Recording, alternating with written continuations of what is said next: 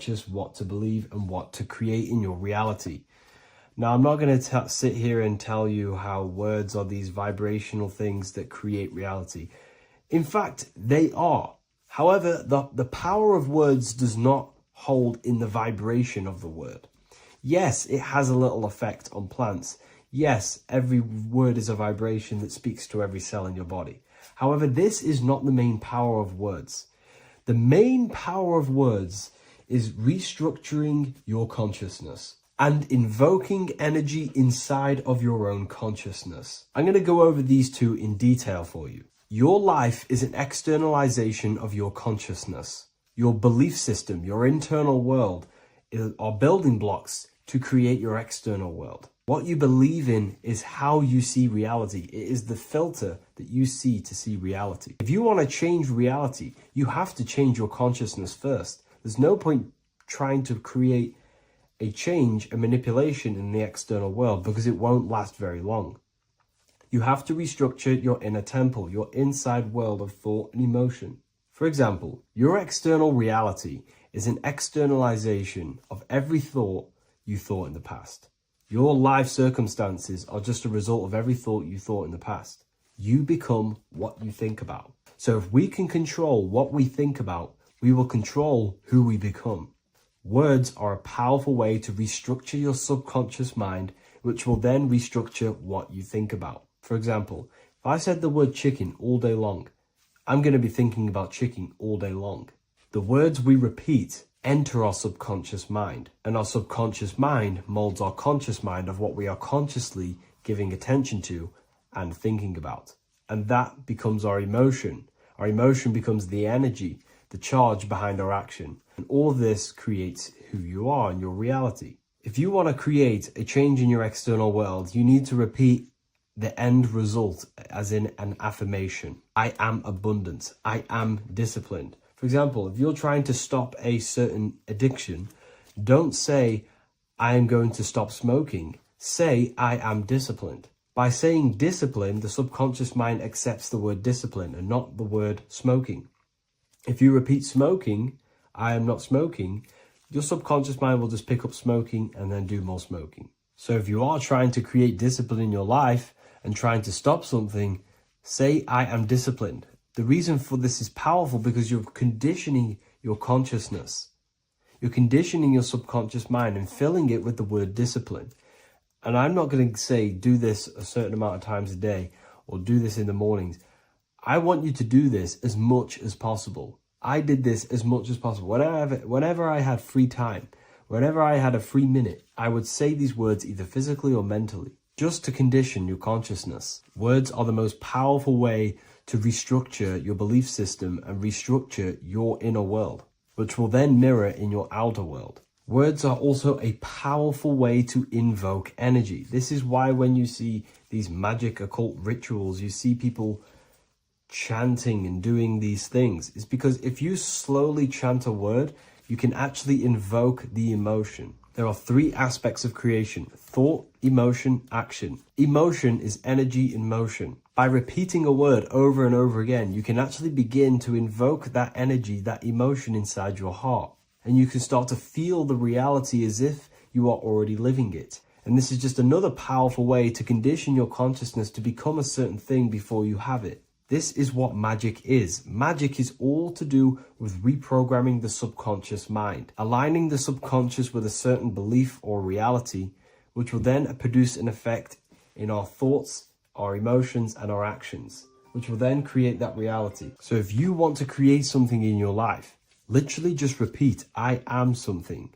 I am is referring to your consciousness. I am is the highest aspect of you. It is the true self. Whatever you condition your consciousness will be mirrored in your external reality. I am abundant will condition your consciousness to feel and believe you are abundant, which will then seep into your thinking. And then you will start to act more on this because you are thinking about it, which will then change your external reality. Words are vibration, and vibration is powerful. However, if you truly want to change your reality, you have to change your inner world of consciousness. And words are the best way to invoke feelings, to become the reality you want, And words are the best way to condition your consciousness to a certain belief or a thought. And by doing this, you're actually creating a root cause. The cause is your consciousness, your mind, and you have to restructure the mind to create that reality. Words are a great way to restructure your consciousness and create reality. If you are struggling with the internal chaos, if you are struggling with emotional chaos, if you are struggling mastering your mind, or if you are isolated from your high intelligence, because intelligent people are not welcomed in our population today. I have created an amazing space, Ethereal University. Check it out. I'll leave all the links below, and I'll see you inside, where you can learn everything you could possibly imagine about occultism, esotericism. I'll see you inside. Lesson 2, planes of existence. These planes are all aspects of your mind. They are in you, they are outside of you, as above, so below. The Godhead is the sole purpose. This is how spiritual manifests into physical. This is the process that the universe goes through in creating the physical universe. So it starts with the Godhead, the sole purpose, then the mind, then the astral, then the etheric, then the physical. Everything is mental. Everything exists in the mind. These dimensions are not separate. They're all dimensions within your mind. They're different vibrational states, pretty much. So the mind is the realm of thoughts. This is where thoughts reside. There's no form to a thought. It's invisible. There's no physicality to it. It's the most lucid. The higher you go, the more lucid it is. The lower you go, the more solid it becomes. Okay? So the mental plane is the most lucidic. So the mental plane is the thought alone. The astral plane is the imagination of the thought. This is where the thought forms manifest into some sort of form. Not physical form, but some sort of form, lucid form. Like dreams. Then it goes to the etheric, then physical plane. The etheric plane is the blueprint. It's like a blueprint of the astral and the physical form. It's basically the realm of energy. This is where energy is and frequency. And then the physical plane is where physical manifestations happen. So essentially, this physical world is a product and the world of effect. Everything goes through this is a world of effect. You can't change this world by manipulating it physically. You can, but it's not going to last long. It's not long term. This is where we get the saying as above, so below from. You change the higher planes, you manipulate the lower planes. If you manipulate the astral plane, you manipulate the physical plane. This is a mirror effect. You manipulate the mental plane, you manipulate all of the planes. So these planes are how things manifest into physicality. Everything starts in the mind, then goes through the astral. Now, the higher, middle, and lower astral are the vibrational states of the thought, because remember that the mental plane is the thought alone. So, for example, I'm going to give you an example now. This is a chair. Think of a chair. That's just don't imagine the chair. Just think of the thought of a chair. So you have the thought of a chair in your mind. Then now, imagine that thought. What form does it have? This is the astral plane. This is the imaginational plane. This is where you imagine things. So when you hold something in the screen of your mind, this is astral matter. You're creating out of astral matter. That's what imagination is. Depending on the vibration of that thought that you are manifesting in your imagination, depends whether it goes to the higher, middle, or lower astral. If it's a high vibrational form, high vibrational thought, you create the higher astral plane. This imagination will go into the higher astral. Or if you think of a chair to murder someone on it with spikes and kill someone on it, it will go to the lower astral plane because it's a lower vibrational thought form manifesting. So you got to use these planes to manifest things, to imagine things. You can manipulate the astral plane through astral projection. This is a very, very deep, this is a very occult teaching of astral projection. And that's going to be taught later on in another course, because that's not for everyone. But you can still access the astral plane through imagination. And that is how you pretty much get there. You use your conscious mind to project yourself, your consciousness, your awareness into the astral plane. So if you manipulate these higher planes of existence, you manipulate these lower planes. As above, so below. You got to look up. But it all starts in the mind. Use your thoughts correctly. Use your thoughts, use your imagination, use your energy, and this will all combine to manifest something physical. Okay? So use these planes to manipulate this physical world, because whatever you do in these planes, you manipulate the lower planes. It's like a mirror. So that is the planes of existence. They all exist inside of you. They're outside of you. They're as above, so below, as within, so without. They are everywhere. They are inside of you. They're not separate. They're all aspects of your mind.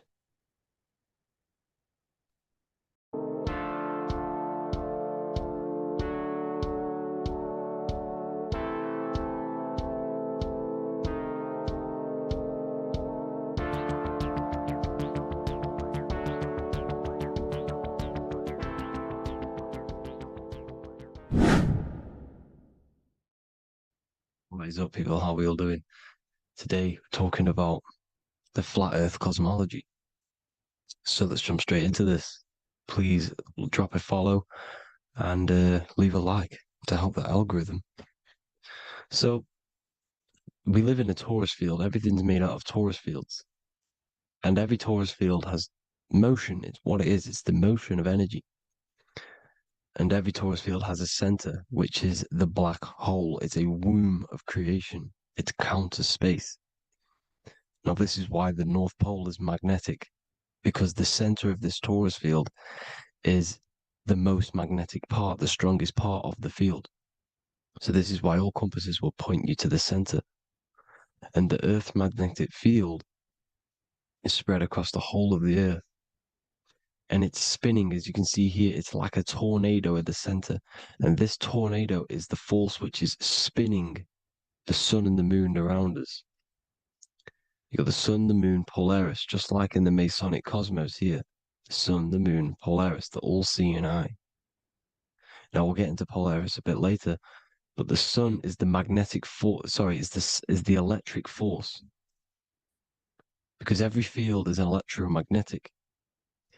Now, the sun is electric. It's positively charged. It's going to give you energy. It's feeding energy. The moon is more magnetic energy, which is taking your energy away from you. And this is why you become sleepy when the moon comes out, because it's taking away your energy. So these two forces is the balance. It's the yin and yang. It's the balance. Everything in this creation is balanced, because the torus field is the Earth is the plane of inertia, the 0 point within the field, because physical matter is a result of two opposing forces equalized on the plane of inertia. And that is where matter crystallizes into physical results. And this physical plane is the plane of inertia, planet Earth.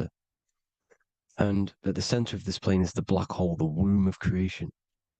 And outside of this black hole gives birth to light. So the torus field is constantly rotating, going into counter space, the black hole, and then out of counter space gives birth to the white hole, white light. You see? So it's going around, black hole, birth again, black hole, birth again. And it just keeps going around. It's an infinite cycle of energy. And this is where the infinity sign comes from. This is the motion, this is the force which is creating everything to spin inside of this circle. Okay?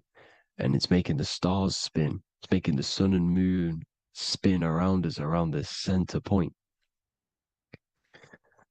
Now here you see Horus and Set putting their feet inside of this dome. This is the royal arch, the arch of the dome above us, which is like you see in the Masonic cosmos, the royal arch of Freemasonry. This is the dome above us, the firmament that the Bible talks about. You see, they're putting their feet in because Set symbolizes the moon and Horus is the sun. Horizon, Horus. Horus is rising, the sun. So they're both putting their feet around the center magnetic pole, which is the pole, North Pole. And above the North Pole, you have Polaris, the pole of electromagnetic energy. You see? And this is how we get the sun and the seasons. Because the sun, for us, when it becomes summer, it's on the Tropic of Cancer. Then it spirals outwards, going out and out and out, then goes to the Tropic of Capricorn. That's winter for us. Then it comes back in and creates summer again. So it's constantly spiraling around this center magnetic North Pole. You see? So this roof above our heads is the firmament, and this is what they've taken off of us. They haven't physically taken it, but mentally they have taken this away from you. It's a female energy, and this is what the Egyptians called Nut, the sky god Nut.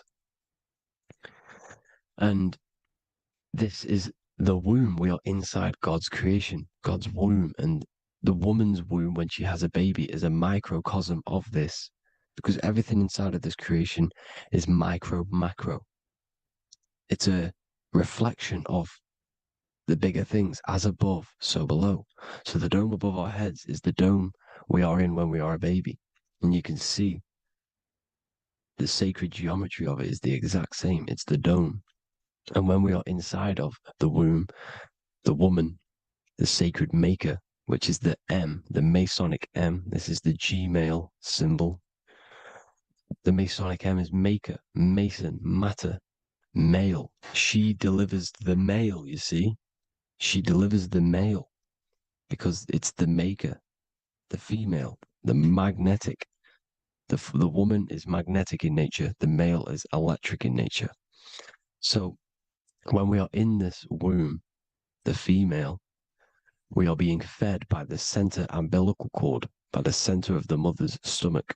We're connected to the center of the woman's stomach, just like we are when we are in the earth. The center is where the aurora borealis is being emitted from, the electromagnetic aurora borealis, the northern lights. This is our spiritual umbilical cord, connecting us to counter space, connecting us to the realms beyond this world. Because at the center of every torus field is counter space. And at the center of the earth is our spiritual umbilical cord. And this is the earth's belly button, as you see.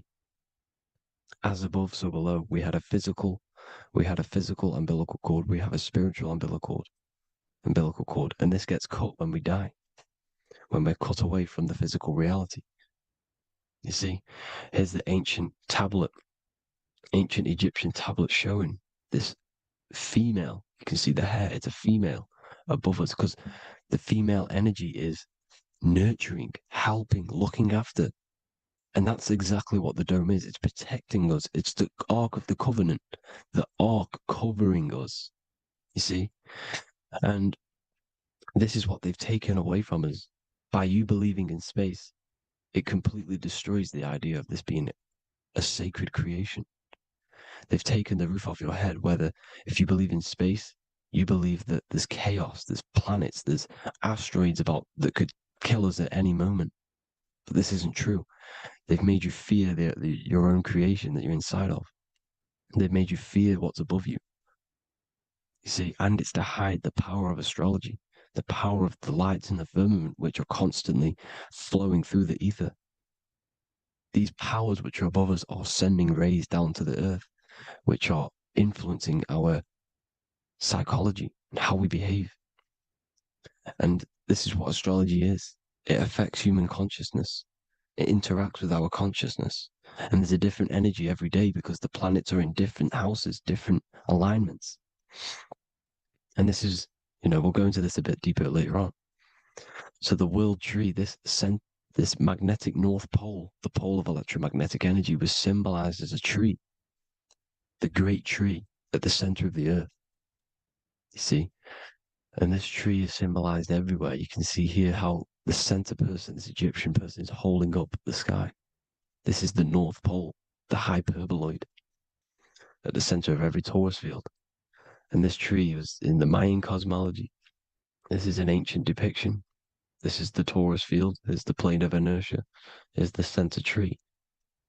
Here's the tree in the center, the magnetic North Pole, the woman holding the stars.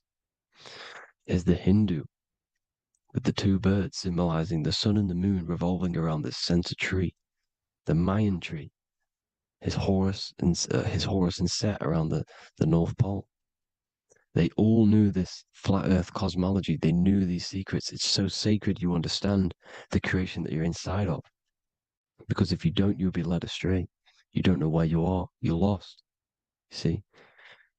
And here's the Masonic art with the rays of the stars coming down with the tree in the center. So it was personified as a tree. And we are in Asgard, Midgard, the middle garden, where there's good and evil. So the 7 layers of heaven, which is talked about in the Quran. Each planet has a different layer of the firmament, and this is the 7 layers of heaven, and these are our 7 layers of the energy centers in our body. So we start in the stars, so we are stars in a physical body. And this is why we say Mr., sister, fraudster, sinister. Stir is star, and we are in the stars, and our star descends into the soul system, not solar system. And as we descend into the soul system, we enter Satan's kingdom, Satan's world. As it says in the Bible, Satan is the god of this world. Well, if you've been into my research for a while, you know Satan is Saturn. Saturn's world, because Saturn's the outermost ring. He's the Lord of the Rings. And you enter his kingdom, the kingdom of time. And this is why Saturn's the time god.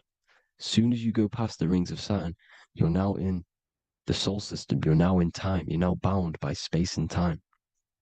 And you're bound to the earth plane, the heart. Earth is heart. It's a rearrangement, it's an anagram for heart. And the heart of the electromagnetic color spectrum is green, and that's why the earth is green. And above green is blue, and this is why the sky is blue. In order to go to heaven on the macro scale, you have to go through the blue sky, through the 7 layers of heaven. In order to reach heaven in your body, whilst you're here, you have to go through the blue chakra to your head, which is heaven. It's micro, macro. Everything is micro, macro inside of this creation.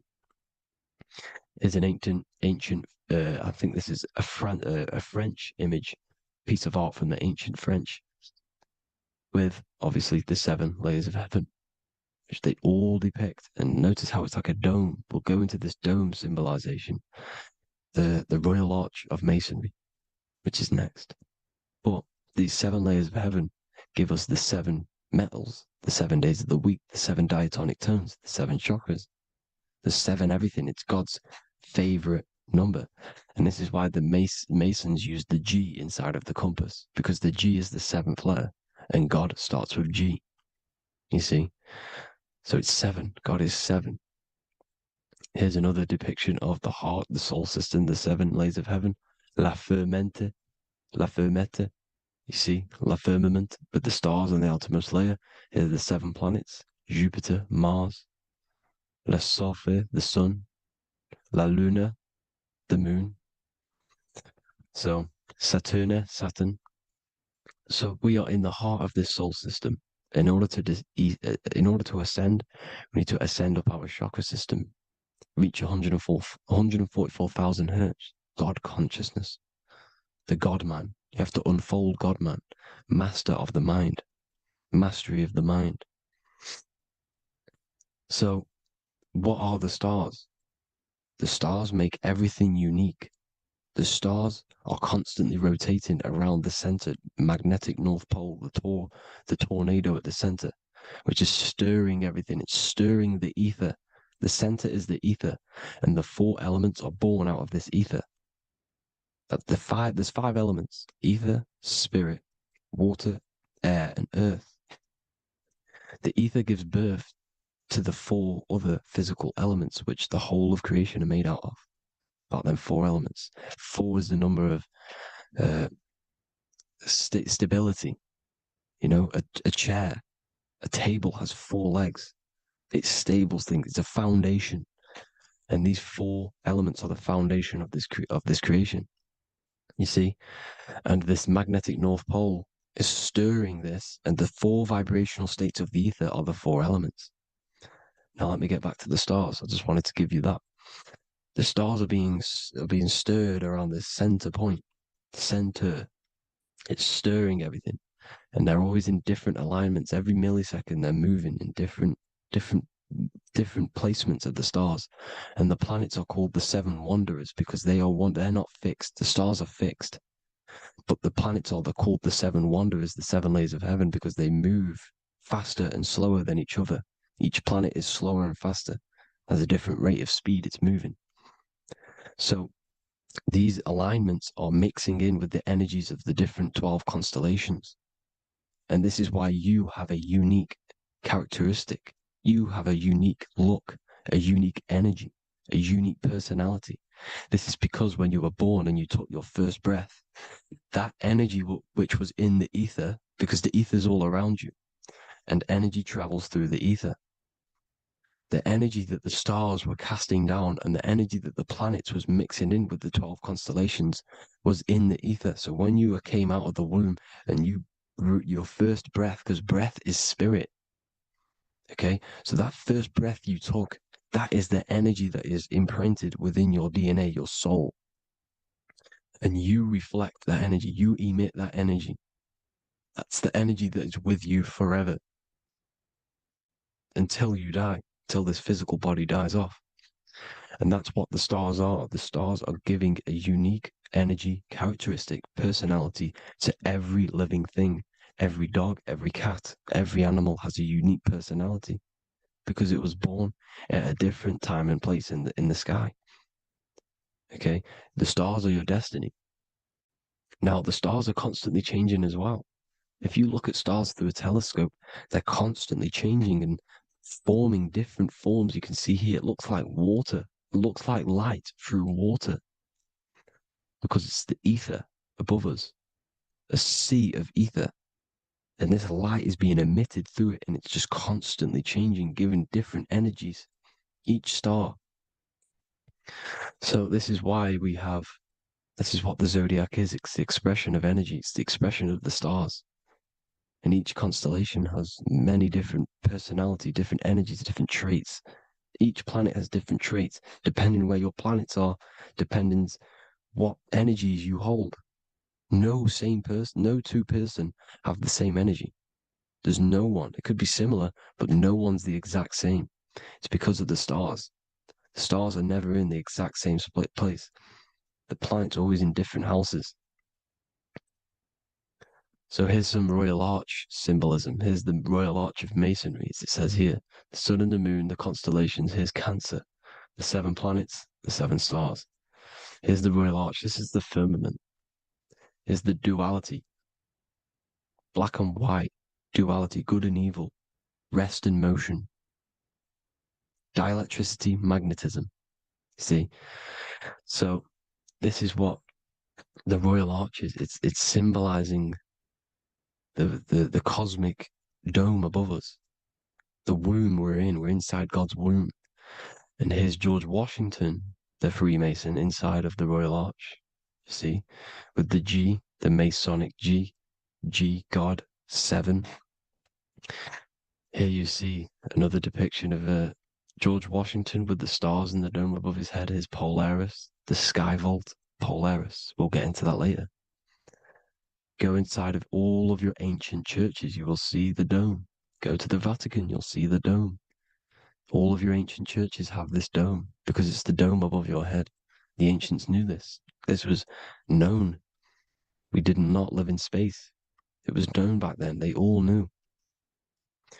This is Crown Court, which is one of the most important courts in the UK. You can see it's clearly so much Masonic symbolism. You've got the 4 pillars of Masonry. The Royal Arch is like an arrow pointing upwards to Polaris. As the Disney World is under a dome. in his Polaris, the sky vault. You see? And also 666 in the symbol. Here's more, 7 layers of heaven. Here's an ancient depiction. The firmament. Here's the astral plane outside of the firmament. The Royal Arch. You see? It's everywhere. Here's Polaris, the 8-pointed star. Polaris is in between the sun and the moon. It's at the center of the Taurus field. And Polaris corresponds with the pineal gland as well because it's the all-seeing eye. See? So is Polaris, the 8-pointed star, which is at the very top. It's the very center. It's on top of the North Pole. And it's an 8-pointed star that's always symbolized as an 8-pointed star. Here you see the Vatican. The Vatican is a giant key with an 8-pointed star. See, it's a key. Here's the dome. Here's the space delta, the USA space delta logos. Here you see the Egyptian god looking from the center of the North Pole, looking upward to an 8-pointed star, Polaris. An arrow pointing up to Polaris. Here's another, the bear holding a key with an arrow up to Polaris. 7 holds the key to Polaris. Here's an eagle holding a key above the North Pole to Polaris. Polaris, and here's another one. There's another bird, like a dragon, holding a key to Polaris. Because Polaris is definitely something to do with leaving this creation. Okay, maybe, I can't say for sure, but maybe it's to do with Ascension, and this is why the Vatican hold the key to the 8-pointed star. And this is why the space, well, we all know space is a lie, but they're showing Polaris and its sacred symbology. Maybe it's to do with something leaving this creation, going to another. Here's some North Pole symbolism. As above, so below. You see the four seasons of the Big Dipper constellation going around Polaris. This is Polaris, this is the Big Dipper constellation, and this is the swastika. This image gives us the swastika, because all the symbols we use are created in nature. They're created somehow in nature. This is how we get them.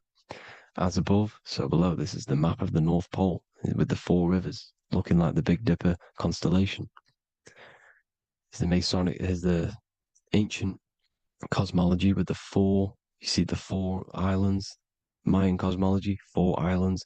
This is the alchemical symbol for Earth, 4 sections. The windows, because the center of the North Pole is a window to another dimension. The 4 lucky 4-leaf clover, which is supposed to be lucky. It's just, it's truth in plain sight.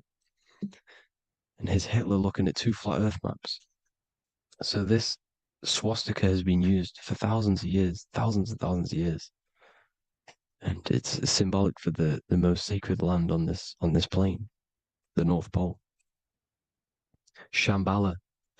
Do some research on Shambhala, people. It's a it's a Hindu mythology about the sacred lands at the center of the earth. And it's known to be full of enlightened beings. And it's all symbolized at the center. You can see their paintings of Shambhala. It's all at the center, the North Pole. And it's known to be the most godly place ever, because it takes you to a portal to the higher places. And maybe this is something to do with Polaris, connecting you to this sacred land at the very center. But anyways, people, thank you all for tapping in. Hope you all learned something. Have an amazing day. Please follow, subscribe, like, all the links in the description for the courses, the PDF. Please have an amazing day. God bless.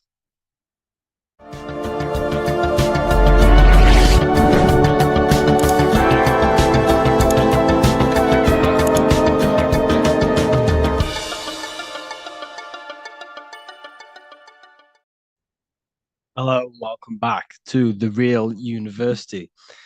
Today we're going to be talking about hidden spells within the language, English language. This is why we call it spelling. A lot of people are already aware of this. However, I'm going to go over some words that have double meaning, meanings to them, behind them, which trick your subconscious mind. So the word grammar comes from the word grimior, which is also known as the Book of Spells or a magic book on how to create magical objects like wands, amulets, how to perform magic spells, charms, and summoning and invoking supernatural entities such as spirits, which are on the other side of this physical reality. So, what you must understand is what you say in this physical world is also happening in the astral world as well. So, your words are spells. They cast spells into the spirit plane, they cast spells into your mind, they cast vibrational frequency into your cells in the water. Water holds a lot of energy. So, we're going to be going all over this. The subconscious mind takes everything as truth. Everything you say is truth to your subconscious. And you should know this by watching the Manifestation Mastery 2.0 course. I talk about this. This is so important that you understand this because everything is truth within the subconscious. It only knows you. Your subconscious mind, if you watch the course, you should know this, it's responsible for 90% of your daily basis behavior. The thoughts that you are thinking on a daily basis, the things that you do, the things that you say, 90% of what you do and say and think you did yesterday because of the subconscious mind holds all of your programs. What you say is molding your mind. What you state is truth in your mind. It does not know the difference between a joke or it does not, it takes everything literal. It is literal. Your mind is a manifesting supercomputer. And whatever you say into it, it says that is what I want. So whatever you tell your mind, that is what you'll have. That is what you'll believe. So every word you say is truth within the subconscious. So this is why double meaning words have an effect on your subconscious. And this is why I'm raising awareness here. So talking is a tall king. You are either a tall king by talking, by using your words wisely, or you're a small king because you create big or you destroy yourself with your words. So talking is Phoenician. This is phonetics. So this is etymology is when you take the root words, but phonetic etymology is when you take the sound of the word. So talk and tour are the same because when you talk, you're creating sound waves, which is a form of a light wave. And when light waves expand in all directions, it creates a torus field. And everything is torus fields. So if you affect one torus field, it affects every torus field in creation, as above, so below. So what you say is affecting the torus fields around you in your body. You are made out of these torus fields. This is why talking is torusing. You're creating light waves, sound waves, and you are permeating creation. And this is why the Bible tells you the tongue has the power of life and death, and those who love it will eat its fruit. So the tongue is what creates these sound waves that we are producing when we talk or speak. Okay. So this is what we are essentially doing, creating sound waves. And these waves are vibrating and they affect the cells in our body and everything. This is why words are swords. This is why the word is within sword. They are swords. They cut, they damage, because frequency is the only thing that can penetrate you without your consent. In the very beginning, the Bible, John 1:1, it says, in the beginning was the Word, and the Word was with God. This is obviously a metaphor. There was no spoken word out of a spoken mouth.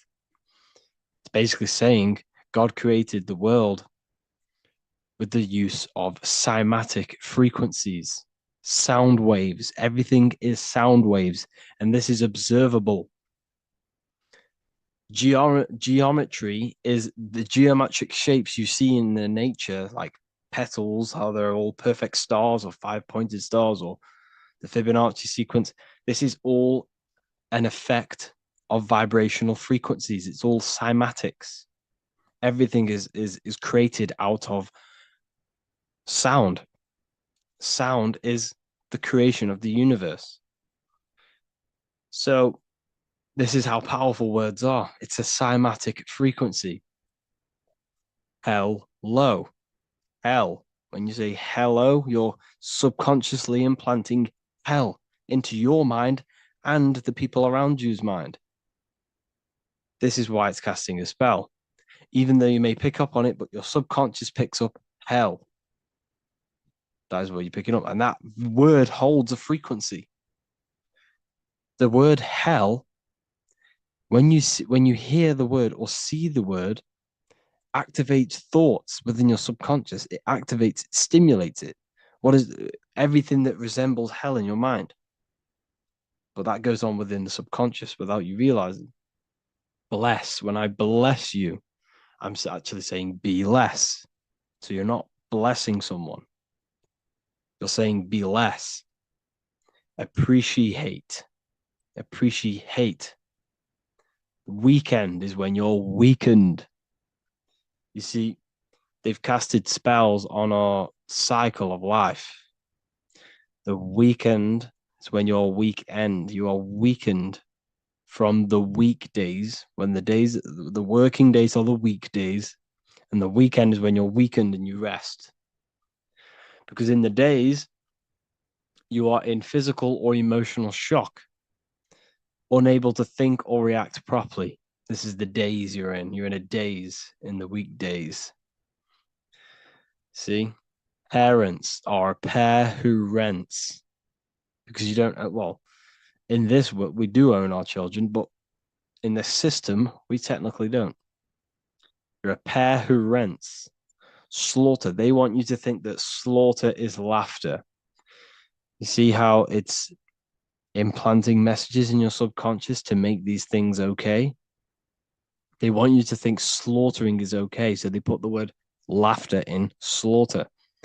I'm telling you, people, the people who made this language are satanic. They are witch. These people are wizards. We're getting ran by wizards, dark occultists, and wizards. That is who we're getting run by. And they've been running for thousands of years, and they know exactly what they're doing. They've covered all aspects. They've covered the language, the frequencies, the music, the food, the water. They control everything. In every aspect of your life, they have some part in it. And it's all occult knowledge through magic. It's all magic. It's all a form of magic. Awake. Awake is an event where the family and friends of a deceased gather before the funeral. That's awake. Why are we talking? Why is the word funeral? Why is death associated with being awake? See how they are planting subconscious messages in you. They want you to feel death. They want you to be the low vibration. And it's the same with mourning. Mourning is an expression of sorrow for someone's death. They're always associating death because these people they're running a death cult. It's a death cult. It's a satanic cult. A job is Hebrew for prosecution. Soldier is a soul dyer. If you go into the army, you're a soul dyer that they just use your soul to die.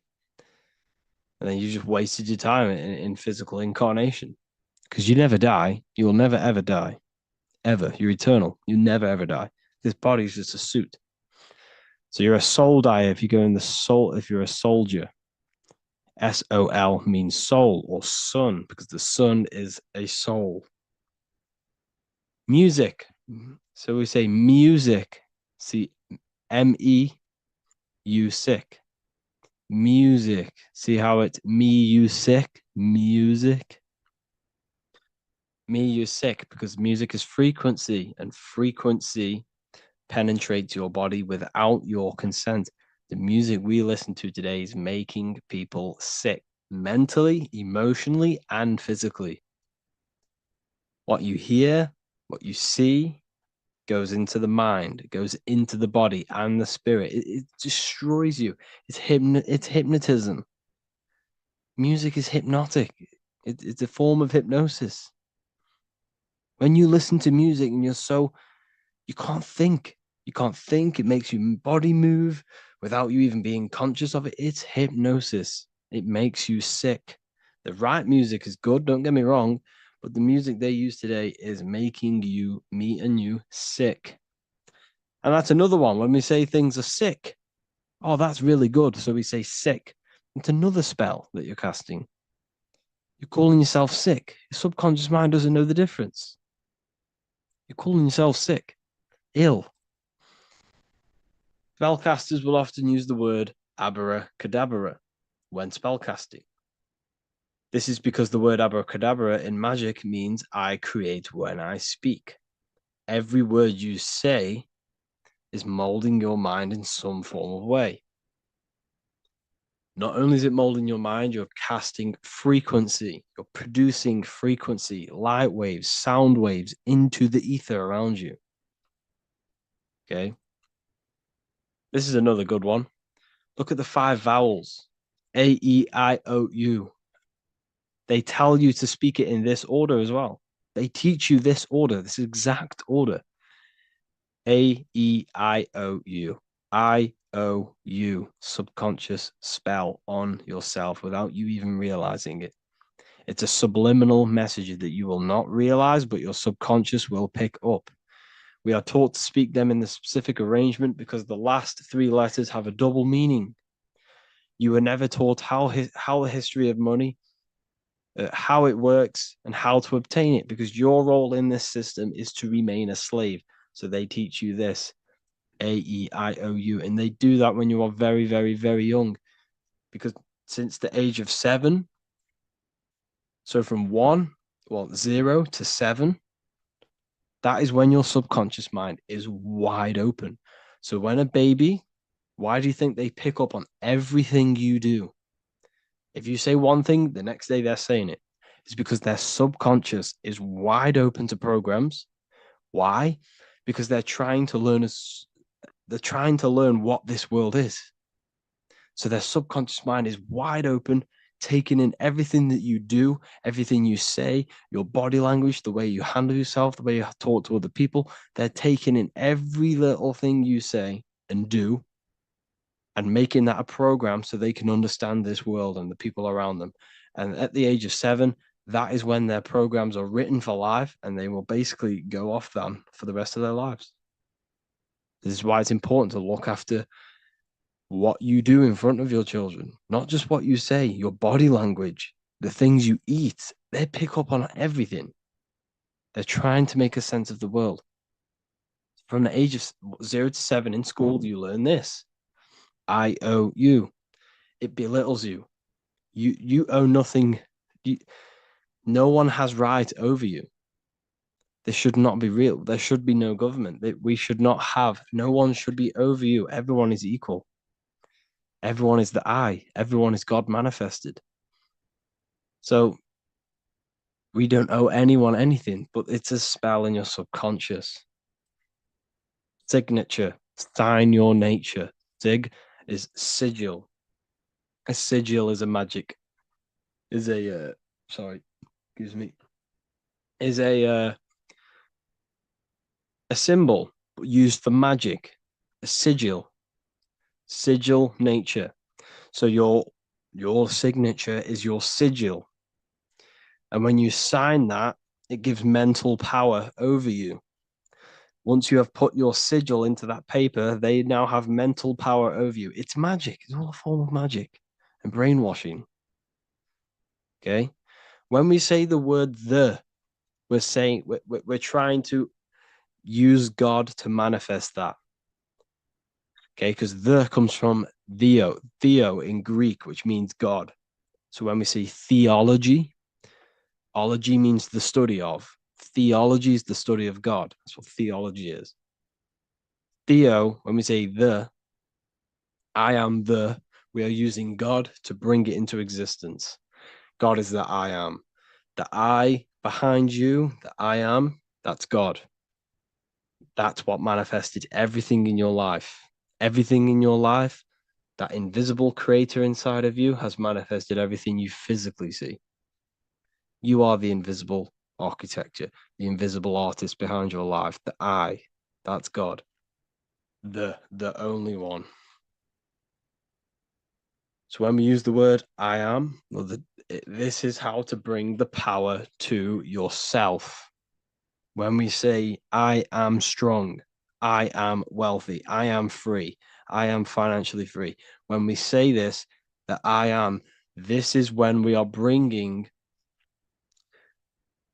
we are directing vibrational frequency into our own being, into our own magnetic field, and into our own life. This is how we direct vibrational frequency and direct our word.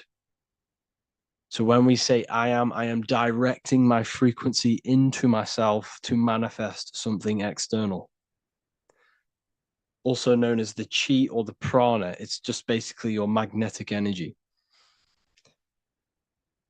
So speaking has the ability to change your genes and DNA expressions. When we listen to affirmations over and over and say them over and over for a long period of time, your genes will change. And your genes are a code for your external world, pretty much. Anything that is written in your genes will manifest into your external world. Okay. All of this is just done by your intentions, thoughts, and what you say. And if you think this is a conspiracy theory was a term invented by the CIA to discredit, confuse, ridicule, and disqualify any alternative information that contradicted the mainstream narrative. That's what a conspiracy theory was. It was created by the CIA for any belief that went against their mainstream narrative. Hollywood, the biggest spell casting scheme cult in the world. Hollywood. I'm going to make a whole lecture on this. Hollywood is Holywood, which comes from a holly tree, which the ancient Phoenicians and magicians used to take the Hollywood, the holy wood. It was called Holywood because it was the best wood to make wands out of and cast spells. That's why they get their name. And what is the films? All the films, all the music that comes out of Hollywood, it's all a form of magic, subconscious spells to fill your mind with ideology, fill your mind with this narrative. That's what they're doing through the movies and the music. Anyways, I hope you like this lecture. Thank you all for joining the Real University. I hope you're all learning a lot here, and looking forward to making some more awareness for you and more knowledge. Have an amazing day, people. Matthew 21:1, Jesus went into the temple of God. Corinthians 3:16, do you not know that you are the temple of God? Now, what is this telling you? That God is within you. Hence why in Luke 21:12 it tells you the kingdom of God is within you. And the side of your head region is called a temple for a reason. Because the brain encapsulates the mind. The brain is a physical manifestation of the mind. The heart is a physical manifestation of emotion. So we have these different layers of our consciousness. We have an intellectual, communicative aspect of our consciousness, which we would call the mind. We have an emotional aspect of our consciousness, which is the heart. And to communicate with the divine, it's all to do with the mind. Hence why the ancients always symbolize the mind being God. This is why Michelangelo always placed God inside of the brain on top of Sistine Chapel in the middle of the Vatican. He understood that God is in the brain. God is within you, not outside of you. The church tells you that God is in the sky because they are creating a externalization of the truth to create a business and a distraction. so that you don't find the divinity within you, so that you don't find your power.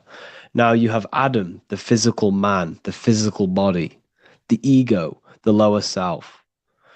And he is resting. He's not trying to reach to God, but God is reaching because the higher consciousness within you is always trying to communicate with you.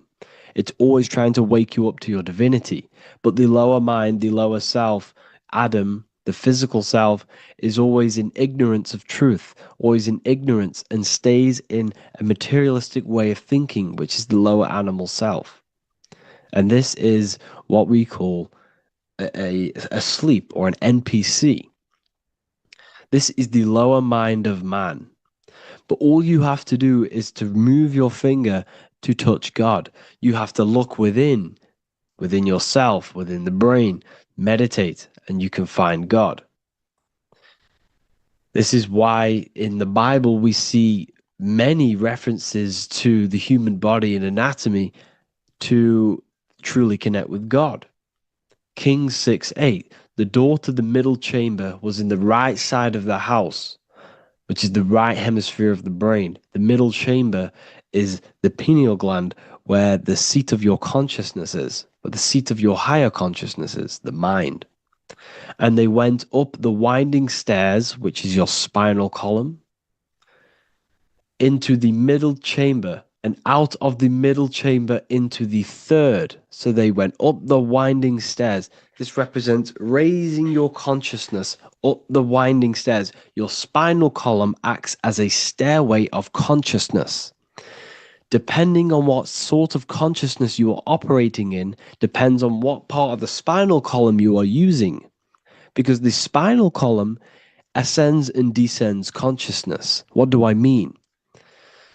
If you are in a reproductive way of thinking and you're always thinking about sex, you're jerking off all the time and you're always eating, all of your brain's power and your mind's power is being descended into the lower aspects of the spinal column, which represents hell, the physical state of man, Adam, the ignorant state. We're basically living off low-level pleasures like an animal. And the stairway to heaven is your spinal column. They went up the winding stairs into the middle chamber, which is your mind, your pineal gland, and out of the middle into the third stage of consciousness, physical, etheric, astral. When you meditate and you start to raise your consciousness during meditation, you enter the astral plane when you turn off thought. But this is the middle chamber inside of the brain.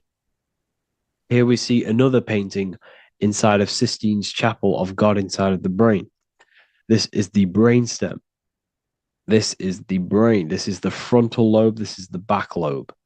This is the back lobe. This is the cerebellum. Here's the reptilian brainstem. Here's the claustrum. This is what we are seeing here. Anatomy. Here is another one in Sistine's chapel in the middle of the Vatican. This is depicting the brainstem. God's neck looks exactly like the brainstem. Here we see a real brain compared to God's neck, because the neck is just below the brainstem. And this is what they are symbolizing, because they knew that God is within you. God is a part of the human body. God is inside of the body, because the body is a vessel for consciousness, for universal consciousness. Inside of you, inside of me, is the same spark of consciousness. And this same consciousness is spread out into every living essence, because everything comes from the one source, the one God, the one consciousness. Matthew 6:22-23. The light of the body is the eye. If therefore thine eye be single, thy whole body shall be full of light. Practicing the single eye. What is this? This is meditation. This is entering within yourself. So the Bible's telling you to practice the single eye. But if thine eye be evil, thy whole body shall be full of darkness. What does this mean? If your consciousness is in an evil way of thinking, if your mind is filled with an evil, negative mind space, then your body shall be filled with darkness. with evil, with negativity, because negative thoughts destruct the body. Positive thoughts heal and regenerate the body. So he tells you to be, the light of the body is the eye, your consciousness, the inner eye of consciousness, the eye that lets you see. And what do I mean? You look with your two physical eyes, but you see with the inner eye. What you see is perception. You look with the two eyes, and what you see is perception. You are seeing, you are understanding, and that's what consciousness, the mind, gives you. Consciousness, or the mind, is the force that allows you to be a human being, that allows you to understand things and interact with things and make decisions. It's an infinite intelligence.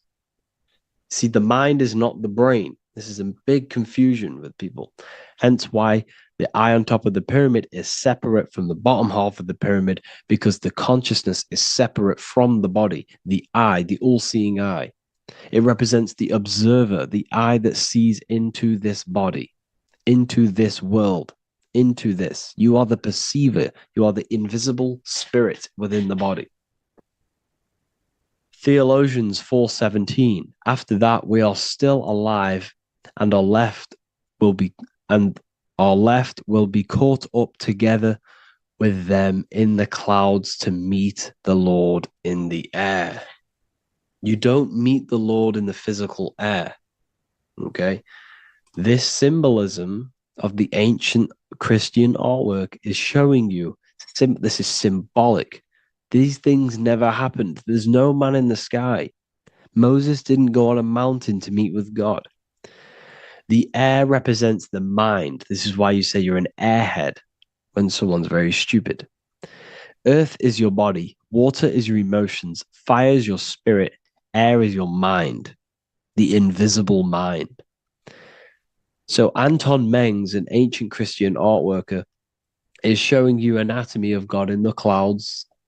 But this is the anatomy of the human body, raising yourself to the mind and turning the mind inwards on itself during meditation. And that's how you meet the Lord in the air. You meet the Lord in an elevated state of consciousness. The air represents an elevated state of consciousness because the air is up. You have to raise your consciousness to meet the Lord in the air. This is why Moses went on a mountain to meet with God. The mountain represents elevation of consciousness, raising the mind up the spinal column, taking all of the mind's attention away from the reproduction and the physical aspects of self and raising it to the brain and turning off the brain and going inward into the air. It's talking about raising consciousness. It's allegorical. It's a spiritual, metaphorical text. The side of your head's called a temple because inside that where that temple is, right in the middle of where you call the temple, is the inner chamber, the open room, the holies of holies in the Bible, or the land flowing with milk and honey, or Mount Zion. There's so many different names for the brain, or the upper room where Jesus meets his 12 disciples, the 12 cranial nerves in your brain. This is the temple of God. Your body is a temple of consciousness. It encapsulates consciousness. It encapsulates the mind and soul.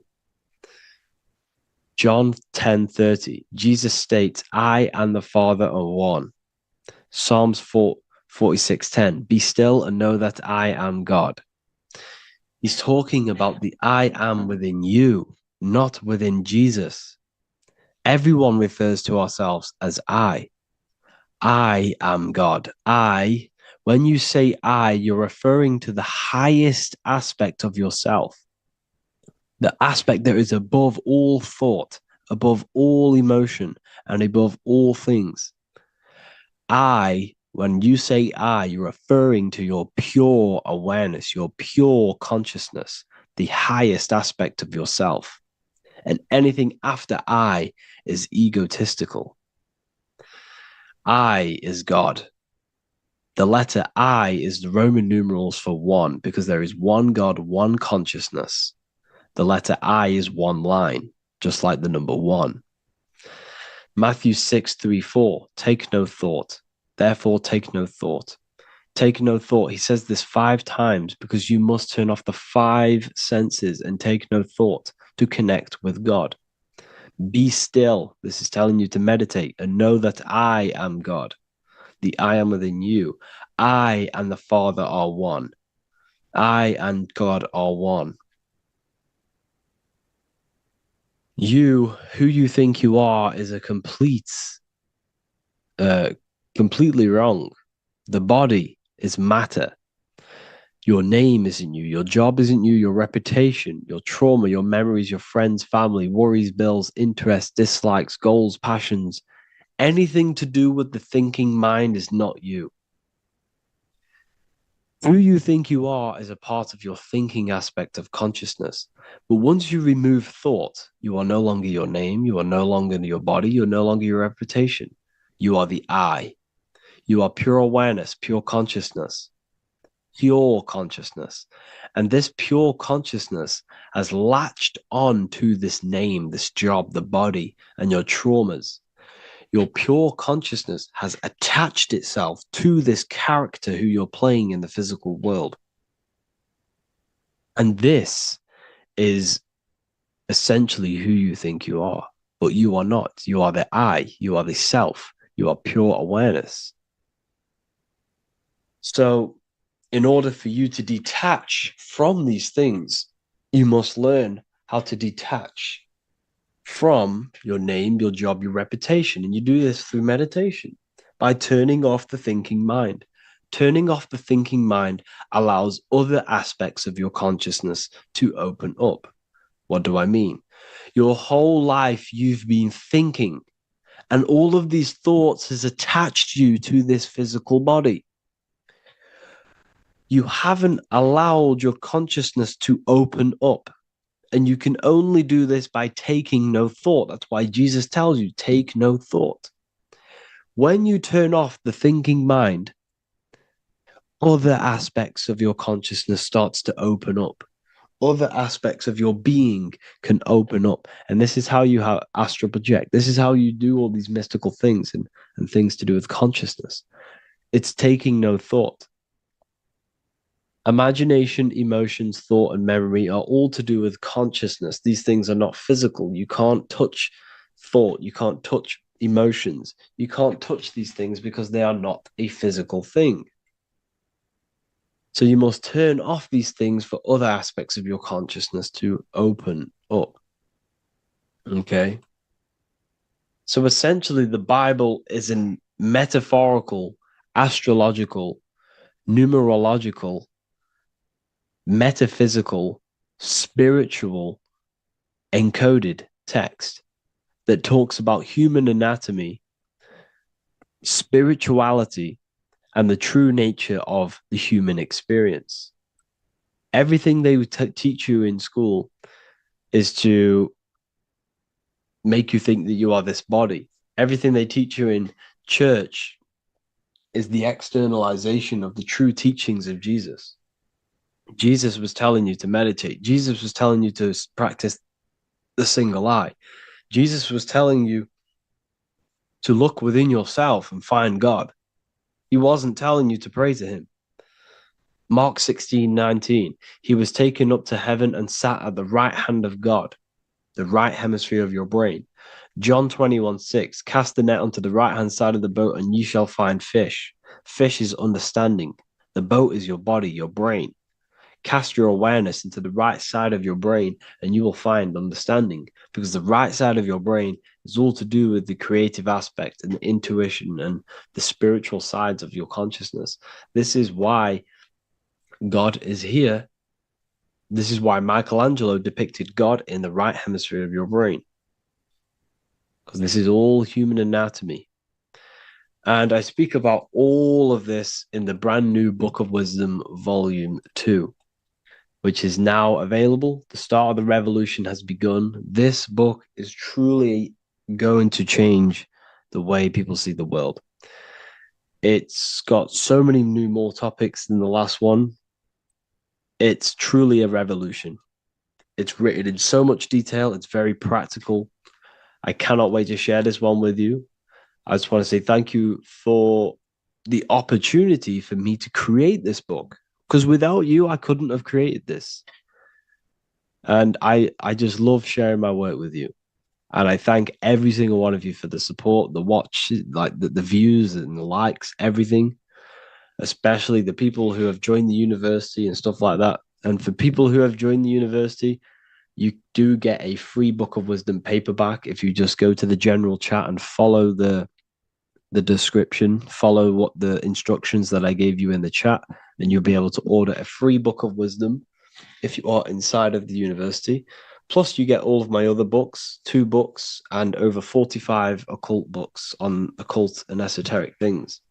You get lectures, live calls, a community, a manifestation mastery course, and a whole library and reoccurring updates every month, every week. So yeah, I hope you all enjoyed this video. Thank you all. Please leave a comment to help the algorithm, and leave a comment on what videos I should make. And yeah, I'll get to uploading on the YouTube a lot more now the second book is now released. I have a lot more time on my hands. No longer using my energy to create the book. I'm now going to redirect this mental energy into the YouTube. So there will be a lot more content coming. So I need some content ideas. So feel free to comment some ideas, some YouTube videos that I can create. Thank you all, people. Have an amazing day. Welcome to Revival of Wisdom. What is good, people? Is Revival of Wisdom. We're back with another video. Today we're going to be talking about the importance of Saturn and the occult. Let's jump straight into this. So Saturn is the god of the earth, right? It's the time of God, change, destruction, physical matter. He creates and destroys, because the energy of Saturn is the key to crystallization.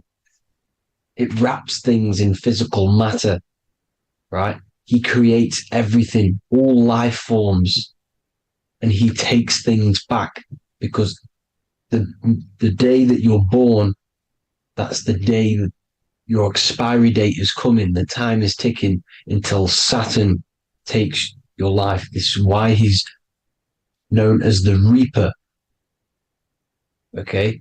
As he's personified as eating his child here in this ancient Roman painting. As you can see, he's eating the child. We are all children of Saturn, right? He creates physical matter, our physical bodies, right? He's the god of time because he's the slowest moving celestial body. He's the Lord of the Rings, as you can see here. He's the last one on the ring. He's the slowest one moving, okay? So he is the Lord of time, of destruction and creation, okay? This is why his name is Saturn, Satan. He's the devil, okay? But I'm not saying Saturn's evil, guys. It's a part of life. Everything lives and dies, right? He's the key to crystallization. Now, as we have the clock here, our god Saturn, or Chronos in Greek, just means time. He's also the god of time, as I've already said. 60 seconds in a minute, 60 minutes in an hour, 24 hours in a day. Add 2 plus 4 equals 6. 60 seconds, 60 minutes, 2 plus 4 equals 6. That's 666. Okay? And as you see on the clock, 6 take away 12 equals 6. 7 take away 1 equals 6. 9 take away 3 equals 6. 6 is the number of Saturn. It's associated with Saturn, right? He's the god of time, of justice. Everything goes back to the Reaper in the end. Everything lives and dies. Now, the artwork of him, he's always got the Reaper staff. You see, it's personifying death. Now, when you see this, the Romans were not saying Saturn was a real person, a real god in human form. No, this is personification. This is what the ancients always did. They personified, just like the Bible. It's all personification. So the personifying Saturn eating its children because it's the Reaper. No one can escape the Reaper. No one can escape death. Now, Saturn is 666, which is in the Bible, the number of the beast, right? The number of the beast, Satan, 666, right? So on the North Pole of Saturn, you have a hexagon, which makes a cube, right? Now this hexagon, when you join up all the corners, creates the six-pointed star known as the Star of David, right? In the Jewish religion. Now, as you can see, the six-pointed star has 6 points, 6 mini triangles, and a six-sided hexagon. That makes 666. And also, you have Saturday is named after Saturn, the sixth planet, the sixth day of the week, and has a six-sided polygon on its North Pole. That's also 666. Now, this Star of David, this symbol goes back thousands of years, and it originates from Saturn. It's not the Star of David, right? It originates from Saturn. It symbolizes the physical and spiritual aspect combined into one, which makes us humans, right? Also symbolizes the male and female combined into one. These two sacred energies create the human. We consist of both male and female energy, also known as the Seal of Solomon. And we all know if Solomon was a real person, he talks about communicating with 72 demons. He could apparently in the text, he could communicate with 72 demons, and this is sorcery. This is black magic. Now, this symbol is associated with hexing people. When you place a hex on someone, that is a form of witchcraft, which a hex is just a curse. When you're cursing someone, this is black magic. Now, the black magician would stand in the middle of the symbol and cast his spells onto other people. Now, this symbol is obviously on the $1 bill, twice on the $1 bill. And it's very, very ancient symbol. And it originates from Saturn. And let's keep going. So the cube. So I've just said how you see the cube on the North Pole of Saturn, right? The cube is limited. It's a 3D shape. It symbolizes limitations to the physical 3D dimension, the third dimension, the physical realm which we are in. Now, as you can see, the color associated with Saturn is black, right? Black is infinite potential. Black is the creation of all things before there was light. Light is born out of blackness, darkness, okay? Now, black is physical matter. And as you can see, the black cube,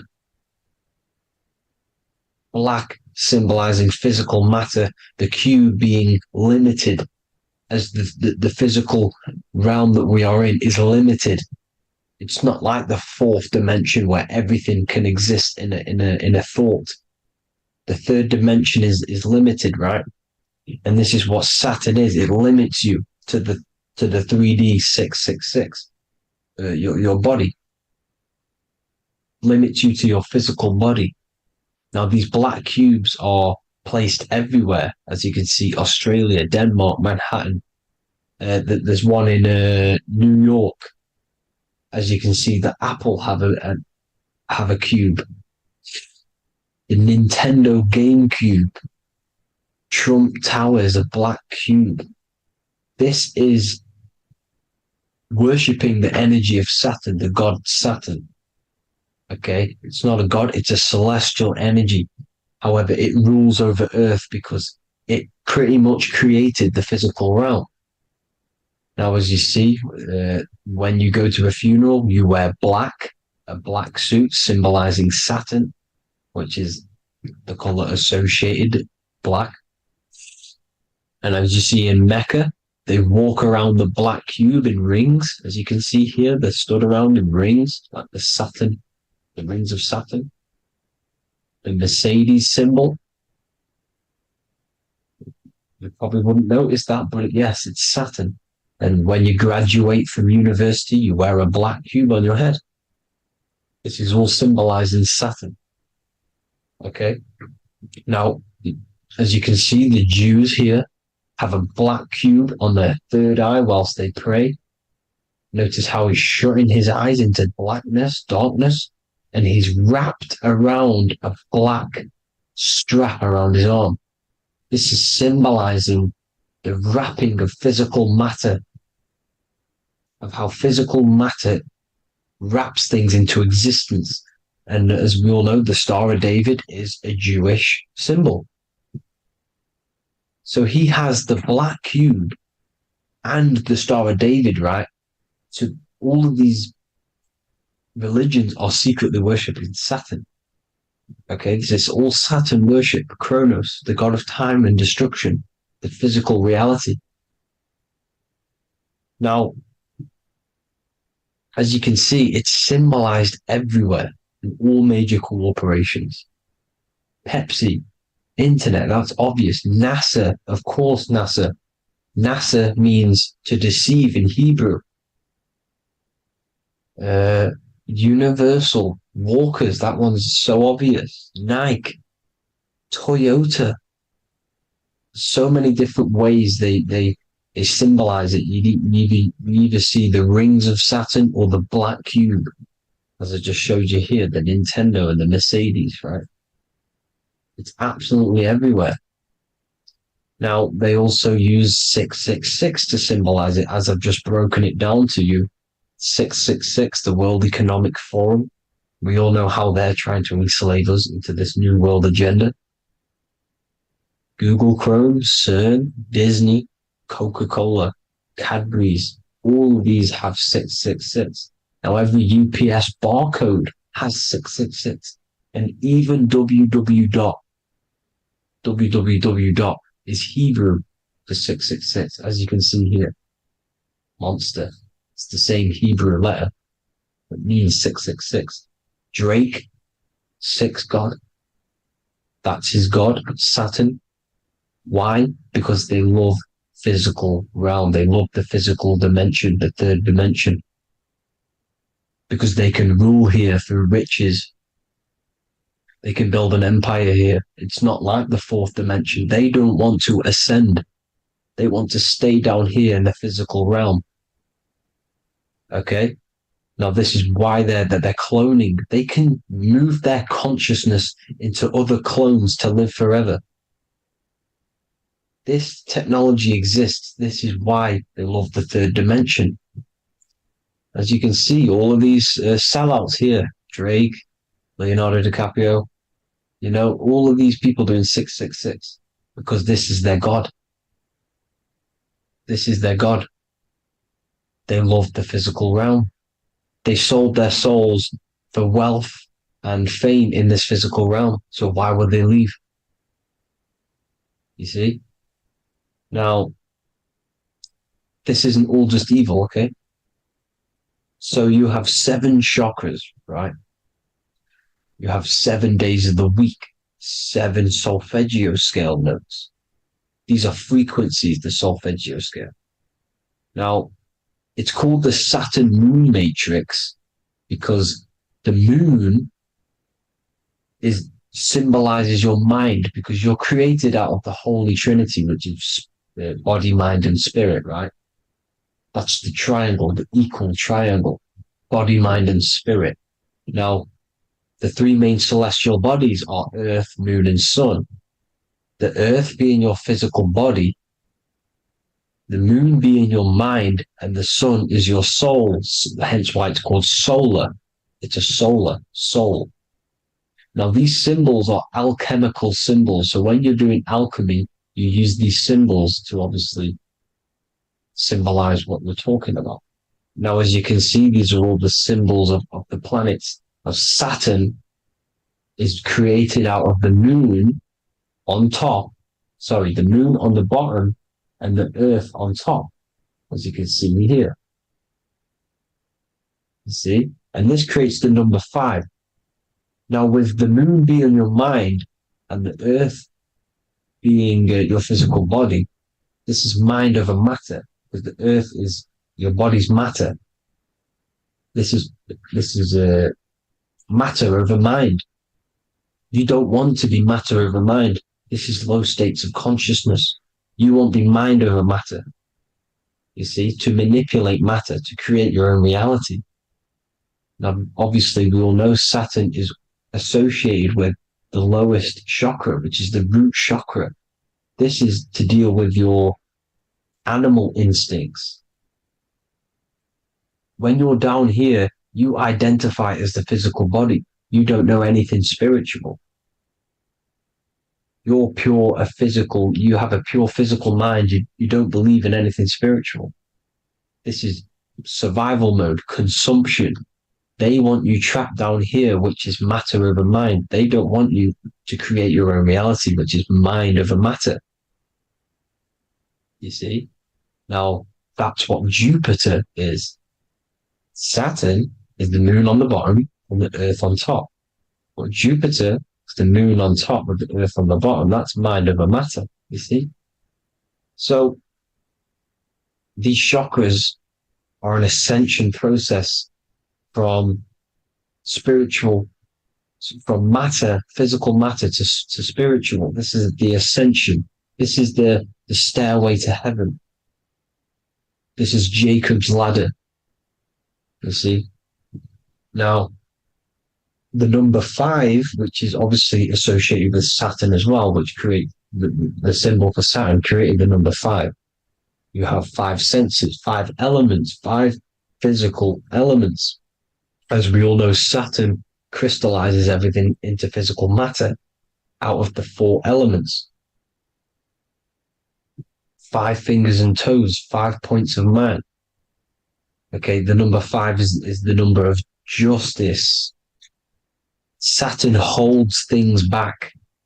He restrains things from you, makes you learn the lesson. Now, 666 is not all evil. 666 is the atomic structure of the carbon atom. 6 protons, 6 electrons, 6 neutrons, right? We are carbon-based life forms. All life forms are based on the bonding properties of the element carbon. Because Saturn crystallizes everything into physical matter. Now, the Masons symbolize this with the checkered boards. They have the black square, which is obviously matter. As I just said, the black cube. And spirit is the white square. Because white is eternal light. White and light. You see? Black is physical matter.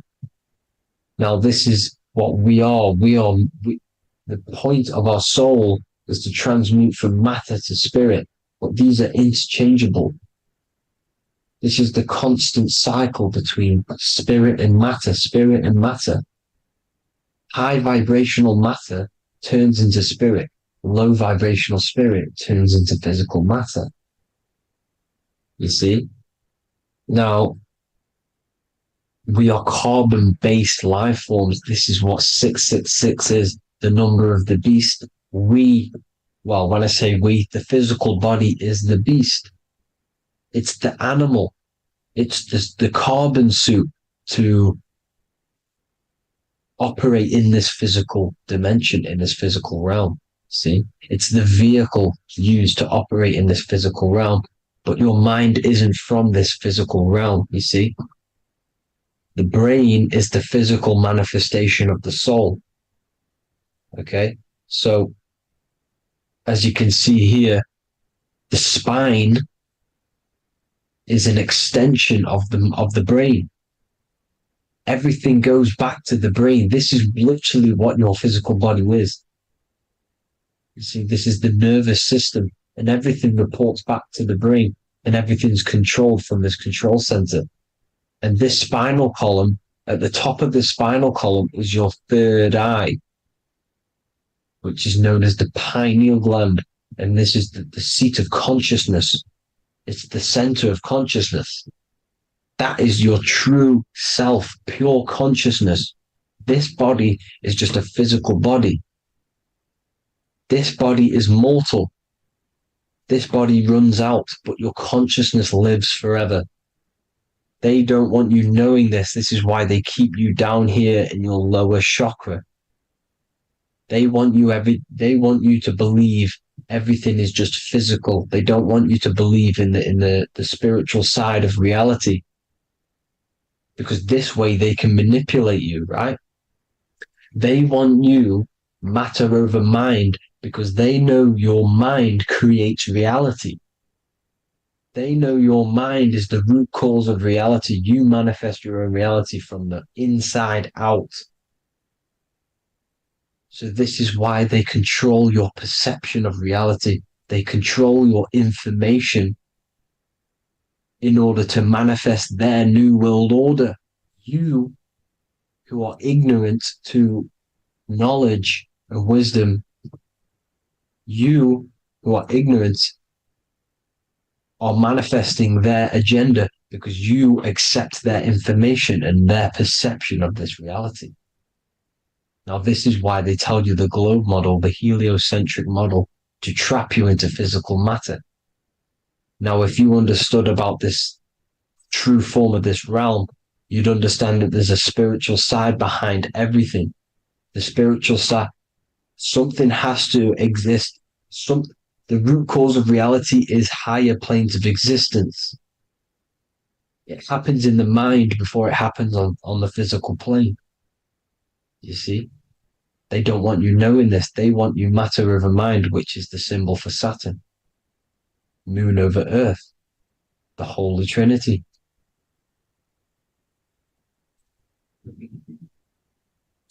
Now, as you can see, the cube also makes IXXI. This is Roman numerals. This is Roman numerals, and when it's translated from 9/11. Yes, 9/11. This is the secret code of the one world order. The two twin towers, when the two become one. Okay, when the two become one, this is how you reach the higher states of consciousness, the physical and spiritual. Now, as you can see, the 9/11 memorial are two black cubes. It's two black cubes. This is all Saturn worship. Now, I'm not saying that Saturn is an evil celestial body, right? No, everything has a good side and a bad side, right? It's duality. The spirits of Saturn on the dark side are the most evil demonic spirits. Now, these are the spirits that these are invoking through these rituals, right? Yes, 9/11 was a massive ritual. It's a satanic ritual, okay? Now, we all know Elon Musk. Elon Musk is coming with the mark of the beast. And English gematria, this equals 666, right? 666, as I said, is the number of the beast. You are the beast, your physical body. You see how the Bible twisted things up to make things more confusing, right? But it's there. You just have to have the knowledge to be able to read the Bible properly. As we all know, we had this virus. I'm not going to say the name because I'll get flagged. This virus adds up to 666 because this is all part of the New World Order. It's all part of keeping you in this physical dimension. Okay? Now, as you can see here, Novus Ordo Secularum on the back of his shirt, on Elon Musk's shirt. This is also on the $1 bill.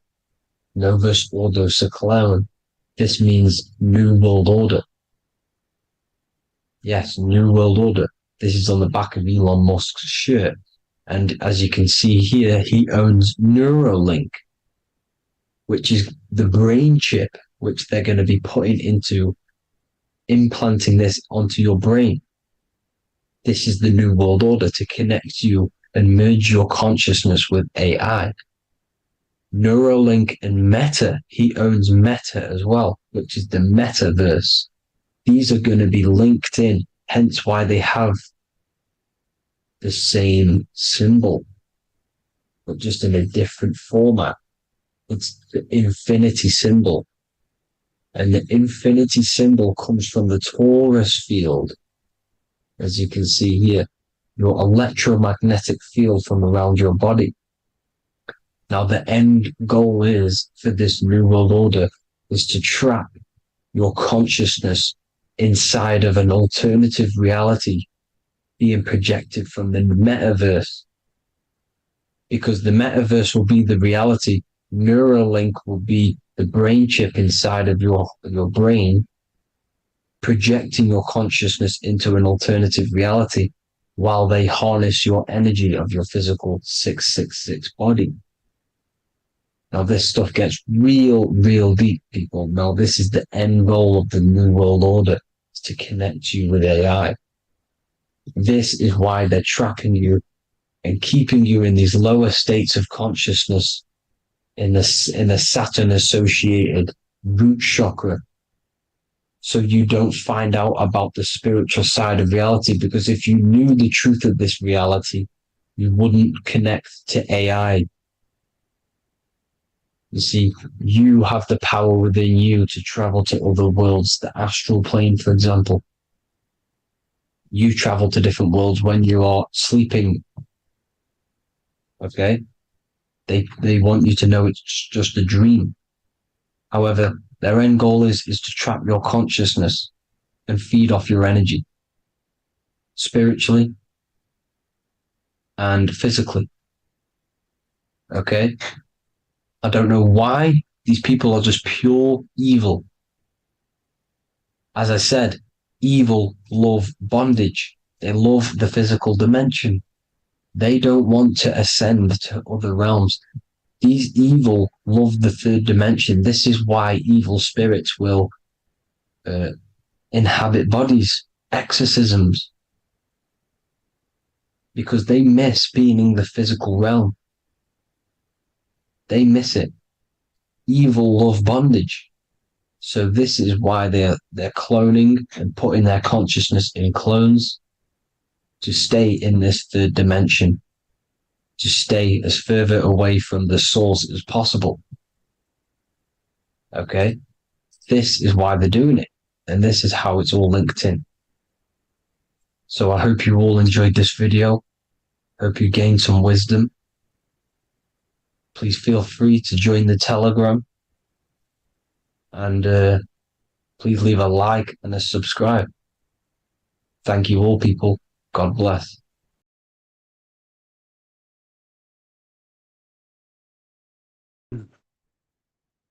The third eye, or the all-seeing eye.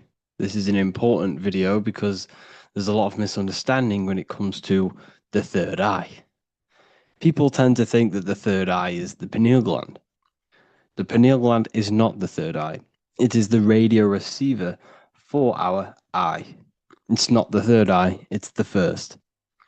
It's the eye where everything begins.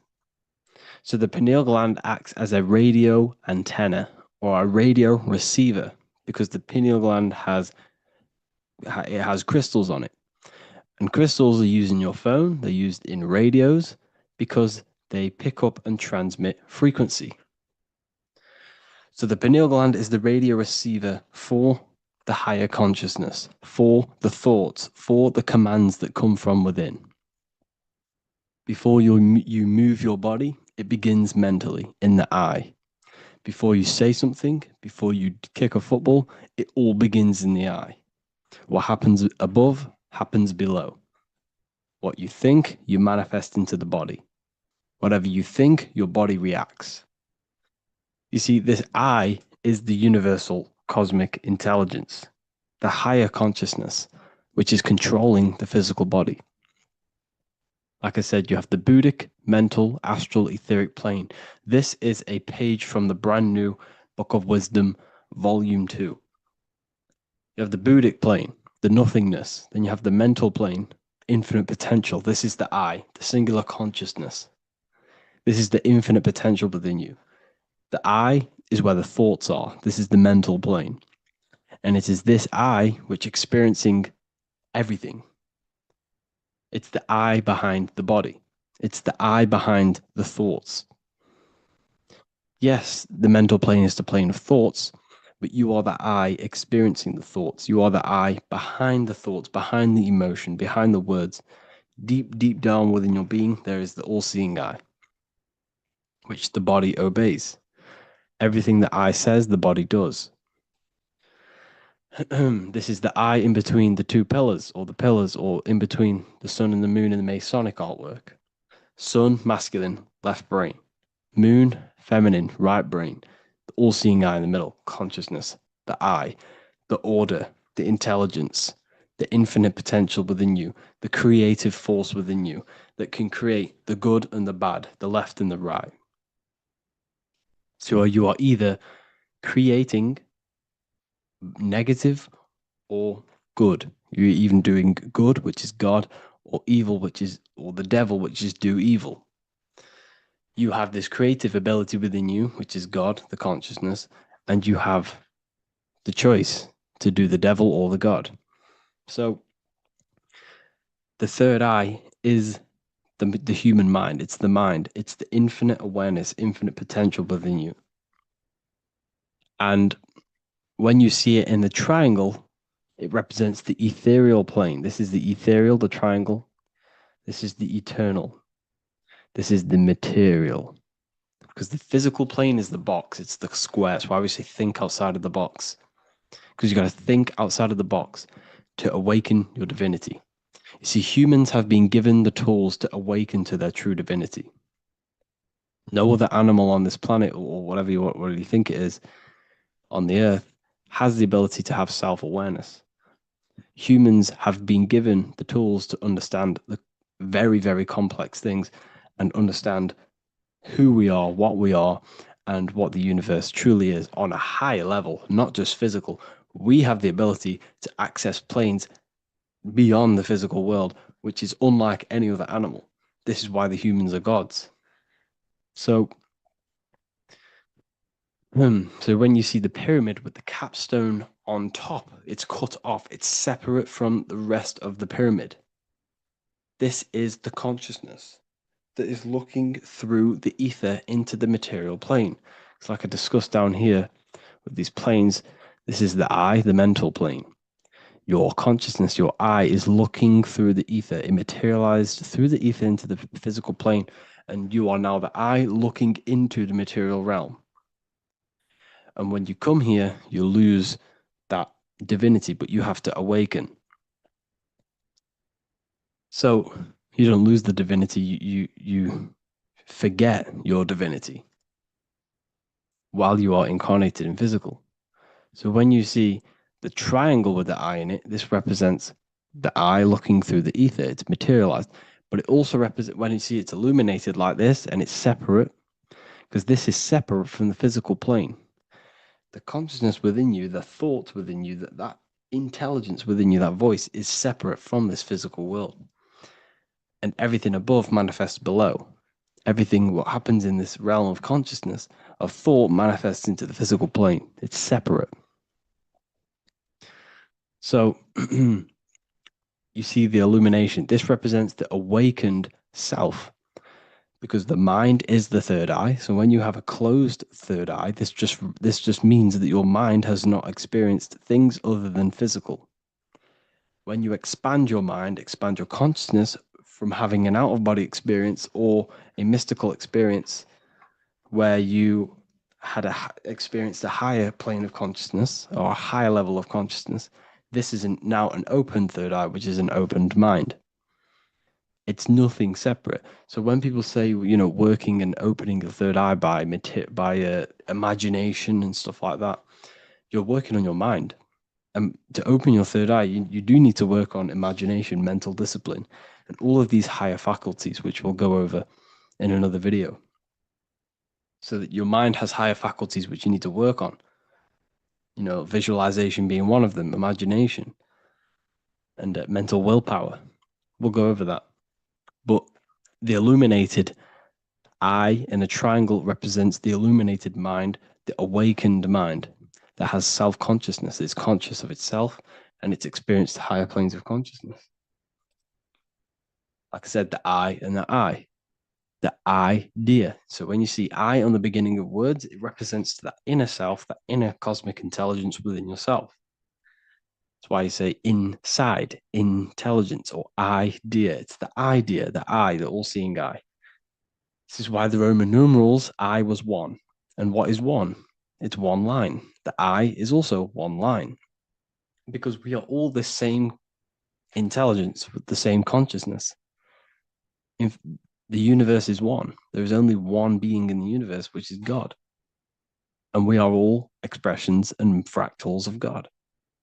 We are all manifestations of God.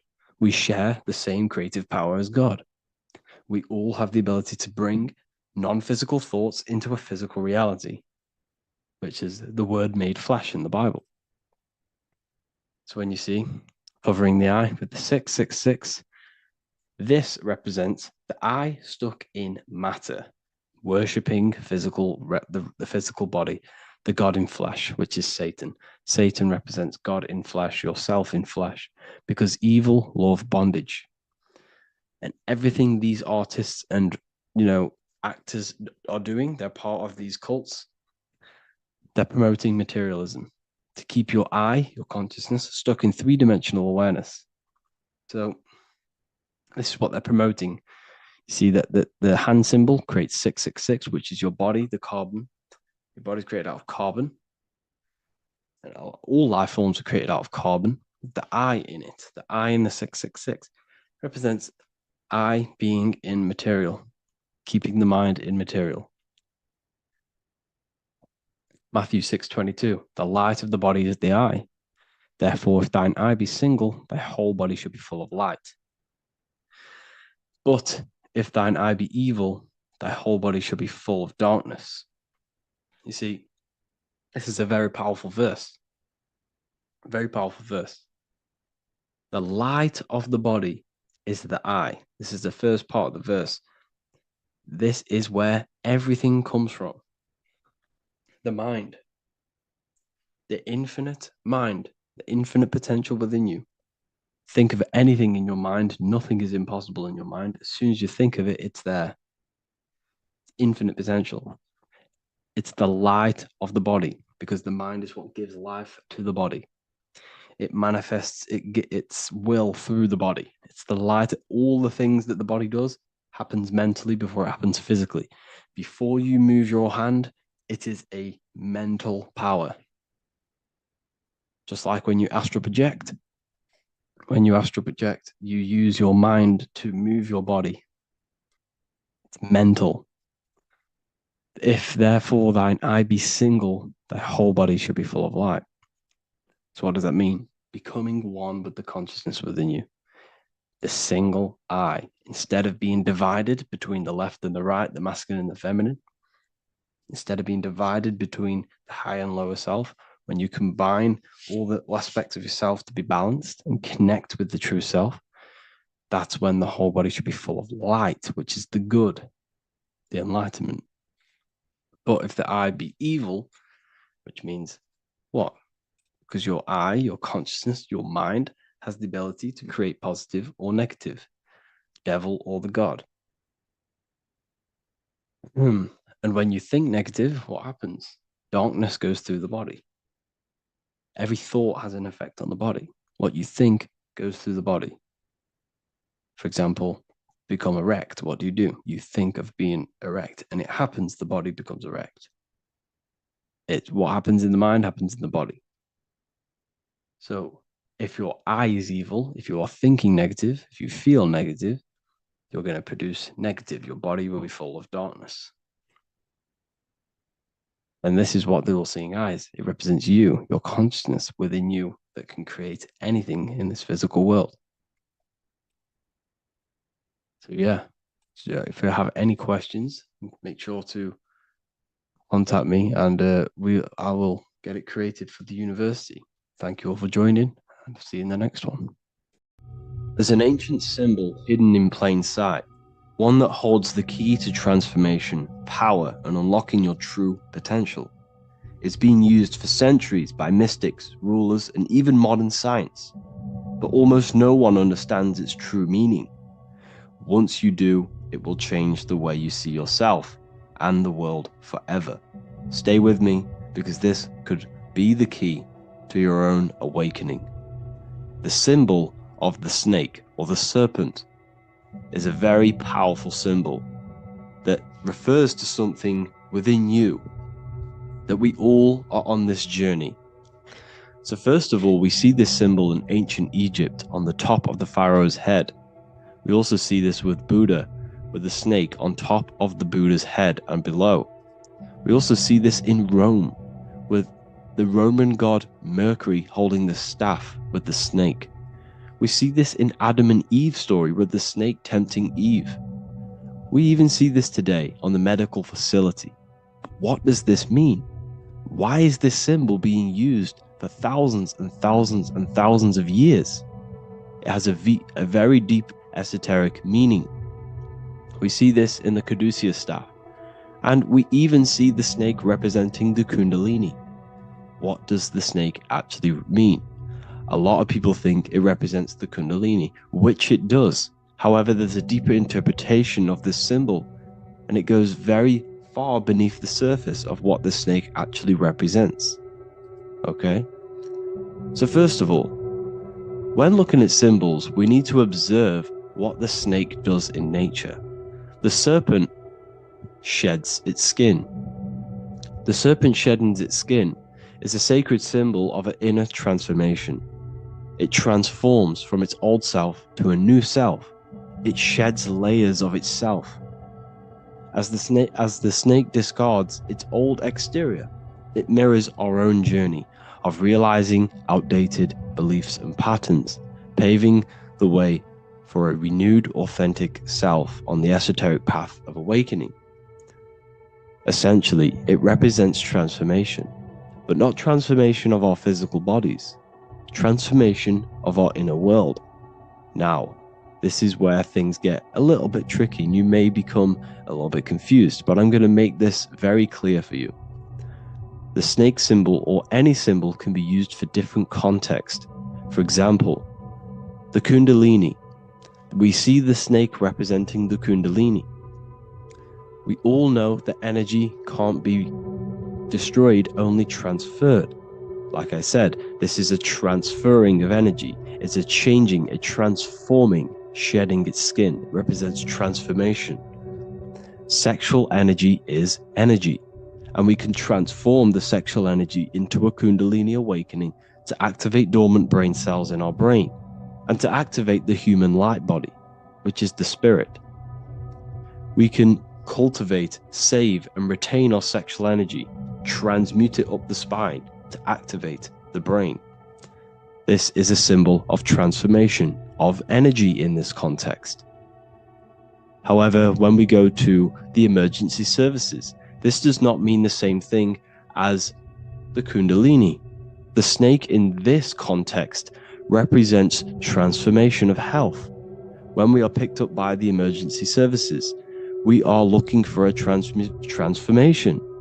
We are unwell, and now we need to transform to well-being. This is why they use this symbol. It represents transformation, especially with the pole and the snake climbing. It's climbing, it's transforming from the bottom to the top, shedding its skin, shedding old layers, transformation. We see this in the Bible with the snake tempting Eve to eat the apple of the tree of knowledge of good and evil. Well, what does this mean? Where's the transformation in this? Well, this is a very hidden one.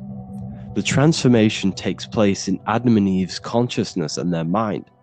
They go from a pure, whole state of consciousness, from being tempted by the snake, and they eat it and they transform into knowing the good and evil, into the dualistic ways of thinking and the dualistic meaning of this world. Let me rephrase that. They understand the dualism of this world, and they now understand the two good and bad ways of thinking. They know the knowledge of good and evil, of duality. They shifted from a whole state of consciousness into their consciousness being split into good and evil. This represents the journey of every single soul that incarnates into this world, including yourself. When you were a child, you were whole. You had no understanding of good and evil. But as you grew older, you eaten the fruit. You grew to understand the knowledge of good and evil. Your consciousness split from a whole into a separate and divided way of thinking and divided understanding of the world. We suppressed aspects of ourselves to fit in with society norms. And we just limited ourselves with limiting belief systems. We knew the knowledge of good and evil. Our consciousness split from a whole state. This is what Adam and Eve is symbolic of. We see this with the Roman god Mercury, with the snake. Mercury represents intellect, communication. He's always flying in the air, which represents the air, the mind, the intellect. He's holding the snake to represent transformation of the mind. This is what we call mental alchemy. Turning base metals into gold, turning the unenlightened aspects of our mind into enlightened ones, turning our negativity into power and control. We see this with Buddha, and Buddha is all to do with transformation of the inner world, transformation of the mind and the soul and the emotions. And it also represents the Kundalini. We see this in ancient Egypt. We always see the snake on the head, representing the place where the third eye is, representing the intellect or the mind, the mind's eye, the third eye, whatever you want to call it. This is the place of the invisible intelligence within us. This is our mind, or intellect. And this is the transmutation of the mind. This is why the snake is on the head, representing the transformation of the mind, going from the unenlightened into the enlightened, going from the uncontrolled to the controlled mind, so that we can control the very fabric of reality. I've kind of just given that away. Why is this important? Humans are creators. We're the architects of creation, endowed with the divine power to channel the fourth dimension, which is the imagination, into reality. Each thought and intention is a seed.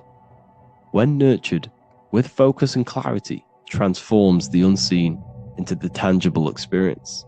This creative process bridges the gap between the ethereal and the material. Humans are creators. It's impossible for you not to create. Whether you're doing this consciously or subconsciously, you've been creating your whole life, turning non-physical thought into physical reality. We are creators. However, the mind cannot create in a state of chaos. The mind cannot create with limiting beliefs. The mind cannot create with thoughts that come and destruct our minds. The mind cannot create consciously and effectively if there are impulses within our mind and we have no control over the mind. So this is where self-transformation comes from within. This is where the snake comes in. The snake represents the transmutation of our mind from the uncontrolled to the controlled. In this context of the Egyptians with the snake on their head. It's all to do with mental alchemy.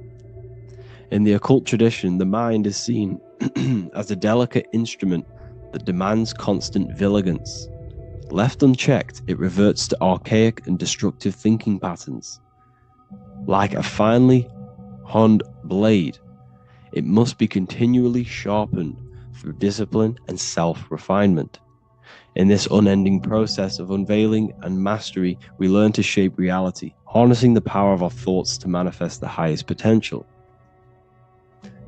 It's all to do with mental alchemy, and this is how the snake is connected to you.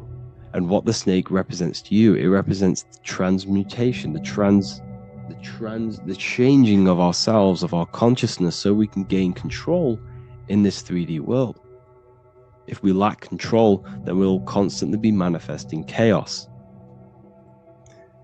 Now, there are 3 ways that we can transform our world, and we can slowly transform our mind. Now, this is not an overnight process. It takes periods of time of purification. And number 1 is affirmation. Let's say we have this dirty cup of water and we have a tap of water. And in this tap, it's pouring in more water, clear water.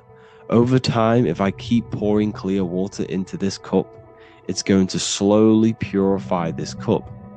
And then in the end, it will look like the cup on the right. It's the same with your mind. The cup represents the limiting beliefs, the negative thoughts, the negative mind, the uncontrolled mind.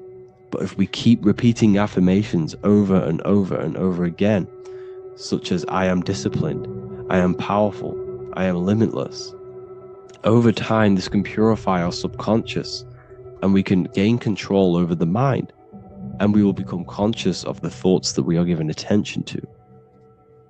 The second way is meditation.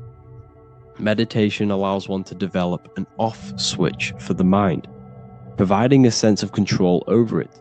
Over time, we gain the ability to filter our thoughts and become more conscious of the ones we choose to engage with.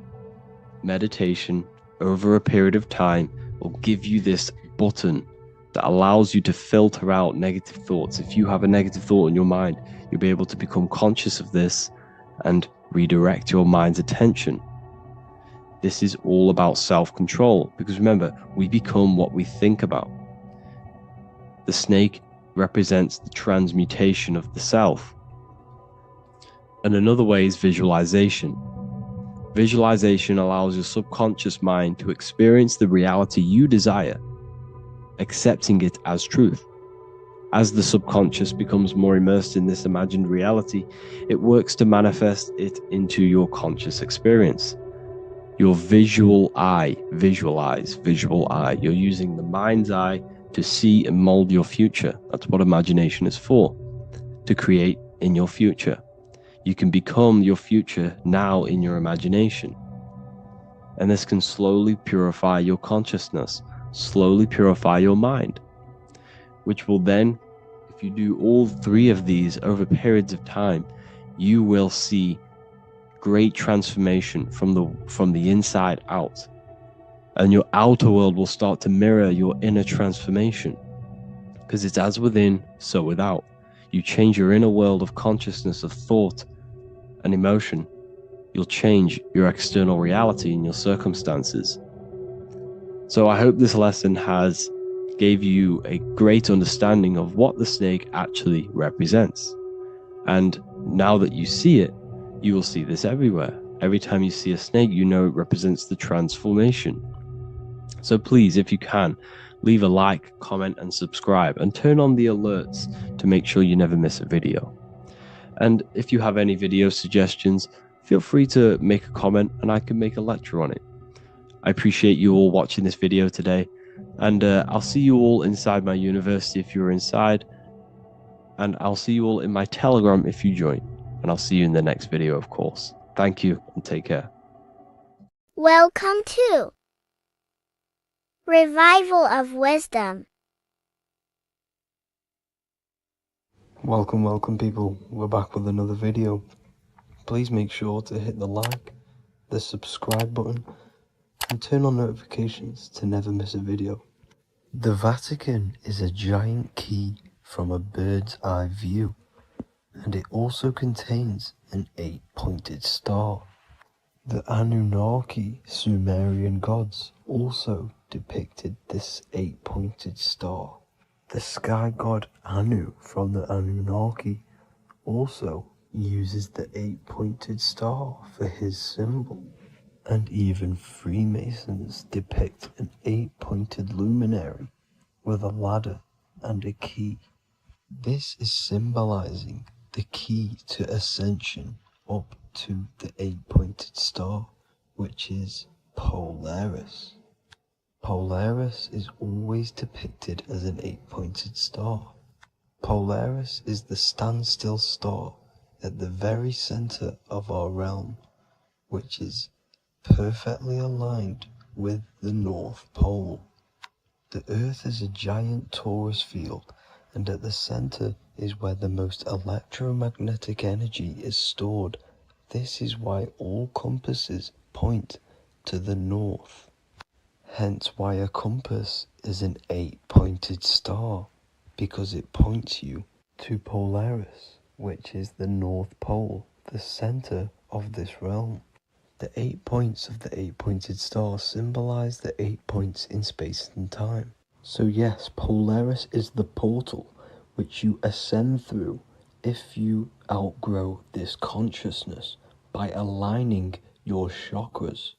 Our earthly realm is a macrocosmic reflection of us, and we as humans are the micro reflection, with the earth containing its 7 chakras as well as us. The North Pole is the 7th chakra, which is the crown chakra. So the key to Ascension is held by the Vatican, hence why it's a giant key, because they mislead the masses through their religions, which teaches the masses to look outside of themselves. As stated in the 20,000-year-old emerald tablets, written by the Egyptian god Thoth.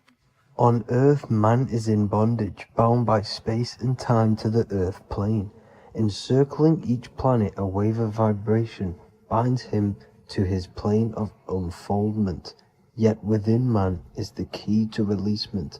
Within man may freedom be found. So the 7 planets are associated with each 7 chakras. The lowest chakra being the root chakra, which is associated with Saturn. This is why the elites love Saturn and reflect it in all of their symbols. Because the chakras are an ascension of spiritual principles, starting from the material and ascending up to the spiritual, the crown chakra. However, evil love bondage, and they are trapping souls in the physical realm by stopping and provoking the ascension process. They do this by abusing the energy of Saturn, and Saturn is associated with the lowest chakra. The lower 3 chakras are associated with survival mode, which keeps the consciousness in a constant state of fear and only aware of its surroundings. Once you start to ascend up your chakras, you become more consciously aware of spiritual deeds. And this is the process of returning back to your true spiritual form.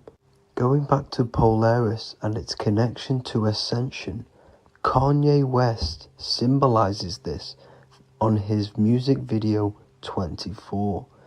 As you see him rise up into the sky, you see an 8-pointed shape around him, which symbolizes the 8-pointed star, as you see the beam of light. And even NASA symbolize this in their Space Delta logos, a bear holding a key with an arrow up to Polaris, the 8-pointed star. Here's another NASA logo of an arrow from the Earth to Polaris. The series Lock and Key on Netflix is all about portals and doorways, and they have the Kundalini energy as one of their keys. Kundalini energy is the energy which rises up the spine, the 33 vertebrae, and activates the third eye. The third eye is the spiritual gland which connects humans to other spiritual realms. We are not the body. Our spirit, our soul inhabits the body. We exist physically, spiritually, and mentally. Therefore, we are multidimensional. The intellectual and spiritual inhabit the body. Therefore, this is just an avatar within this timeline. However, within each and every one of us, we all have the key to releasement, as says in the Emerald Tablets. This releasement is ascension, up until higher states of consciousness. As stated in the Emerald Tablets, man is in process of changing to forms that are not of this world. Grows he in time to the formless, a plane on a cycle above, and another one saying, man is a flame bound to a mountain, but we in our cycle shall ever be free. Know ye, O man, that when ye have progressed into the cycle that lengthen above, life itself will pass to the darkness, and only the essence of the soul shall remain. That's it for this video. I hope you all enjoyed. Please feel free to leave a like, subscribe, and comment any subjects you want me to talk about. God bless you all.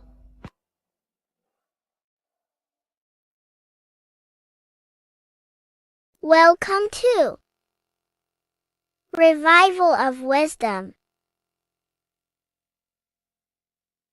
Welcome people, we're back with another video. In this video we're talking about how Jesus Christ and Christianity is all sun worship. The Holy Bible of Christianity is not meant to be taken literal for history. It is a story and has lots of metaphors. Starting with the symbol of the cross of Jesus. This cross originates from this ancient cross of the sun. This symbol has been used for thousands of years, way before Jesus was a thing, in Europe, America, Asia, and all around the world. In fact, this symbol is still being used by Christians today, not knowing it represents the sun. This is a 4,500-year-old artifact, a golden plate with an equal-armed cross found in England. The gold to symbolize the sun, and the equal-armed cross for the 4 equal seasons of the year. So this is why in the Bible you have Matthew, Mark, Luke, and John, symbolizing the yearly cycle of the sun and the 4 equal seasons. Also in the Bible, Jesus is referred to as the light of the world. So yes, Jesus represents the sun. He is a metaphor for the sun. Hence why in all of these pictures and images and paintings of Jesus, there's always a sun behind his head, and some even with the sun cross behind his head. Jesus also has 12 disciples, which represent the 12 zodiac signs and the 12 months of the year. This is the Last Supper by Leonardo da Vinci. As you can see, the sun, being Jesus, is in the center, because the sun is in the center of the zodiac signs. There are 4 groups which symbolize the 4 equal seasons. Each group contains 3 people symbolizing the 3 months and the 3 zodiac signs in that season. There is only 1 female in the painting, which is Virgin Mary, who symbolizes Virgo, the astrological sign. So yes, Jesus symbolizes the sun with his 12 zodiac signs and 4 gospels for the 4 seasons of the year. However, there is another phenomenon. The 25th of December is known as the birth of Jesus Christ, which is known as Christmas today. Jesus symbolizing the sun and is born on December 25th.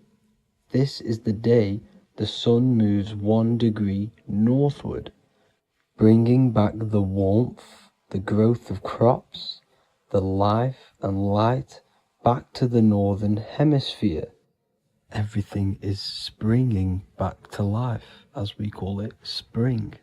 So it is said that the sun is born again on the 25th of December, and Jesus is known as the risen Saviour, because the sun is our risen Saviour, because it gives life to the whole of this realm, the warmth, the crops, and without the sun rising in the morning, we'd all die in about 2 weeks. And we all know how Jesus died on a cross. The sun also dies on a cross in the southern hemisphere. It dies on the Southern Crux constellation. And on December the 22nd, 23rd, and 24th, the sun remains in the same position. So the sun dies for 3 days and it is born again on December 25th, when it moves 1 degree northward. And this is when the sun is born again, or resurrected, just like Jesus. Constellation Virgo is prominent in the spring sky in the northern hemisphere. So therefore, the sun is born a virgin, Virgo. And as you see in this image, you see Virgin Mary holding the sun. Us as humans do not own the sun. So therefore God owns the sun. So yes, the sun is the Son of God, and this is what Jesus is symbolizing. And just how Jesus sacrifices himself for humanity, that's what the sun does. The sun gives out all of its energy so we can live. There are many other Bible verses which represent Jesus as the sun. Now in Matthew 8:23-27, his disciples are in a boat and there is a massive storm. Jesus is asleep, meaning the sun has not arose. And the disciples say, "Save us, Lord, we are perishing." Quote, "Then he rose and rebuked the winds and the sea, and there was a great calm." End quote. Now this is a metaphor for the sun rising and calming the storm, because in the ocean, when the sun is down, that's when there are great storms. The worship of celestial bodies go back thousands of years, and it's called astrotheology, and it can pretty much be traced back to all ancient civilizations. Now going back to the ancient Egyptians, the god Horus, the god of war, and he symbolized the sun in the morning. Ancients used to say that he walked over the sky in 12 steps. Yes, this could symbolize the 12 zodiac signs. It also symbolizes the 12 hours of daylight. So we have 12 hours of Horus, but now they've rearranged the word to hours. Horus and hours. And when the sun rises, Horus rises, we say horizon, which is Horus is rising. That's the etymology of horizon. Another Egyptian god called Amun-Ra was known as the god of all creation. He was the first god of them all. Amun was also a sun god. Therefore, after every Christian's prayer, they say Amen, sending their prayer through the sun to God. So this all goes back to the worshipping of the sun. Sun worship was around way before the Romans. However, in the Roman times, their sun god was called Mithra. Mithraism was the main religion before Christianity came into play. Mithra was the son of God. He died on a cross, and he was dead for 3 days and resurrected, just like Jesus. So the Catholic Church was not made in heaven. It was made by the Roman Empire. They mixed all the sun religions of Judaism, Mithraism, and other Arabic religions, and combined it into one, so Caesar, the Roman emperor, could gain his own religion. So yes, Christianity was a political move to gain more control over the masses, because it was a worldwide government at this point in time. So here is a Sumerian helmet with the rising sun symbol. And then the Romans also used this rising sun symbol on their armor. So sun worship has been going on for thousands of years, and it still goes on today. However, with all the programming and the low IQs, today we do not get the full interpretation of the Bible and these stories from the past. And Christians and other religions are all brainwashed to not question their religion and not realize their true origins and where they come from. I do advise you all to do your own research and come to your own conclusions. However, I'm just pointing out the facts and connecting dots for you all to see. That's it for this video, guys and girls. Thank you all for tapping in. God bless.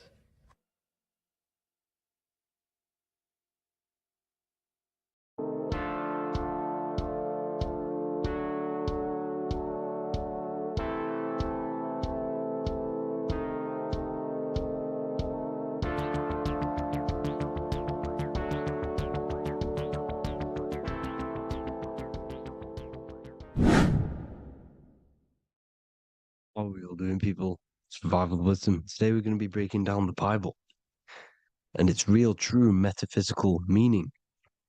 All of these slides within this video is taken from my book, The Book of Wisdom. So you can get all of these slides. So the Temple of Solomon, you are body, mind, and soul, which is the Holy Trinity. The moon, sun, and earth. The sun is your soul because the sun is its infinite source of energy. It is its own source of energy. And that is what your soul is. It's its own source of energy. The moon is mind. This is why you call people a lunatic. You're a lunatic. Luna means the moon. And inside of your mind, you have a specific mood. Mood is moon. And mind in German is Mond. And the word Mon means moon. And earth is your physical body because your body contains of the four elements, the four physical elements. Well, the Temple of Solomon is the temple of the soul and the Mon, the soul and the Mon, the soul and the mind. And it's the temple of the Holy Spirit in the Bible. Everything leads back to one singular point in the center of the brain. The brain is not the mind. It's mind over matter. Okay? The brain is the physical manifestation of the mind. The brain is the electrical computer which decodes the light waves given to it by the mind. This is why everything in the body leads back to one singular point. And we'll go over this in a minute. But this is controlling the physical body. This is the within. If you rearrange within, it spells high twin because within you is your twin, your true self. And it's just an entity in the center of the mind. And if you shut your eyes, you can feel it. Your awareness is in the center of the brain. So there's just an empty chamber in the center of the two cherubs, the two brains. They are two separate brains. They're two hemispheres. And the empty chamber, when scientists chop it up and see it's just an empty chamber, well, because you can't see in that plane of reality. You cannot see the mind. You cannot see thoughts. It is invisible to the human eyes, to the visible light spectrum, to the two eyes. The reason why we call it the third eye in the center of the brain, it's not the third eye, it's your true self. It's the mind and soul. It's an eye because it does see. It's the all-seeing eye that you always see here. There's some Masonic artwork showing the two pillars, the two cherubs, the two hemispheres of the brain, and the inner eye. This is the eye that sees all things. What do I mean by seeing all things? Not physically. It sees the mind. It's what, because your soul is watching the mind. You can observe the mind. You are not the mind. And if you meditate deeply enough, you can go beyond the mind. It's the all-seeing eye. It sees the mind. It sees what emotions you're feeling. It sees what you're thinking. It sees what you're seeing with the two eyes. It's the all-seeing eye. It sees all things. It's omnipresent. It's everywhere. Because the mind can be anywhere. The mind can switch itself into any place it wants. There is no limitations with the mind. So there is two hemispheres in the brain. And in the Bible, there is a quote saying, the most holy place between the two cherubs. The two cherubs is the two hemispheres of the brain, and the most holy place is between them, which is what the Masonic artwork is showing. This is the all-seeing eye, the soul and the mind in the center of the brain. And you will not see this with the two eyes. So when scientists come to seeing the empty chamber in the center of the brain, they wonder because they do not understand the occult side of the world. They do not understand the layers of reality. How the two eyes, everything physical comes from the unseen. Everything seen comes from the unseen. Now, the two hemispheres of the brain play a major role in our lives. The right hemisphere is the artist. The left hemisphere is the scientist. The right hemisphere controls the left side of the body. The left hemisphere controls the right side. So there's a crossover. Now, the right hemisphere is to do with your feminine energy, creativity, unification, metaphors, visualization, intuition. The left hemisphere is to do with sequencing, facts, materialistic details, language, and logic. So they keep us normally trapped within the male aspect of our mind, which is the left hemisphere. You know, if you listen to Spotify, Apple Music, and radio, they're all tuned to 440 hertz, which shuts down the right side of the brain, makes you left brain dominant. And we learn, well, 90% of people learn to write with their right hand. They're taught to learn with their right hand, which is to do with the left brain. You see, so we are being trapped within this left side of the brain, which is all to do with logic, thinking logical, not creative. You know, very analytic. But the right side of the brain is to do with your creativity. So the right side of the brain is perceiving reality as a holistic perception. Now, what do I mean? If you're riding through a woods, for example, if you're riding through a woods, your right hemisphere is seeing the whole woods as one unified woods. The left hemisphere's job is to break down the perception given to it by the right hemisphere and break it down into individual trees. So what am I saying? The right hemisphere is seeing humans and everything in creation as one unified consciousness. The left hemisphere is seeing individual egos. This is why the left hemisphere is the place of the ego, the right hemisphere is to do with the higher self. They're both needed, though. I'm not saying one's better than the other. It's balance. Now, they don't want you to see the unified picture, perception of creation. They want you to think everything is individual, everything doesn't come from the one, because all things come from the one. And we experience the two in this reality, dualism. In order to understand the one, we have to experience the two to advance. So, anyways, let's get away from the two hemispheres. The right hemisphere, like I said, is to do with the higher self. And this is why in John 21:6, it says, cast the net onto the right-hand side of the boat and you will find fish. Meaning, cast your energy, cast your perception into the right hemisphere of the brain, and you will find God, unification, and higher self. You will see things from a unified perspective. How we are all one, because we are all the same consciousness. The same spark that is in me is in you. This is why I am you and you are me. We are all the all-seeing eyes of God, just split up into individual bodies. We are all made up of the same essence, consciousness. And that consciousness, that mind and soul, is in the center of the brain. You are just in different avatars. And until we see this, we'll forever be divided and conquered. Until we figure this out as a collective consciousness, we will forever be divided and conquered and ruled over. This is why the Bible says, ye are gods. You are the sons of the Most High, because we are.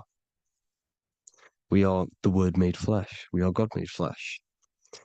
Mark 16:19. So then after the Lord had spoken unto them, he was received up into heaven, head is heaven, HEA, and sat on the right hand of God. God is the consciousness in the center of the brain. Heaven is the head, and the right hand of God is the right hemisphere of the brain, meaning he sees things in unification, creativity, intuition, the higher mind, the higher brain. When Moses crosses the Red Sea is the corpus callosum, moving from the left to the right hemisphere of the brain to see unified perception of reality. Head, H-E-A, heaven, same root word. This is why the ancients always depict God in the center of the brain. Here you see ancient Christian artwork showing God in the center of the brain, the light. Here you see it here. Here you see Ganesh, an Indian god, which is the brain. Here you see the Father, the Son, and the Holy Spirit in the dome, the brain. This is the brain, because you are God made flesh. That's what consciousness is. The upper room where Jesus meets the 12 disciples. It's the upper brain on the upper room. The upper room is the chamber, the empty chamber in the center of the brain. That's the room. And the 12 disciples are the 12 cranial nerves in the brain, which pretty much rule the body, all the cranial nerves. The tree of life, the cardiovascular system. This is why in Genesis it says the tree of life was in the midst of the garden. Midst meaning middle, because the middle of the body is the cardiovascular system, which is controlling all of the systems in the body. The tree of knowledge of good and evil is the nervous system. It's the spine and brain. This is what's detecting good and evil. The brain is the electrical computer with the left and the right hemisphere, decoding the dualistic world, decoding the light waves given to it by the external world.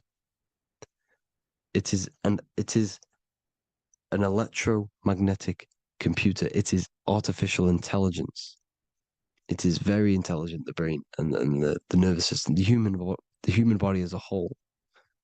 But the tree of knowledge of good and evil is the nervous system, because it is the tree that detects good and evil, makes you learn good and evil in this dualistic reality. Here you see Adam and Eve around the tree of knowledge of good and evil. Adam and Eve, male and female energies, but the serpent in the tree, and the tree of knowledge of good and evil. Well, this is the spine, the brain, and the serpent is the kundalini of the spine. The serpent is the S. That's why S, serpent, S, the letter S is the serpent. Sex and serpents make an S noise. You know, the Bible cursed the serpent. So we don't figure out the true religion. The true religion is raising the kundalini and becoming God-man and reaching our higher states, our true God self. Because once the kundalini is saved and hits the pineal gland, it activates 100% of the brain, when we're only using around 20 to 10% as of right now, without the kundalini awakening. So when you use it, you're activating 100% of the brain. You're activating all the dormant brain cells. You're regenerating the body. And this is the serpent in the tree of knowledge of good and evil. This is the spine, brain. This is Adam, Eve, the male and female energies. The light of the body is the eye. Therefore, if thine eye be single, thy whole body should be full of light. Matthew 6:22. This is the single eye in the center of the brain. It is not the pineal gland. It is what's inside the pineal gland. You have to go beyond the physical world, and there are no words to describe things that are not physical, metaphysics. And the whole body should be full of light. Well, this light is the same pyramid that you see. You are the pyramid with the all-seeing eye on top. This is why the ancients built the pyramids with the stairs in the middle, symbolizing the spine, because once you open all the chakras and balance them and raise the kundalini, you activate all of the brain, which gives enlightenment. The word enlight in ment. Ment means mind, light in the mind. Enlighten the mind. And this is enlightenment. We are the temple. And Jacob called the name of the place Peniel, for I have seen God face to face. Within spells high twin. Within you is the God self, which you need to manifest into the external world. And he's seen God in Peniel, the consciousness. He's seen his true self, consciousness, in the pineal gland. Genesis 28:10, Jacob's ladder. Jacob, he took a rock there and laid his head on it to sleep. Jacob had a dream. He dreamed there was a ladder that was on the ground and reached up into heaven. Head is heaven. The rock he fell asleep on is the sacrum bone, because he's symbolizing the oil that comes down the spine, hits the sacrum bone and rests there, falls asleep, and it looks up and it sees the ladder to heaven. Because when you raise this oil, you become God-man. You become God in heaven. You can leave the body at will. Do you not know that your body is the temple, that your body is the temple of the Holy Spirit? Corinthians 16:19-20. Or do you not know that your body is the temple of the Holy Spirit within you? Your body is the temple of the Holy Spirit, the soul and the mind within, the center of the brain, the temple of Solomon, temple of the soul and the mind. Romans 8:10. Christ is in you. It's not external. When you give where attention goes, energy flows. When you give your energy to external things, your attention, your worship to external things, you're giving energy, meaning it's draining you, and you're feeding something within the astral plane, a mental thought within the astral plane. So with you realizing that the Christ is in you, that you don't have to worship anything outside of you, this means that you're internalizing your energy. You're not giving your energy, because where attention goes, energy flows, which means you become more present. You become healthier because you're not giving off all of your special electromagnetic energy that's charging you. This is why the religions run by the Vatican is all external. They're exoteric. Exoteric means external teachings. The esoteric is the internal, the hidden teachings. In Psalms 82,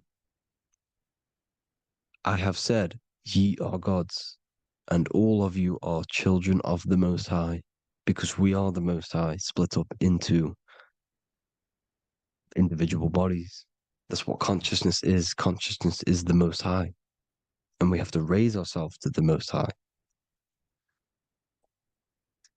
Brahma, Vishnu, Shiva, the Father, the Son, and the Holy Spirit. Why is it always a trio? It's a trio because it symbolizes us, the soul, mind, and body. The mind is the bridge for the soul to be in the body. What is the soul? It's the life force. It's the watcher. It's the all-seeing eye. The soul sees into different realities, and it gives life to the body of every reality it goes in. This is why you always see light around the all-seeing eye, because it is the energy, the life force, the light, life, L-I. Life is light, and it's the eye because it sees into the different realities. It sees into the dream world. When you're going to sleep at night and you dream, it's not a dream. It's another reality. You're a multi-dimensional creature. We live in a multiverse. There's infinite amount of yous. And there is a version of you which is the highest self in a reality somewhere. And this eye has the ability to switch realities, which is exactly what astral travel is. Astral travel is the ability to switch reality beyond the 3D construct of this world. The Father, the Son, and the Holy Spirit, Brahma, Vishnu, Shiva.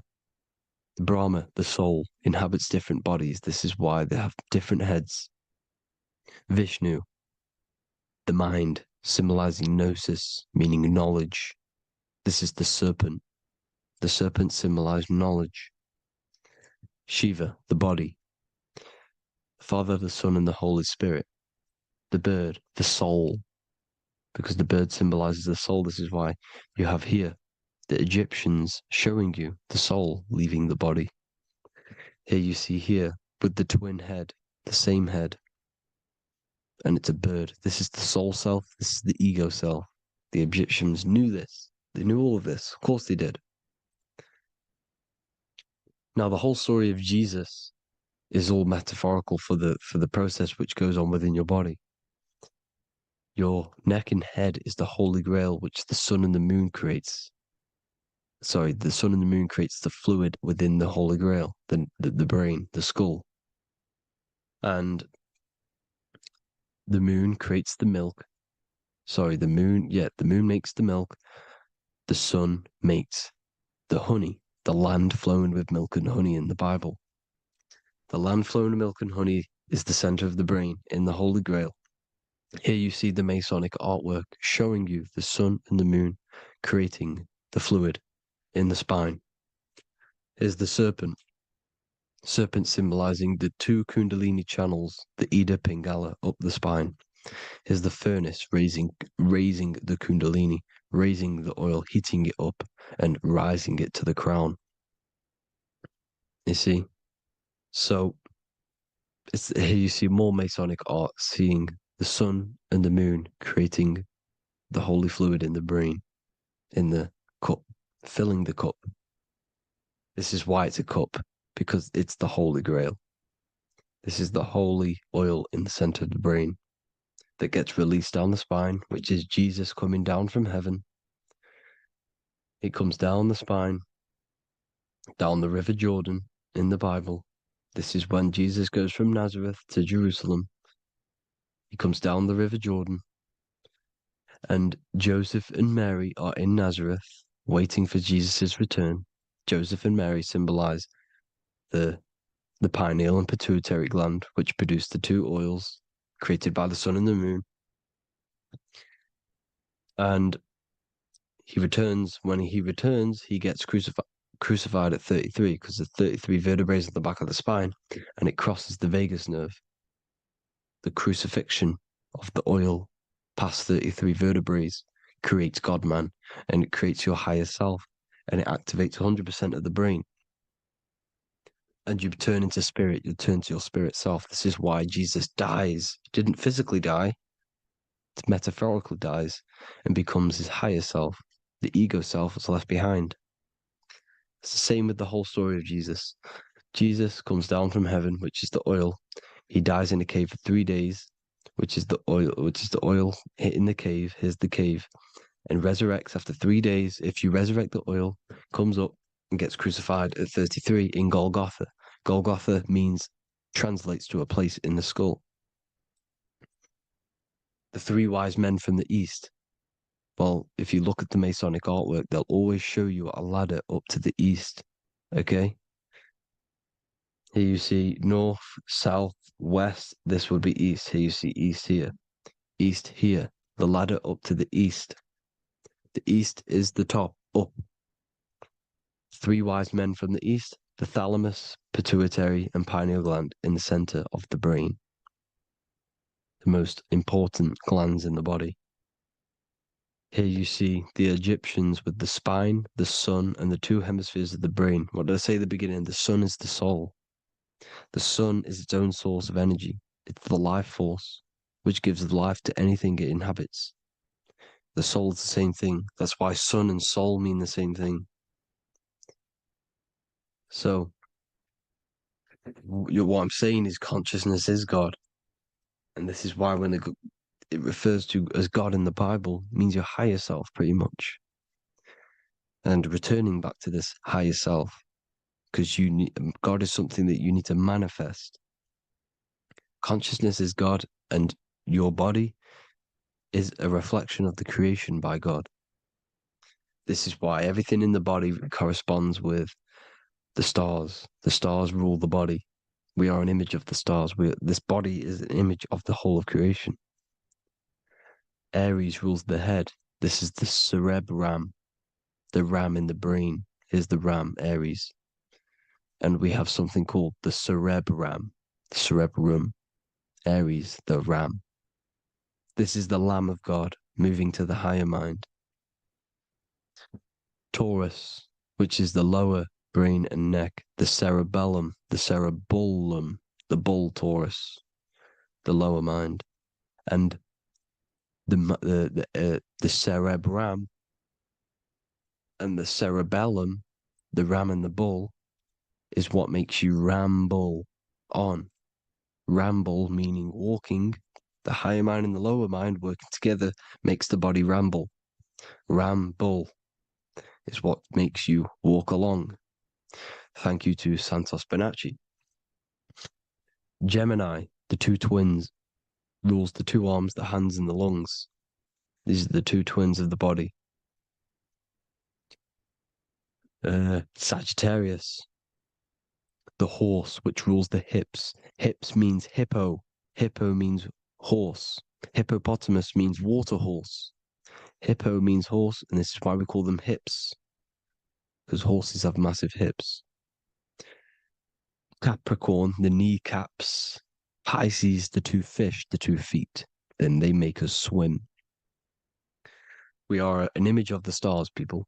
Well, the body is anyway. Consciousness is God, and the body is the image of the whole of creation. It's a reflection of the whole creation, as above, so below. 12 systems in the body, 12 cranial nerves for the 12 constellations, 12 cell salts. The body's made out of 12 cell salts. So, this is where it gets kind of deep. You know, this is where we get deep. And he said Jesus was known as the fisher of man. And fisher of man, meaning man does not mean man as in the male. Man means mind. He's the fisher of minds. So the Bible is not patriarchal. It's not patriarchal. Man just means mind, pretty much. So the fisher of mind, man, because he was fishing minds out of this reality into the higher realities. He was teaching people how to leave the body when he walks on water. Walking on water is the physical, etheric, astral, and mental. These are the different planes of reality.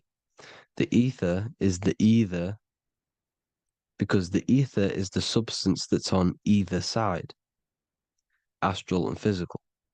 It's the fifth element, is ether. And the fifth element is the water. The same water at the beginning of the Bible when it says, let the firmament divide from the waters above from below. The water symbolizes the ether. It's the base of all physical matter. And the ether is known as the water.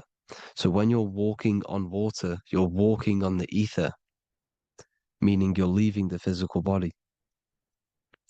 So when Jesus walks on water and he's teaching Paul to walk on water, Paul becomes scared and falls back into the water.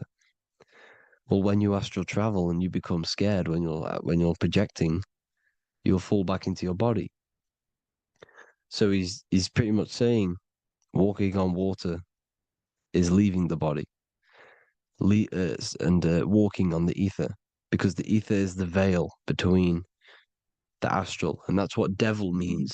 Devil has the word veil in it, because the devil is trapping you between one veil, which is this world. They're trapping you in this world, this thin layer of reality. Your dreams are different veils. The ether, the astral, the mental are different veils. Devil is the veil.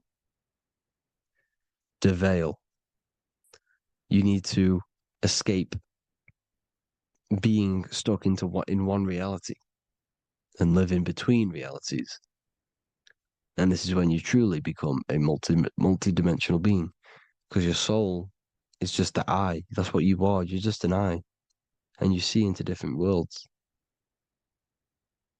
And it also, when Jesus means the fisher of man, the fisher of minds, he is I truly believe, because of my research, that there is other worlds. It's not just this one. There's higher worlds.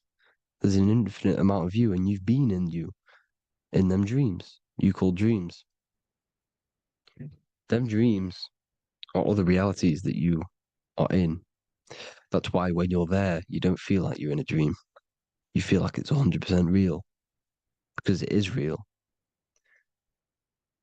So this is why the ancients always depicted the many different heads, because there's many different versions of you. And this I, the soul, the watcher, is switching itself into different bodies at all times. Well, when you sleep, when you astral project. And this is what the ancients were doing. They understood the multiverse, and they could switch bodies at will. And this is what the 7 seals are in the Bible, also known as the 7 chakras. These are literally portals within us to these different worlds. We're in the heart at the moment. Earth, rearranged spells heart, meaning middle. This is where good and evil exist. It's the middle point, the midpoint of realities. So, I hope you all enjoyed the video. All of this knowledge that I've give you in this video is inside of my book, the Book of Wisdom. The Book of Wisdom gets updated every single month with new pages. It's a one-time payment for a lifetime worth of research and knowledge by me. So if you do want to get it, the link will be in the description.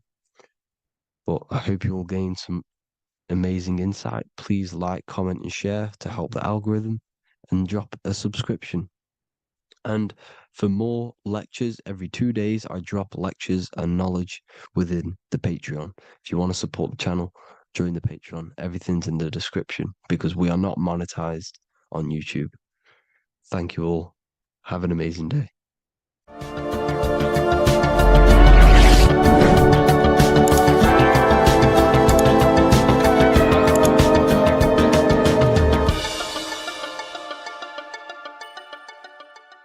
You're living in 4 planes of existence right now, but most people are only aware of one.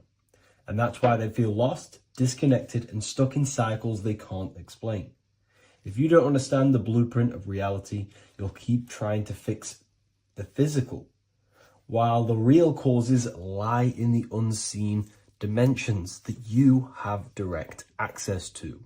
You must understand that the universe only exists in the mind. Everything is a projection of consciousness. Therefore, consciousness produces everything. Our internal world is consciousness. Our external world is this physical body, physical world.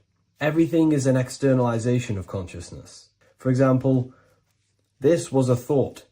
Now it's made physical. But before this was invented, it was existing in someone's mind, in consciousness, invisible. Then it was made manifest, made physical. So everything in this physical plane is the effect. The cause is consciousness, mind, the mental plane. So now I'm going to explain these different dimensions of consciousness. You don't just exist in this physical plane. The physical plane, in fact, is the lowest plane there is. It's the illusionary plane. So first of all, we have the Buddhic plane. This is the nothingness. So think of it like this. Absolute nothingness. If you turn off thoughts, there is nothingness. This is the void. And out of the void springs infinite potential, which is the mental plane. Now, your mind has no limitation. It can think anything, be anywhere, anytime, any place. In the whole world, there is no limitation with the mind. This is the realm of infinite possibilities. This is the realm of thought. Thought is a dimension, information and thought. To go a little bit deeper on this, there are pockets of thoughts, what we call in the occult fields of thoughts. Your mind does not think thoughts, it receives them. Your mind is like a radio. Whatever the mind is tuning into, setting its mindset, setting your frequency or setting your mind, you will receive thoughts based on that set, whatever you set your mind to. So there are pockets of thoughts that we penetrate in the mental plane. The mind is the mental plane, the infinite possibilities. This is the spark of creation. This is where all things begin to manifest as an idea in the mind as a thought. So if you want to gain certain information, you need to meditate or do thought exercises where you are penetrating that dimension of thought, that pocket of thought. For example, if you want to find a way on how to make financial wealth, you would use your mind, set your mind on wealth and money and think, close your eyes and think about that specific topic and see where your mind takes you. And you will expand your mind into different pockets of thought and gain information. So this is the mental plane. This is how you can use the mental plane. You can use the mental plane to do this. Then we have the astral plane. We have higher, middle, and lower astral plane. The astral plane is the body for thought. So every dimension, physical, etheric, astral, mental, Buddhic, is a body for a dimension above.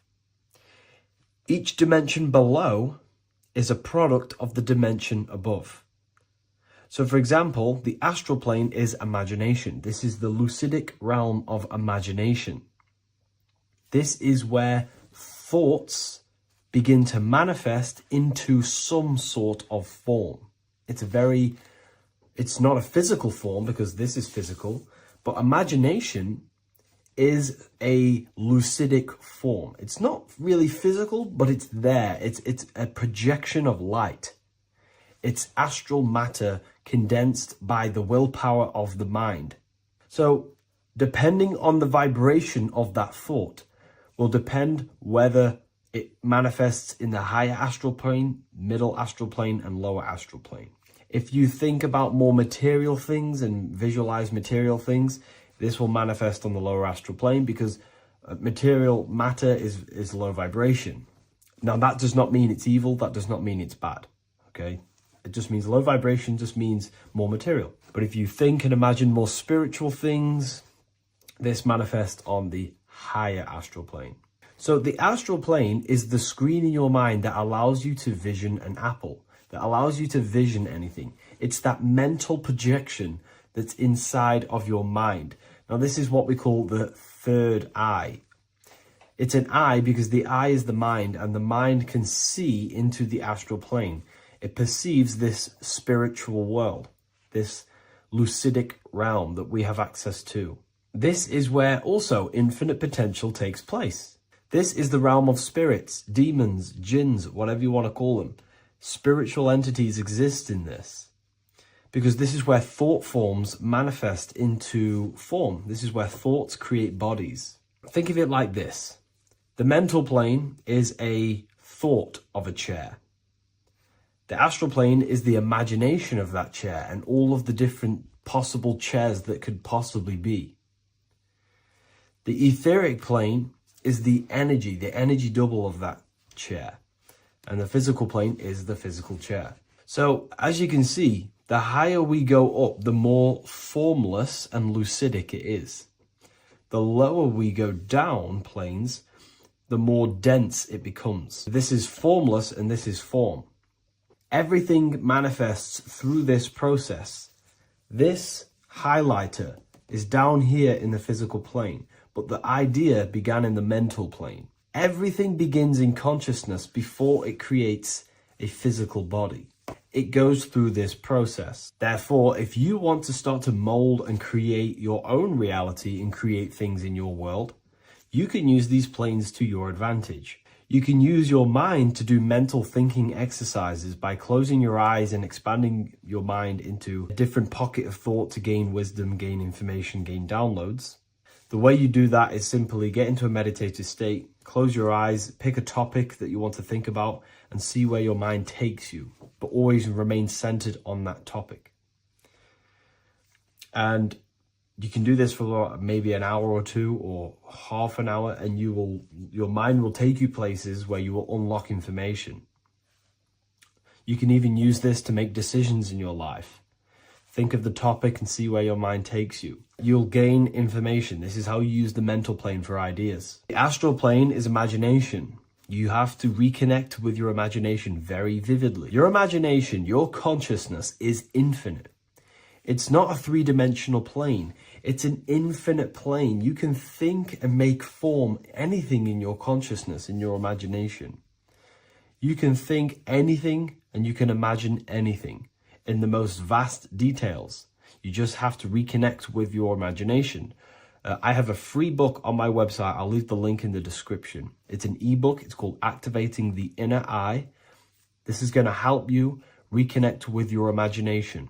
It's a practical guide on how to imagine. So once you know how to use the mental plane and astral plane, thought and imagination, you pretty much need to use the physical plane to take physical action with this physical body that you have and start to manifest these desires you have in the higher planes. Now, it's very important that we master the mind, because the mind is the very fabric of reality. We become what we think about. Your life is a product of every thought you thought in the past. It is the mind that directs the flow of consciousness. And wherever this consciousness is flowing is what you will create in your life. Consciousness is the most potent force in the universe, and the mind is pretty much the universe in a microcosm form. It is infinite potential, and your mind will continue to expand into new realms of thought forever and ever and ever. You are eternal. You are not this physical body down here. You are consciousness, literally dreaming that you are in this physical body. So everything begins with the mind. We need to be conscious of the thoughts that enter our mental field of consciousness. There is a level of self-awareness that you can reach where you can become conscious of pretty much every single thought that enters your mental field. Now, we have over 7,000 thoughts a day. You can gain such mastery over your mind where you can become conscious of every thought you think. And that is when you gain superior power. Because when the mind is fully under control of self, you can direct the mind's potent force into a specific goal. Most people's minds are dualistic. They want something, but their mind is thinking something else. They have limiting belief systems. They have the little voice that comes in and says, you can't do this, you're a failure. That is a fractaled mind. The mind needs to be singular. It needs to be on your team and not an enemy. Do not let your own mind take away your power. Your mind should be on your team, giving you power, giving you the best possible thoughts and the best possible beliefs. When the mind is in this condition and on your team and not taking away your power through the destructive thoughts, it becomes a potent, powerful force used for manifestation to create anything. And the way we get the mind on your team is through constant meditation to learn how to control the mind and turn it on and off. Subconscious reprogramming through visualization, affirmations, cultivating emotions associated with your goal. All these three ways we can reprogram the mind slowly over time so that it becomes powerful and becomes on your team and doesn't give you negative contradicting thoughts. When the mind is fully aligned on one thing, it can create massive empires and things in your physical reality. So I hope this video helps, and I'll see you in the next one.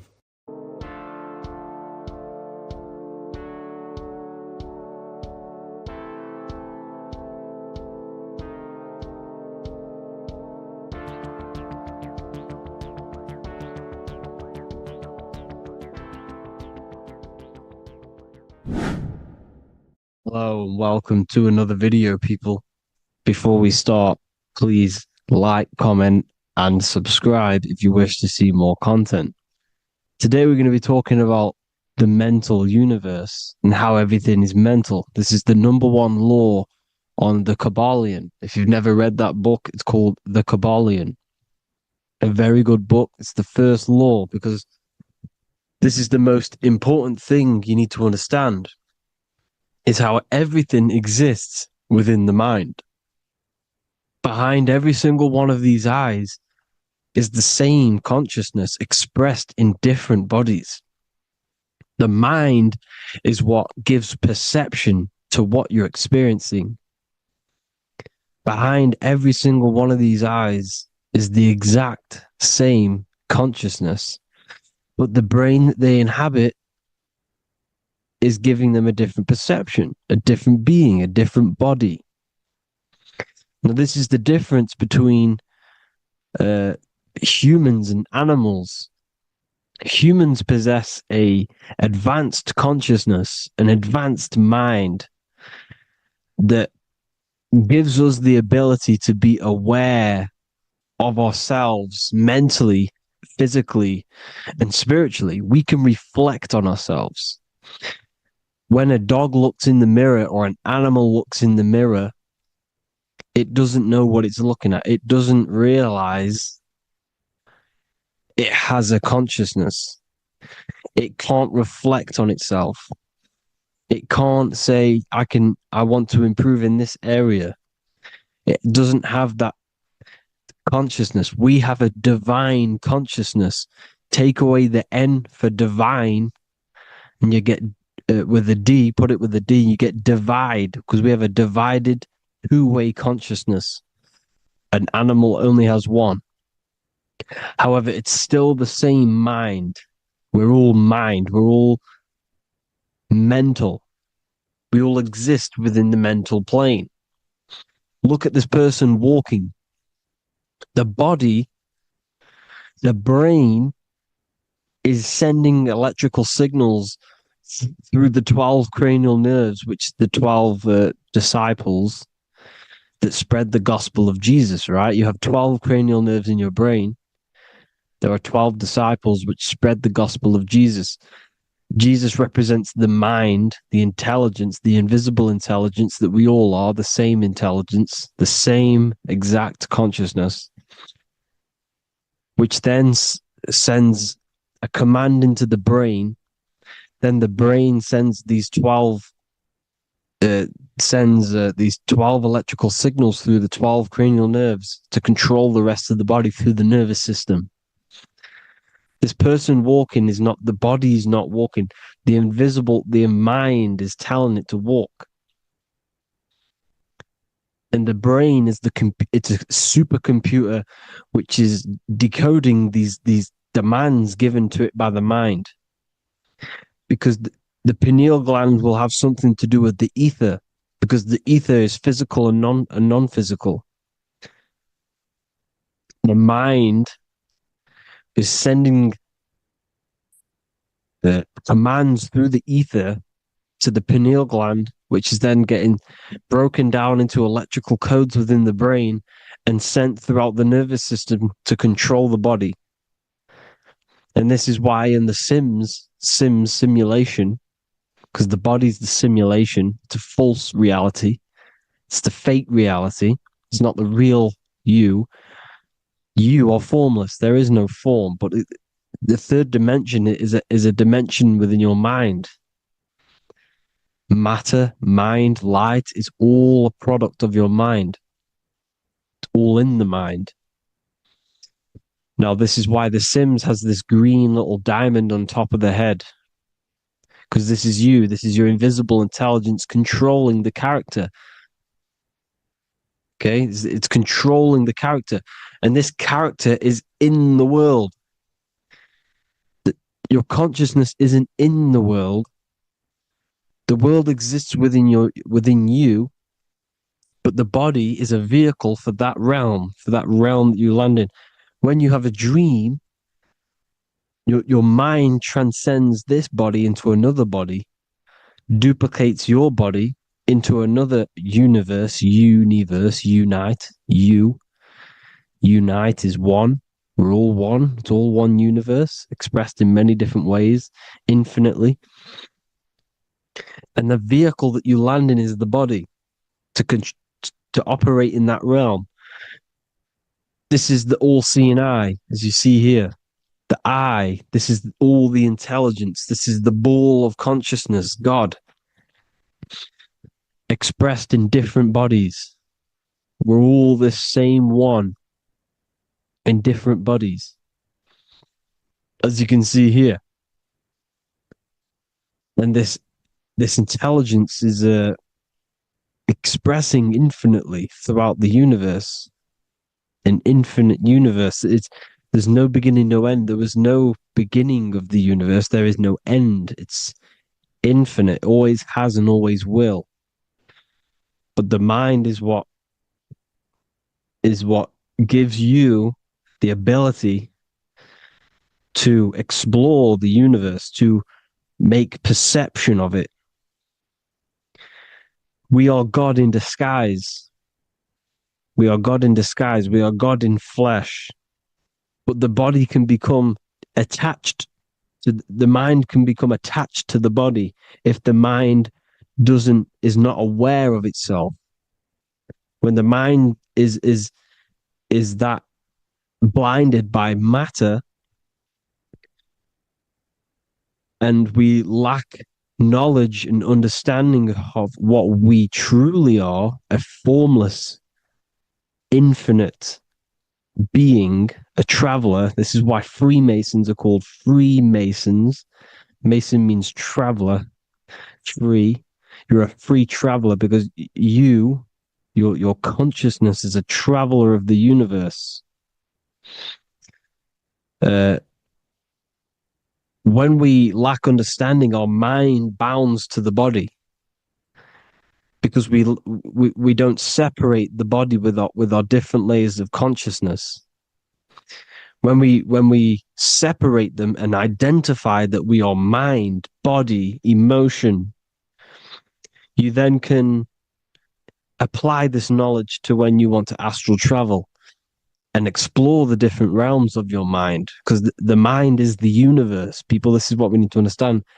The mind is the universe. I am you and you are me. This is the Egyptians showing you this.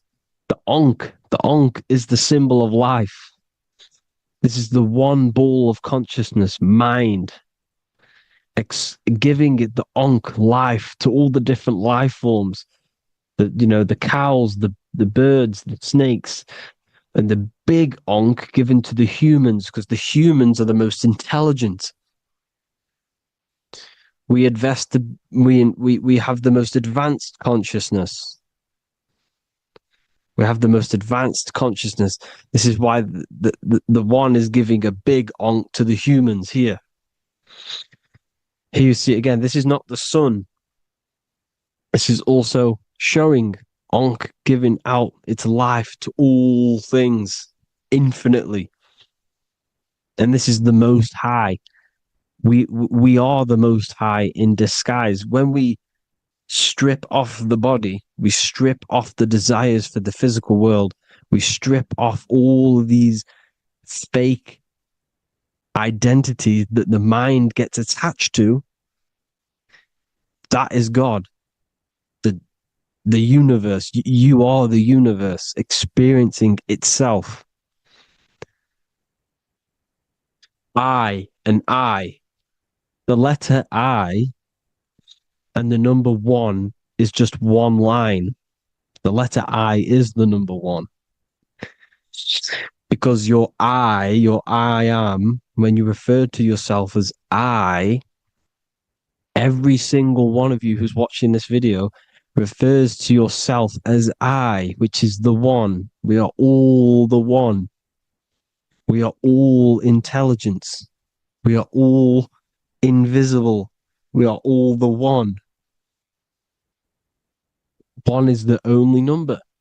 1, 2, 3. Everything goes up in ones because there is only one.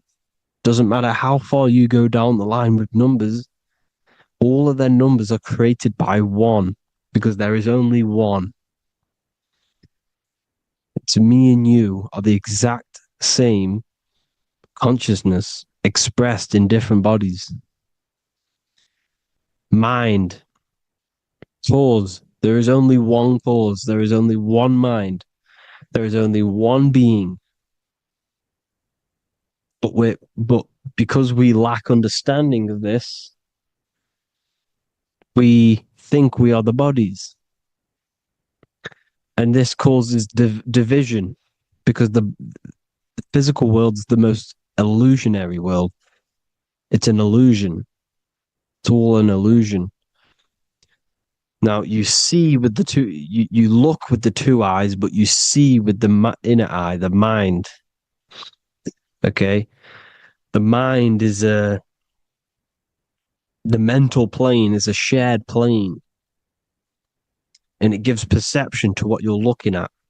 The mind. I'm affecting you when I speak, because the mental plane is shared. We all share mind. We all express mind. When I'm speaking to you, I'm affecting you because we are mind. So the words that I'm saying, which are being manifested from my mind, are being manifested through my body into vibration, is affecting you. I'm affecting you with what I'm saying. And these words are having an effect on your mind, because we're all mind. This is why you need to be careful what you're listening to, music and all sorts. Because music can also create thought loops within your mind. Because the chorus, we shouldn't be listening to choruses. Choruses are loops. And what they're saying in the chorus is being looped. And this can create thought loops within your mind. Go and listen to an old song that you used to listen to about 5 years ago, 10 years ago, 20 years ago. Go and listen to an old song, and you guess what? You will get nostalgia. Why will you get nostalgia? Because that song will trigger the thoughts that you were thinking in that time of listening to that song. So songs with choruses create thought loops, and they reprogram your subconscious mind. It's important why music is very powerful. Mind and mind, same word. See, language is the truth, people. This is why I use language in all of my presentations, especially the English language. It's riddled with occult truth. I is my me, I, you and me are I, one. We are not the name, we are I. Every single one of you is I, because we are all the one, all mind.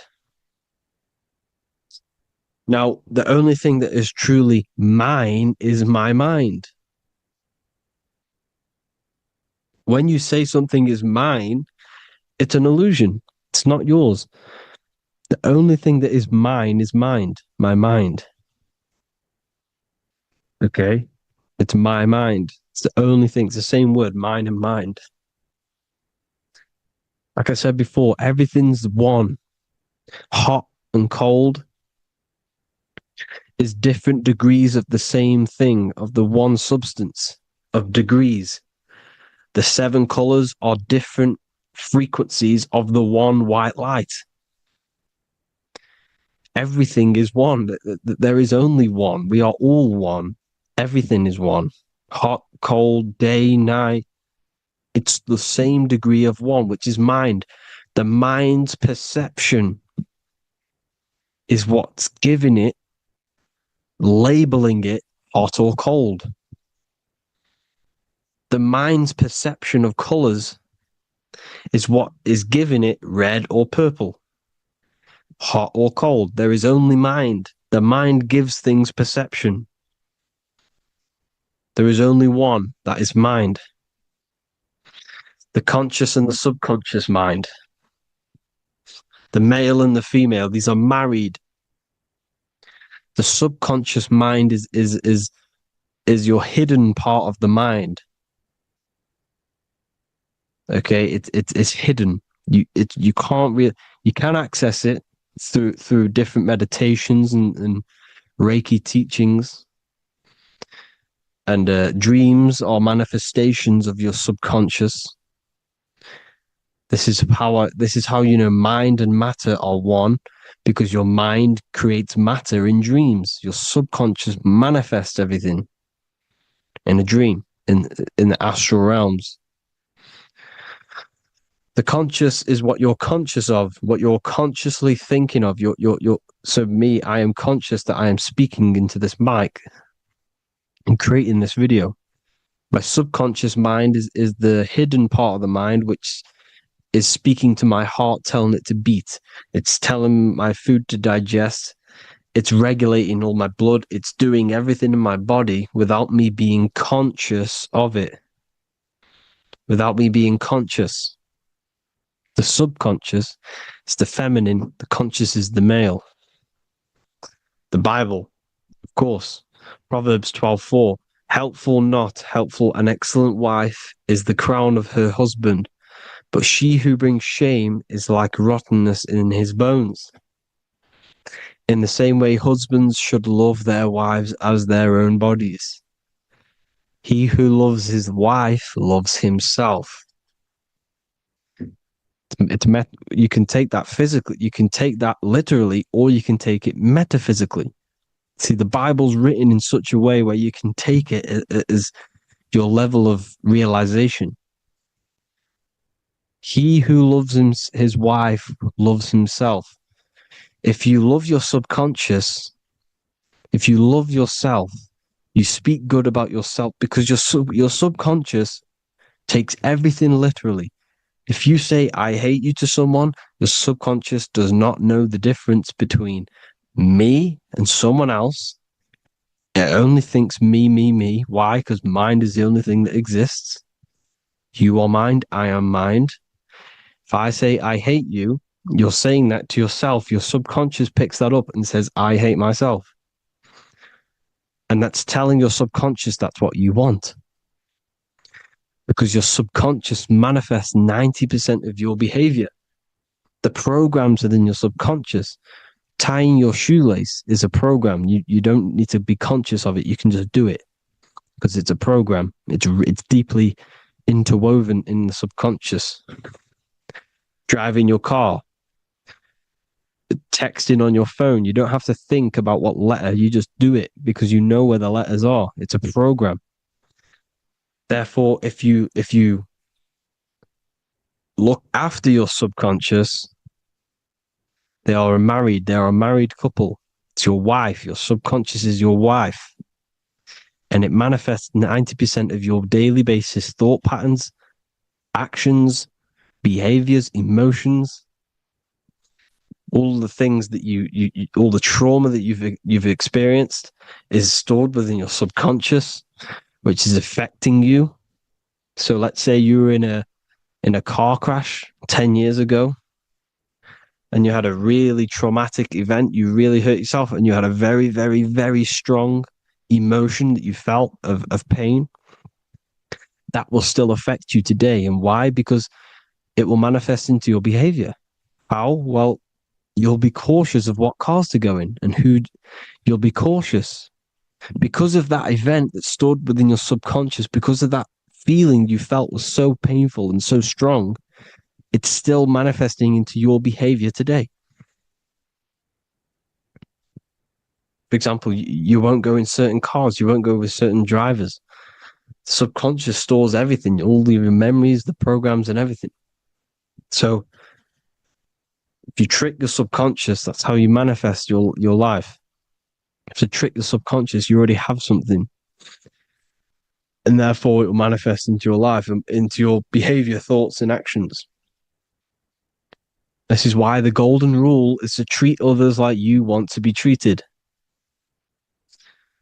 Because I am you and you are me. We are all subconscious. We all have subconscious. Whatever I do to you, I do to me. Because my subconscious picks that up and thinks I'm speaking to me. Mind is very powerful. Whatever I do to you, I do to me. Treat others like you want to be treated. The golden rule. That is the only rule we need in this realm, in the universe. If everyone understood this rule and how the subconscious works and how karma works, we'd live in heaven on earth, the Garden of Eden, the Golden Age. As a man thinketh in his heart, so is he. Proverbs 23:7. Where your heart is, there will be your treasure. Your heart's the emotions. This is the storehouse of emotions. It is where you feel emotions. You have to let your emotions move through you, not become you. You can't let your emotions become you. Or except be like the sky and let them pass through you. Be like the clouds and the stars passing over. Let them pass through you. Do not let them become you. And this is how emotions can take over your mind. We are driven by, when a man is driven by emotions, he has no self to control. You must control the mind, because the mind can be corrupted. Because your thoughts are electrical in the brain. Your thoughts come from the mental plane. So how the mind works is that you place your attentions on something in the mind, and infinite information just flows in. Think about it. When you think of a certain topic, as soon as you think of that topic, information comes flying into your mind. Different ideas, ping, ping, ping. It's all connected. It's why we call it a mindset, because your mind sets itself to frequencies. And when we think of something, we tap into that frequency, and just the universe, the mind, the mental plane just flows in information based on that frequency and that thought. The universe is just information. All of the information out there, nothing is new. It's all there. You just have to tap into it. You can tap into these different thoughts, and it's all there. Everything already exists within the mental plane. You don't think anything. You receive thoughts. We all share the mental plane. We affect each other. I'm affecting you. Listening to me is affecting your mental plane, your mind. The physical plane is the lowest plane. It's the world of effect. Everything you see in the physical plane is the effect of mind. Like I said, the person walking is the effect of their mind telling the body to walk. The physical plane is the lowest dimension of your mind. Mother Earth, we are in a mother. We're in the womb still. The Earth is feminine. It looks after you. It provides you with food for free. It grows on trees with water. It's Mother Earth. It's the womb. The dome above your head is your mother's belly. Okay? Is your mother's belly. You're in the womb still. You're forever in the womb because your mind's constantly expanding. Because when the baby's mind figures out that there is a reality outside of its mother, it starts to hear the people on outside of its mother, what does it do? It figures a way out of the mother, and it becomes born again in the water, in a hospital, into the other world. It's the same with our minds. When our minds figure out there is other worlds beyond this physical, we explore them. The astral plane, for example. You figure a way out of the body. Because when you're the firmament, look at the word firmament, meant at the end. Firm is firm, something strong, something like a rock is firm. If your mind is firm like a rock, you will be stuck under the firmament. So, for example, people who are very programmed and can't think outside the box, they have a firm mind and they'll be stuck under the firmament because your mind is the only thing that's keeping you under the firmament. It's the only thing. When you're doomed Doom is dome. This is the dome, which is your head. Your head is the dome. Above your head, above the earth is the dome, the ethereal barrier. But that's just an external manifestation of your head. You don't leave the earth, you leave your body to leave the earth, because your body is the earth. It's a dimension within your mind. So when you're doomed, you're domed. Your reality is your level of realization. You realize something, or when you have an idea, the mind, I and the I, EYE or I, same thing, mind, it's all mind. Reality is your level of realization. You realize there's other worlds, that's your reality. Your perception's your reality. Mind in Latin is mens. Jesus was known as the fisher of men, which is the fisher of minds. He was fishing minds worthy of knowing the higher truth, the deeper occult knowledge. Jesus figured out that we are all God. And he got killed for it, because in that age they were trying to suppress this information. Jesus figured out he was God because we are all God, every single one of you, and they killed him because we're all mind. We are not the body. We're the invisible intelligence, which is God. But you are not God if your mind is attached to this physical world, to the worldly pleasures. If you master your mind and travel the depths of your mind, that is God. Mental and men. Look at the word mental. It has men in it. Men in the Bible means mind. Here you see Masonic, the Masonic symbol with the eye, the mind. Looking over, everything is the one. Everything comes from the one. All the lines coming off it, giving its life to all of the life forms. Down here on the bottom, you have duality, black and white. Up here, you have singularity. One and the two. Unification and division. The lower self is divided into the left and the right. So the Bible even says, I forgot what verse it is, but it says, it's better to go through life with one eye than to have two and be cast into the fiery abyss of hell. I'm not sure what verse it is, but you can research it yourself. It's better to go through life with one eye, to be unified consciousness, dimension. No brainer. The language tells you the truth, people.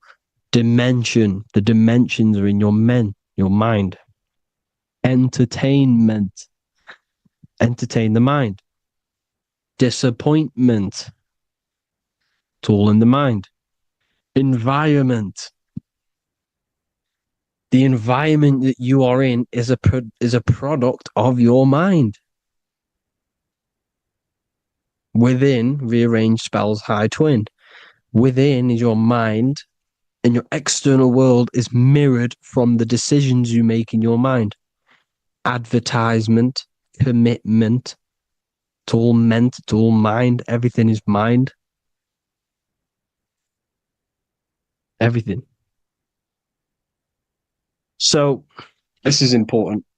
The collective thoughts and collective beliefs. The collective, because we all share the mental plane. And because of this is why we are in a weakened state of consciousness at the moment. Because the collective thoughts and the collective minds overall are asleep. And they don't believe in anything. You see, everything is true within the mind. You think of something, it is there instantly. You think of a chair, it's there in your mind. You think of anything, it's there instantly. So everything's true within the mind. Anything can happen in the mind. Anything can happen on the physical plane if the collective consciousness, the collective minds believe it to be true. This is why back in the days, in the ancient days, you look at all the old world stuff, you see all this crazy technology, and it's because as a collective, as humanity back then, they believed that they had much more open minds. Therefore, the things manifested in the physical world were a lot more out of the box, so to say, compared to today. For example, magic is not as powerful today because the masses don't believe in it. It's still powerful, don't get me wrong. But if the masses believed, or if everyone knew magic could be real, because it is, anything's real in the mind, it would be a lot more powerful. You see? So and what they're trying to do is create a hive mind worldwide. They're trying to make one religion, an external God. What happens when you worship something external? You give energy to it, because where attention goes, energy flows. Where your mind gives attention to, energy goes there. And when we all believe in external gods and give our worship and our power to these external things, we all give energy to it, which will manifest as a demon in the astral planes. It's a hive mind. They're trying to make a hive mind to summon our energy. Trying to summon our energy. And it through mind, through collective thoughts. The hive mind. They want one religion, one government, one currency, one belief system. And that will create a hive mind, which will limit our consciousness, which will limit what we can do in the physical world. Because if everyone doesn't believe in certain things, it cannot happen, because it's all in mind. Mind is so powerful. I am you and you are me. I hope you all enjoyed this video, people. If you haven't already, join the Wisdom Academy. The Wisdom Academy, we have many occult lectures just like this one. Also, we have just launched Mindwave Hub. If you want genuine frequencies, genuine binaural beats, because the ones on YouTube, the ones on Spotify, Apple Music, they're all tuned to A440 hertz, which shuts down the right hemisphere of the brain. If you want to gain access to your true consciousness, your mind, you need to balance the two hemispheres and balance the chakras. You can do that externally by listening to binaural beats. If you want true frequencies, true binaural beats to hemisync the chakras, hemisync the brain, to gain access to the different dimensions of your mind, well, you can gain access anyway, but it's going to help you if you're trying to learn this. Join Mindwave Hub. The link will be in the description. Listen to the binaural beats, meditate to them, listen to when you go to sleep. They'll massively benefit you. Thank you all, people. Hope you had an amazing, lesson. Hope you learned a lot. And please subscribe. God bless you all.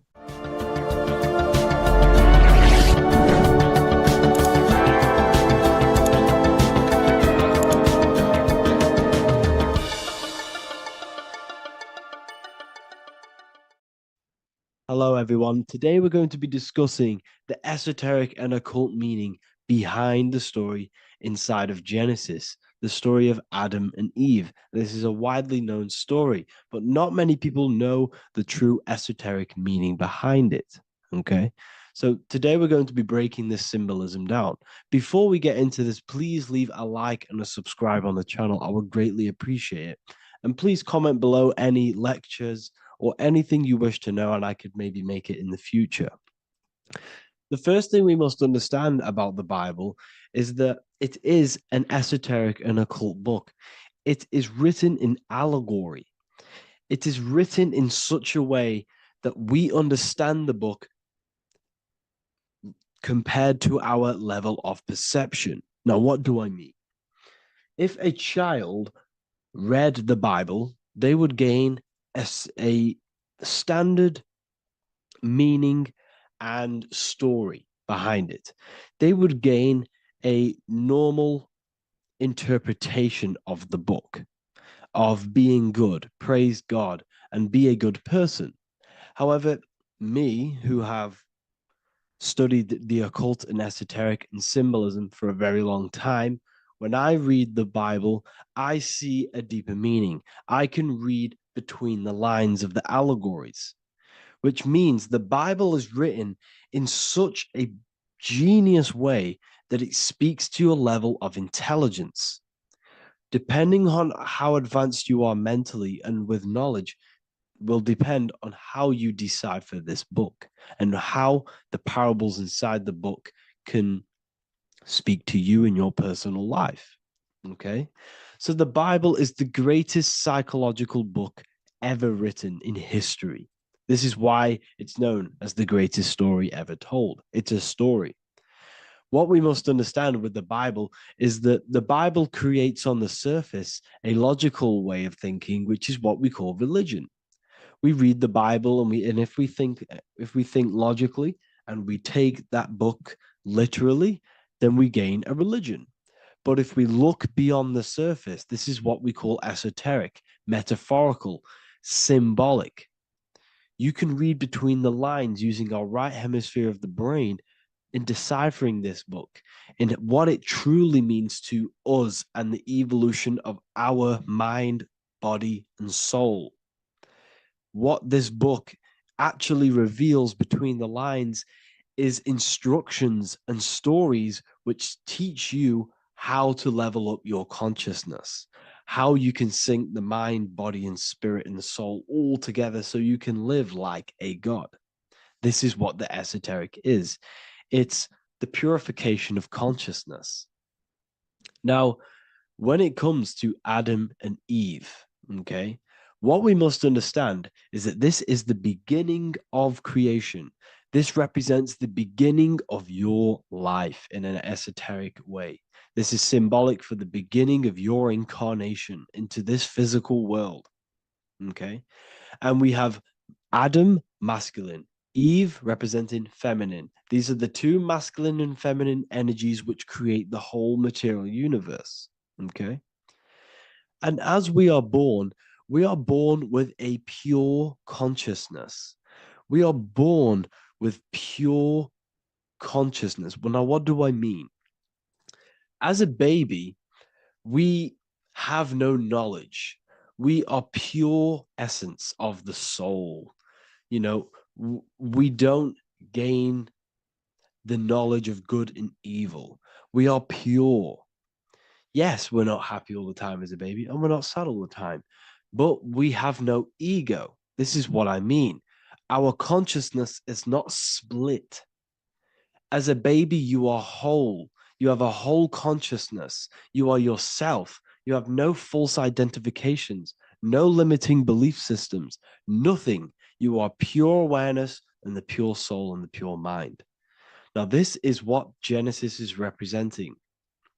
As we grow older, the more experiences we gain, the more thoughts we start to think, the more knowledge we gain of this world, the more impure our mind, our heart, our soul, our spirit becomes, the more impure our body becomes. As we grow older, we're infected with negative beliefs, negative thoughts, and society norms. This is a big one. As we grow older, we are molded by society. We shut off areas of ourself and we push them away so that we fit in with society. We all know this. We all did this in school. We pushed away parts of ourselves to act cool or to fit in, whatever it may be. Whatever type of person you were in school, we all went through this because society and culture is programmed. So as we grow older, our consciousness splits. We gain a persona, an ego, and we gain a shadow self, the subconscious, and we gain an ego. Now, the ego is what you show to people. It's that character that you show, that you put on to your culture, to your family, to your friends. This is a false identification. And we also gain a shadow self. The shadow self is gained through experience. This is the subconscious. Our ego is created through experience. And so is the subconscious and the shadow self. Okay. So as we gain age in this material body, we fall from the Garden of Eden. We gain the knowledge of good and evil. This is what the symbolism represents of us leaving the garden, us eating from the fruit. Now, the fruit represents the knowledge, it represents the insight, the experience, which splits our pure consciousness. Our soul splits. Okay? We lose connection with the divine. We lose connection with our pure self through material experiences. We may lose ourselves in material experiences. We may lose ourselves in lust and material gain, wealth, and all of these lovely things that the material world offers. We lose ourselves in this. Okay? And not only that, there's another symbolic thing that we're missing with being a child. There's another symbolic meaning behind this tree in this story of Adam and Eve. And this is sexual energy. Okay? As we are a baby, we have no ability to create another human life. We have no sexual urges. We have no desire for the material things as a baby. Nothing. As we grow older, our sexual energy cultivates around the age of, it's like 10, maybe earlier for some people or later for some people. This is what we call puberty, when our sexual energy activates. This is when the masculine and feminine energies are present within the body. And we are now given the ability to create human life. We're now given the ability to bring in a soul into the material world.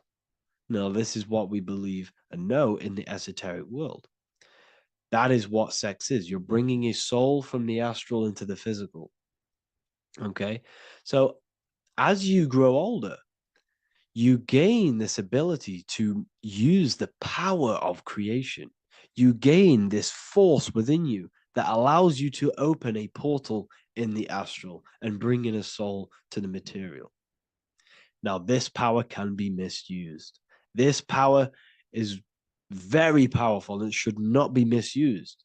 In occult and esoteric teachings, we teach and learn sexual transmutation, how we transmute sexual energy into different areas of our life so we can grow and create. Because sexual energy is creative energy. It creates a whole new human being. So if we retain it, we can transmute it into creativity.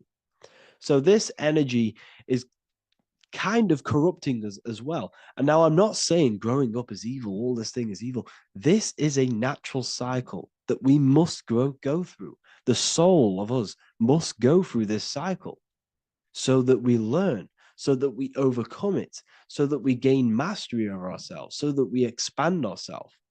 I recommend you watch the Evolution of Consciousness lecture that I did on my YouTube. An amazing lecture.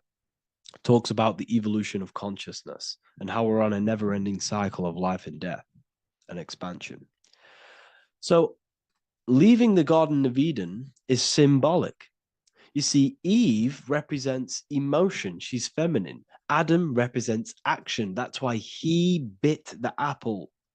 You see, Eve takes the apple and tempts Adam because she's the emotion. She's the sexual desire. And Adam eats it. He releases. He misuses the power of his creation. He misuses his consciousness because of material illusions and material desires. This is natural. Okay? As we grow older in this life, our soul has to experience sin. We have to experience negativity. We have to experience evil. Okay? And we have to misuse this power within us to learn about it so we can overcome it and gain control over it. Now, this is why the Bible says in Genesis 3:6, "For God doth know that in the day ye eat thereof, then your eyes shall be opened. Ye shall be as gods, knowing good and evil." This is very, very, very symbolic. We come into this world to experience a dualistic way of reality. We come into this world to challenge ourselves so the soul can grow, because the soul comes from pure love from God. But we come into this world so the soul may know what it's like to be evil. You see, we are like a seed. Our soul's like a seed. And when that seed grows, okay, and it's planted, them roots must grow to hell in order for the top of the tree and the roots to grow to heaven. In order for the soul to reach the highest states, it must descend down into the lowest states. Good and evil. This is the story of good and evil, okay? And this is the story, a psychological story of how the human mind has functioned in this life. This is what this story is representing, of how our soul and mind is functioning, how our consciousness is splitting and growing up and evoluting. Okay? Like I said, snakes represent sexual energy. They represent, snake, when you've been snaked. This is why we say you've been snaked, because it represents a temptation of sexual energy. This is why the Kundalini is symbolized as a snake. This is the serpent within us that we can rise to activate dormant brain cells in our brain. Now that's called the Kundalini awakening. I'm not going to get into that into this video, but this is what it symbolizes, the tree and the knowledge of good and evil, because our body is the tree. Our central nervous system is the tree. The snake is our sexual urges and this false temptation that tempts us to interact with sin, the material world, okay, and go against our higher divine self. This is what it represents. Now, it's very, very symbolic. Not everyone is going to agree with this, but this is my interpretation of Genesis based on my research of occultism, symbolism, metaphors, and me studying the Bible. This is my interpretation, and I hope it resonates with you. It might not resonate with you, but this is what makes sense to me, and this is what has made sense to many other occult researchers who are in this space as well. Okay, so please leave a like, leave a comment, leave a subscribe. I'd greatly appreciate if you could, just give me some support on this channel. We're nearly at 100,000 subscribers, which is insane. I just want to say thank you all. And yeah, I will see you inside the university. If you join, I'll look forward to mentoring you, connecting with you on the live calls. There's a new symbolism course, which is going to be available very, very soon. And yeah, if you join the university, you also get a 30% discount on all of my products, astrology readings, one-on-one calls, all of my books. Yeah, so I hope you gained some insight on this video, and I'll see you in the next video, and I'll see you inside the university. Have an amazing day. Mentalism, conscious and subconscious mind. You need to understand that the mind is the root and the cause of all reality. I am mind, you are mind. Every single living creature in this physical plane expresses and manifests mind. We are all the invisible substance of mind. We are all the source, which is God. We are all consciousness, which is mind. Before we manifest something physically, we manifest it within the realm of thought, which is the mind. Thought then manifests into astral imagination. This then gives energy within the etheric plane. Then we manifest it physically within the material effect world. Everything begins in the mind, and this is why the government are called government. The word men comes from the Latin word mans, which is an English translation for mind. We see this word in entertainment, government, mentality. It means mind. Govern means control. They are controlling the mind through information. Information creates perception within our minds, and so do the words that we use and the language that we speak. It all creates perception within the mind. It is our perception that creates reality, and our reality is a level of realization. Your reality is realization.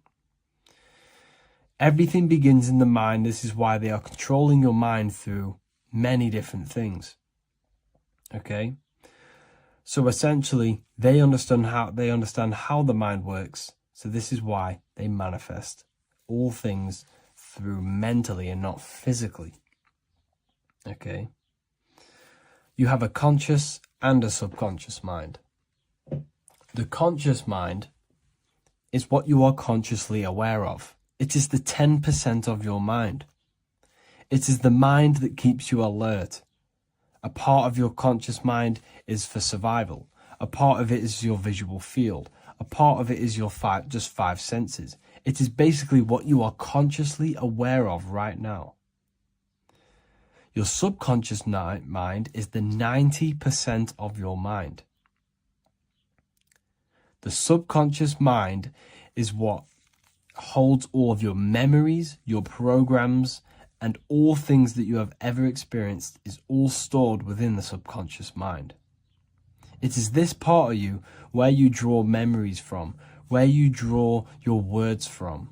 I am consciously speaking, but the words that are coming out of my mouth are not thought about consciously. They are coming straight from the subconscious mind, where all programs and memories are stored.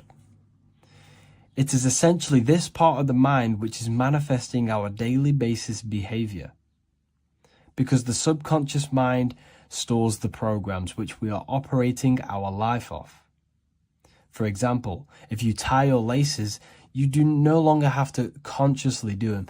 Your hands literally just know exactly what to do because you've done it that many times. So essentially, you create these programs within your subconscious mind through repetition and emotion. These are the two main ways your subconscious mind is programmed and installs things that you do on autopilot. The subconscious mind, like I said before, manifests 90% of your daily basis actions and 90% of your daily basis thought patterns.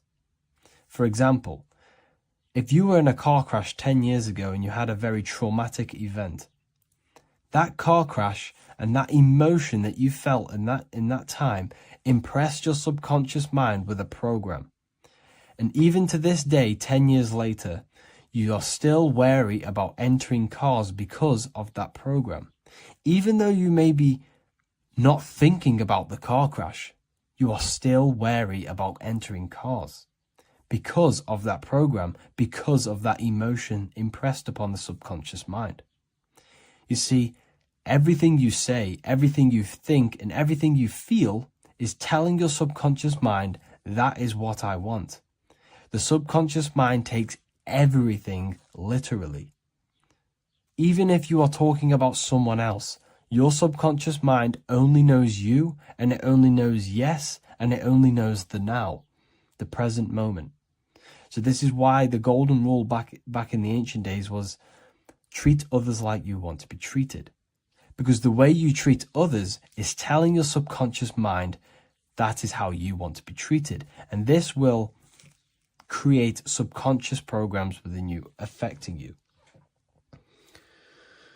So, before you go to sleep every single night, what you want to do is to impress your subconscious mind with thinking and feeling of something that you want to become. Become that reality. Think and feel that reality. And by doing this, you are impressing your subconscious mind, and you will wake up in the morning with ideas. Because when you install a program within your subconscious mind, like I said before, it manifests into at least 50% of your thought patterns. So let's say I created a program within my subconscious mind of how to become financially free. Well, I created the program that I am financially free. My conscious mind will start to slowly think about that program and how I can achieve that program, because the conscious mind operates on survival. So if you create a subconscious program of I am financially free, your survival conscious mind will start to operate and think and act on this program subconsciously. You won't even know that you are doing it, but you are. And this is the power of the subconscious mind. You have to reprogram it properly. You have to be careful of the things you think, say, and feel, because all of this is contributing towards molding your subconscious mind, which essentially molds your reality. It draws things to you. Hey everybody, welcome back to Living Life with Miss Faye. And today I thought I would talk about the Book of Wisdom, because to me, this is information that should be in every household. And you really shouldn't pass this by, because information like this may not be out here forever. But this information is so important, especially for you today, because so many things have been hidden from you about the world, about our living in the world, about our own existence. So many things have been hidden. And these books, the Book of Wisdom, this is book 1, and this is book 2. And they both are jammed with hidden knowledge. Now, I realize, I have been promoting this material for some time, because I wholeheartedly recommend that this material should be in everybody's home. Your children should be exposed to this material, because when they go to school, they're taught one thing. They're taught to be not to be free thinkers. They're taught to be followers in school. And this information goes into why that happens and why the system keeps you in the dark. All right. And also your religion has a lot to do with it. Now, even in your religion, a lot of things have been misconstrued, and some of it is just downright lies that have been told to you. But in this material, it tells you exactly what's going on. It really does. And it tells you the meanings behind a lot of the artwork that we've seen, and the beautiful figures and the way that the chapels are painted. There's a meaning behind all of that we are not privy to. But this information reveals it. These people have really dug deep into finding the truth. And I am a truth seeker. So I am all about finding out the truth. Now, in book 1, it's an overall summary, and it really opens your eyes about a lot of things. Look at this. Know thyself. Do you really know who you are? Do you really know who you came from? Do you really know how powerful you are? The powers that be don't want you to know that you have power. They want you to live your life in fear, number 1.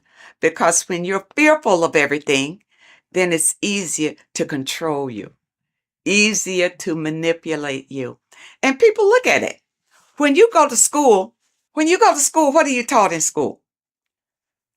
You're taught to follow instruction. You're taught a skill to work for someone else. You're not taught to work for yourself. You're not taught to think for yourself. You're taught to obey orders. People, you're bigger than that. You're more intelligent than that. And this Book of Wisdom will help to open your eyes You're not stuck in a life that you have no control over. In book 1, it talks about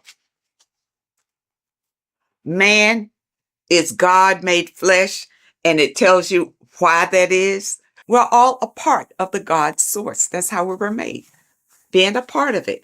And a lot of us don't know that. We just think we're just out here flapping in the wind, and that's not true. It talks about the influence that the moon has over our lives.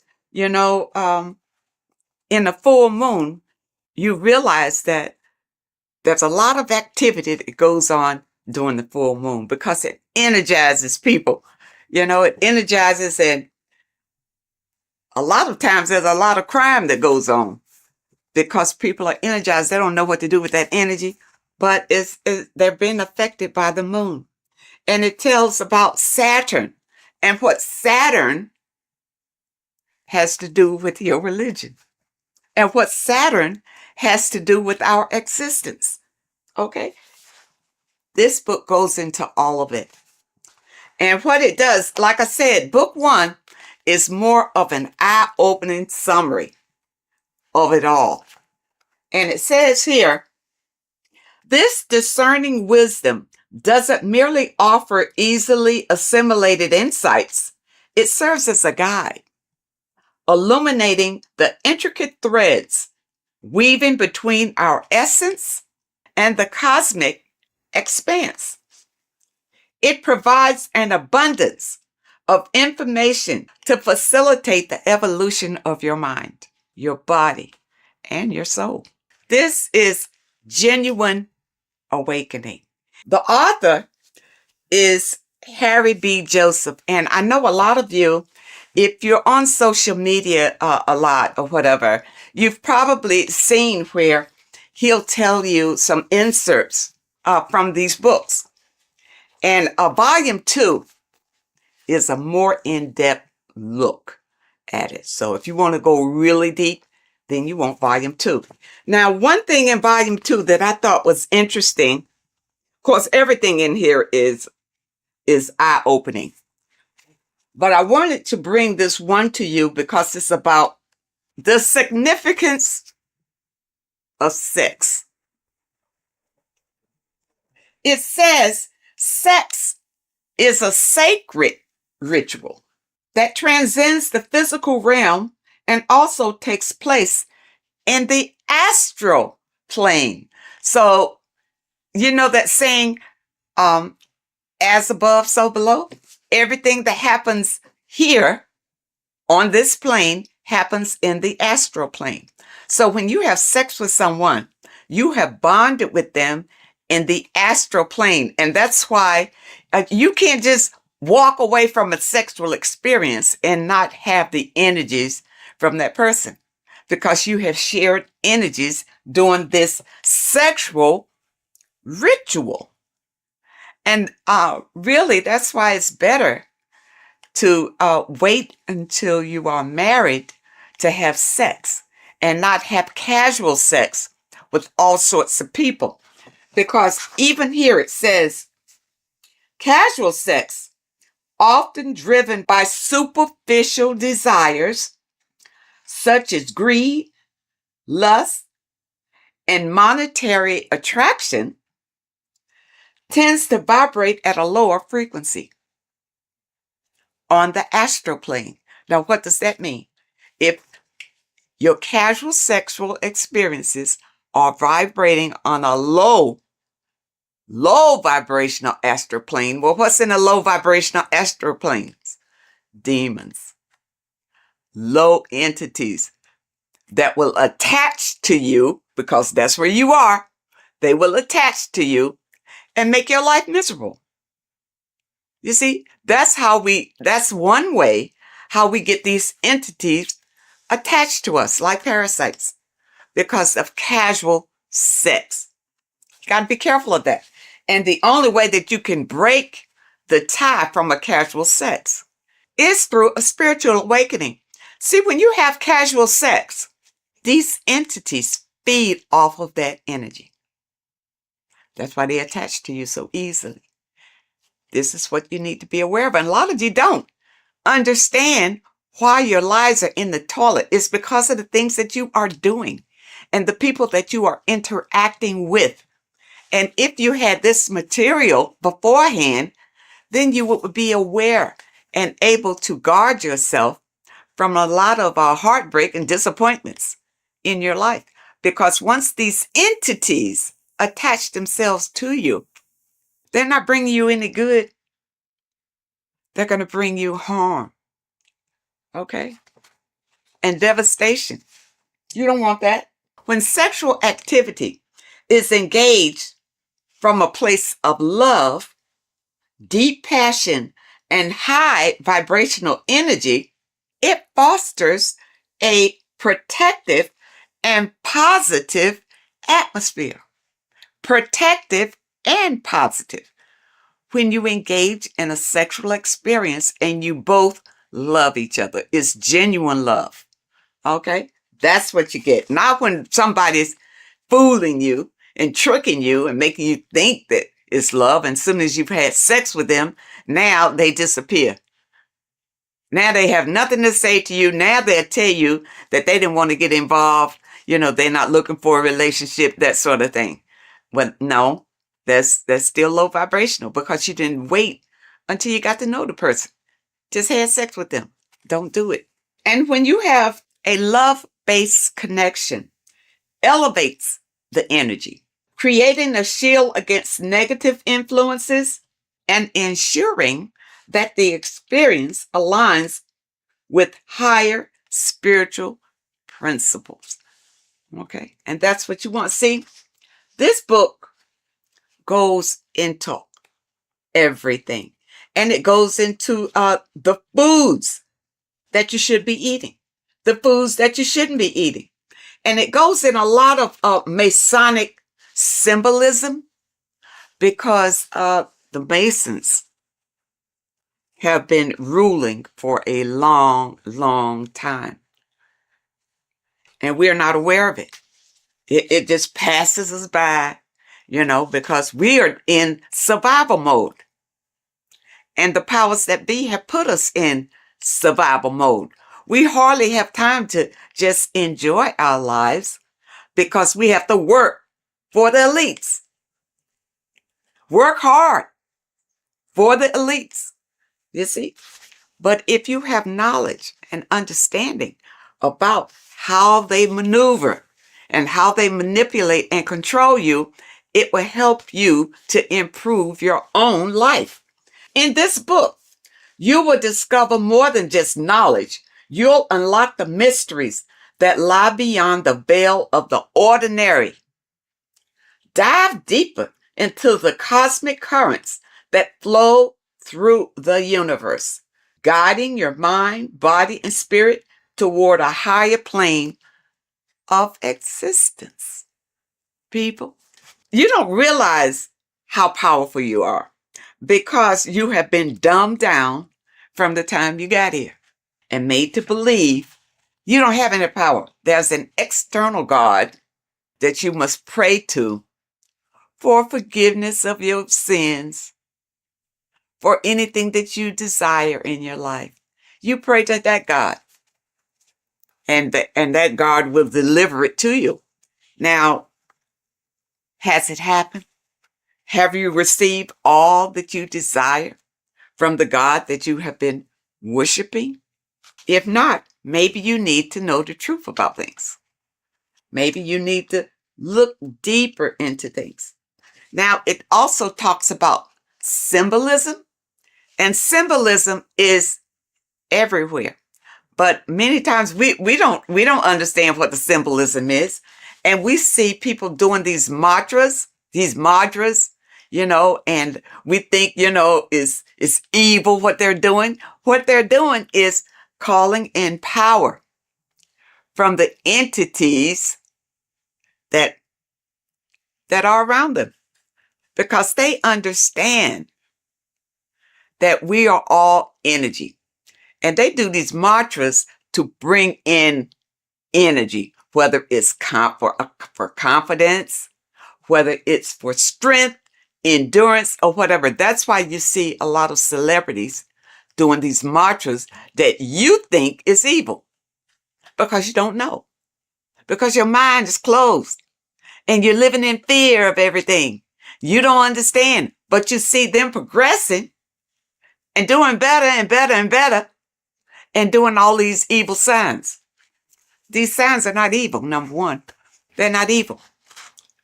They have learned how to manipulate energy to their benefit. And you don't know how to do it. That's why you need the information. You need the information to learn how to manipulate the energy that's already here to better your life. The first book will open your eyes to it. When I first got this, I tell you, when I first got this book, I was so impressed by it. I bought my people a book, sent them a book, whether they can understand it or do something with it or what. But I think it's so important just to have it in your home because somebody is going to pick it up and this information will resonate with them and put them on a path of enlightenment. And those of you who have your book, spend a little time every day reading and understanding because there's so much information, even in the first book, that it will take you a while to go through, where you can understand what it's saying in every page. The advertisement on social media talks about this book. He goes through some key points, but don't think that he's covering all of this information. It's too much information to cover in a 1 or 2 minute stint, but it's information that can change your life. This is the thing, people. It's worth every penny, even if you don't have much. If you don't have much, you need to save enough to get these books. Get both of them. You see, I got both of them. Start with this one. If you never dug into this kind of information before, start with this one. This tells about the black cube.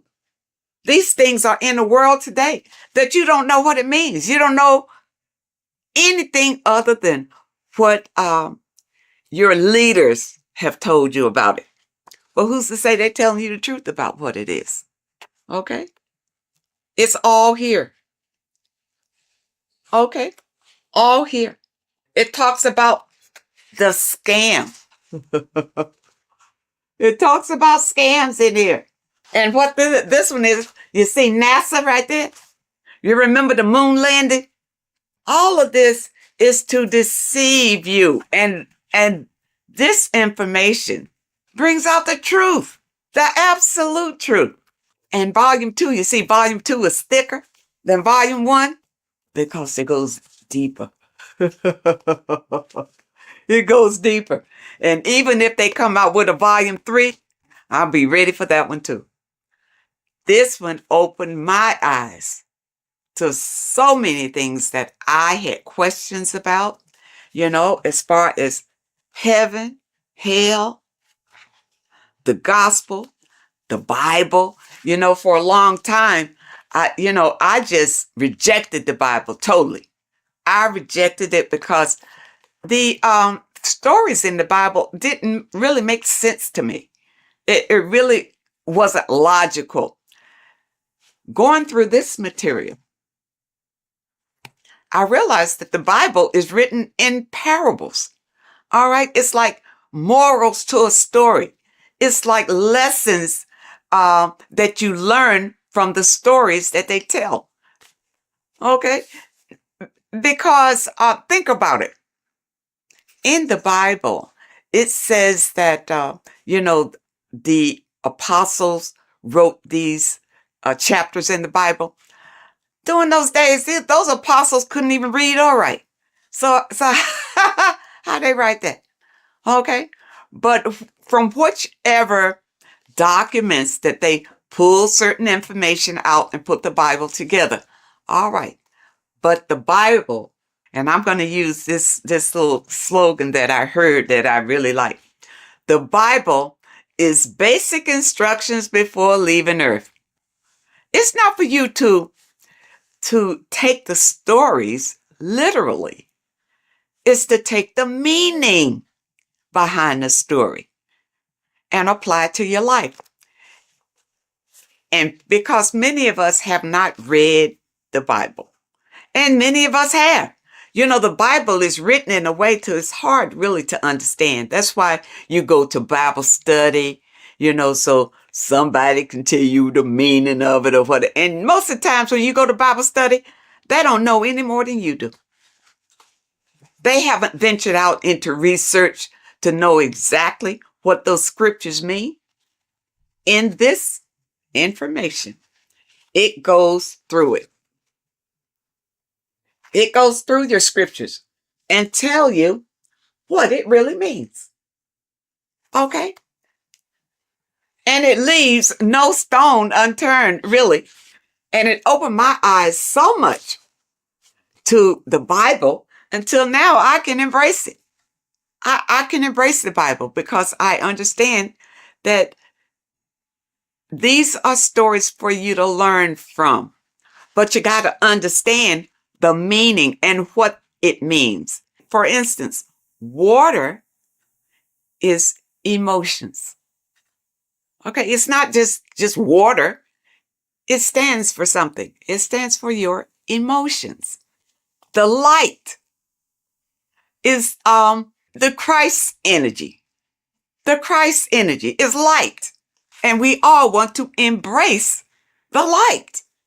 All right, so people who follow the Bible, understand the Bible, understand what the Bible really is. Don't be deceived by the interpretation of the stories. Many of the interpretations that you are given is to put you in a subjective role, a slave than a master.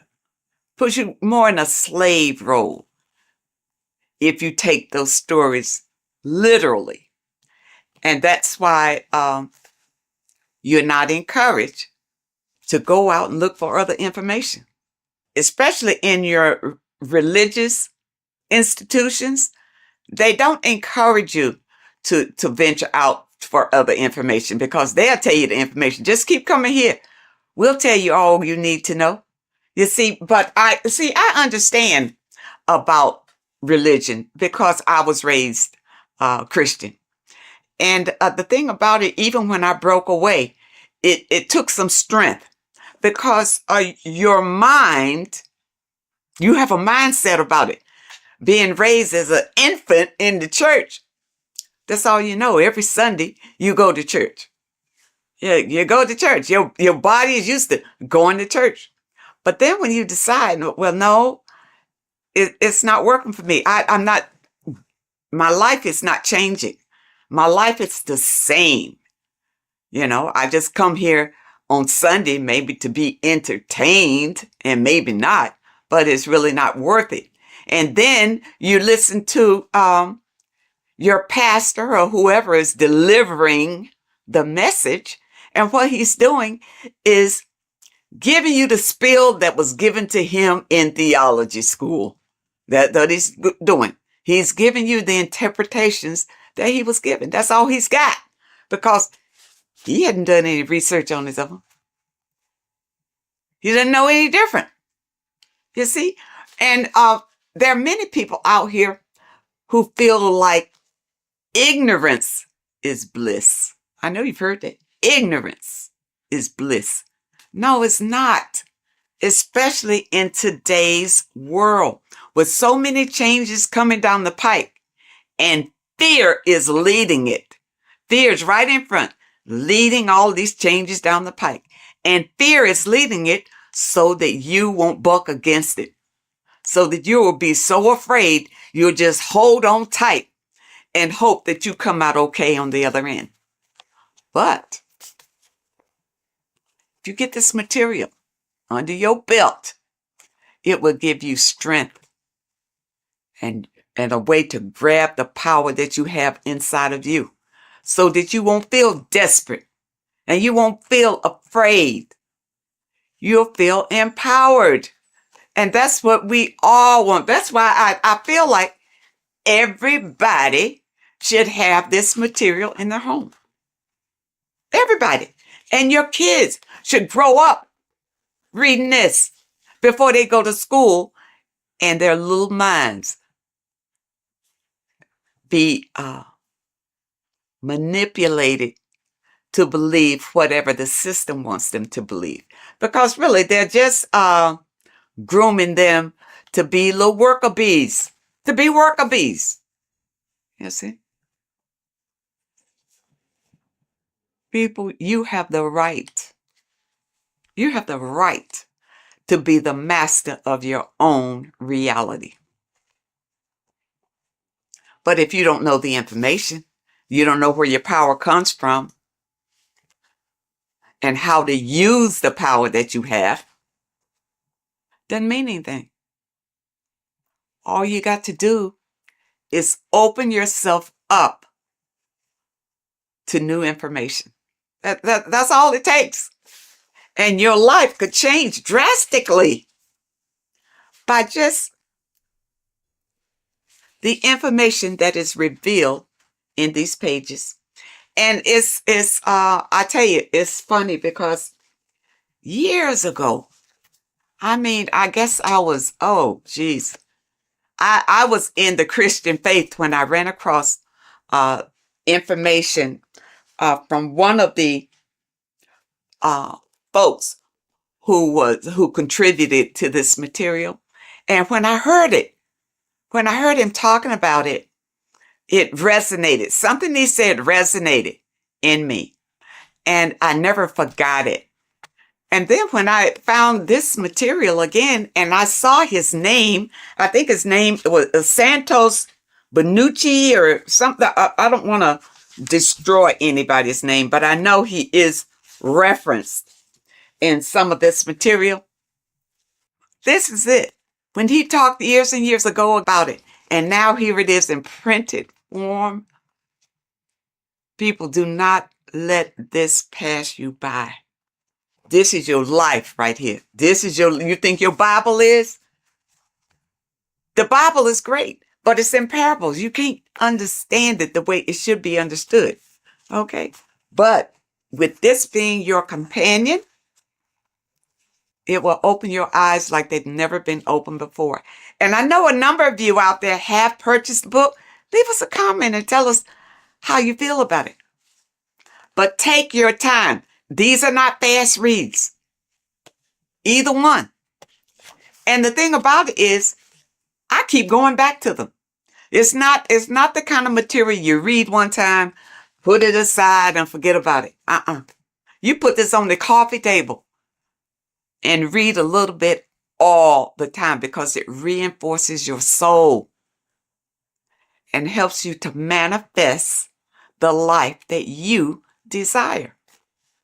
Okay, people, I hope that you understand, and I hope that it helps. And of course, I will leave a link in the description where you click on the link and you can get either one. You can get book, this volume 1, or you can get volume 2. And the volume 2 is in hardback. You know, when I first got it, it was in the soft cover, but I love hardback. So I have this in the hardback too, because the hardback I absolutely love. And because the books that I purchase, I want to pass them on to my people when I'm gone. They mean something. Stop wasting your money on stupid magazines and crap that doesn't mean anything. You buy a book, buy one that's going to change your life. Oh, and also, when you click the website, you'll notice that there are courses on there that you can sign up for, for those of you who want to go really deep. And also, there's a PDF on food. And I'm waiting for them to come out with the book on that. I don't want a PDF. I want the book. And once they come out with the book on foods that you eat and foods that you don't eat, I will be the first one to get that one. So I encourage you to add these to your library. This is the best material that I have found to date that opens your eyes to what life is really all about, and also opens your eyes to who you are and the power that you have to create your own reality. I thank you so much for joining me today, and I really hope to see you next time. In this video, we're going to be talking about the evolution of consciousness. You are born human, however, you possess consciousness, which is the awareness behind your being, the awareness behind your thoughts, the experiencer behind your five senses, the experiencer, the observer behind your thought, emotions, and senses. You are an eye, an invisible consciousness looking through a lens, which is your body. Your body produces this physical world that you experience. Your brain produces this world. Your brain and body is a technological computer. However, you are an infinite, ever-expanding consciousness behind this physical body. And there is an evolution of a consciousness, a cosmic journey of expansion. And this is why we see so much pyramid symbolism in the occult and esoteric world, and especially within Freemasonry. Because the pyramid represents climbing, an evolution, a raising state of consciousness, a journey. Steps symbolize a journey upwards. This is the raising and the evolution of consciousness, our inner world. The transmutation of our inner selves, of our souls and consciousness and our minds. So when we see this pyramid, we're seeing a evolution, a way up to source consciousness. And the eye in the pyramid represents your source consciousness. It represents illumination. It represents divine guidance through this evolution of consciousness. This is why we see the ladder. Consciousness is ever expanding on an infinite journey of evolution. Each individual is a part of this cosmic process, contributing towards the ongoing expansion of both mind and awareness. As we evolve, we collectively explore deeper levels of existence, expanding the boundaries of thought and consciousness. The mind has the ability to expand infinitely into new realms of thought, into new dimensions of mind. The mind cannot be filled up. It is not a physical substance. The body can be filled up because it is a physical thing, but you cannot fill the mind. Therefore, the mind is constantly expanding, ever expanding into new fields of thought. So what we see in Freemasonry, the ladder, is again a journey, an elevation of consciousness.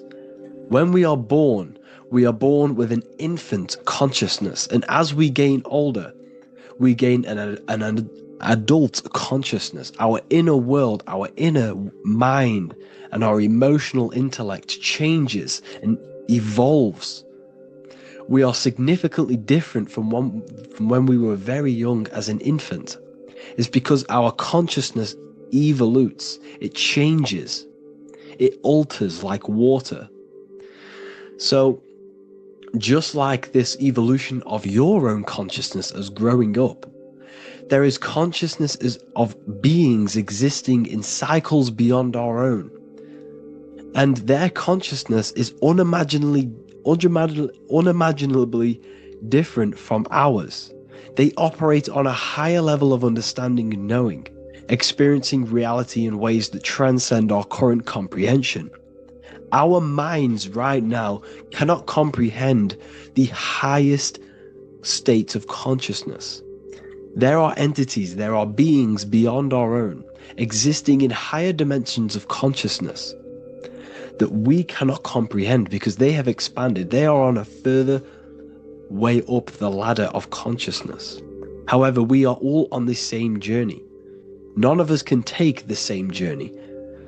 There is one ultimate goal, reaching source consciousness. However, this is always ever expanding. However, we are all on a different journey. There is one truth, one source, one goal. However, there are billions in different ways of reaching it, and we are all on these different paths to source consciousness, to this ladder, this evolution of universal evolution. Okay? Their awareness is attuned to new dimensions of existence, reflecting a more advanced stage in the cosmic journey of consciousness evolution. So when you take DMT, you are shot into these higher realms of consciousness where you meet these beings who look similar to these images. They are not speaking to you physically. They don't speak to you three-dimensionally through vibration and words. They speak to you mentally. If you have done DMT, then you know this. And if you have met these beings, then you know this. You might have even met some of these types of beings on mushrooms or any psychedelic drugs. Because ultimately, when you take these mind-altering substances, it's altering your consciousness. It's merging your consciousness with the spirit of that substance. And you are essentially attuning your mind to higher dimensions of consciousness. That's why we say we're getting high when we take these substances. Therefore, when you meet these beings on DMT, you are essentially meeting beings who are attuned to higher dimensions of consciousness, and they speak to you mentally. They speak to you telepathically through thought, because the universe is mental. Everything exists within the mind. The way you are now, your physical existence, is a state of mind. Mind, thought creates matter. Spirit and matter are two opposing ways of thinking. If we have a very spiritual mind, we have an expanded mind, we are a spiritual person through the mind. However, if we have a very low state of consciousness where we think about food, sex, lust, and all physical things, then we have a physical consciousness. Matter and spirit are two opposing forces, two ways of thinking. The mind attunes itself to different levels of understanding in different dimensions. So, essentially, this is what we're looking at.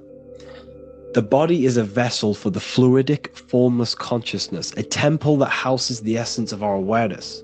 While the five senses are limited to perceiving only the physical plane, the mind transcends these limitations, capable of perceiving the full scope of reality.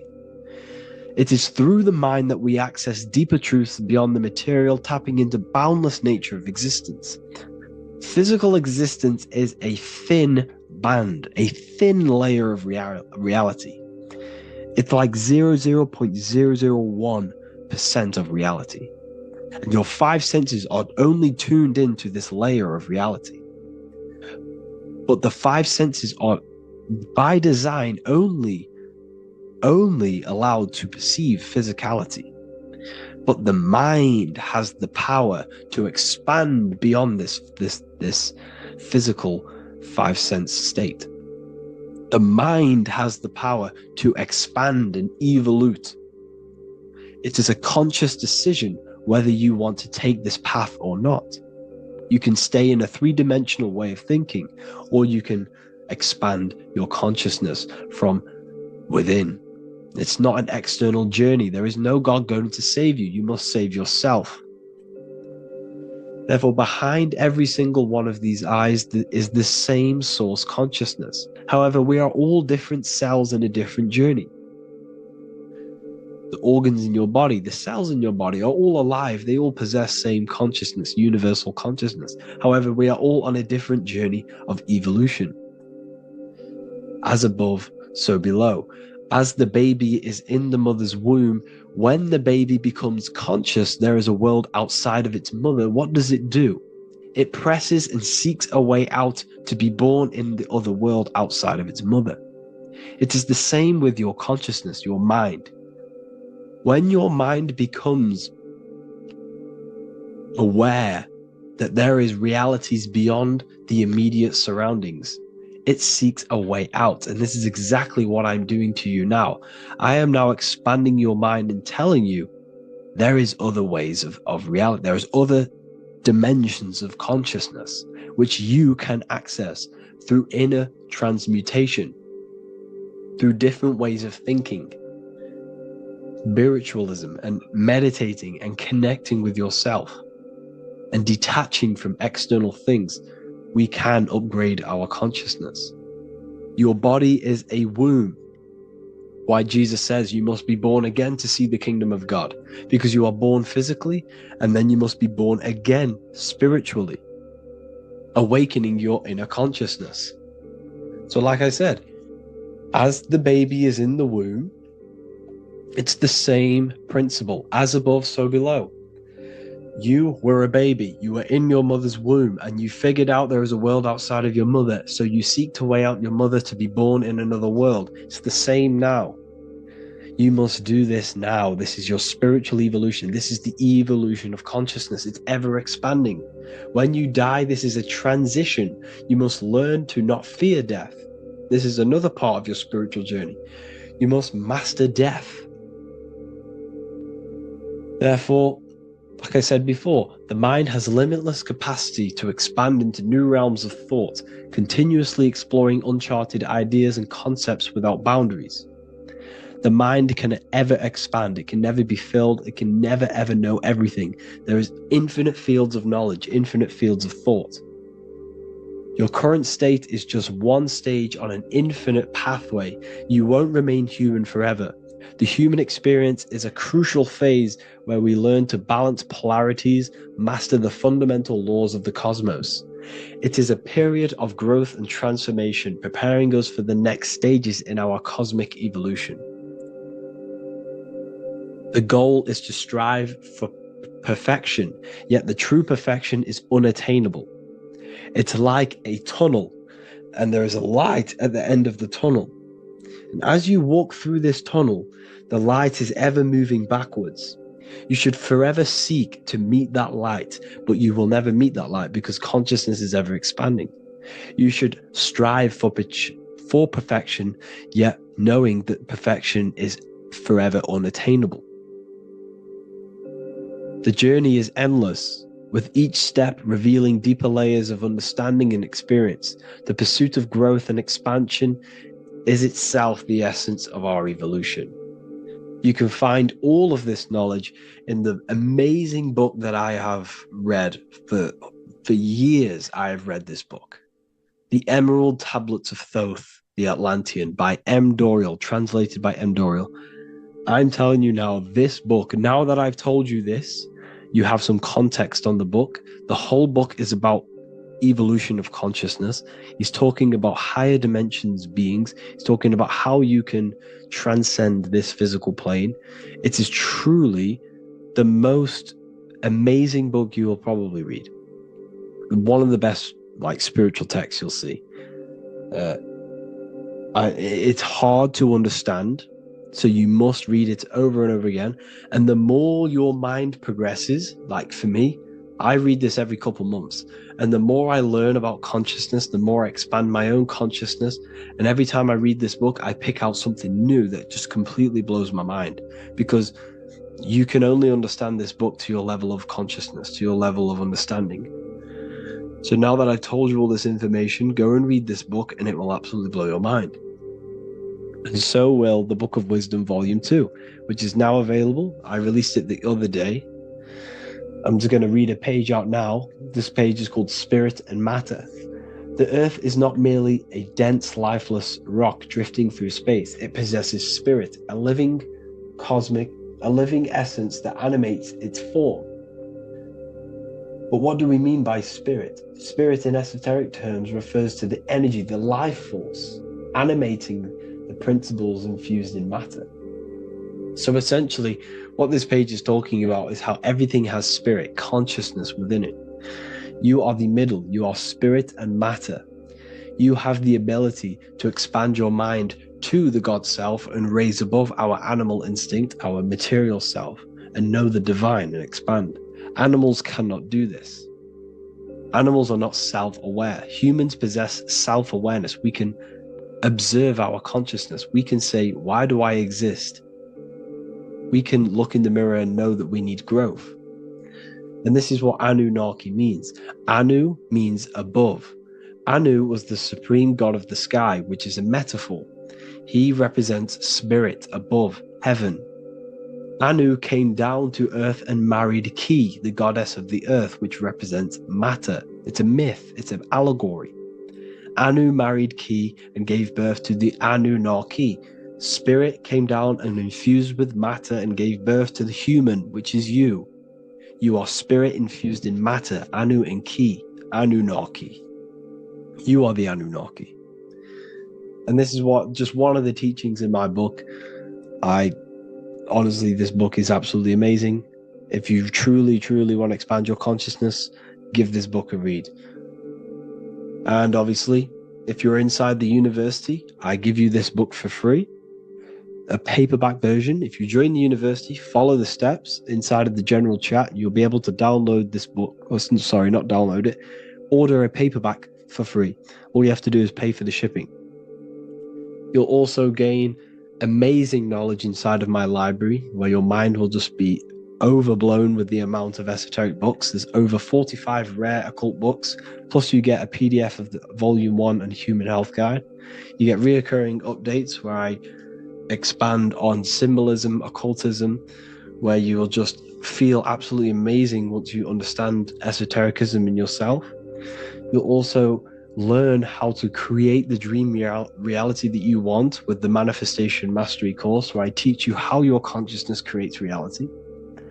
You'll have a real lectures where I post lectures on symbolism, occultism, esotericism. There's a conscious community and live calls and Q&A where you can ask me questions and I'll answer your questions. I just want to say thank you to everyone who has joined the university. Thank you for even liking and watching this video. Any support I just appreciate every single one of you. Please, if you can, leave a comment and a like on this video and let me know any videos you want me to make in the future. And I will start uploading a lot more to the YouTube. So yeah, thank you all for tuning in today. Have an amazing day.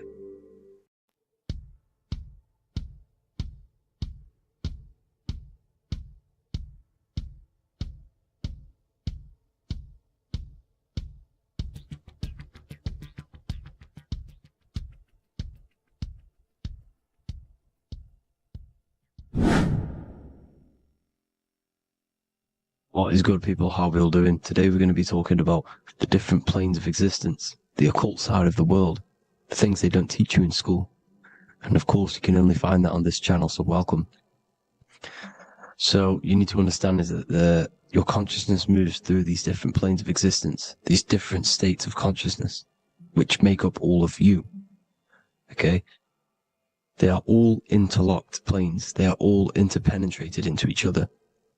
They are all one. They melt into the plane above and below. You see, each plane is a product of each plane. As above, so below. Now, the higher you go, the more fluid, the more dreamy, the less dense it becomes. The lower you go, the more denser it becomes, the more solid it becomes. The lowest plane is the physical plane, which you are obviously aware of. You are inside of the physical plane now. But while you are in this inside of this physical plane, you are indeed inside of all these other bodies which you have not awakened yet.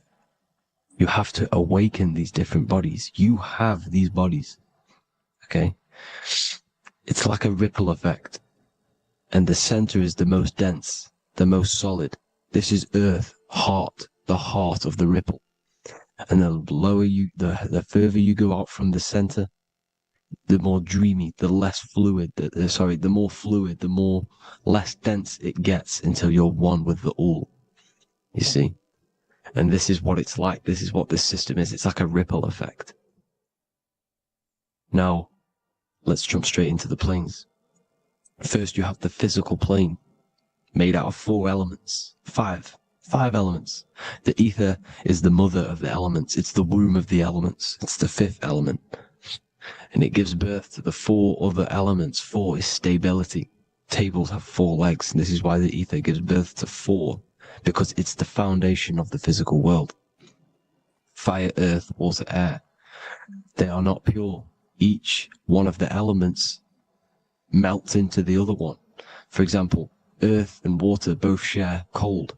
Water and air both share wet. You see, They compose of each other. They melt, they mold into each other based off the vibrational state of the ether. That's what it is. The four elements are the vibrational states of the ether. Okay? So you have the four physical elements making this, physical world. It's the lowest world. It's the world of effect. This world, whatever you see, whatever you experience, it's the effect. You can't change anything by manipulating this world. You got to manipulate the higher worlds to affect this world, you see? As above, so below. This is the lowest plane.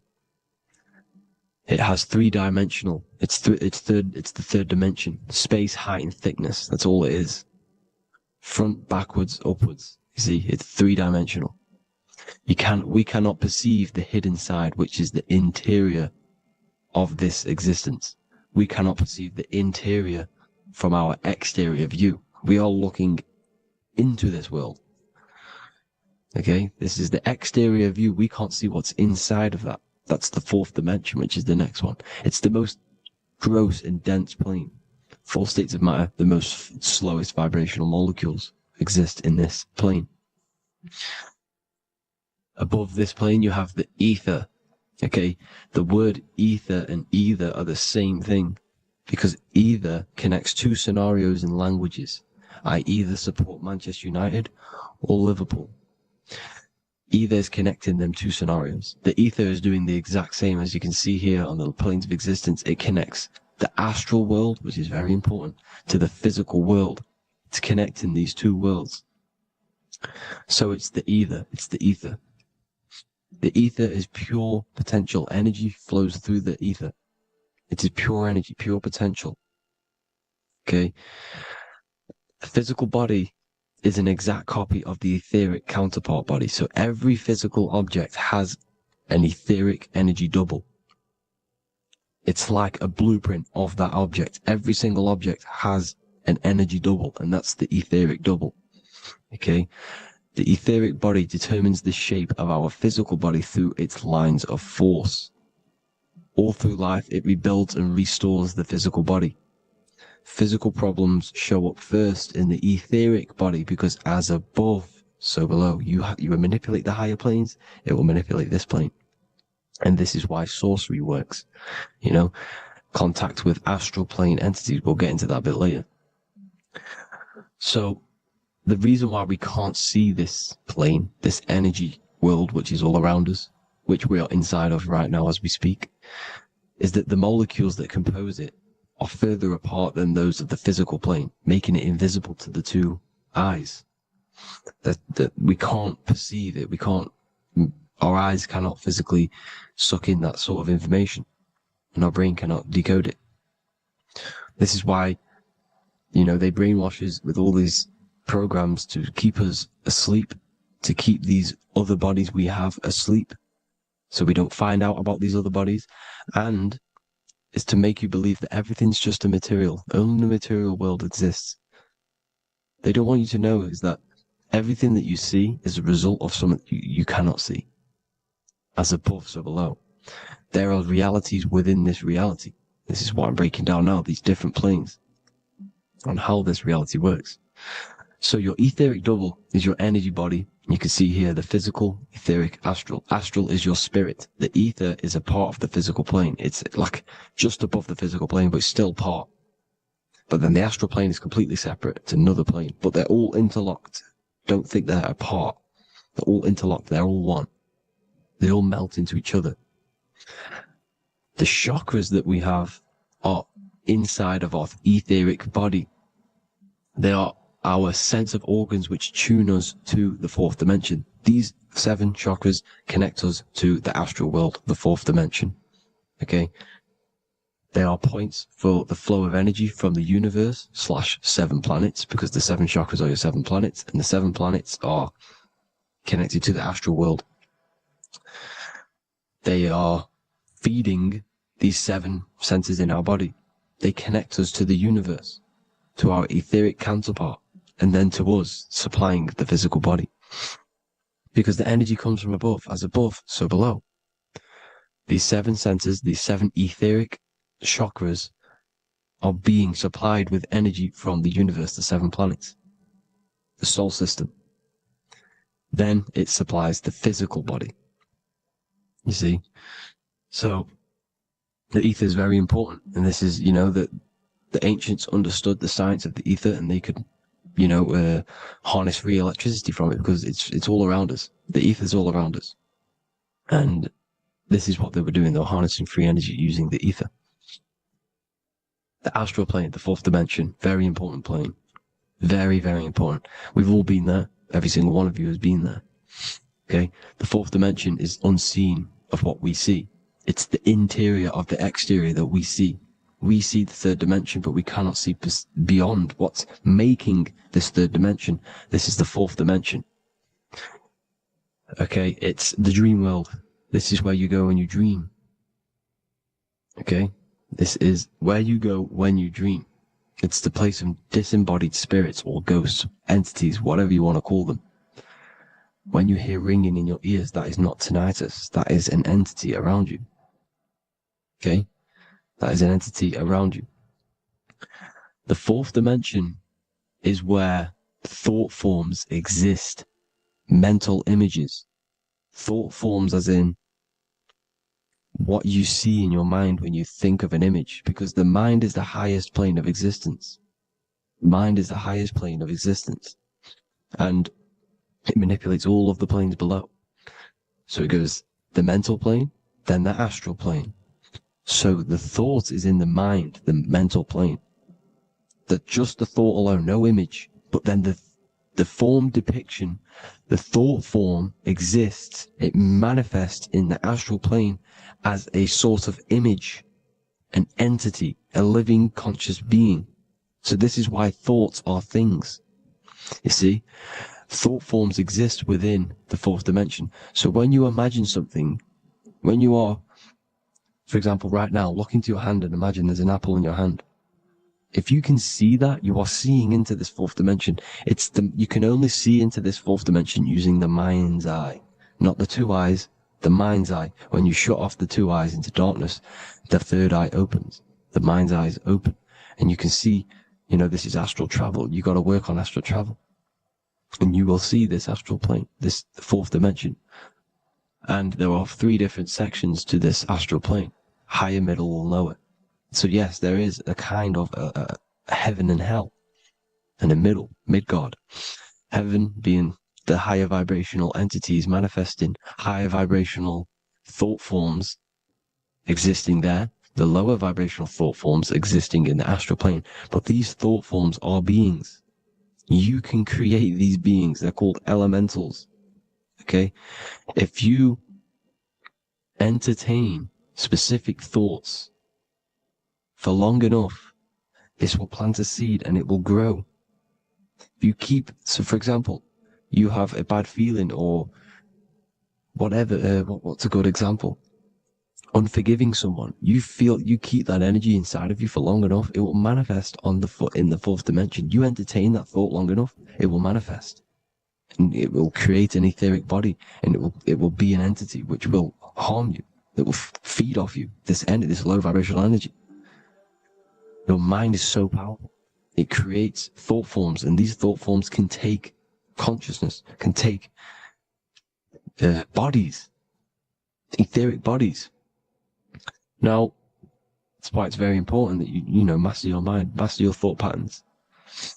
So this fourth dimension is the astral world. So when you have a nightmare, this is the lower astral plane. You're in the lower astral plane. Whilst this physical body rests at night, your consciousness, you awaken this other body, your consciousness goes inside of this other body, whilst the physical body lays asleep. You see? So it's all inside of you. This is what you need to understand. You just haven't awakened these bodies yet. You can awaken them. You just got to awaken them. Okay? The next is the mental plane. This is the mind, the source, pure cause, pure motion. The most less dense, the most fluid.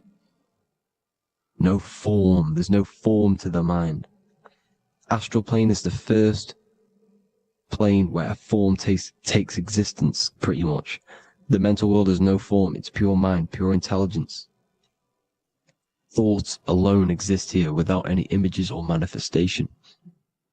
the most fluid, the most dreamy, the most causal plane. All of the rest take the effects of this plane.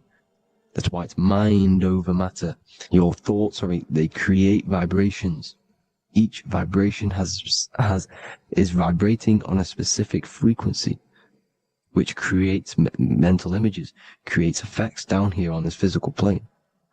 This is why it's so important to master your mind. Master what you think. Master your mind. It's the hardest thing to master. You could conquer the world, but it's probably harder to conquer your own mind than to conquer the whole world. I can promise you that, because the mind can play tricks on you. You got to listen to that inner guide within you that will constantly manifest the good things. So anyways, people, hope you learned a lot from this. Please work on trying to activate these other bodies. I will maybe do another video on trying to activate these bodies if you wish. Please comment down below if you would like to see that. And have an amazing day. Please like, subscribe, comment down below any video ideas you want me to do, any information you want me to spit. Thank you all. Have an amazing day.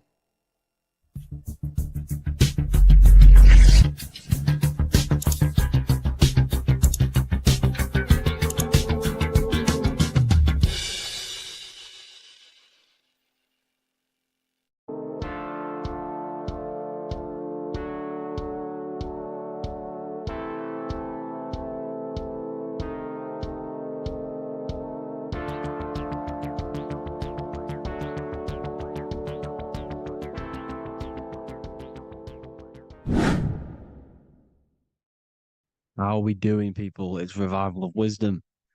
We're back today talking about sun worship. Okay? And please enjoy. Sit back and enjoy the video. First thing we need to understand is that the sun is the risen savior. It's the light of the world. Without the sun, we have nothing. Now, the sun is the Son of God. We didn't make the sun. No one owns the sun. But who created the sun? Obviously, the Creator created the sun. Therefore, it is the Son of God. And that is what Jesus is symbolizing in the Bible. The Bible is a metaphorical story. That's why it's called the greatest story ever told. Because it is a story about the sun, the zodiac. It's about you, the systems in the body. It's about everything that is sacred in this creation. Now you can see the suns behind Jesus' head in all of the ancient portraits. Even the ones that are more modern, you still see a sun on the back of his head. Because he is the sun. He's the light of the world, our risen savior. And this is what Christians are lost, because they don't realize it's a symbolic story. And they think Jesus was a historical person. He's not a historical person. Okay? This is what we need to get out of our mind. This wasn't a historical person. It's the Son, our risen Savior. The Son is the soul. It's the soul of this creation. Because what is a soul? A soul is pure life force, pure energy. Whatever a soul inhabits, it gives life to. Like our soul feeds our body. The sun feeds the earth, because the sun is a soul, and that's why the ancients called it Sol. Because it's the soul, and it's in you, and it's the light of the world. It's the light of everything. It gives life to all things. Here's Jesus and his 12 disciples. The 12 disciples symbolize the 12 zodiac signs. Aries, it rules the head region, because the 12 zodiac constellations rule specific regions of your body. Aries, the ram, you have a cerebrum in your head. This is Aries on the head of the table. His Gemini rules the arms and the lungs. The two twins, Gemini. He's holding up 2 hands for the 2 hands and arms. The twins. Cancer has a knife in his hand. It's not so clear, but he has a knife in his hand. Cancer is the crab. Crabs have claws. And he's pointing at Virgo's Adam's apple, saying there's no Adam's apple there. It's a woman. Who's the 6th sign? The 6th sign is Virgo, the Virgin, the only woman in the painting. Now, notice how there are 3 people in 4 groups for the 4 seasons and for the 3 months and 3 zodiac signs in each season: spring, summer, fall, winter. Matthew, Mark, Luke, and John with the suns on the back of their heads, because it's the 4 states of the sun. The 4 states of the sun. Now, 6th sign, Virgo, the virgin, the only woman in the painting with no Adam's apple. Then we have the sun, Jesus, red and blue, red shift, blue shift. Electromagnetism. The ancients knew this. He's got one hand open, one hand down, because the sun gives and retrieves. The sun rises and it falls.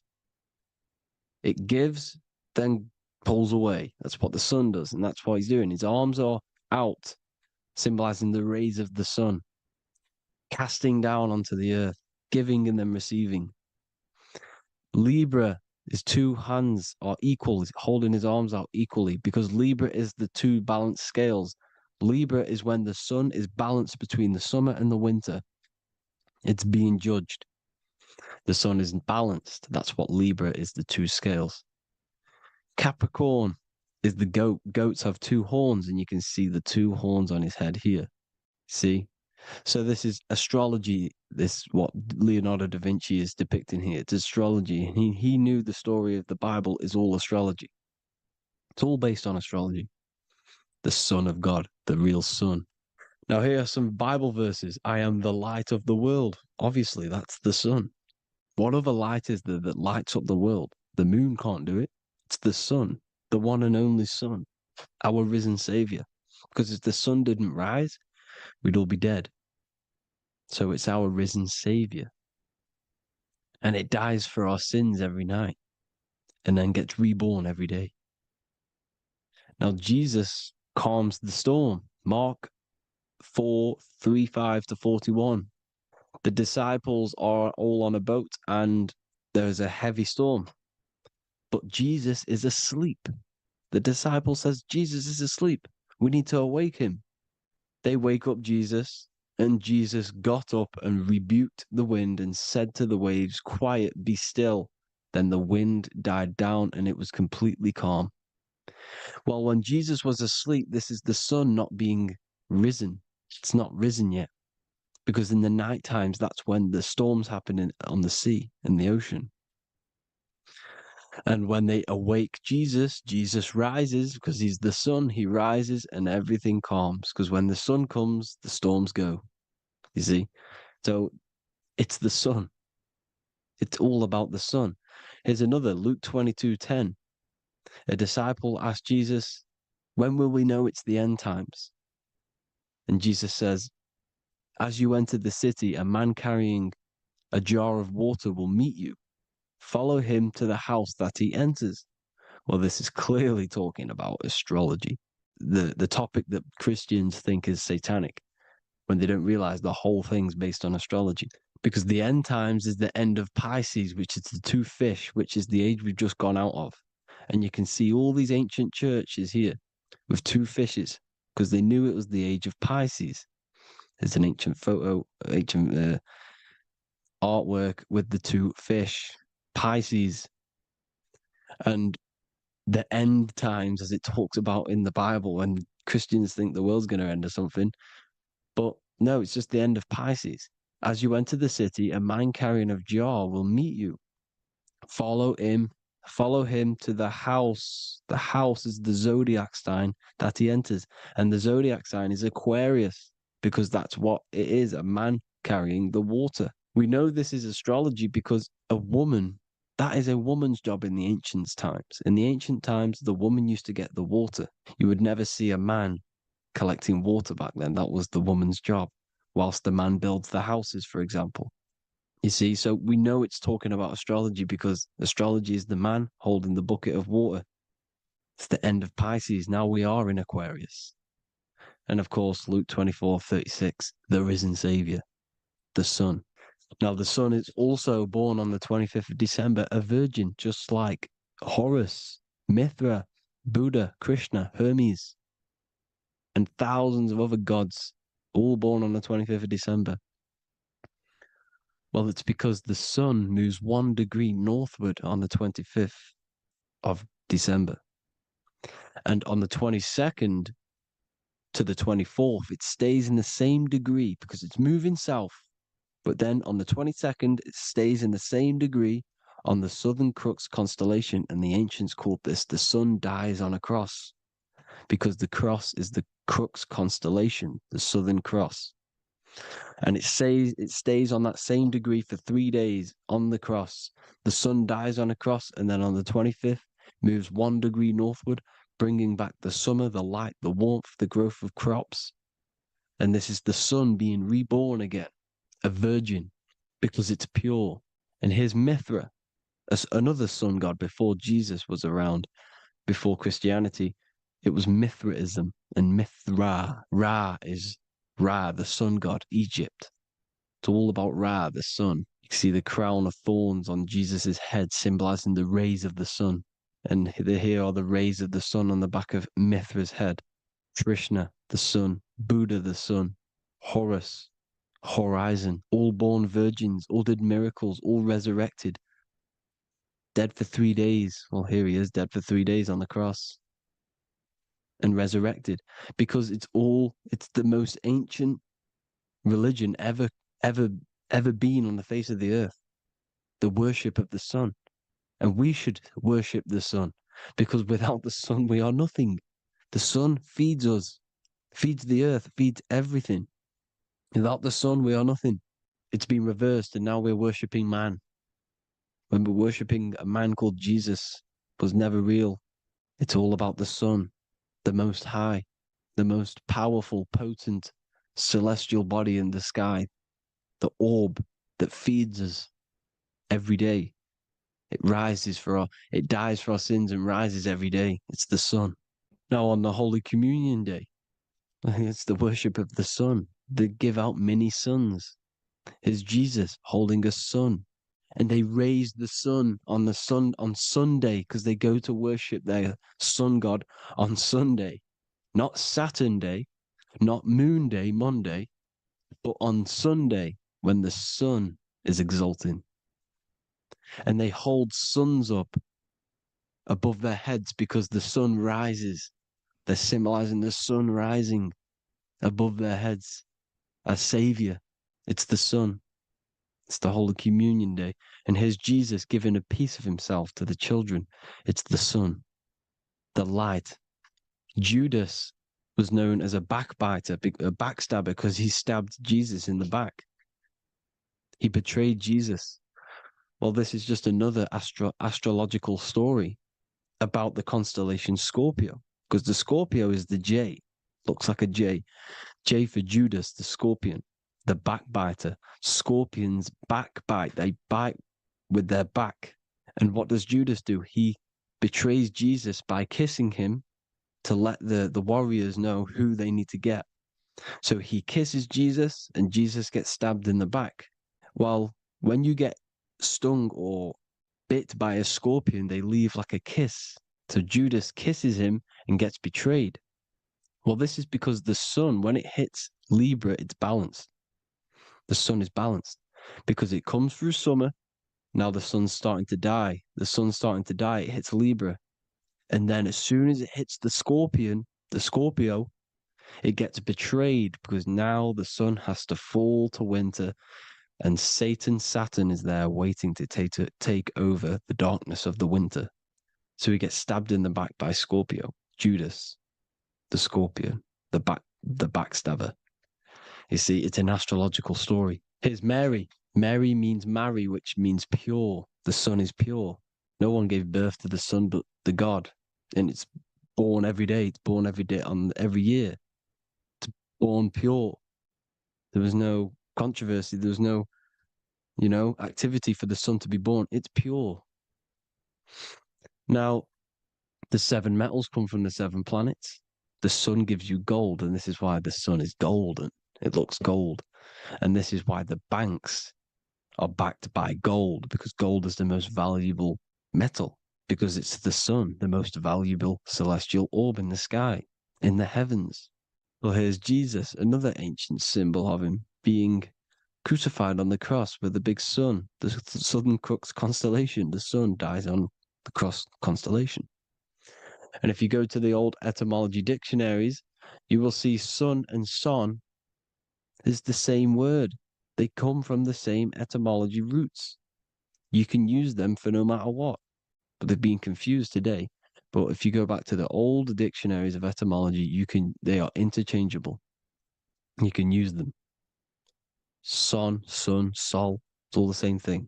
The 12 disciples, 12 brothers of Joseph, 12 tribes of Israel, 12 breastplates on the stones. Because it's all the 12 astrological signs. They could have used any other number, but there's 12.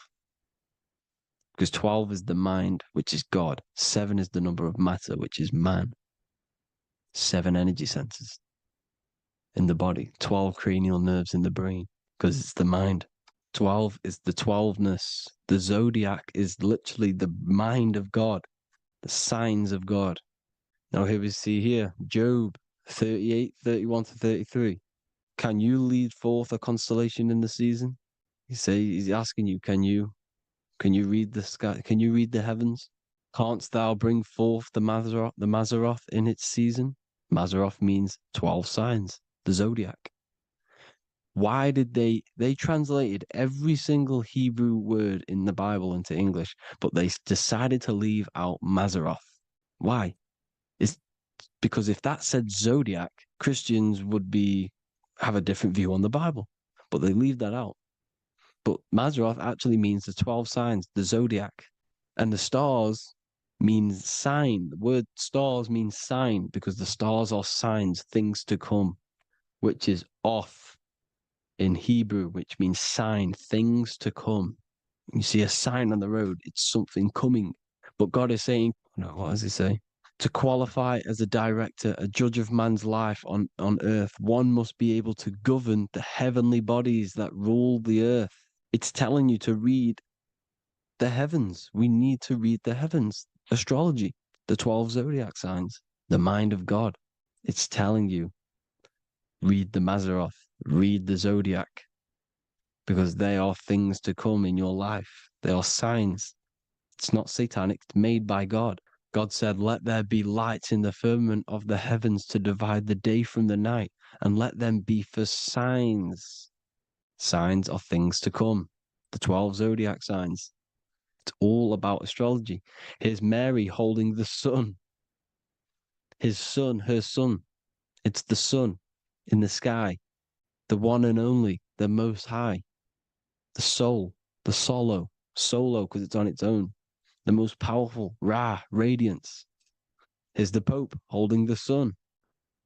All 3 popes holding the sun because they're sun worshippers and they know the true meaning and origins behind Christianity.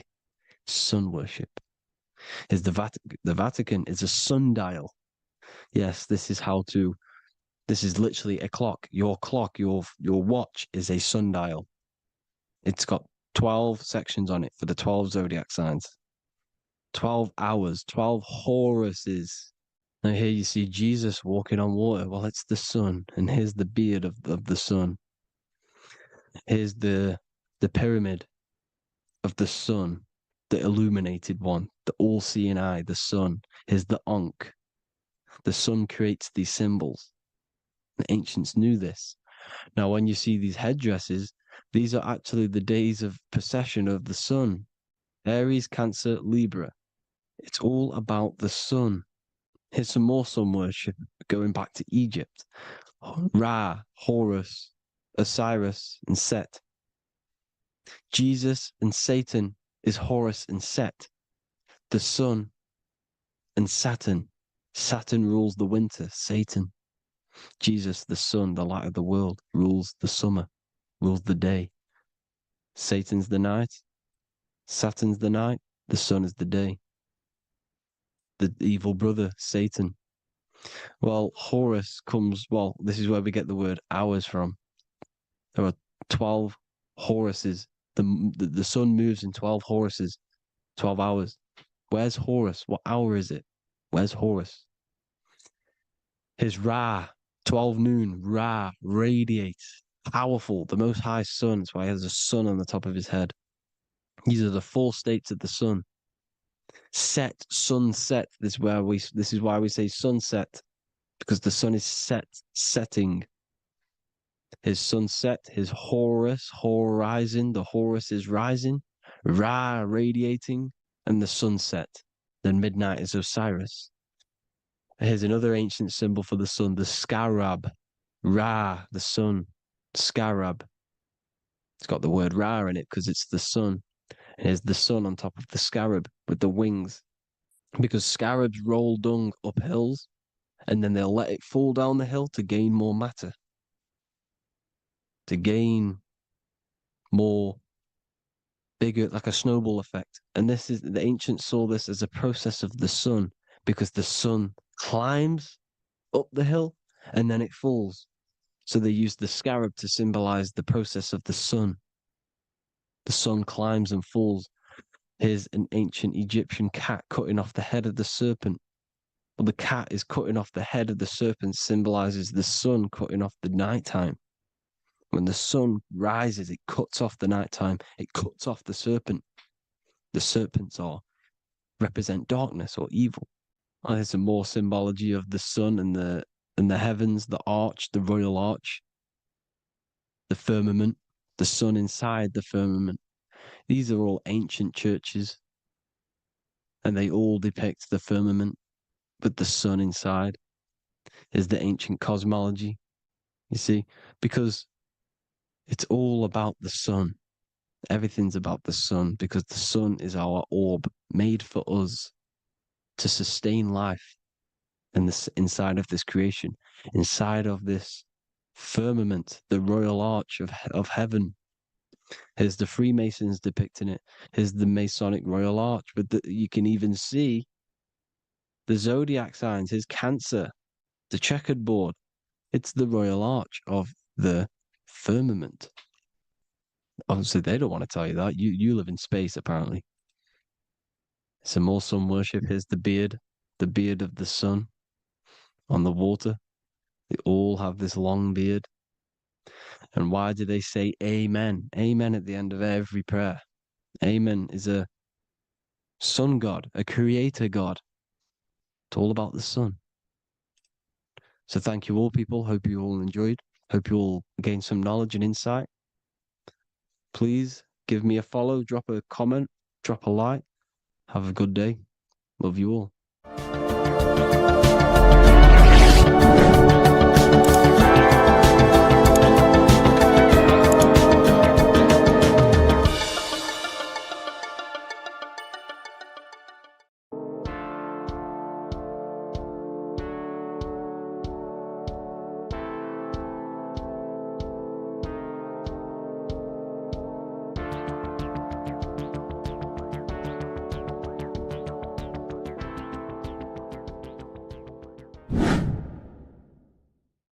What is good, people? It's Revival of Wisdom. Today we're going to be talking about Saturn.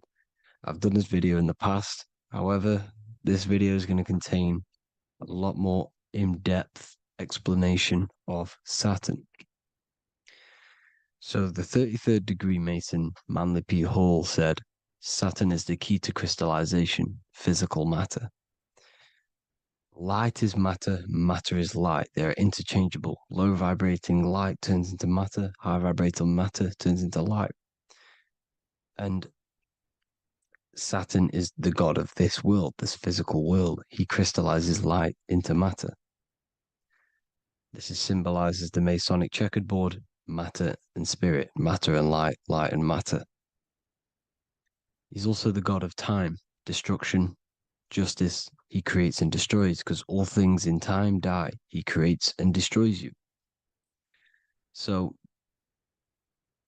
because we live in this physical world, which is the electric world, this is why we say electricity, because it comes from the root word of El, Saturn. They used to call Saturn El, E-L. This is why we used to say Elohim is God. The real God of this world is Saturn, but it's being hid. This is being hid. Jesus is Saturn. All of this is Saturn. It's all Saturn worship. It's the real God of this world, So physical matter is a result of two opposing forces equalized on the plane of inertia, because everything is created out of electromagnetic toroidal fields. And these two poles equalize on the plane of inertia, which gives you planet Earth, plane of inertia. The plane of inertia is what Saturn is. It's the ring around the center of the plane of inertia. Thank you to Walter Russell saying, physical matter is a result of two opposing forces on the plane of inertia. This is what Walter Russell says, so please check out his work. He's got many books, many books on light and electromagnetism and stuff like that. So I advise you to check him out.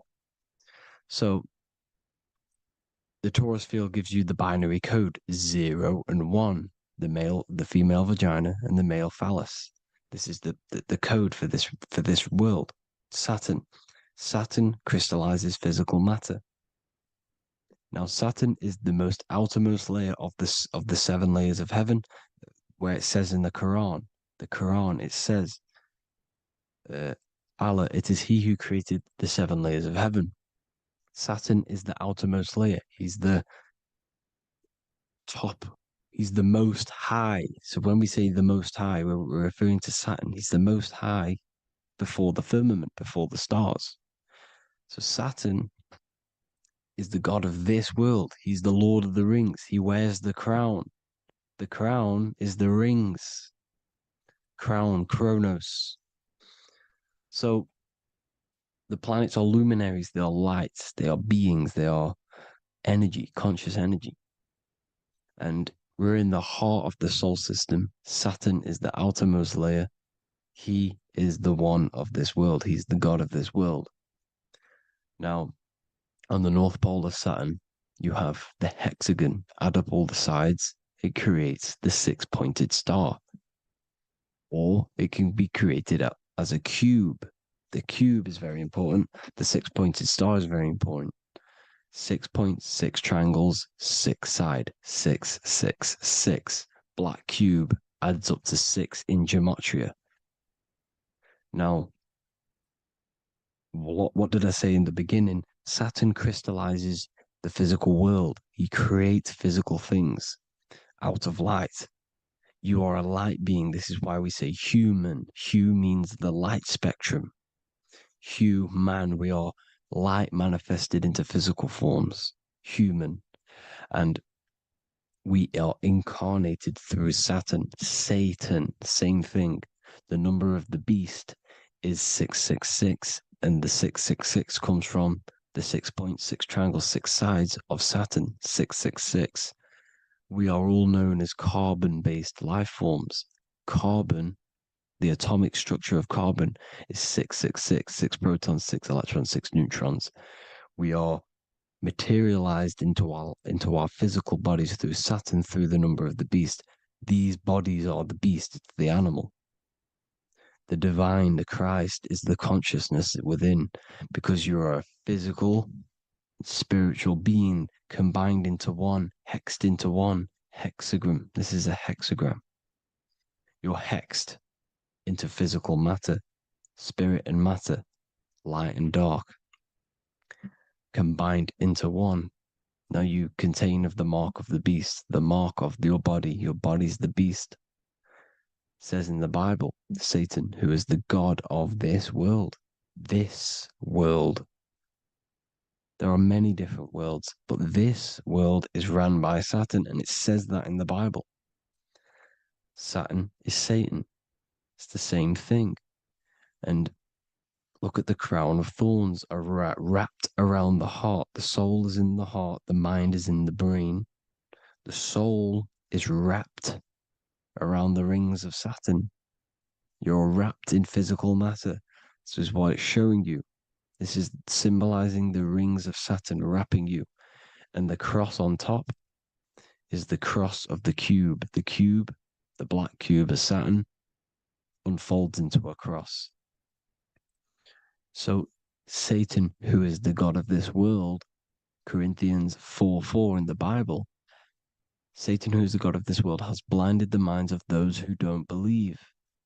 Saturn blinds your mind because the God of this world materializes you and he blinds your mind when you incarnate into physical matter. When you enter this soul system, not the solar system, you hit Saturn first. He materializes you. And look at the symbol for Saturn. This is the symbol for Saturn. All of the planet symbols are created out of the Holy Trinity. The Earth, Moon, and Sun. Body, mind, and soul. The sun is your soul, the moon is your mind, the earth is your body. Your body's made out of the 5 elements. The sun is your soul because the sun is life force, gives life to everything. Your sun is a soul. Your soul is the sun of your body. The moon is the mind. The moon is the moon of your body, the mind of your body. Intelligence. So all of the symbols of the planets are created out of these. The Saturn symbol is created out of the Earth cross, matter, and the moon crescent, moon, mind, matter over mind. This is why Satan, who is the god of this world, has blinded the minds of those who don't believe. He blinds your mind. Look at the symbol, it's showing you. The Saturn symbol is matter over mind when it should be mind over matter. So we descend into a soul system, into our 666 Saturn carbon suit bodies, and we are matter over mind. Then we have to move up the spine to go back up to spirit, to mind over matter, where you manipulate your own reality. Now look at this. It creates the number 5. 5 is the number of change. You're moving from this side of the number sequence over to the right side. You're moving from the spiritual into the physical world. You're incarnating into the 5 elements, the 5 senses. So the cube, the black cube of Saturn, is another major symbol. Very important symbol. Here you see the cube, and the color black is associated with Saturn because Saturn's associated with death. He creates and destroys. Light and dark. Death is associated with black, spirit, because you can't see spirit, which is blackness. So the black cube is black because Saturn rules the nighttime, which is dark, blackness, and he rules the winter, which is death, blackness. So Saturn is the black cube. Cubes have 6 sides: up, down, right, left, back, and forward. Cubes are 6-sided. Everything is 6-sided inside of this creation because you're incarnating, you're materializing, crystallizing into the cube, the world of the cube. Everything's a cube. Everything's got 6 sides. Here's Leonardo da Vinci showing you that you're in the cube. Leonardo da Vinci did this famous painting. You're in the cube, you're hexed into physical matter, where you're incarnated into the 3rd dimension, the 3-dimensional world, which is a cube, 3D. And black cube adds up to 6 sides of the black cube. The Kabbalah means cube god in Arabic. And look at what they do. They worship the cube, the black cube, and they stand in rings like the rings of Saturn. Australia, Denmark, Manhattan, Santana all have these black cubes. You go to New York, you will see the black cube there as well. These black cubes are everywhere because it is the real God of this world, So look at the cross. The cross unfolds into the cube. Xbox, Nintendo GameCube, Sega Saturn, anything to do with a simulated gaming reality, they put Saturn in it because we're in the simulation of Saturn. This is a simulation.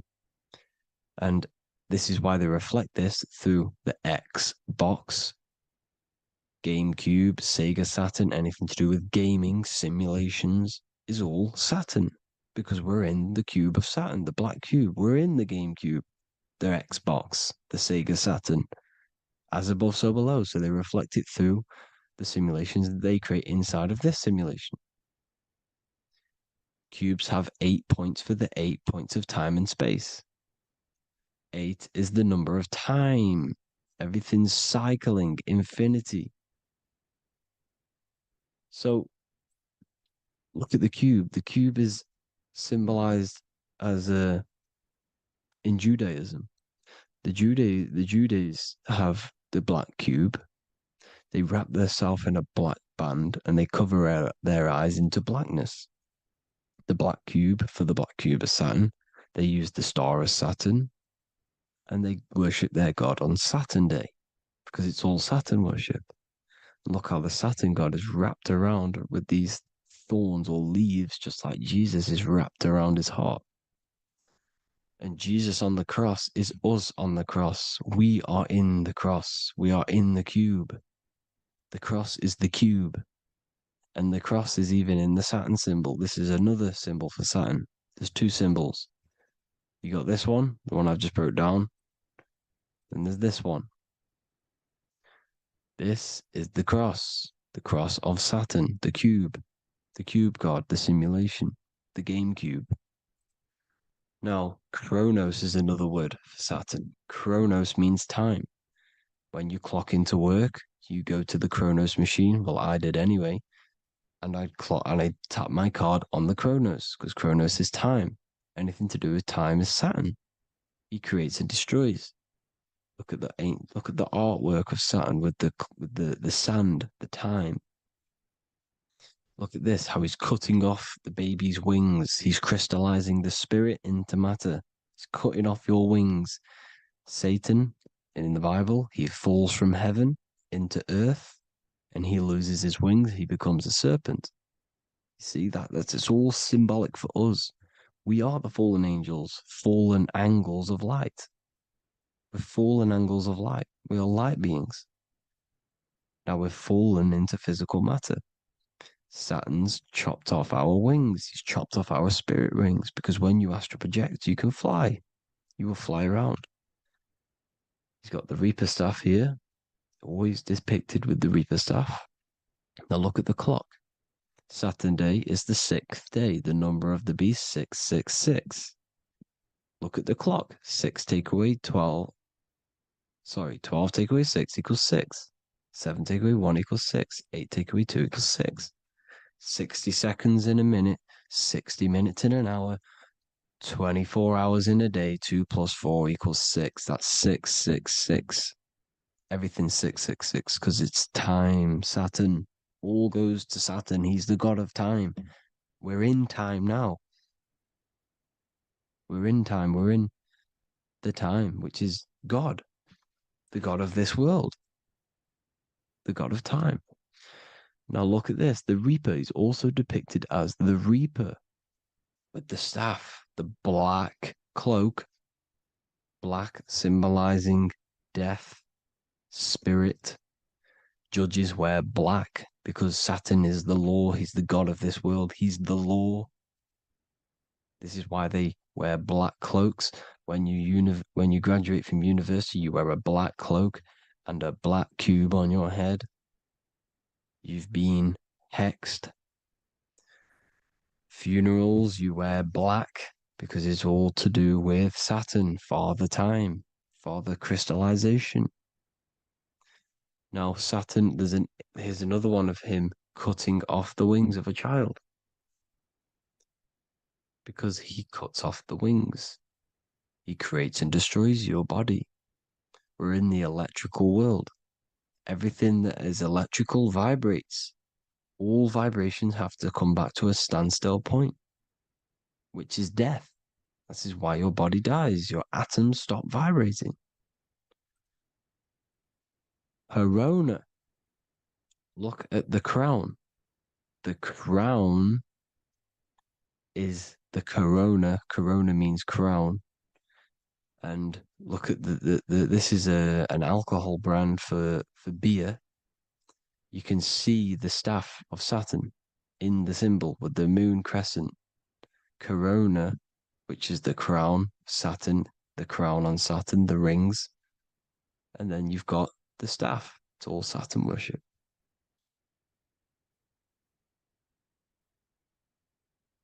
Is the black cubes of 9/11. two black cubes. This was a ritual for Saturn. It's all ritualistic. And look at the Star of David, the Star of Saturn. It's not the Star of David.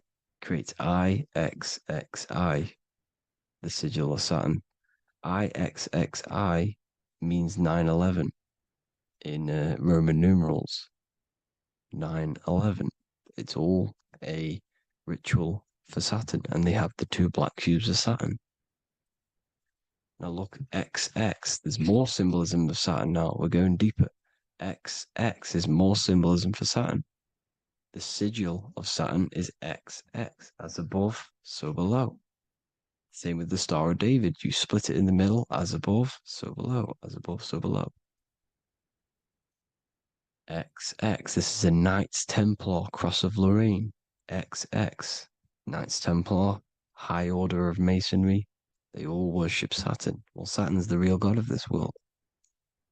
X Eon with the XX, XXL magazines, which is all to do with famous rappers and stuff like that. When you die, you put XX on the eyes because it's Saturn. He's the Reaper. Is Jesus with the XX crown with the thorns around his heart, around his soul, with the cube on the top, the cross cube. Lil Uzi Vert with the XX cross of Lorraine. Jay-Z with his alcohol brand, XX cross of Lorraine. The X Factor with the rings of Saturn. All Saturn worship. The seal of Melchizedek is also Saturn.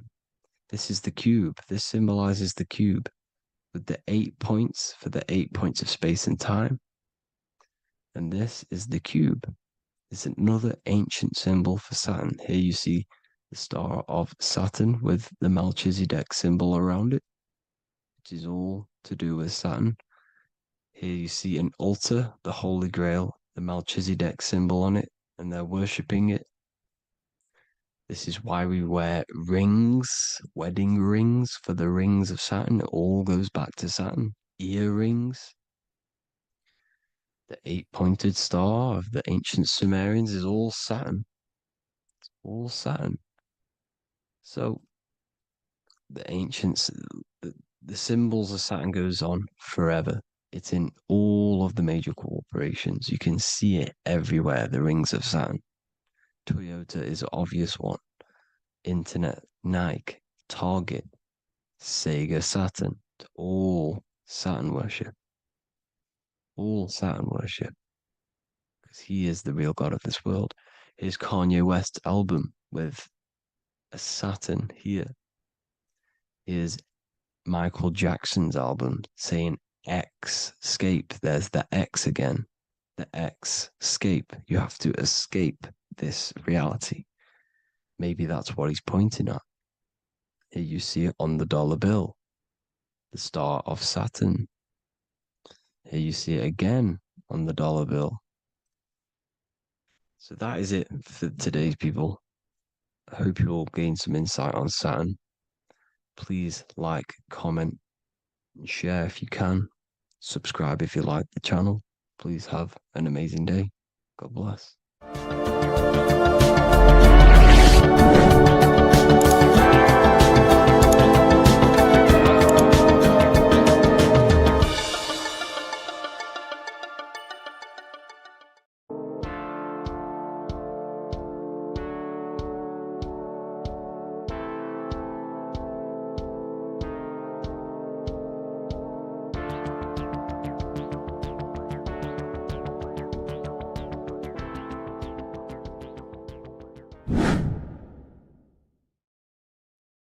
How are we all doing today, people? It's Revival of Wisdom, and today we're going to get real deep.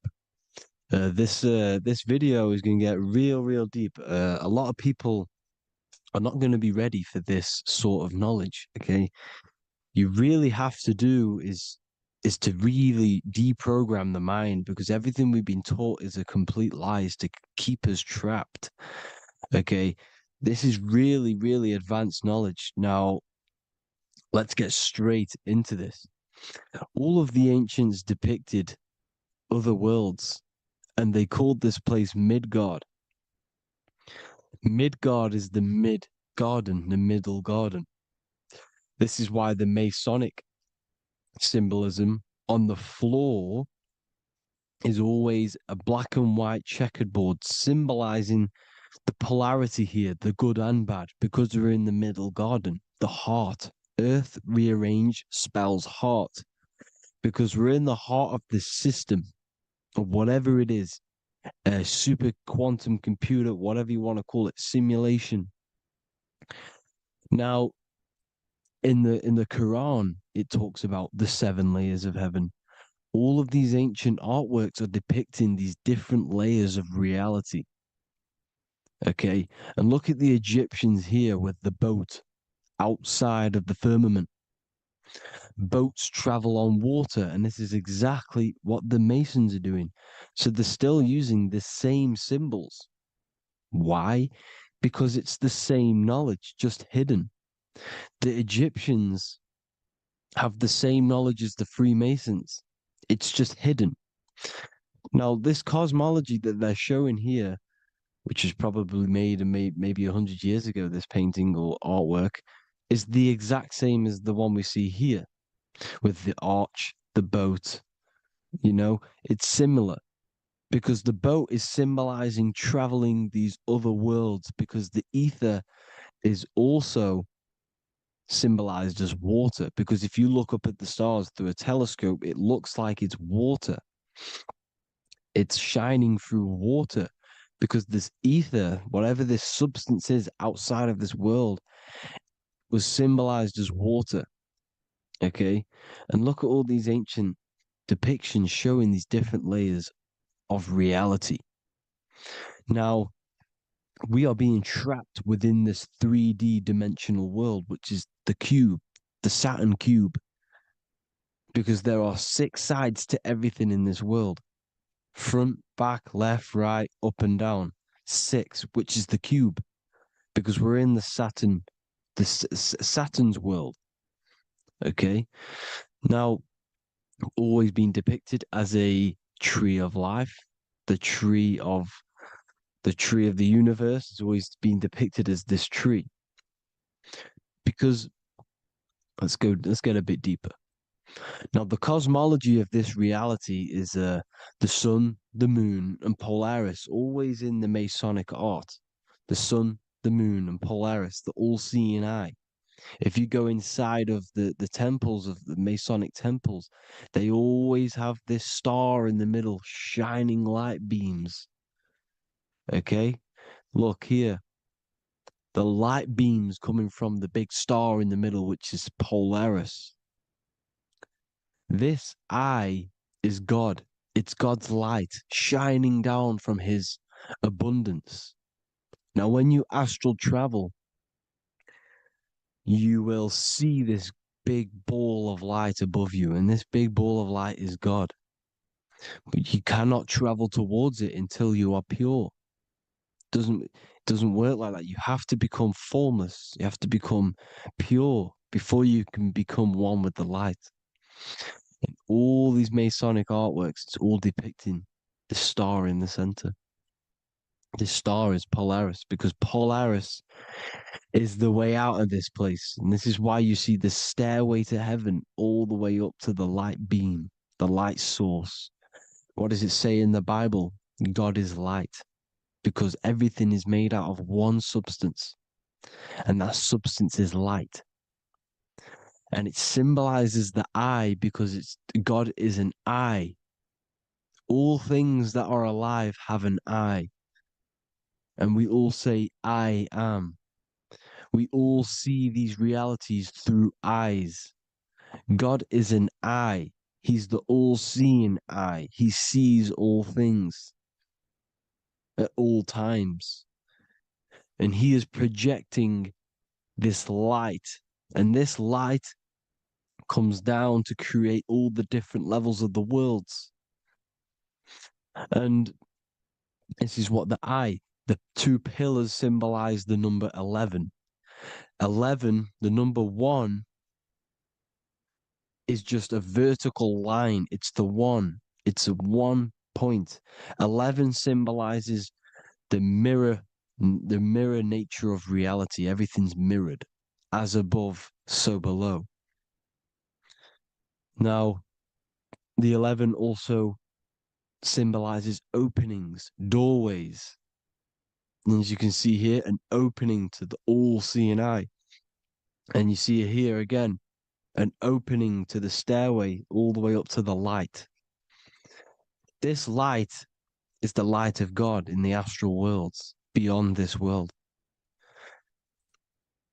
Now, Polaris has also been symbolized as the UFO. They put the truth in plain sight. So, you know, in the films, how the UFOs suck people up. That's what Polaris is doing. If you ascend beyond this world, if you do not ascend beyond this world, you will be reincarnated in this world. The whole thing is to outgrow this consciousness to the plane above.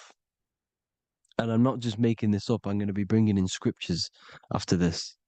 But you can see with the Christmas tree, we always put a high, big star at the center, at the top, which is the star of Polaris, which is exactly what the Masons are doing here. The star at the top. And it's on top of our Christmas trees. And all of these symbolize the other stars, because Polaris is the most high star.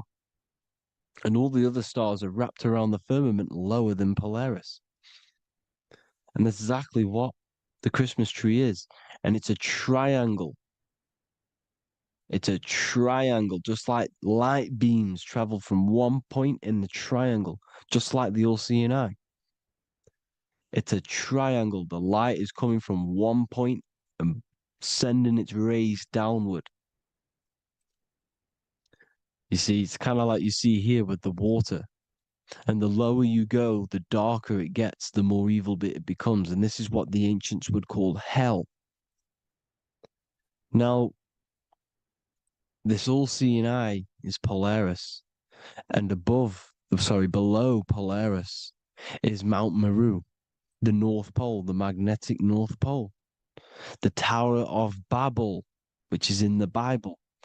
The etymology of the word Babel, Ba meaning spirit, which gives the ability to move the soul through the worlds, which is that's the ancient Egyptian description of the word Ba, meaning of the word Ba.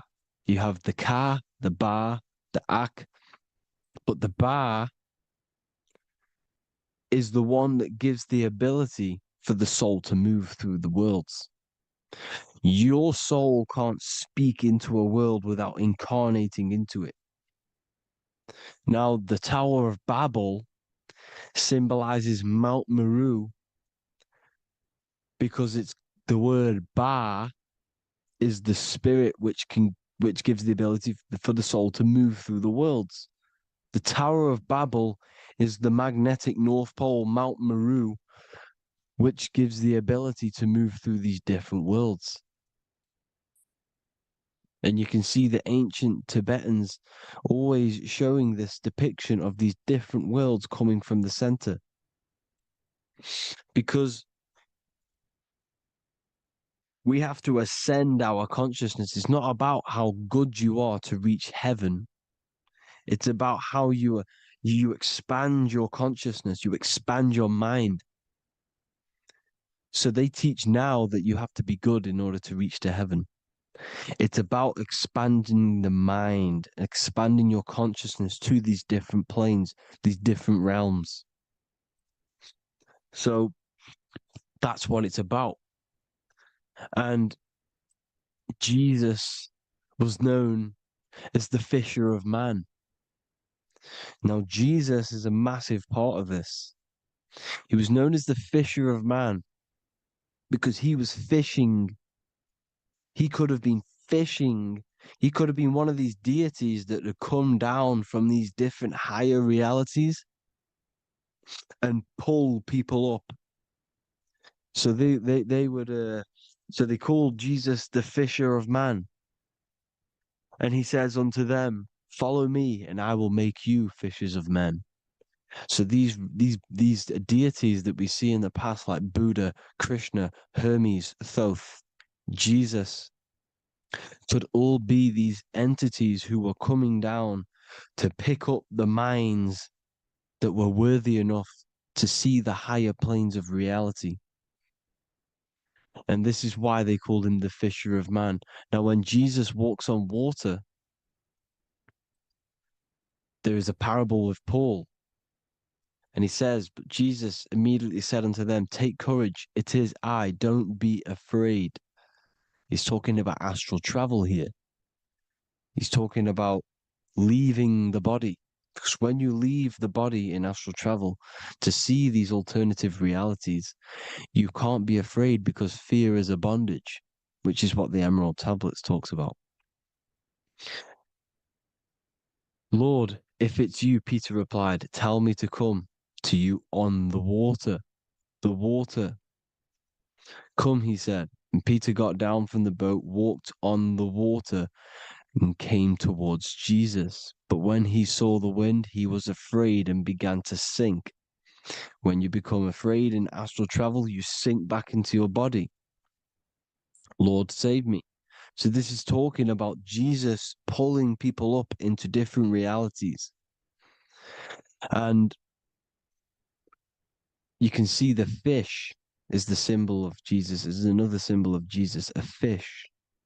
Because fish symbolize deep occult knowledge, because fish travel the depths of the ocean. And they symbolize us because we are fish underneath the ethers. And Jesus was pulling people up. You see, so the Bible is a people today believe the Bible is a book telling you how to reach to heaven, how to become godly and reach heaven. But you've got to become the Jesus Christ to see these alternative realities. Now look at the Emerald Tablets is a massive part, and it speaks so much about these different realities. Look what it says here. This is in Emerald Tablet 3. Then in my heart grew a great longing to conquer the pathway that led to the stars, which is exactly what the Masons depict in all of their art. Look, the ladder to the stars. And then he goes on to say, years after years, I sought after wisdom, seeking new knowledge, following the way, until at last my soul, in great travail, broke from its bondage and bounded away, broke from the bondage of the body. Free was I from the bondage of earth men. Free from the body, I flashed through the night. The stars. The stars are a massive part in the astral world. Each star is a different reality. And the true astrology is the star that you came from. You came through a star to reach this, to reach here. There is a reason why you are here. There's a reason why you have the personality traits, because your soul came from a specific star.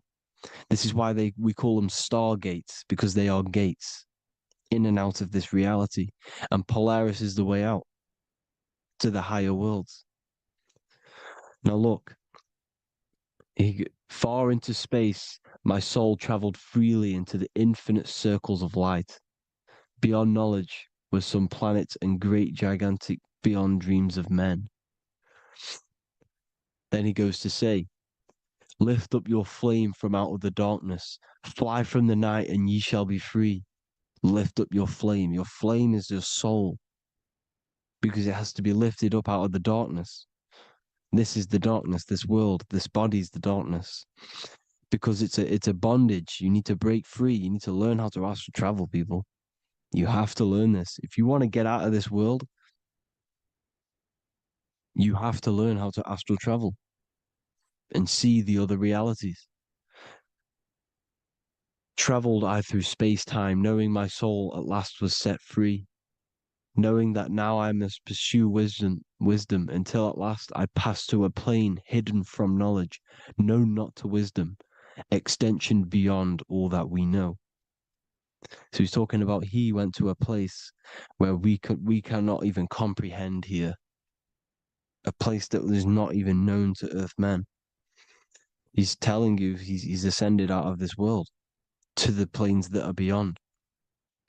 And it says here in the Emerald Tablets, man is in process of changing to forms that are not of this world. Grows he in time to the formless, a plane on the cycle above. Know ye, ye must become formless before ye are one with the light. The light, the same light that I was talking about, the Masonic light, with the triangle, God, the one source. Ye must become formless before ye are with the light. Formless, you have to leave the body. You have to leave the body. You have to gain the ability to leave this body and travel to these other worlds. Now, it says here, not as man am I, for free have I become of dimensions and planes. In each I take on a new body. In each I change my form. Know I now that the formless is all there is of form. You see, all things created come from the things that, all things that you see come from the things that you cannot see.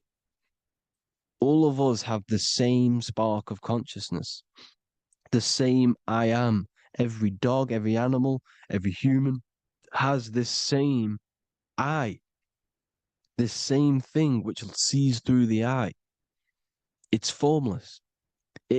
It takes this formless entity is the same entity of us. We are all the same entity in different bodies. And this entity it was represented as the flame, the cosmic flame, which is inside of all of us. And this is why the Masons depicted your spine as a candle or the Holy Grail. You would either see this or a candle with a flame on the top, because the Holy Grail is your consciousness, which is on top of your spine, which is the candle. Now, Jesus, Thoth, Buddha were all these deities which were coming down to lift people up because they were fishermen of men. And he would lift you up to the higher worlds, out of this world, to the ones above. Now, Thoth, you can see him here, he's leading the way. He's holding someone and he's leading the way with knowledge and power. He was leading the way to other worlds, out of this world. There's no point trying to change this world. This world will stay the same. It will stay the same. You have to get out of this world. And that's what they're telling you. That's what they're keeping you from. They're keeping you stuck within this thin layer of reality. So what the Masons are doing, they have the ability to astral travel. They're living not stuck and bound to one reality, but living within the different layers of reality. And this is what Morpheus was doing in the Matrix. Morpheus was going into the Matrix to go and get Neo, which is exactly what Jesus was doing, pulling up people out of this world to the ones higher. And that's exactly what Morpheus is doing in the Matrix. If you haven't watched the Matrix, go and watch it. It will blow your mind. Everything I'm saying in this video, you will see it. Except that you don't need to use a machine to enter the Matrix. You just use your body. Well, you use your consciousness to leave this body. You see, Neo was also uploading himself into the simulation to pull people out of the simulation. And this is exactly what all of these gods were doing. The fisher of man. Look, he was pulling people up out of this reality with the knowledge. Now, Jesus was always depicted with the mushrooms. Look at all this mushroom art. Mushrooms were literally the origin of Christianity. You can see it everywhere. There's mushrooms in all of the ancient art. Every single one of these paintings you see here, there's mushrooms on them. Mushrooms have the ability to see alternative states of consciousness. Now, if you go and do them and you go to sleep, if you pop mushrooms, you go to sleep and you will wake up in another reality. You will wake up in another reality. Don't try it if you don't want to do it. But if you've got the heart to do it, do it. Eat them and go to sleep. You'll wake up in another reality. And Jesus was handing out mushrooms to the bright minds, to the minds that he wanted to fish out and pull up to the higher realities. He was giving them mushrooms to see themselves in an alternative state, in an alternative reality. This is why there was so much mushroom art, and it's not just ancient Christians. It's Sumerians, it's the Mayans, the Celtics, the Egyptians. All used mushrooms. All of them. Look at all this art. It's on stones. It's everywhere because mushrooms. See, everything in nature is a macro. Look at the form of a mushroom. It's literally your spine and brain. Because they alter your consciousness. Your body is just a radio receiver. Everything that you're experiencing is a program being ran by the central nervous system, and your consciousness is experiencing this program. These electrical impulses of the nervous system, because it's all feeding back to one point, which is the pineal gland. And this is the candle with the light on it. Type in Masonic candle and you'll see it. It's your spine with your spark of consciousness on top of the spine. And it's a mushroom because this sends you to alternative states of consciousness, alternative realities. Now, they were all doing this, the Egyptians, the Mayans. Now, there's more symbolism which goes into this. Look at the Christmas trees we use. The Christmas tree with the presents underneath them. Magic mushrooms grow under trees. And these are the presents under the trees that we symbolize today with Christmas. Santa's red and yellow for the red and yellow mushrooms. The same mushrooms Mario has to collect. And when he gets enough mushrooms, he levels up. And then what does he do when he go past the world? When you win that world in Mario, you go to another reality. You go inside of another world. It's truth in plain sight. And it's using mushrooms. It's using mushrooms. Everything, all of the characters in Mario, well, a lot of them are mushrooms. Look at this one. The presents, black, yellow, and red and white. Red and white mushrooms. And the bow on the top is the mushroom head. That's a bit of a reach, but, you know, the symbolism never lies, is what you need to understand. And it's as above, so below. Now look at the Sumerians. The Sumerians were also multi-dimensional beings. Okay, look at how they have the double faces. They had 1 foot in this reality and 1 foot in another reality. And look at this one, a double-headed god inside of like a portal. You see? Because and look at these with the wings, the astral travel. Birds, ancient birds symbolize the soul. Because the soul is a bird, it flies to different worlds, it flies around the cosmos. And mushrooms gave you the ability to see these alternative states of consciousness, these alternate realities. Because you exist in infinite realities. You exist in infinite realities. Now look at the 33rd degree Ordo Ab Chao badge. You get this badge when you become a 33rd degree Freemason, and it's a double-headed eagle. A double-headed eagle. And you can see this in Sumeria first. Sumeria have the same symbol, a double-headed, well, bird. You can see it here as well.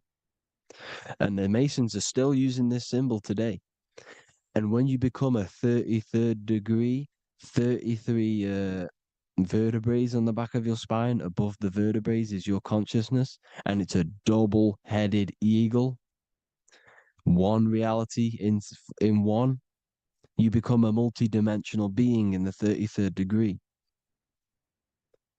And I've heard many interviews of Masons say it becomes Luciferian.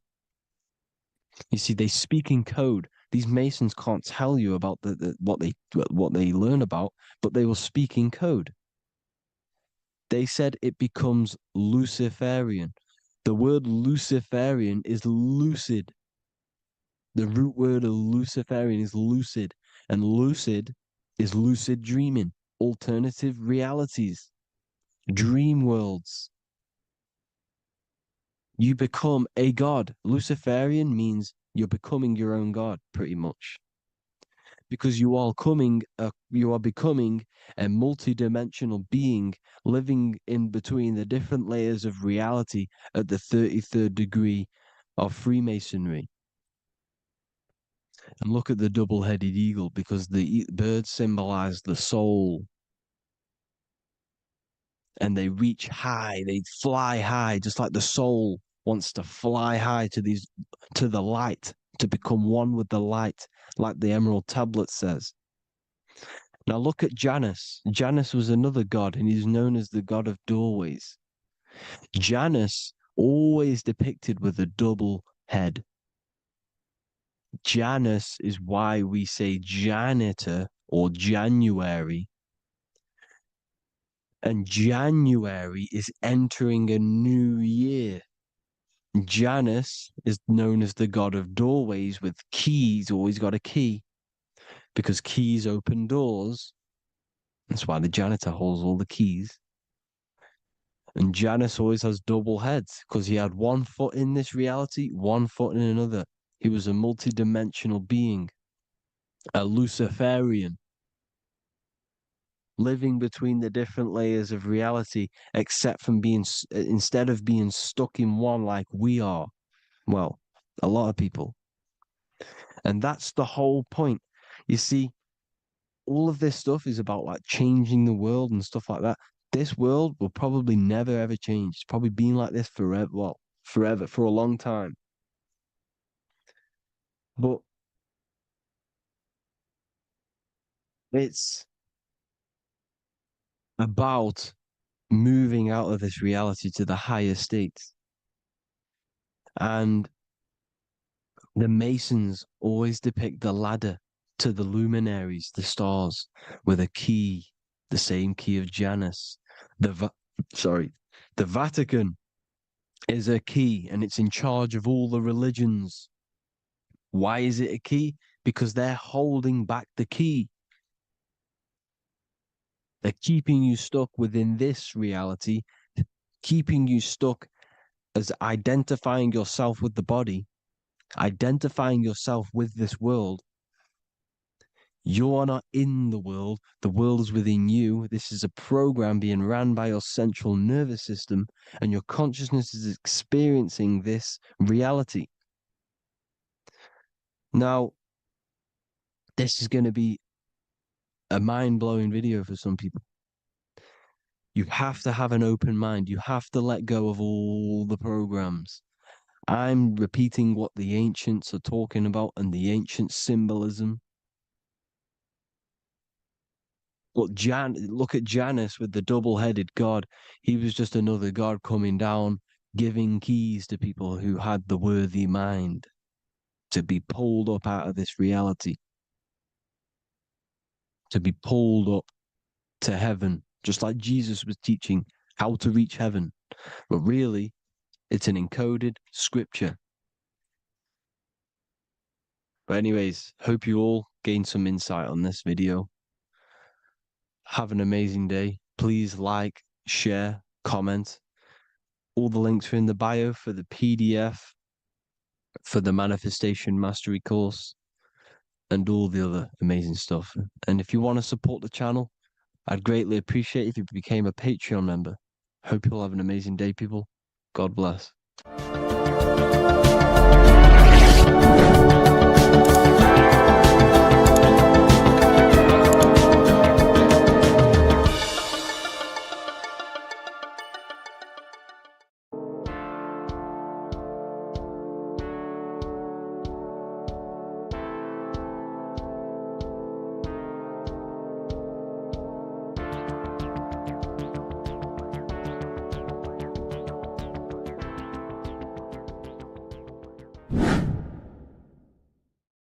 Hey people, how are you all doing? It's Revival of Wisdom, and today we're going to be talking about your birth certificates and how we are slaves to a system and how they have trapped us into this system.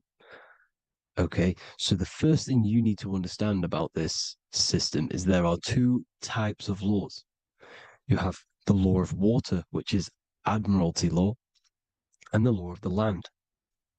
So the Admiralty law is the law of water, and this is what money is. Money is water. This is why we say liquidity, currency, the current.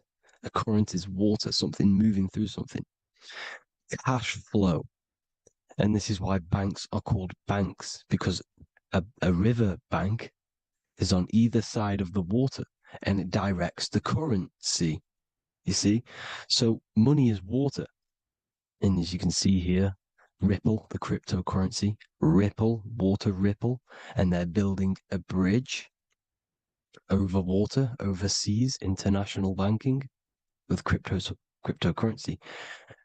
So money is water, and this has specific laws about water, but water is the same everywhere, you see.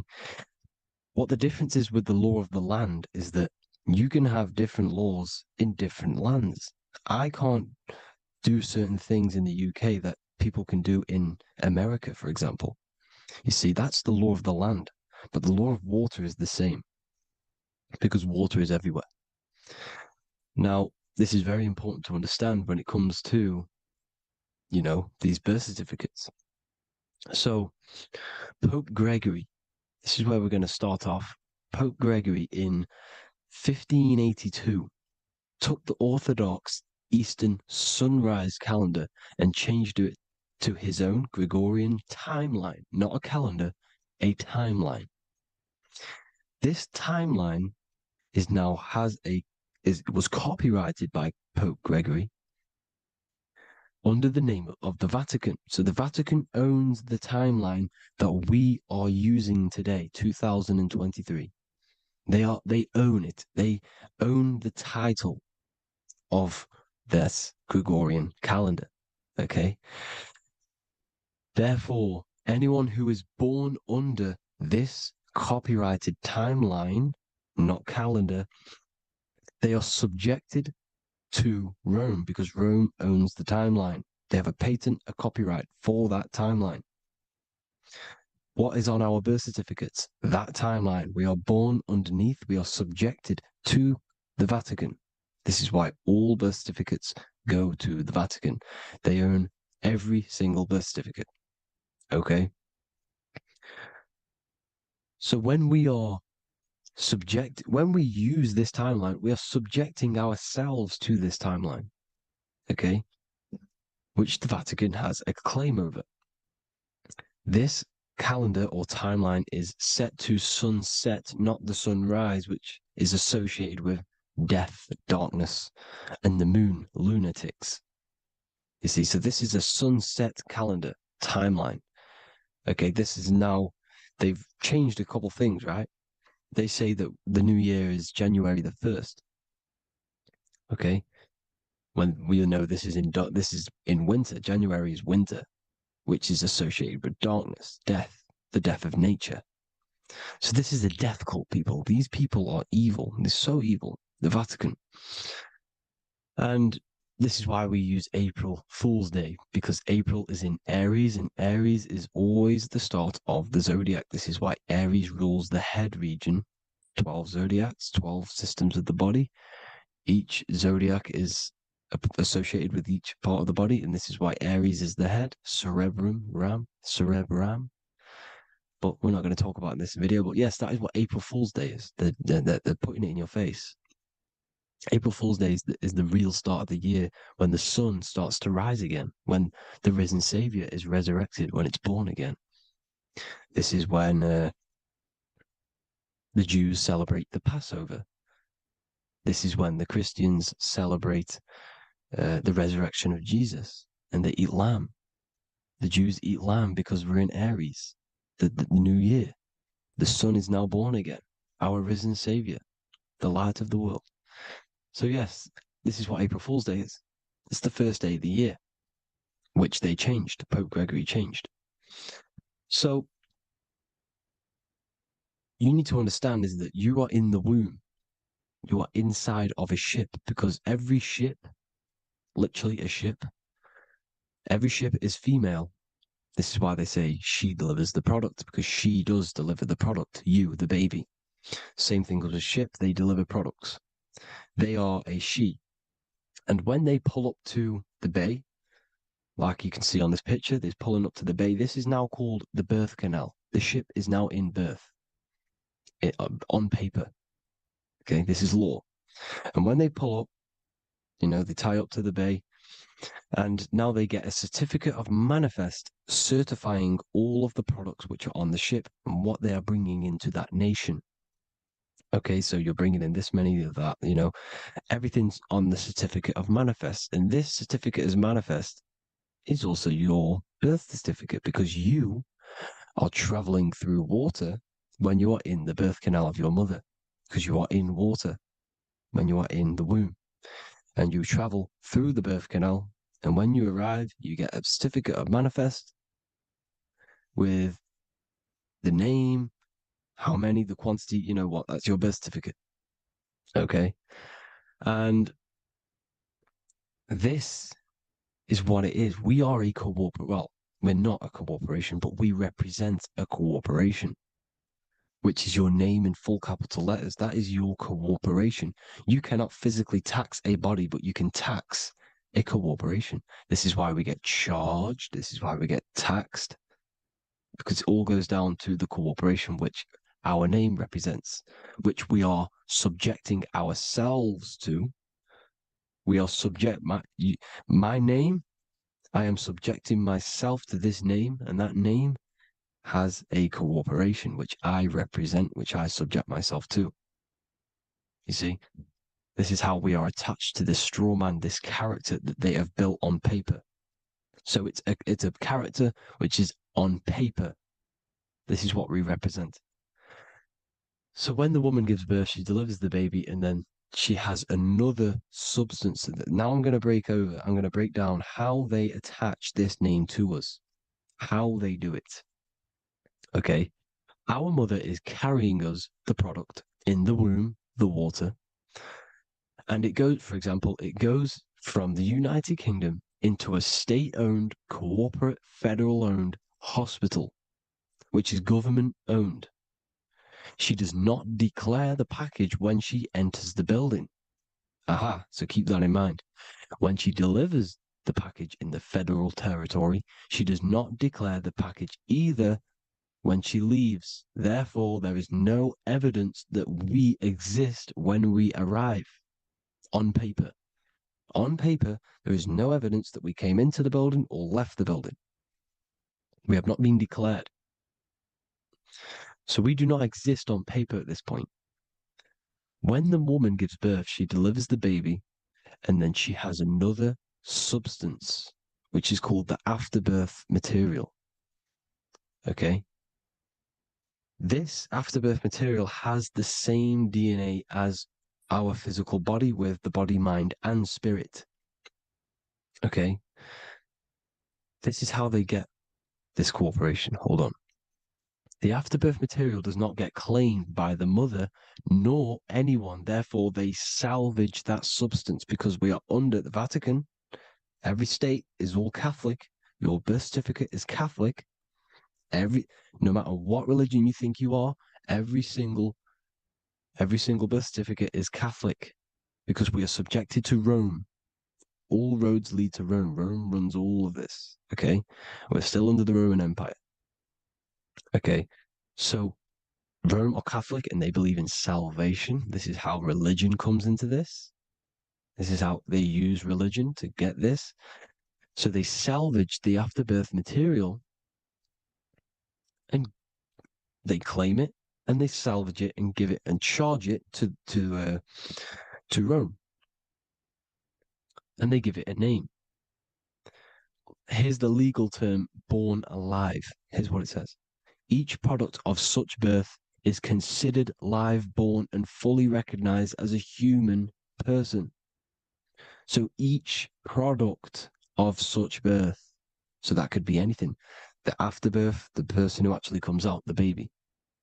So your afterbirth, which we do not take with us, we take the baby with us, they keep that in the hospital, they collect the afterbirth, and they salvage it, and they give it the name, which, it is us. We are a representative to that afterbirth material, which they put the name on, they claimed, which is subject to Rome.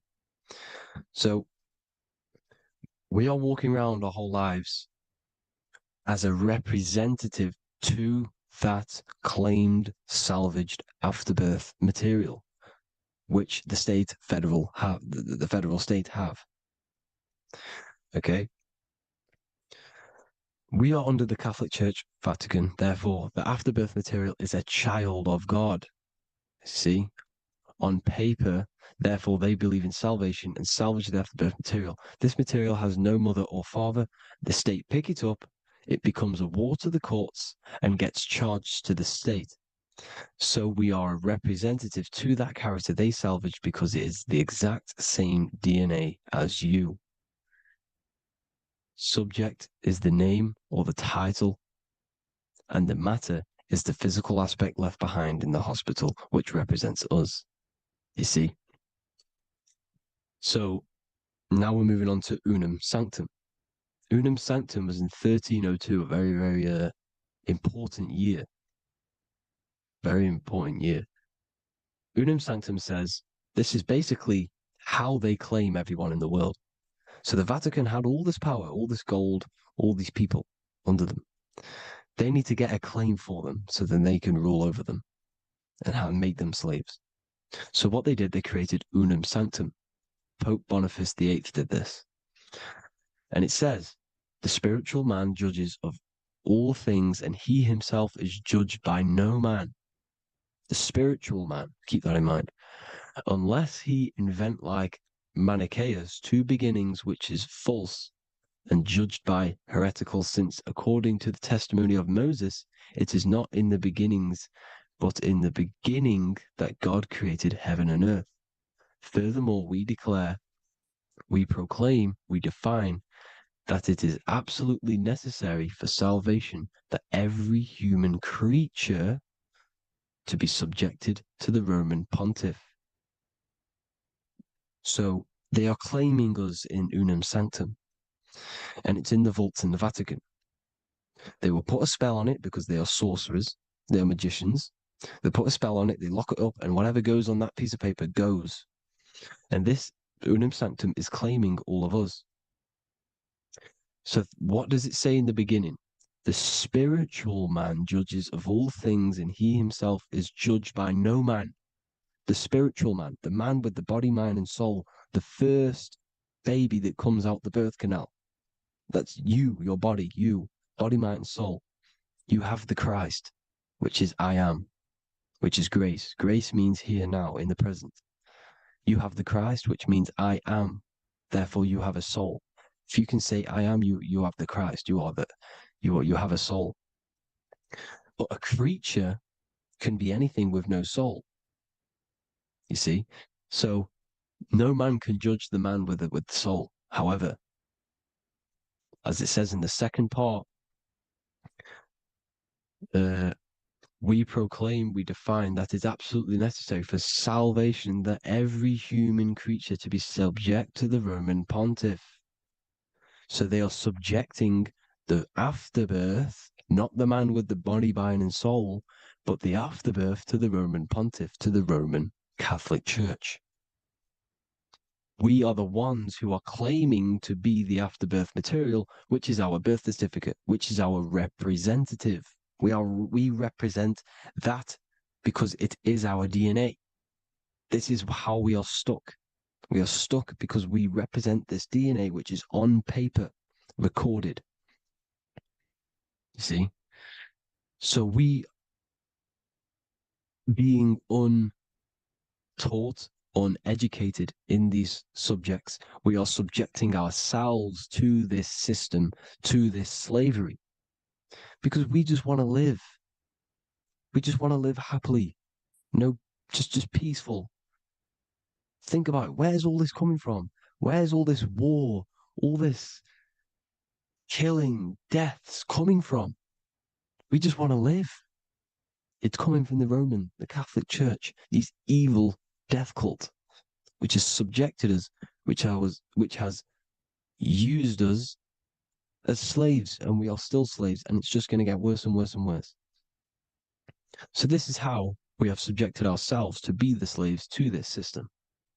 It's a lot to take in, and there's a lot more deeper stuff which goes into this. I'm just going over the surface.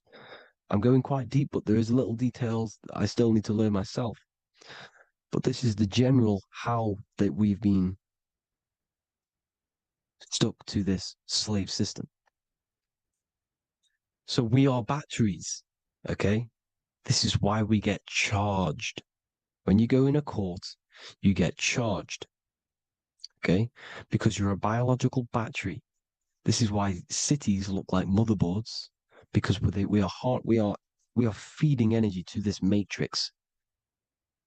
Okay, when we look outside of ourselves, when we give power to so-called Jesus Christ, worshipping idols outside of ourselves, where attention goes, energy flows. We are feeding the matrix with energy. By looking within, placing your attention within yourself, you are taking back your power. Because the I am is Christ. The you, the soul, is Christ. It's God. The awareness is God. Okay?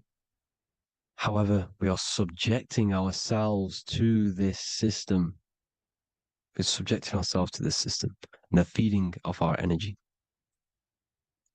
So what we need to look for the future is that, think about it, with the end goal is to change our DNA, is to literally make us robots, transhumanism, slaves. This is why we have smart cars, smartphones, smart watches, smart meters, smart cities. And all of this is going to be connected by the smart grid, which is 5G. This is why 5G is rolling out. 5G is going to connect all of these technologies to one. It's like a big net system. And you know why they're doing this? It's because all of this is going to be connected through this 5G, and that 5G is going to be controlled by the elites. So you say anything wrong, you do something wrong, you say the wrong thing online, they'll turn off your car, they'll turn off your phone, they'll turn off your smartwatch, they'll turn off your TV, because it's all going to be connected and controlled by the smart grid. And this is what the Great Reset is, people.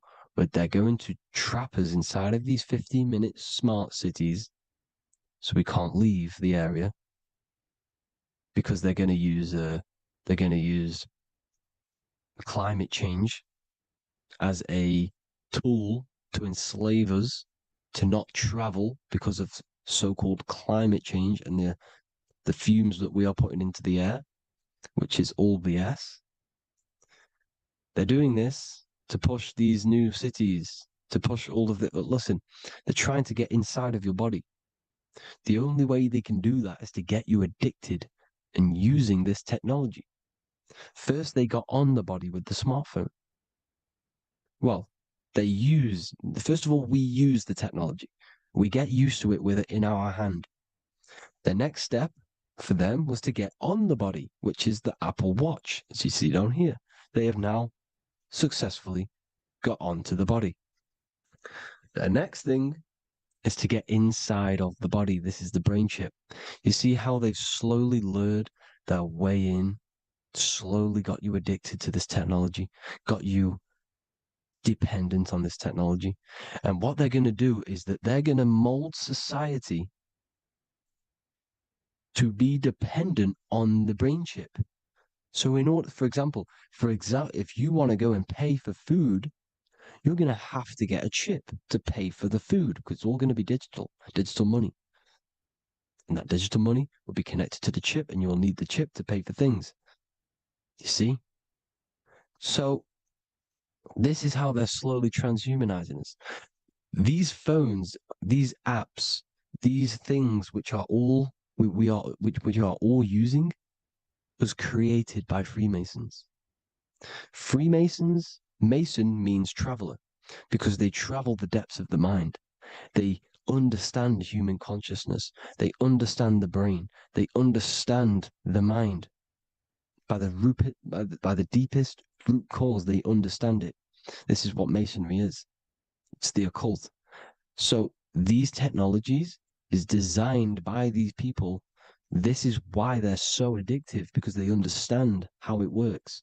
They understand how to get people addicted, because they understand human consciousness, the brain, the body, and the mind.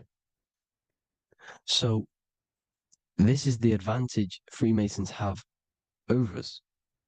And these secret societies, which have gone through the orders of Freemasonry and progressed onto these secret societies, which are the evil side, because I'm not saying Freemasonry is evil, okay? But the societies which they go beyond Freemasonry, because you can go beyond the 33rd degree into these secret societies, and they use this knowledge for the bad, to enslave people. And this is what's going to happen. Transhumanism. So I hope you all learned some insight for today. Please do a bit more research on, the birth certificate and stuff like that, the straw man. And have an amazing day, people. Please like, comment, and subscribe. Peace.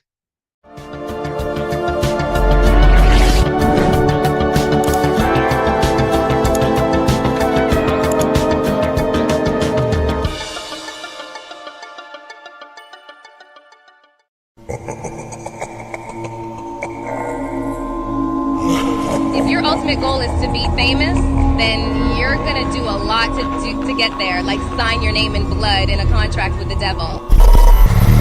That's how I got introduced to the music industry. I swear I wanted to be like the Amy Grant of music. Yeah. But it didn't work out, and so I sold my soul to the devil. Well, needless to say, sold my soul. Alright, y'all.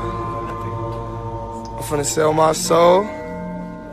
I'ma hit y'all when I'm through. I'm gonna be rich as hell, alright? Little bro, man. You trying to sell your soul, man. Look.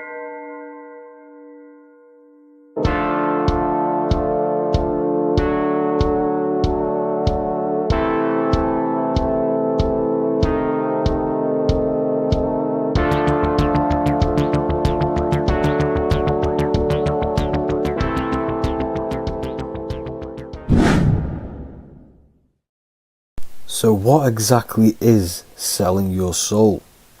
In order to understand this to its full potential, you have to understand the spirit world and the occult world which our eyes cannot visibly see. The physical world we see is nothing but an illusion and a product of the higher planes of existence. For example, you can see someone's physical body, but you can't see the complex structure of the consciousness and the thinking behind that being. With that being said, there are forces and entities not attached to physical bodies, which they exist on the astral and etheric plane behind the physical plane. Now, there are numerous videos and music with artists talking about this. For example, I sold my soul to the devil, and the price was cheap. Why do you still do it? Why are you still out here? Well, it goes back to the destiny thing. I mean, I made a bargain with it, a long time ago, and I'm holding up my hand.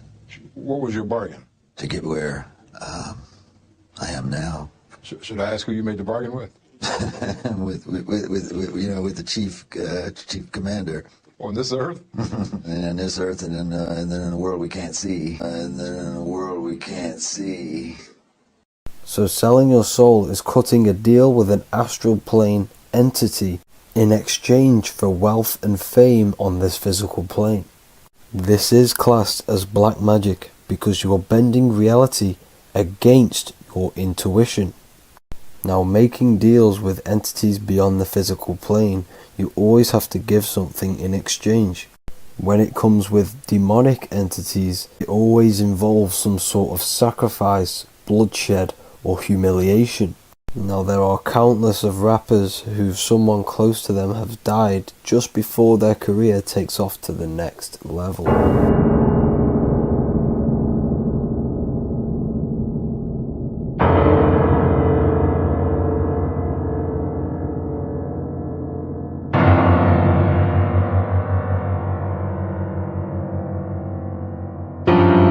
My mama was sacrificed.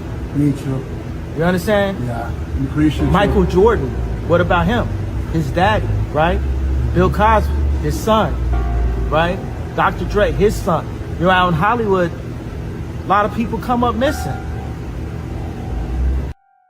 So these rappers and celebrities do have to do sacrifice rituals in order to take their career to the next level. Top flight, I've been growing up, it's a ritual. So the occult side of this reality is heavily connected with the music industry and the elites. This is why they are all connected to Freemasonry.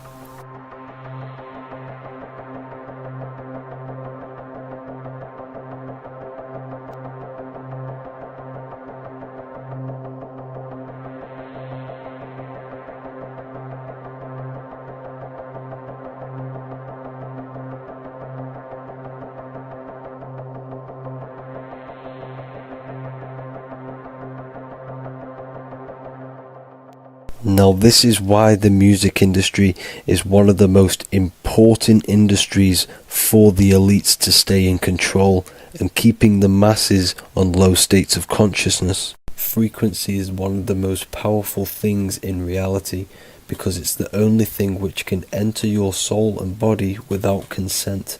The frequency on Spotify and all major platforms are all tuned to 440 Hz, which was set by the Rockefellers. 440 Hz turns off the whole right side of your brain, and the right side of your brain is to do with critical thinking, imagination, and your intuition. Music has the ability to influence your intent, your emotions, your thoughts, and your actions just by frequency itself.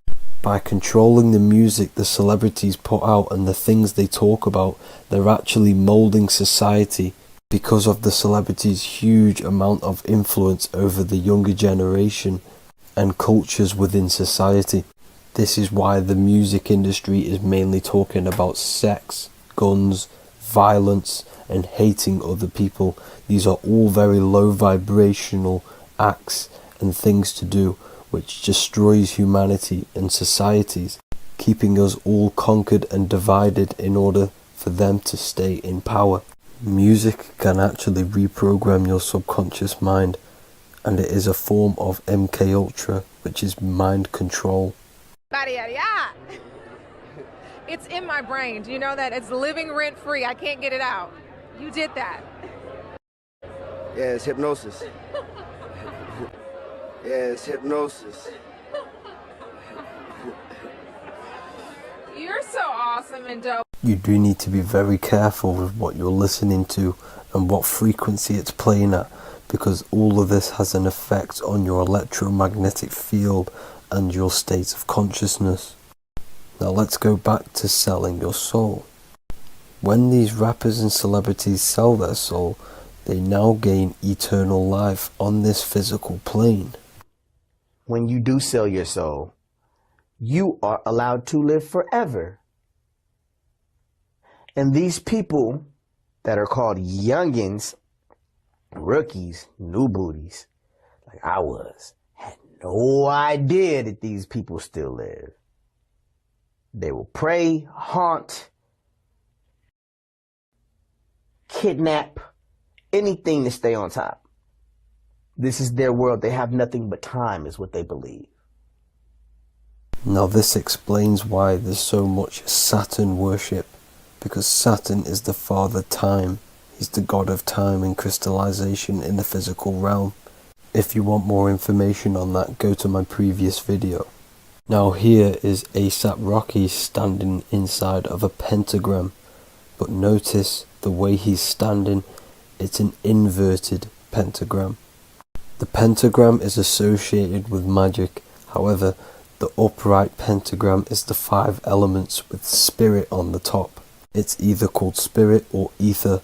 It's at the top because it rules the other 4 elements, because it's the baseline of reality, which is spirit and matter. Spirit is behind the physical reality.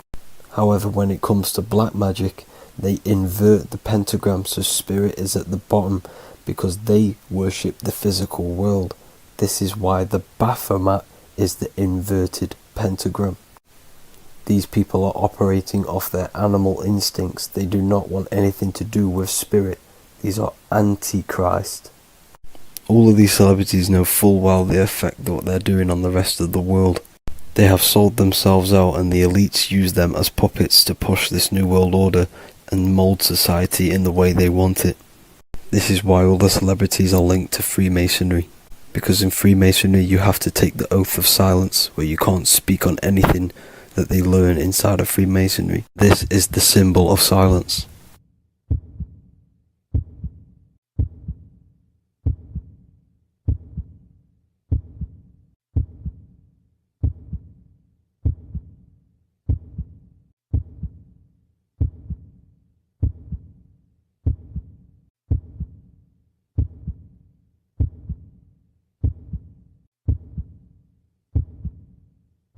The elites need them under this oath, so they do not talk about certain topics and certain things to the public, because of the amount of influence they have on society. Now, even the name Hollywood is an occult term, because back in the ancient days when they used to create wands, they used to create them out of holly wood, out of the holly tree, because each wood has certain attributes and virtues when it comes to magic. And the holly tree was known as the holy wood, and they used to create the wands out of it to cast spells. And Hollywood are still casting magic to this day through the films and through the music to the masses. That's it for this video, people. Hope you enjoyed. Please like and comment and subscribe. Peace and much love.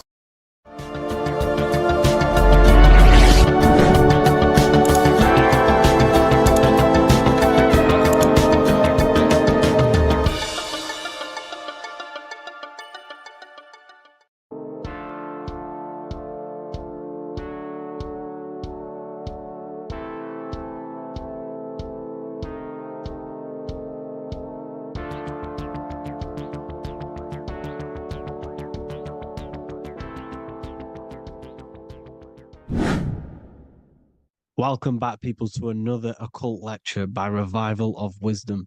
Today we're going to be talking about magic and how it's being used on us for the New World Order. Magic has the word mag within it, which is magnetism. Magnetism is the force.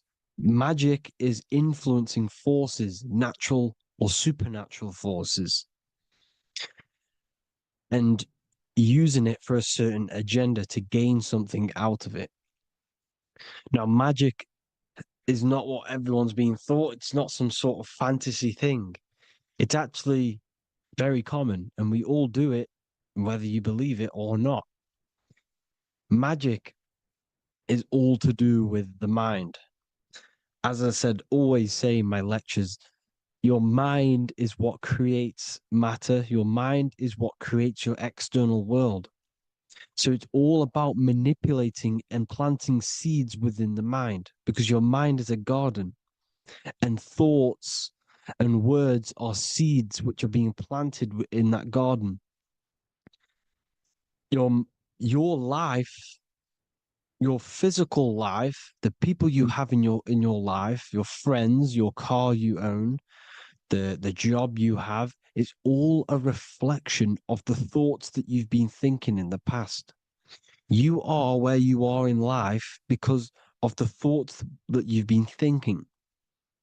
Therefore, your life is a direct reflection and manifestation of your mind, the Garden of Eden.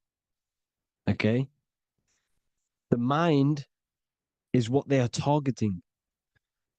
What you see, say, and hear has a direct effect on your mind. Me talking to you is influencing you. The words I'm saying is planting seeds within your mind. Now it's up to you to consciously act on these thoughts or these words, or to maintain these words. As above, so below. As within, so without. What's inside of me is outside of me. What comes into the storehouse comes out of the storehouse. You have the left, you have the right, you have the up, and you have the down. As above, so below. Whatever is in your mind will be expressed in some sort of way, consciously or subconsciously, spiritually or physically. The mind is what manifests everything. And this is what we need to understand. We need to understand is that the mind is not physical. All things spiritual manifest physical. All things seen come from the unseen. The words you're thinking, that everything you have is coming from the unseen. The actions that you do come from the unseen mind. Another expression for as above, so below is you are the universe itself. You are a universe, a mini universe. But just because you are mini does not mean you are the whole thing. If I take a little piece of infinite, let's say there's an infinite light source. Let's say I take a little chunk of that infinite light source. That little chunk I took is still infinite because it's been taken from infinite. You are the universe. Your awareness, your mind is the universe. It's information. You are the universe experiencing itself. This is why we say we are all God. As above, so below. What is in me is outside of me. The sun, the physical manifestation of the sun, is your soul. The 12 constellations are manifested in the physical body. The 5 elements are manifested in the physical body. They're manifested in the 5 fingers you have. As above, so below. This is manifested, well, this is a symbolized in Freemasonry and secret societies as the 2 pillars. The mirroring reflection, the reflection of reality, the mirror, as above, so below. What happens in the mind, what happens in the astral, happens in the physical. This is Aleister Crowley. This is all symbolism. This is the 2 pillars with the all-seeing eye and the triangle at the top. Aleister Crowley was a master magician, very powerful dark magician, black magician. There's 2 types of magic. You have white and black, just like the checkered board, the Masonic checkered board. You have white and black. You have good and evil. White magic is influencing natural forces to gain something that will help the collective consciousness, help the collective, help the earth, help other people. Black magic is something you manipulate something so you can get something personal out of it. Doesn't matter if it's good or bad. It's still considered as black magic because you're being selfish. Everything you do should be contributing towards the collective consciousness and helping others. And this is why The ancients lived in a system where everything was in unity. We understood that I am you and you are me. What I do to you happens to me because I am you and you are me. We are the same mind substance on the inside. We're all the same mind substance being expressed in different bodies. So what I do to your mind will have a ripple effect on my mind because all of our minds are connected within the mental plane. So this is why they know all this knowledge. They know all this knowledge. So yeah, this is the mirroring effect of reality, the two pillars, or symbolizes the number 11. The number 11. We'll go deeper into that. The technology we're using is magic. It's a form of magic. Television is tell a vision. They're telling a vision into your subconscious mind, into your memory. And when you turn on the television, you get a program because they're telling a vision to create a program within your subconscious mind. You see, the conscious mind is only 10% of your mind, which is to do with your, what you're aware of, your five senses. What are you consciously aware of? Well, I'm aware I'm here, I'm talking. I'm aware of what I'm wearing, the five senses, what I can hear, taste, smell, hear. What I'm wearing, I'm aware of what I think of. But the subconscious mind is the 90% of your mind. It's the hidden part of the mind, which is telling your heart to beat, telling your body to breathe. It's storing all of your emotions. It's storing everything you see, storing all the belief systems that you have. It has everything. It stores all of the habits you have, the values. It stores everyone's name that you know. All the words that I'm speaking right now is all coming out of the subconscious. Everything is subconscious. And it literally manipulates 90% of your daily basis behavior. Most people don't know this. What you did yesterday is what you will do today because of these beliefs and mental programs within the subconscious, stored within the subconscious. So the subconscious is what they're aiming at. They're trying to create programs within the subconscious because the subconscious manifests 90% of your thought patterns, 90% of your actions and words. They know all this stuff. So the subconscious mind is the most powerful part of the mind. Another way the subconscious manifests and influences your life is, let's say you were in a car crash years and years ago, 10 years ago. Let's say you're in this car crash, right? And you really hurt yourself. The emotion you felt in that time when you were injured in that car crash had a great impression on your subconscious mind. You see, the stronger you feel something emotionally, the stronger impact it has on the subconscious.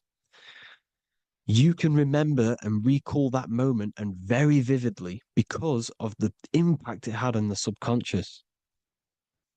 For example, you become that terrified of cars that it manifests into your life today, that you are wary to go in certain cars. You don't want to go into cars at all, maybe, because of that moment that stood within the subconscious. And it will manifest into anxiety. It will manifest into not going into cars. It will manifest into depression, maybe. These things, these emotional, very emotional, traumatic events have a great impression on our subconscious and they control your life. This is why you need to meditate and let go deep within yourself and let go of these internal, deep emotions that you may have repressed and keep pressing down and ignoring. But you need to address it and let go of these subconscious impressions you have, which are controlling your life, like anxiety, depression. All of these things are stemming from things that are stored within your subconscious years and years ago, more than likely. Broadcasting. They're casting spells to a broad audience, to news, north, east, west, and south. They're casting spells. No, if you watch the news, everything's red. Breaking news in red writing or the red background. Everything's red. Why? Because red's the root chakra, which is all to do with survival. They want to stimulate this root chakra because they want you down there in survival mode. They want you in survival mode because you're easier to control. They control out of fear. And not only they're casting these spells as if, because most of the things they cast in the news hasn't already happened. They're constantly bombarding you with, there might be a war breaking out, war this, war that, kill here, kill there, murders. It's impressing, it's casting spells on your subconscious mind. So when the event does turn up in real reality, in physical reality, you're less emotional, you're less surprised. You're not as surprised because you've already heard it before. Your subconscious has already heard it all before. If you never heard of a war and then a war broke out, you'd be going crazy. So they subtly program your subconscious mind through the words, because the words they say is impressing your mind. It has an effect on your mind, which will have an effect on your behavior, your words, your conversations you have with people. They're casting spells to north, east, west, and south on the tell a vision. They're telling a vision by broadcasting, by saying spells. This is why we call it spelling. Even the word, listen, the words we say cast spells. Bless. Oh, bless you. That's be less. The subconscious mind only picks up literal things. You see, when I say bless you, your conscious mind picks that up as, oh, thank you, you're blessing me. But your subconscious picks up as be less. You see? Because the subconscious it has no filter. It's just, it is what it is. Everything is factual in the subconscious. Therefore, if I call you an idiot, your subconscious, my subconscious will think I'm talking to myself and calling myself an idiot, and it will take that as true. That is truth. Everything is truth within the subconscious. And the subconscious manifests your behavior. The devices this is the biggest one. Black scrying mirrors, device, the devil's vice, the device. Okay? Black scrying mirrors, black screen is scrying. Black scrying mirrors were used to communicate with spirits within the astral plane in the medieval times. They're still being used now by black obsidian mirrors. And look at your phone, it's a black mirror. And there's some sort of, I'm not saying this is facts, but personally, I believe these are portals for spirits and ethereal entities to come into your life, to come into your surroundings. So this is the next big thing: the TVs, your iPhone, your iPod, all black mirrors. And mirrors are very, very powerful. Even just a normal mirror. Mirrors have an effect. Whatever you say into a mirror, what you say is energy. And when you say something into a mirror, you're saying it into yourself. It's an infinite cycle of words of energy because it's being reflected infinite times. When you say something into a mirror, it has a massive effect. You're saying it directly into your eyes, into your mind. So what you say in a mirror should be said with precaution. Never say anything negative into a mirror. Because mirrors are very, very powerful ways for you to reprogram your subconscious mind for the good. You can say very positive things into mirrors and it will reprogram your subconscious mind. Okay? Manifesting is all magic. It's all magic. Everything is magic. But consciously doing it is what they're doing. They hid this knowledge. Your phone is magic. It manipulates your mind. The iPhone. Okay. See, magic isn't all of this with wands. See, Harry Potter, okay, that was created to give you this perception of a mystical and amazing form of magic with magic wands and all sorts of stuff like that.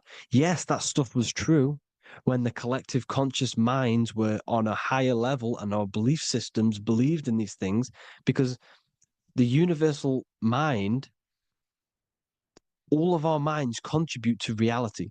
If the masses don't believe in magic, if the masses don't believe in a certain thing, it's going to have an effect on physical reality. So when the collective minds are higher and have more open minds, things like Harry Potter can come true. See, it's all in the mind. The iPhone, the eye is the symbol for the mind, the invisible intelligence. The triangle is the ethereal plane. Okay, so the eye in the triangle is the eye that sees into the beyond the ethereal planes. The square is the physical plane. So the iPhone, your phone, is a black box, just like the Saturn black cube. It's a black mirror. It's taking photos of you every 2 seconds, and it's your mind. Your mind is in that phone.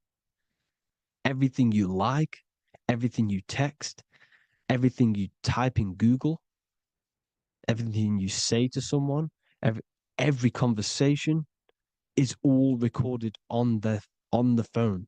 Therefore, it is a direct reflection of your mind. Your mind is imprinted into your phone because your mind, everything you think in your mind, you're manifesting into typing, saying, taking pictures into the phone, and it's collecting it and storing it. And what they're doing, and this is for all forms of magic, it's manipulating the mind. It's all manipulating the mind. Reels, Instagram, TikTok, this is all dopamine. It's all controlling the mind. Every like you get, every follow you get, every share that you get is dopamine within your brain. They're literally targeting your brain and mind. It's all manipulating, because what they're pushing through the phones, through the media, through the news, through the televisions is visions and programs. You are the one manifesting the New World Order. They're not manifesting the New World Order. They're giving you the information so you can manifest the New World Order. Everything they say is contributing to your mind. For example, digital money and all the information they put out for you to see is contributing to your enslavement. Your mind is manifesting the New World Order. They know this. They don't manifest it. There's billions of us. We could easily run over them physically. But on a mental level, these people have the knowledge and they hide it from us and they let us manifest reality because we are the collective. They give us the information which manifests their agenda. It's all magic through the phones, the media, the television. So your phone is a manifestation of your mind. It's a record of your mind. Hollywood, holly tree, holy tree. They used to make wands out of holy trees, because it was the most holiest wood, the best for casting and transmitting energy. So they used holly trees to cast spells. That's what Hollywood is. And in Hollywood, they have the red tear, the blood drop next to the Hollywood sign, because it's all satanic. They're all black magicians. They use Hollywood to cast the spells through the music, through the films. You see, music is a form of magic. All of this is magic. Everything they do is a form of magic because they want an agenda behind it. But it's not black magic. They're letting us create our prison. This is what you have to see. Yes, they're evil, but they're not doing anything evil, or else they would face the karma. They let us manifest this agenda through giving in the information, by telling you what's going to happen in the movies. Everything that happens in a movie, it's all there on purpose to program your subconscious, to plant a seed within your garden, your subconscious, your mind. Because when the mind has already seen something, when it comes up and turns up in physical reality, you will be less shocked and you won't rebel. So they lure you slowly. They make you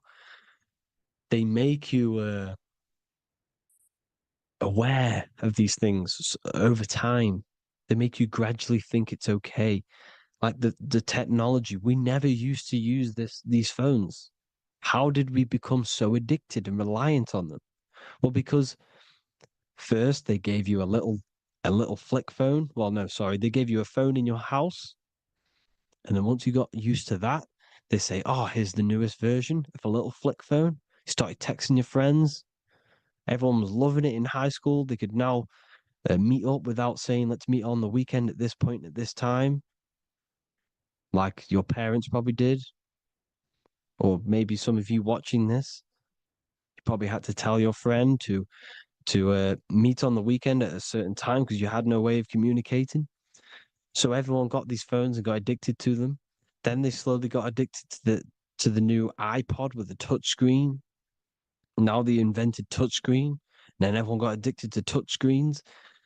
Then because all of this is producing dopamine in the brain, which creates you to become mentally addicted to things and physically addicted, chemically addicted. Because dopamine's a chemical. Your subconscious becomes a program within your subconscious, and your body becomes chemically addicted to these phones. And these phones are the enslavement of humanity, technology. Without this, we wouldn't be in this mess, without technology. Because they're creating a hive mind. We're creating a hive mind. So back on track anyways, they program you. Look at the films, 9/11, 9/11, all produced by Hollywood. Here's the 11, like I said at the beginning, the two pillars which reflect reality. What happens in the mind happens in the physical. What happens in the astral happens in the physical. Okay, what happens in the physical happens in the mind. It's the two pillars, the mirrors. 9/11. 9 + 1 + 1 is 11. Flight 11 was hijacked. New York is the 11th state. New York adds up to 111. This is not a coincidence. It's all a form of magic. It's a ritual, energy harvesting ritual, because your mind produces energy. Your mental attention produces energy. And they're feeding off this energy in the astral plane, these demons. Music is the most powerful. Personally, I think the music is one of the most powerful forms of magic they're using. Okay? Music is hypnosis. It puts your brain in a hypnotic state. It influences your electromagnetic field through vibrational energy. It reprograms your subconscious mind. Why do you think you remember the lyrics? You see, your subconscious stores all of the memories. Remember, the subconscious manifests 90% of your behavior. So therefore, the music you're listening to is manifesting your behavior. You wondered why some people wonder why they have drug addictions and they can't get out of violence and they can't get out of all this negative mind space, it's because the music they're listening to is creating a negative mind space. The words you listen to have plant seeds within your mind. So the reason you remember the lyrics is because that song created a program within your subconscious. Yes, that is what happens. You can use magic to reprogram your mind, but you can use music to reprogram your mind because it's all forms of magic. It's using natural mental energy forces to manipulate the physical reality. You manipulate your mind, you manipulate reality, physical reality. Okay? So the music, another very, very big one. When you turn on the radio, it's just all talks about alcohol, drugs, and sex because they want you down in the lower three chakras. They want your mind attached to matter when it's mind over matter. Your mind's not physical. You see, the word spirituality is the new trend. It's not about your spirit. It's not about your spirit. It's about your mind. It's not about, uh, spirituality and looking after your spirit. And they've got you focused on your spirit. Why? Because they hide your mind from you. You see, a lot of people think their mind is their brain, but the mind is everything. There is no physical reality without mind. You can have a brain. Imagine if you had no mind but a brain. It wouldn't work. The mind is everything. The mind controls your avatar. It begins in the mind before it happens in the brain. Then the brain manifests through the body. The brain's just an electrical computer. So that they've got people scared. Oh, do I have a soul or not? And all this stuff. Listen, if you have a mind, you have a soul, because you are not the mind. This is why everything is sort of an illusion, because beyond the mind is your soul. But what is the soul without a mind? You can't have a soul without the mind. But if the mind didn't exist, the soul doesn't exist. You are the person listening to your mind. I shouldn't say person because you're not the body. You're the entity behind the mind. But if you didn't have that mind, you couldn't understand what you even were. You would just be an observer who couldn't think. So yes, we all have a soul. If you have a mind, you have a soul. Everything is mind. Everything has mind. Mind creates everything. God is mind. And then manipulating your mind through TV, your phone, every little thing. The school, it's all about the mind, people. Control your mind, you control your reality. Just the last thing, here you go. Aleister Crowley, the dark magician, Kanye West doing the exact same thing because they're implementing magic in the music. Here's the Beatles with Aleister Crowley in the background. Bet you never noticed that. Aleister Crowley was influencing music and placing magic within the music to influence the subconscious. This is what Baal worship was. This is why they kill children. They sacrifice these children. Why? Well, because in order to ascend, in order to raise your consciousness internally, godly, by being good, God, or being in order to be good and raise your consciousness and to get something in the physical world, you have to sacrifice yourself. And what do I mean by that? In order to raise your consciousness and ascend, you have to sacrifice the lower nature of yourself. You got to abstain from having sex to retain your sexual energy, to transmute it, or staying away from negative, some poisonous foods like meat, So staying away from blood. We shouldn't be consuming other animals' blood. We should be keeping our blood pure. We are humans. We shouldn't consume chicken blood, chicken germs. We are the most divine creatures on this creation. We are the most intellectual creatures in this creation. Therefore, we should keep our temples pure. We are not animals. If you want to associate yourself with an animal, go out in the wild, go and find a wild boar and go and try rip its guts out with your bare teeth, because you can't do it. You're not a cat. You're not a carnivore. Okay? So in order to ascend, you have to kill and sacrifice your lower part of yourself to ascend up to your spirit self, your mind self, the highest version. And the elites don't want to do this. So they sacrifice other things like babies to kill them, to exchange their life over to the astral plane, so these demigods in the astral plane can give them something in return in physical. They don't want to sacrifice their lower self, so they sacrifice other things for exchange, for physical pleasure. But the godly person sacrifices their lower self for their higher self to do good and ascend.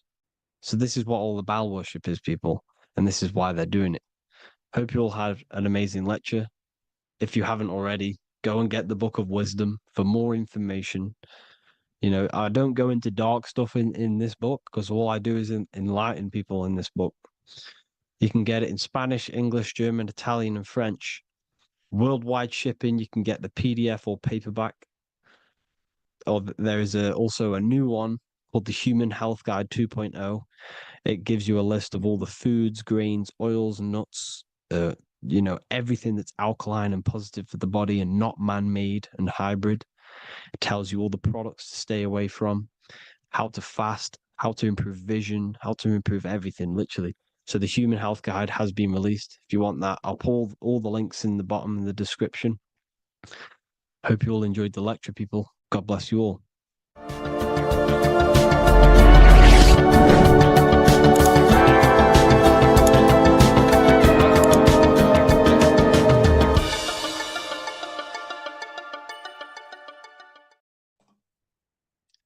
So this is known as the Bag of the Gods. This symbolism is widely known, but no one knows what it truly symbolizes. We see this in ancient Sumerian artwork. We see this in the Mayans' artwork. We always see this bag with the gods. What does this actually represent? Okay, so the bag itself represents carrying. Carrying what? It represents information. It represents knowledge.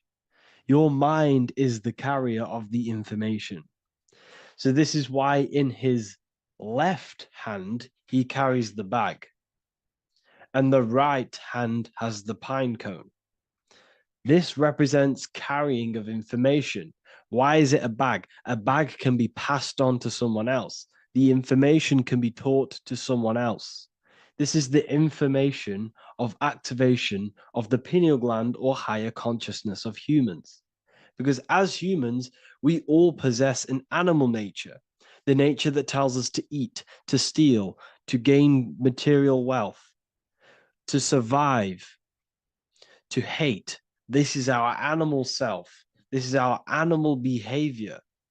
But we also have a divine nature of consciousness, which we have access to, the higher planes of consciousness, the planes that manipulate this material world and create all things in this material world. The human mind has access to. The animal does not. The animal has no idea he exists. The animal has no inner dialogue, but humans have the inner dialogue. Humans can create infinitely. We can expand our minds infinitely into new realms of thought. So we have this higher divine nature and a lower nature. This bag of the gods is basically just representing the knowledge they possess of higher consciousness, of the higher aspect of life, okay, which is the activation of the pineal. The pine cone. The pine cone is in his right hand. The right represents wisdom. The left represents intellect, knowledge. Knowledge and wisdom are two separate things. Wisdom is applied knowledge. It's a feminine aspect. Knowledge is just gained information that you know, which is masculine. So in his right hand, he holds the pine cone. The pine cone can be opened and shut. The shut pine cone represents the asleep human being, the human being that exists in his lower nature, that just basically survives, lives on eating, consumption, material lust, living in chaos with his emotions, living in a place of hell. This is the animal nature. Then we have the awakened human, the one who has consciousness of himself, the one who looks within himself, the one who knows there is more to him when he looks in the mirror. He is far more than just the physical body. He is a divine spiritual being, a divine being who has limitless potential of creation into the material plane. So this represents the awakened. This represents the asleep. This is why he carries the pine cone in his right hand. It represents applied knowledge. This is the information. This is the intellect he possesses. And this is the applied knowledge of the awakening, of activation of the pineal gland. Because remember, the pineal gland is not your consciousness. The pine, pin, pineals, the same root word. Pine cones were always symbolizing the state of consciousness one was living in, whether he was asleep or awake. We see this at the Vatican. We see the pine cone over the two pillars. This is the two pillars of Freemasonry, and the dome. This is the Royal Arch of Freemasonry. This represents your head. This is the two pillars, the two hemispheres, and the pine cone in the middle, which is the pineal gland. What is the pineal gland? The pineal gland is not your consciousness. It is not the third eye, and it is not the mind. It's not the mind's eye. The pineal gland is a radio receiver. This is your body. Your body is an antenna. Most people think they are this body. This body is nothing but a receiver and a downloader of consciousness. Your brain does not produce consciousness. You are not this brain in your head. This brain is a downloader of consciousness. Consciousness comes from a way higher divine plane, which is what this image is showing here with the clouds. The mind is light. Consciousness is light. And this light is coming down into the material plane, and your body is basically a crystal antenna which is receiving and downloading this consciousness. So you can experience a three-dimensional reality. So God can experience himself in a divided, separate state. This is what this represents. Now, the pineal gland can be activated, okay, and stimulated, because the pineal gland has phytoluminescent crystallized jagged-shaped cells on it. And obviously these are crystals. Crystals are on your pineal gland. And what do crystals do? Radios use crystals. Your phone uses crystals. They tell you that crystals are woo-woo and pseudoscience because they don't want you to know the power of crystals. Your body is basically a giant crystal. Your pineal gland is a radio receiver for your consciousness. So if they can ruin your pineal gland and damage it, this will damage your connection to the divine, to your true self, to consciousness, to God, whatever you want to call it, the source. There is all one source consciousness, and we're all collectively connected to it. And this is our connection. This is our antenna. So what a radio does, a radio has an antenna, and the frequencies are all around us because all the radios are playing in your ear right now. But what the antenna of a radio does is tune into a specific frequency to pick up that frequency and play that frequency. It's the same with your consciousness. You're all a fraction of God's consciousness. So that is essentially what we are looking at here. We're seeing knowledge, intellect in the left hand, and applied knowledge, activation of waking up to higher consciousness, to the higher human form. Because we can reach beyond our physical form. We can turn our animal self into a divine being, into one of these so-called gods. These gods are nothing but human beings. The Anunnaki were not gods. They didn't come from the sky. These are normal, regular human beings who activated their higher consciousness. This is what we have here. This represents spirit. Birds represent spirit. So do we have any questions? I'll take some questions now. That was just a short lecture on what that symbol truly means. Okay, so if we have any questions, feel free to go ahead and ask some questions.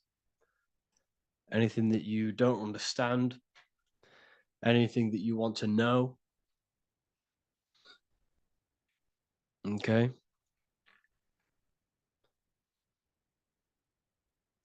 So base reality would be where source resides. Yes, the base reality is your consciousness. Are these lectures available in the university? There's a whole section, basically inside the university, there's a whole section with like over 30 long form lectures like this. So the base reality is where the source resides. Yes, the base reality is your inner world, your consciousness. That is the only thing that exists. Your outer world is just an effect of your consciousness. Your consciousness, everything that has gone on within the mind and emotion is pushed outwards into your reality. You have thought and felt your way into your external circumstances. Your life is a direct correlation of every thought you thought in the past. Therefore, your inner world of consciousness is creating and molding your outer world.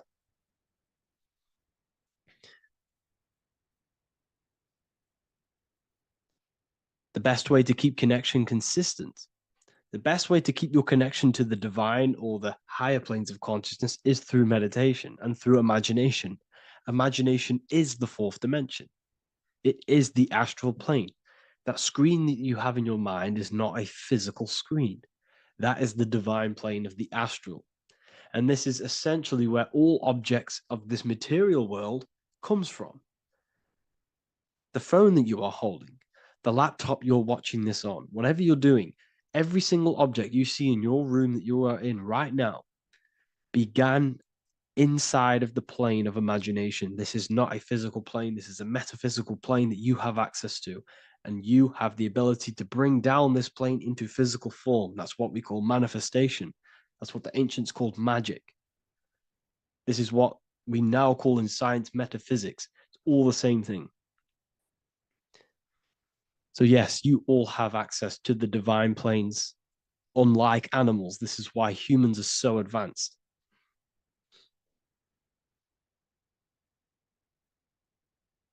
Okay. Is the pineal able to constantly activated, or is it just a temporary experience? I don't fully understand that question, unfortunately. Maybe you could word it in a different way. The real meditations on the university, legit, y'all, yes. In order to connect to consciousness, you need to sit in meditation and turn off your feelings, and the feeling of unity will come. Do I understand correctly? Yes, that is correct. So when you sit in silence and in stillness, I highlight the word stillness because stillness, when you are still, no information from your nervous system is being decoded by the brain.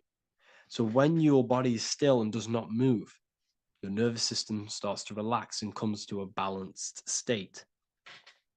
Your brain starts to relax, it comes to a balanced state. The left and the right brain stop working. The nervous system stops working. Then, once the body, the material body is shut down, you then have access to consciousness.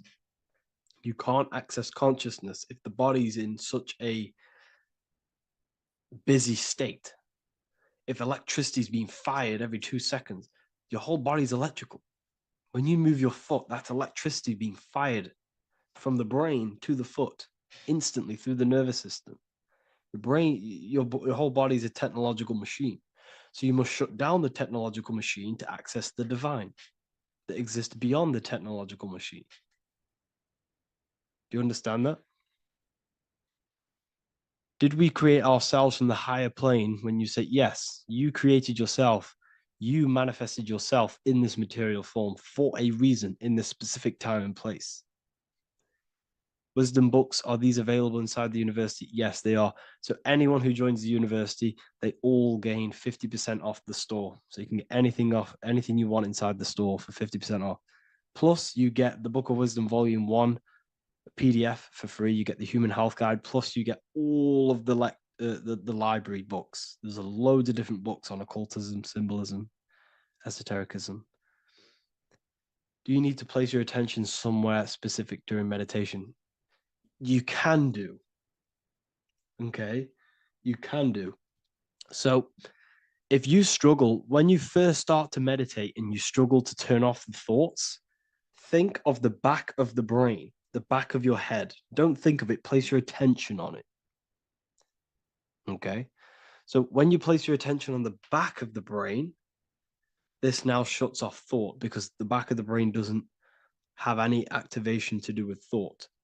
The front brain does, the neocortex. That's all to do with activation of thinking. So place your attention on either the back of the brain or your breath. What's more important, creating yourself or finding yourself? It's balance of both.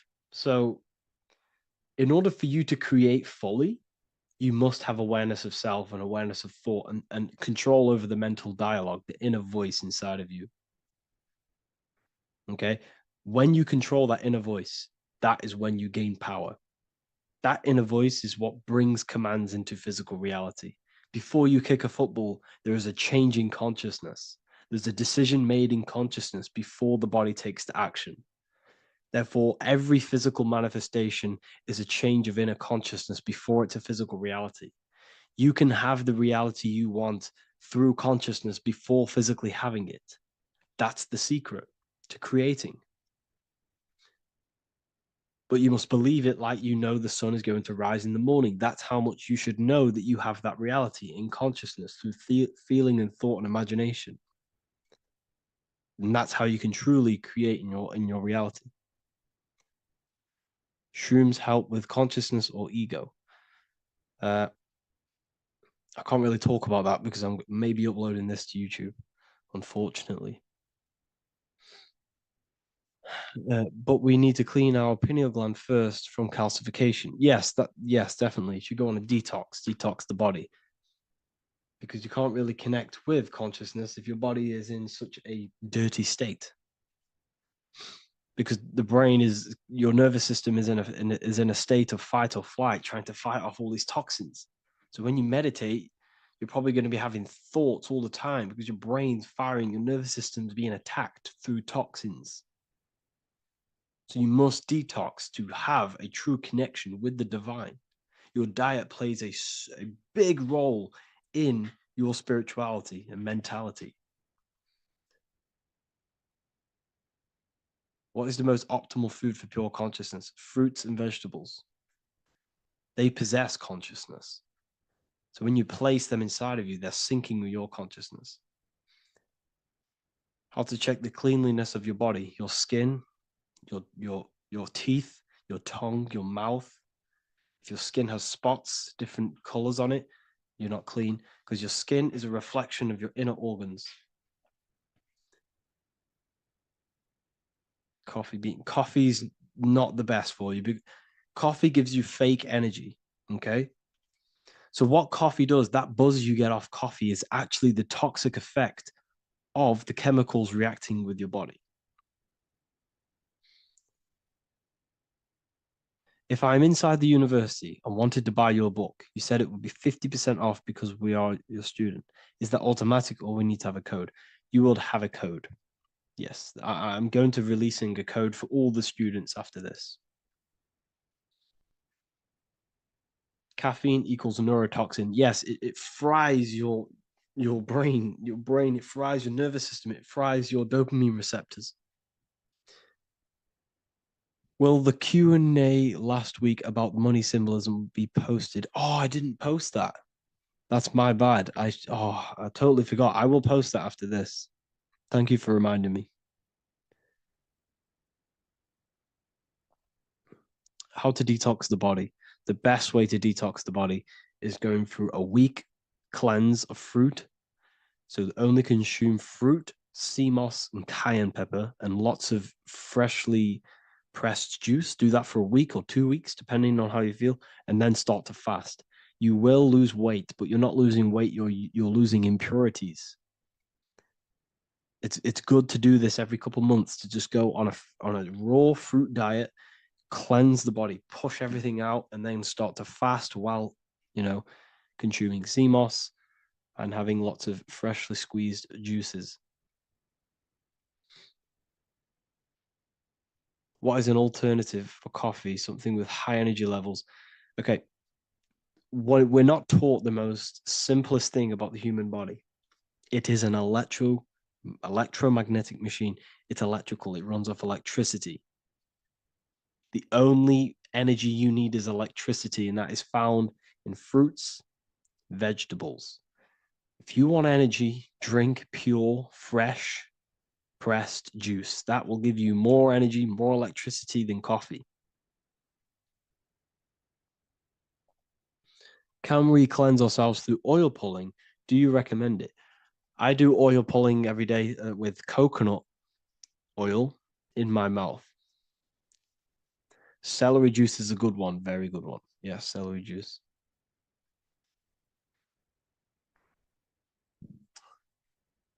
Any more questions? What kind of music do you listen to when lifting? For me, rap, hip hop push me work harder, but I know it's terrible for my subconscious. Yes, very. At least you're aware of it. You should be definitely try and stay away from the hip hop music. Try and stay away from anything that's talking about anything negative, because it's all programming your subconscious.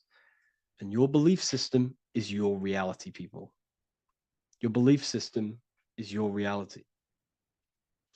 Okay? So look after your subconscious. That's what's controlling your actions. 90% of your actions on a daily basis are controlled through your subconscious beliefs. Okay? I listen to a lot of Pastel Ghost.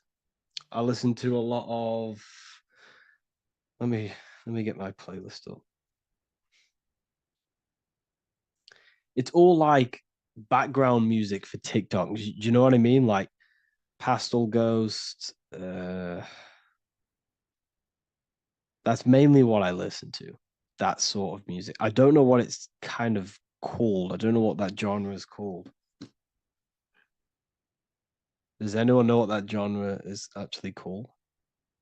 Because there's not much words in it. The reason I listen to it is because there's not much words in it. And, it helps the subconscious. And I just love that music.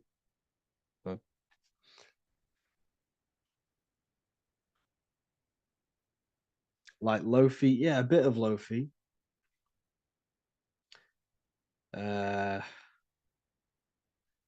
Most people won't even know this type of music.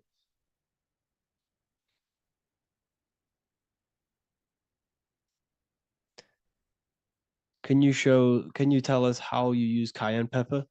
So I mix it with freshly squeezed orange juice every morning. So the first thing I have, empty stomach, I have a teaspoon of cayenne pepper, mix it in and just down it every morning. And sometimes at night. The feeling you get in your stomach after putting cayenne pepper on an empty stomach is absolutely amazing. It tingles in your stomach.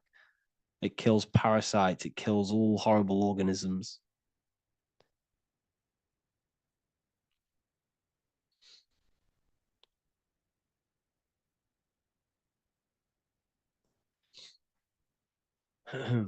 Mix it with hot water. Yes, hot water and key lime water. That I bet that's powerful. If you mixed warm water with key lime with cayenne pepper in first thing in the morning, I can imagine how powerful that is. I've never done that, but I'm going to try that.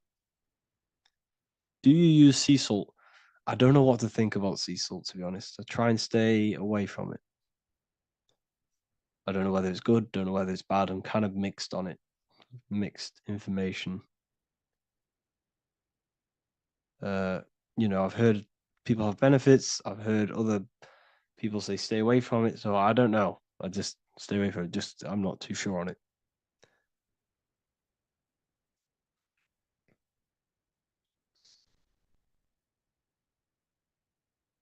I drink fresh pressed celery juice every morning. Yeah, definitely. Is there any chance we could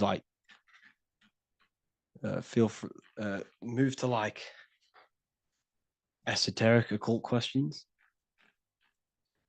The only reason I say that is because I might be posting this to YouTube, so it's like I don't want them thinking I'm giving health advice, because I'm not. This is what I do. I'm not giving anyone medical advice. This is what I would do to myself. Because I can probably get in trouble for that. So the subconscious is the all-knowing. It is the all-seeing eye. The subconscious knows everything.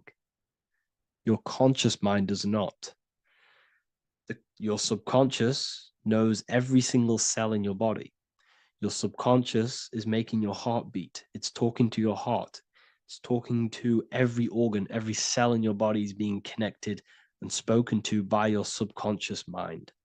It is the all-knowing. The subconscious has access to the astral plane, imagination, the fourth dimension. It has access to the mental plane, thoughts.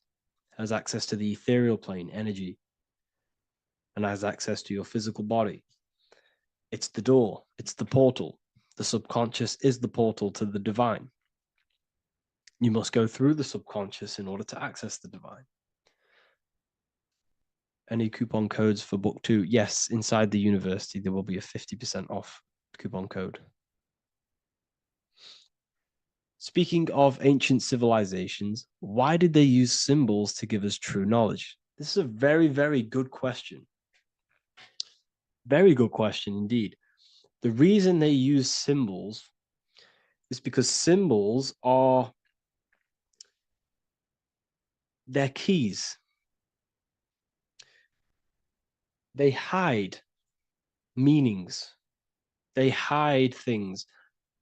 For example, if it was written down, if all of this sacred knowledge that I'm speaking now was written down, it can be easily taken.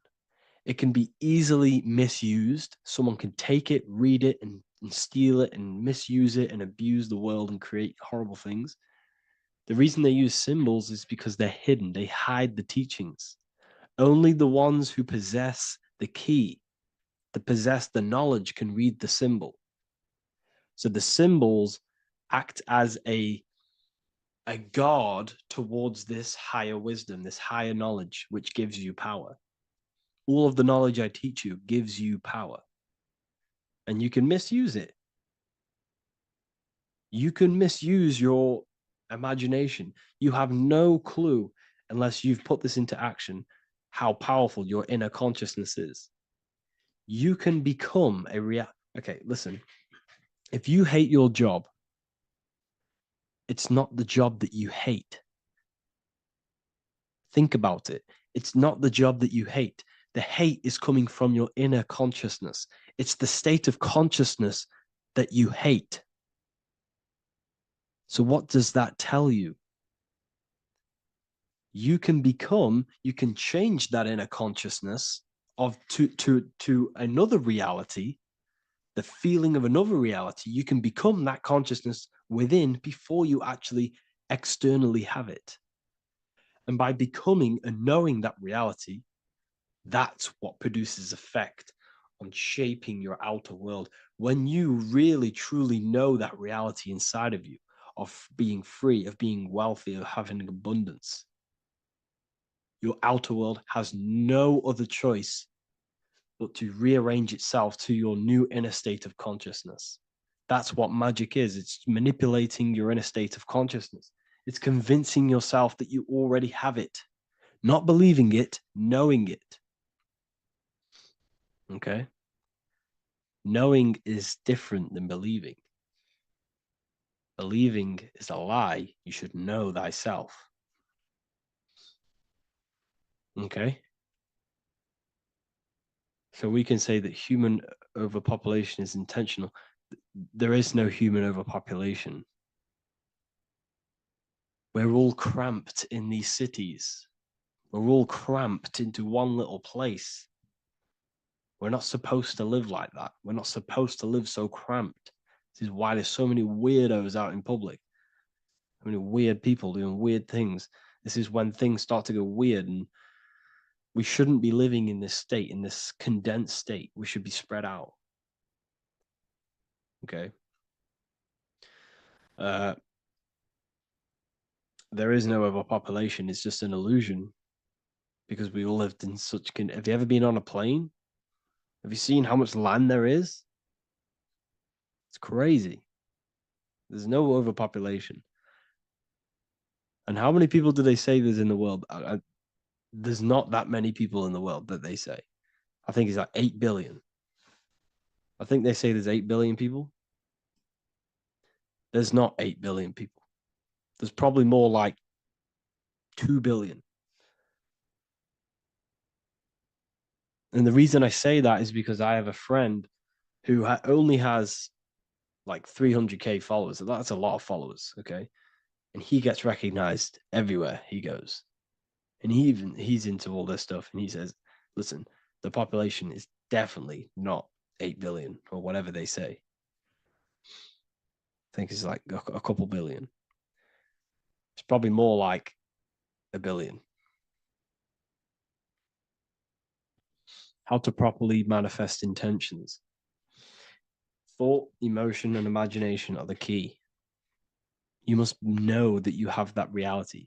Don't believe it. Become that reality within your consciousness. All day long, as much as possible. Feel it. Imagine it. Say it. And have zero doubt. How to have zero doubt. You can't, well, okay, so the doubt, that little voice that will seep into your mind saying, you can't do that. You can't do this. That's your old voice of your subconscious program. Listen, the reason why most people fail in life is because they have trained their subconscious that they will fail. They have told and believed that they will fail. The reason I will succeed for the rest of my life is because I have trained my subconscious to say, I will win, I will succeed, I will solve any problem. That's my belief system. And if my belief system is that, then my external reality, my conscious mind will seek a way to fulfill that belief. It will seek to control and create that belief in my external world. It will seek to solve any problem. I've trained my subconscious mind to know that I already have the reality, to know that I'm abundant, to know that I have everything that I already need. Therefore, if any problem comes, I can sort it straight away. But most people have a different belief. It's not your fault. We've been kind of manipulated and told this, that they will fail, that they can't do anything, that it's too hard. And that basically casts a spell on the conscious mind, where your conscious mind is just like, no, I can't do that, because of this subconscious belief that you hold. So you must reprogram your subconscious that you can do it, that you will solve any problem, and that you are abundant. That's the reason why successful people succeed. It's because they have a complete different mind state, a complete different belief system in their subconscious.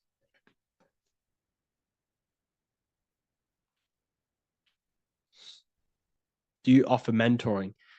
Yes, I do offer mentoring, but it's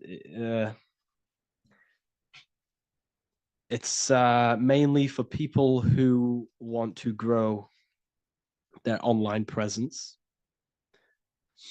and for the amount of value and transformation that I can place into your life, and the time that, well, the price of my time, it will be a higher price tag, but your life will completely change if you join my mentoring, because I will transmute your life. I will transmute your mind, and I will transmute your whole reality,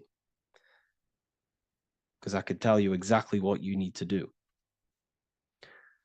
How to have super genius power pulling information from the source. Okay, so you can do this. I talked about this in Book of Wisdom, Volume 2, if you've read it. This is a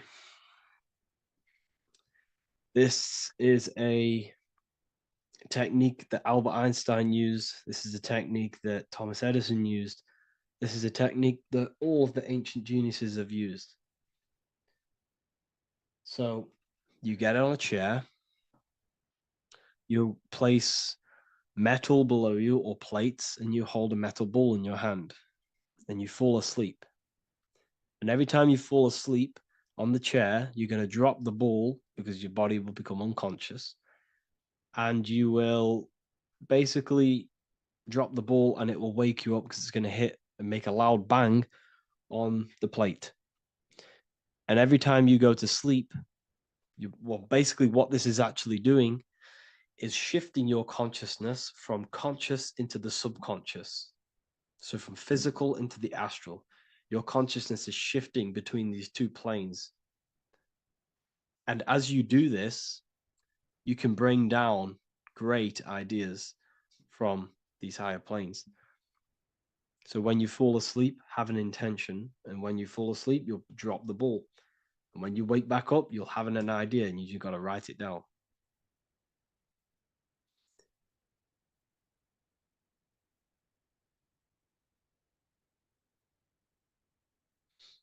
How to balance chakras. Don't focus on balancing your chakras. Focus on the mind. The mind is the cause of the chakras being blocked. If you have a blocked throat chakra, this is a problem in your mind, not the chakra. You see, the chakras are a result of the mind. You transmute the mind, you can transmute the chakras and cleanse them.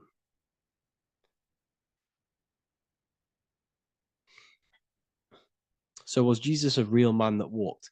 Okay, so I'm going to tell you something. Like, some of the things that I say in my reels, they are to catch attention. So if I say the first thing on the reel, Jesus never existed, straight away, you see that, it's going to trigger you. It's going to trigger Christians. It's going to trigger people.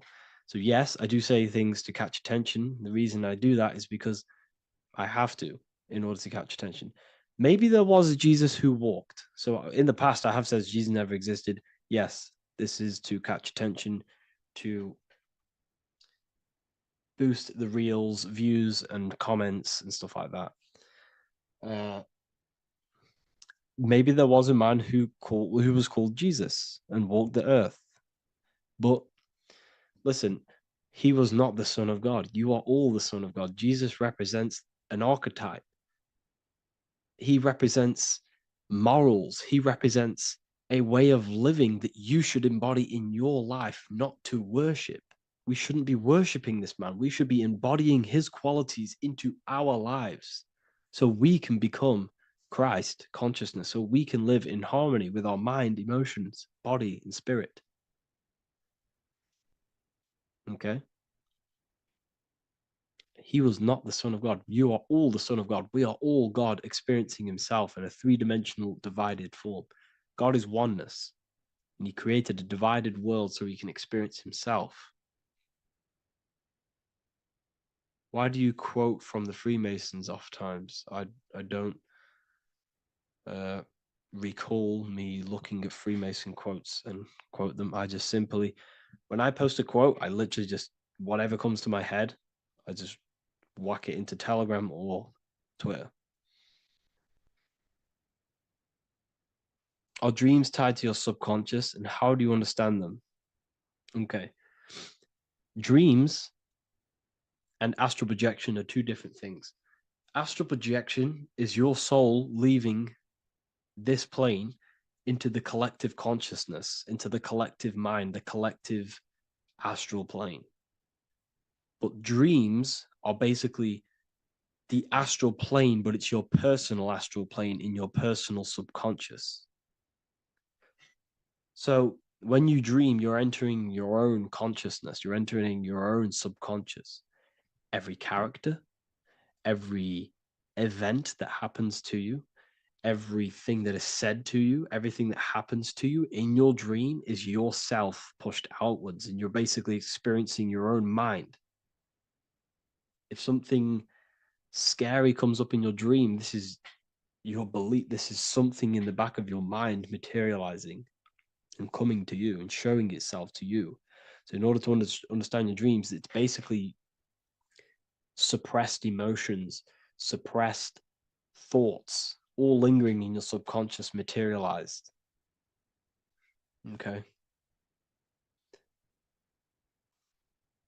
A few months ago, I'd have concurrent dreams of getting in a car crash that lasted for months. Then one day out of nowhere, I got into a really bad accident, and that low-key bugged me out. I didn't know if my mind was trying to warn me or what. You can explain that. Okay. If you are having dreams about having a car crash, this is a belief. Okay, so let me tell you something. Let's say you're a drug dealer, okay? And you live in fear every single day of the police coming to you. This dealer, every day, is worried, he's scared, and he lives in fear of the police getting him. He was believing it. This fear, this emotion he was feeling on a regular basis, repetition, and the emotion is basically impressing your subconscious. It's impressed his subconscious that deeply that he now believes it. It's now become a belief. So one day the dealer gets caught and he goes to prison. Let me tell you something. He placed himself there because he created a program, a belief in his subconscious of the police. And his external reality is now in a prison cell. But that prison cell is just an external manifestation of the prison cell of fear he installed in his subconscious mind. The four walls he's now trapped in is just basically an externalization of his own belief system that he created through consciousness, through the subconscious. If you embedded your belief that you will be in a car crash, you will be in a car crash. He placed himself there. He materialized that reality through the thought, through the emotion, through the belief. He put himself there. You see? So if you were having dreams, this was maybe, it could have been anything. You could have watched a program when you were a child about a car crash, and that maybe scared you. Or you saw a car crash when you were very young and that scared you and that impressed your subconscious. Then you had a dream about it. Then you started to believe it. And then one day, bang, it happens. That's the power of the subconscious mind. It holds control over you. It holds control over every aspect of your reality, of your being. So, I hope you all enjoyed this live. I'll see you all inside Ethereal University. I'll be posting another lecture this week. And yeah, let me hold on. Religions were made to hide the truth about yourself, God, and the universe. You see, religion teaches there is a God separate from you. He created the universe separate from himself. They did this to truly disconnect you from consciousness, from God, and from yourself. Now let me explain. It's going to be very difficult to understand this from a left hemisphere dominated perception. The left hemisphere sees everything individual. The right hemisphere sees the whole. For example, if you're walking through a woods, the left hemisphere sees individual trees, leaves, twigs, and branches. The right hemisphere sees the interconnectedness of the whole woods. We've been trained our whole life to be trapped in the left hemisphere, to think logically, scientifically, with evidence. This way of thinking traps you in illusion, division, and separateness from everything. Plus, in science, they teach you the universe exists outside of you. You exist in a universe, and the universe exists whether you exist or not. This is completely false. You are the universe experiencing itself. There is only one person in the universe. There is only one awareness in the universe, and that is God. That is your consciousness. Not your name, your job, your reputation, your thoughts, your beliefs. That is not God. God is the infinite awareness that you are, the alertness, the essence of life. You are an individual. You have a dual nature, an inner world, consciousness, and an outer world, this physical body.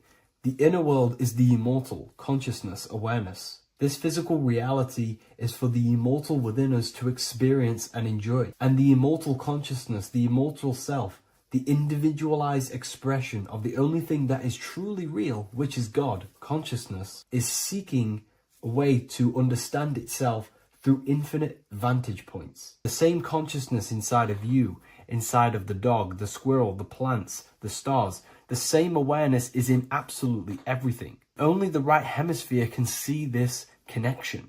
The universe is one mind separated into the infinite bodies and life forms. This is why scientists tell you that the universe is forever expanding. It's truth in plain sight, because the universe is the mind, and the mind is always seeking more vantage points to understand itself.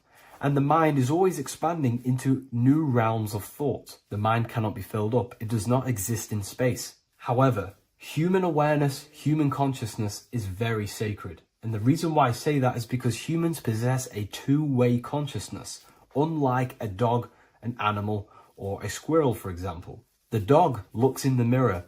It is not aware of itself. It doesn't look in the mirror and see that it needs to improve something. However, humans, we can look in the mirror and say, who am I? Where do I come from? And I need to change this aspect of me. I'm lacking in this area. Dogs do not have this awareness. They function only on their immediate surroundings, on survival and instinct. Human awareness is special because we have the ability to reflect on the self. We can question our consciousness. We can question, who am I? Where do I come from? And where am I going after this? The human mind has no limitation.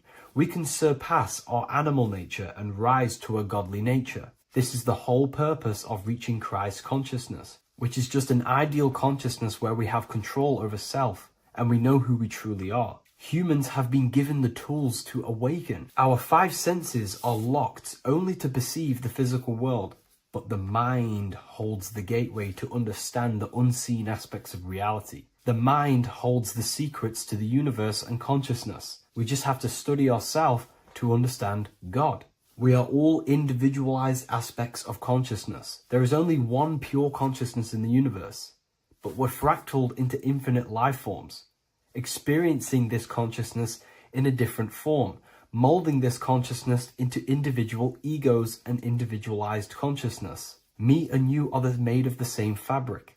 However, I have thought different things, believed different things, experienced different things, which has conditioned my consciousness to be my own individualized aspect of God. And that's what makes me, me, and you, you. God is the creative power within us to turn thoughts into physical reality, to create things. We are a creator. Each one of us is a miniature earth, creating and building in this physical 3D reality. Our consciousness holds power over the 3D reality. We can mold it and create anything we wish. However, we have been conditioned to live like an animal, living in our animal nature, eating, surviving, lusting, and these low-level desires keep us trapped from figuring out our creative power. This is why the ancients always depicted God inside of the brain. Even in ancient Christian artwork, William Blake, Anton Raphael, all depict God inside of the brain. Why is this? Because God is our creative power. The spinal column acts as a type of ladder of consciousness. If you just think about sex and act on sex, eating, consuming, and living in a survival animalistic state, then your consciousness is functioning on the lower end of the spinal column, where your reproductive organs are and your gut organs are to consume food. In order to activate the God within us and to us to truly know God, we have to be aligned with the God consciousness. We have to unlock the God within us so we can truly actually experience God and understand it. However, God exists beyond our personal consciousness, beyond our human identity. In secret societies, satanic rituals and satanic societies, they are seeking a way to escape the human identity through ritual work, meditation, and trance-like states. A trance-like state is like the state that you enter just before you fall asleep, where there is no thought present in your mind, because you are not the mind, you are the observer, you experience the thoughts.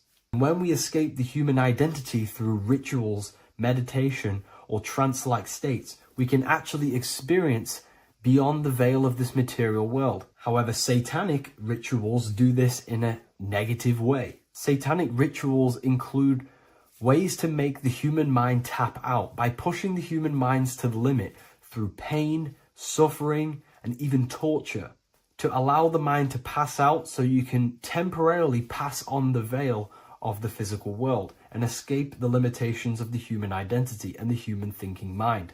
Now, you do not have to do it this way. You can experience the divine and beyond your human identity through many different ways, such as deep, deep meditation, rising above your thoughts, and setting 3 alarms, one for 6 a.m., one for 6:30, and one for 7:30. And when you wake up at these times, what you need to do each time you wake up is allow your mind to stay awake but your body to fall asleep. And you will enter this trance-like state. And you can gain ideas, experience lucid dreams, and maybe even astral project. All of these rituals in secret societies and satanic societies is all about escaping the human identity and experiencing the divine planes beyond the physical. To wrap all of this up, this is all about consciousness. Consciousness is the infinite awareness of the universe, just fractaled into separate bodies. And this consciousness is seeking a way to understand itself in infinite angles and vantage points.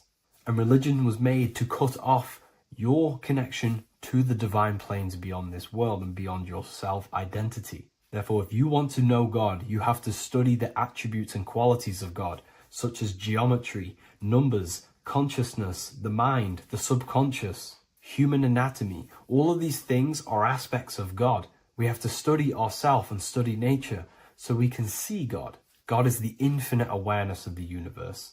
If you love this video, please leave a like and share it with a friend. I'll leave a link in the description for the Book of Wisdom, Volume 2.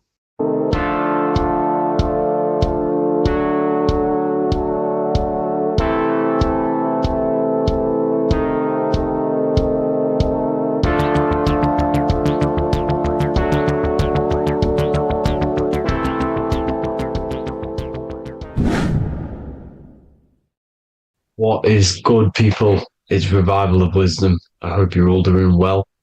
And this video is how to raise your holy oil or your kundalini. Let's get straight into this. So this is a monthly cycle. Every month, when the moon is in your zodiac sign, this oil is released.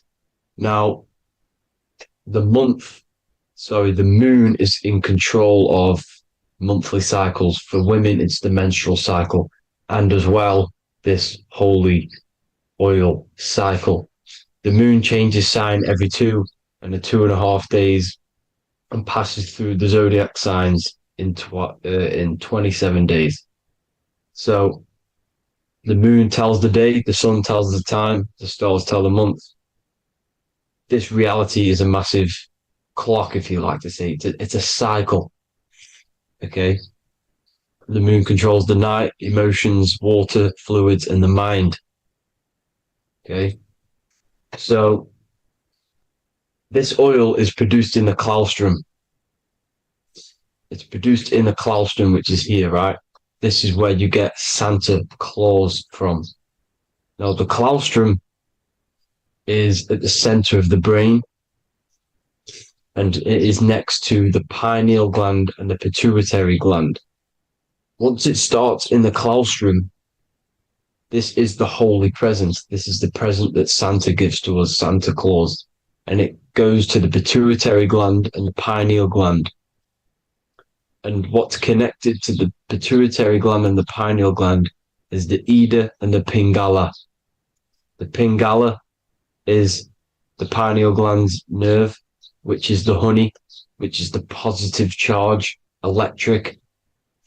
And the pituitary is the Ida nerve, which is the magnetic charge. This is the milk, the land flowing with milk and honey. This is the brain, the heaven, heaven, okay? And it travels down the spine using these two nerves, these electromagnetic charge. And this is what the ancients symbolized with the two serpents wrapped around the spinal cord, the Ida and the Pingala.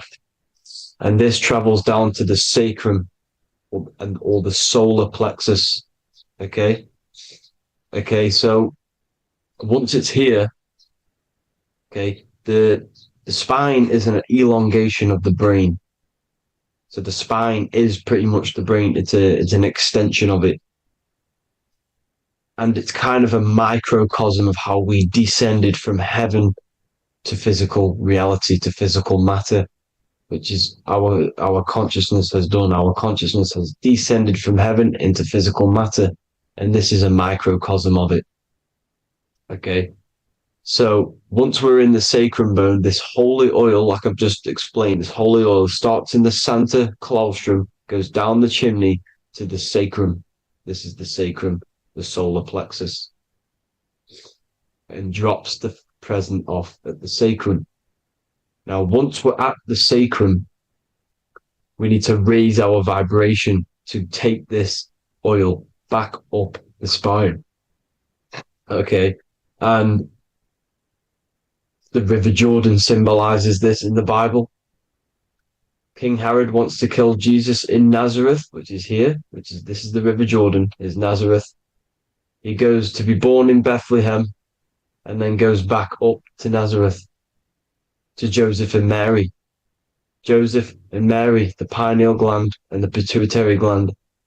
The Bible is huge symbolism. It's all metaphors for this sacred process which goes on inside of your body. You are the Temple of Solomon. You are the Holy Land. The Holy Land is your brain. Once this oil is at the sacrum, you need to raise your vibration in order to take it back up. Once this oil has gone back up to the pineal gland, it activates the crystals which are wrapped around your pineal gland. Your pineal gland is this tiny little beam here. This is the claustrum. This is the pineal gland. And it's wrapped in crystals. And when this oil travels back up the spine by raising your vibration, back to the upper room where Jesus met the 12 disciples, or the 12 cranial nerves in the brain, and it activates and it turns on this pineal gland. And once it's turned on, it illuminates all the cells and the nerves in your brain and turns them all on and activates the higher God man, the God consciousness, Christ consciousness. And it regenerates the whole body. This is the secret to regeneration. It regenerates all the cells in the body. And this is how the ancients lived for thousands and thousands of years, as talked about in ancient texts. They lived for hundreds and thousands of years because they knew this secret. And this fluid, this brain fluid, the secretion, or the Christos in Greek, which means gold, because this is the alchemical process from turning lead to gold. Your body is the alchemical furnace. Now, the ancients knew about this center of the brain because they symboled it. This is the Eye of Ra, and it's the brain. And this is what's wrapped around our consciousness. Our consciousness isn't wrapped around the brain. The brain is built around the consciousness. We are the consciousness. You don't have a soul, you are the soul. Okay? Now, the head, heaven, hell, heel at the bottom of your foot, that's hell. head is heaven and hell. Simple. Now the pineal gland produces DMT, which is dimethyltryptamine, which is known as the spirit molecule. So let's move on.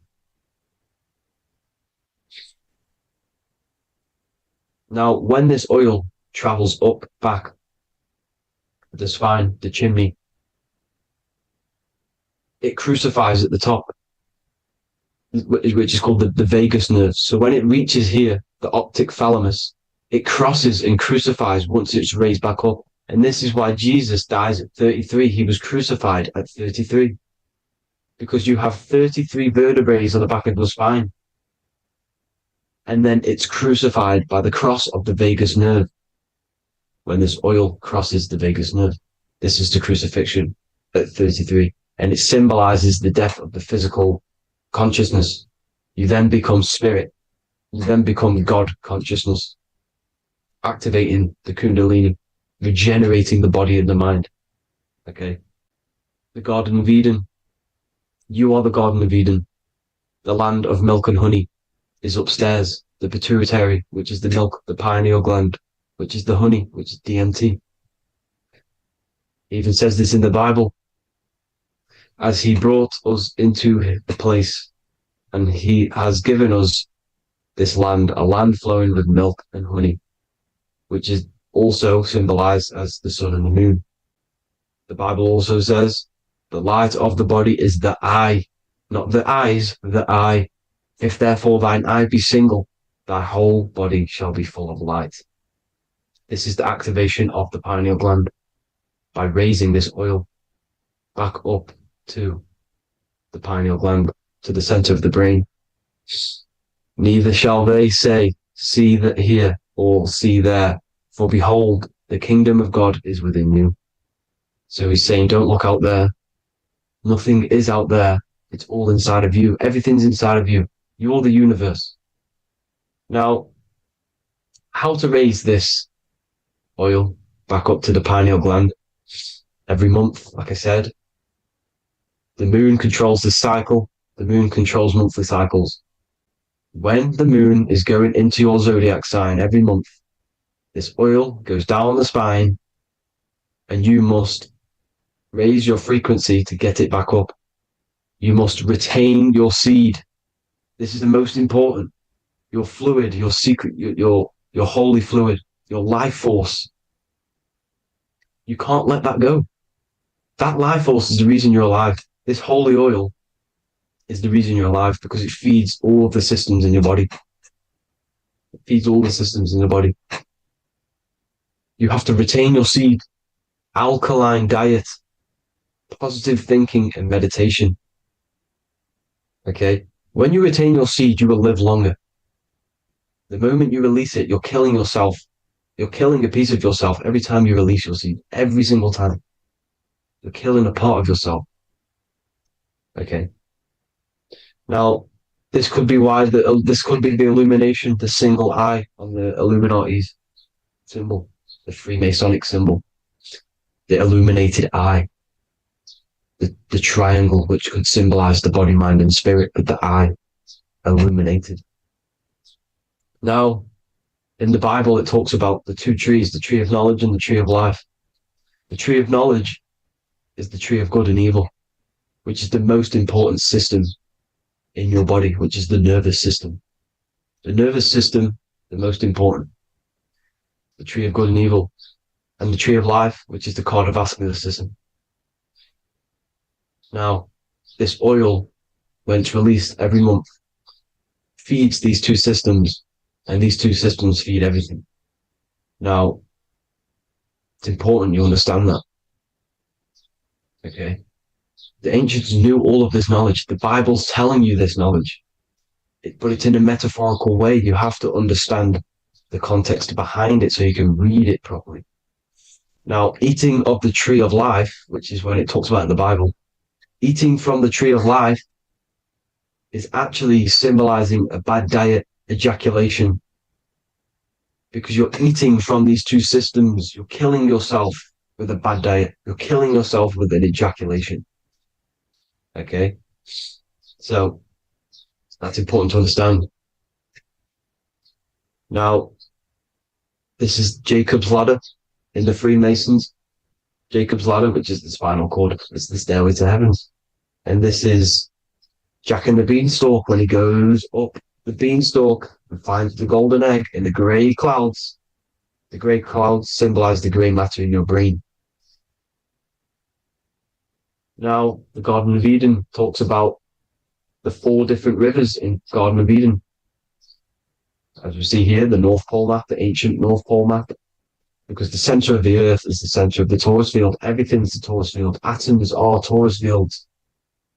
Everything's torus fields. You are the universe.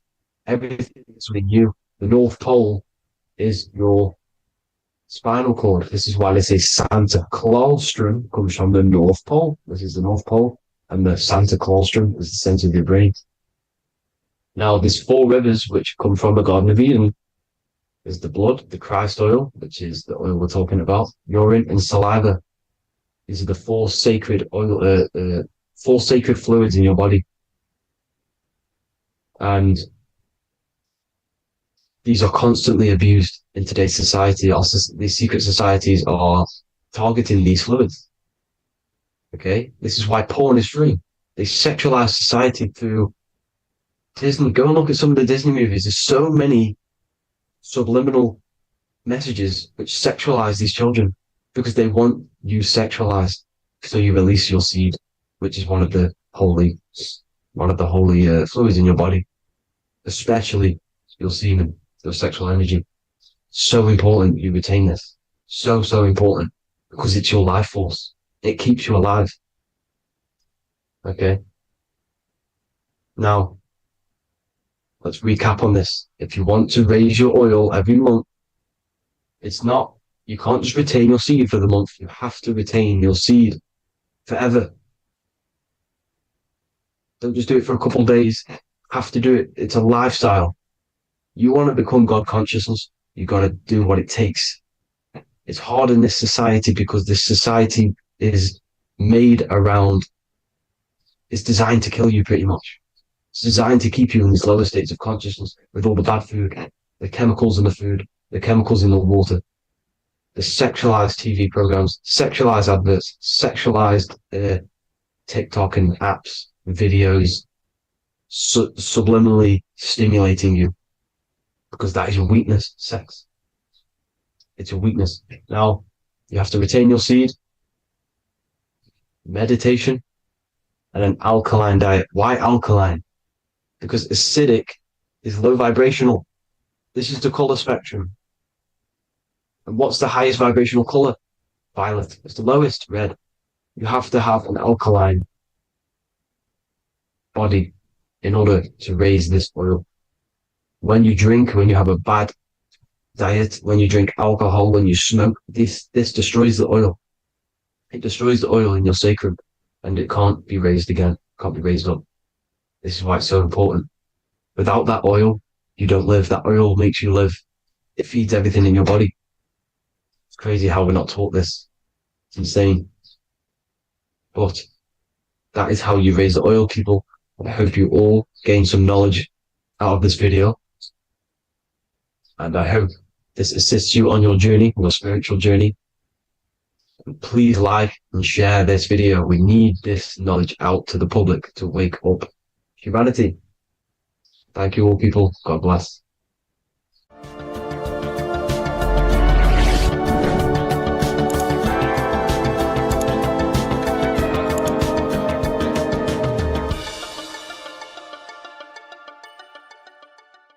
Neo is plugged in on the back of the neck, which is the reptilian brain stem. The reptilian brain is all to do with survival mode, survival state. It's always scanning the environment for safety, whether that's physically, emotionally, or mentally. It does not think. It is instant. For example, do I smack the guy or run off? If something happens to you, like a car's coming really quick to you, you do not think about this. The reptilian brain is the animal instinct that will instantly move your body on the instant reactions. Hence why it's the closest brain to the rest of the body. It has instant access to the electrical nervous system to control the body at instant reactions. Now, Neo is plugged in on the back of the neck, which is the reptilian brain. Therefore, the matrix is the body itself. It is the lowest state of consciousness. This is what it represents. The word matrix means womb. It translates to womb because your body is a womb. Your body is a vessel for universal consciousness, for God consciousness. And the body is also a womb where you can be born again outside of this body by raising your consciousness, by awakening the neocortex. This is why Neo is called Neo, because it represents the neocortex. This is the higher aspect of our brain. This is all to do with new things, higher reasoning, higher thinking, new learning. You see, the brain is a receiver for universal consciousness. Now, what do I mean? It is a radio receiver. Think of it like this. You have a radio tower which emits frequencies, and each little frequency, 00.1, 00.2, 00.3, each 00 point is a different person. We are all the same universal consciousness encapsulated inside of a different vessel. This is why our body is the temple of God inside of the Bible. Your body is a sacred temple of the divine essence of the universe. However, consciousness is controlling this physical body. And I'll show you this diagram here. Consciousness consists of imagination, emotions, thought, and memory. All of these things are not physical. They're not made out of atoms. You cannot think with atoms. If I split open your brain while you are thinking of a cheesecake, I would not see a cheesecake. It's because these things exist metaphysically within consciousness. They are not physical. The body is physical. It's part of matter. It's part of time. You see the Leonardo da Vinci, the circle and the square. The square represents limitation, beginning and end, because when you draw a square, there is a beginning and end. It represents the body, the mortal self, the ego, the echo. Then you have the spirit raised above, which represents spirit over matter, mind over matter. Invisible forces create physical forces. Everything physical exists in non-physical. This is also the Freemasonic square and compass, why the square is below the compass, because the compass creates the circle, which is spirit or mind. Then you have the square, which is matter. Mind and matter are the same substance. Mind creates matter through thought. Everything in this physical universe manifested through thought. Everything began as thought. So you are spirit and matter.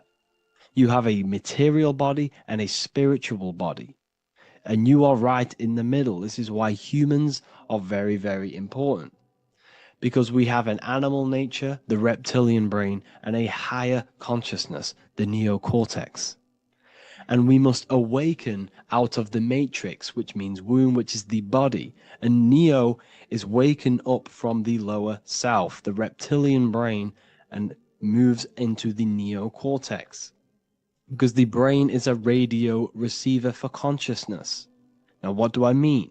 I went over this before. Your consciousness is controlling the brain. The brain is a computer.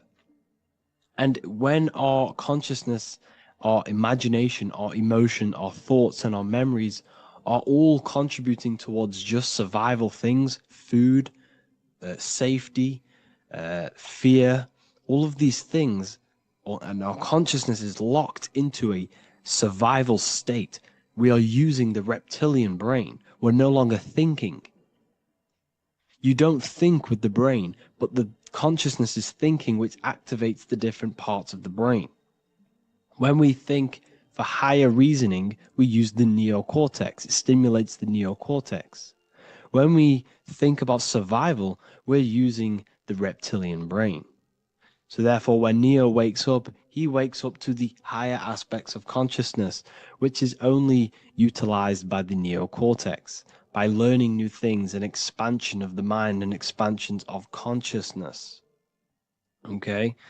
So the whole matrix is to keep you designed, well, the whole matrix is designed to keep you in a survival state, in the three-dimensional awareness.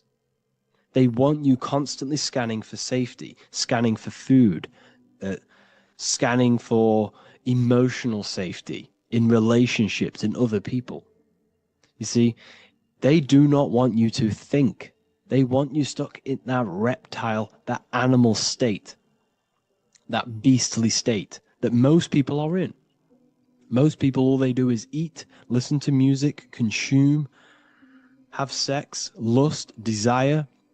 This is all the reptilian brain.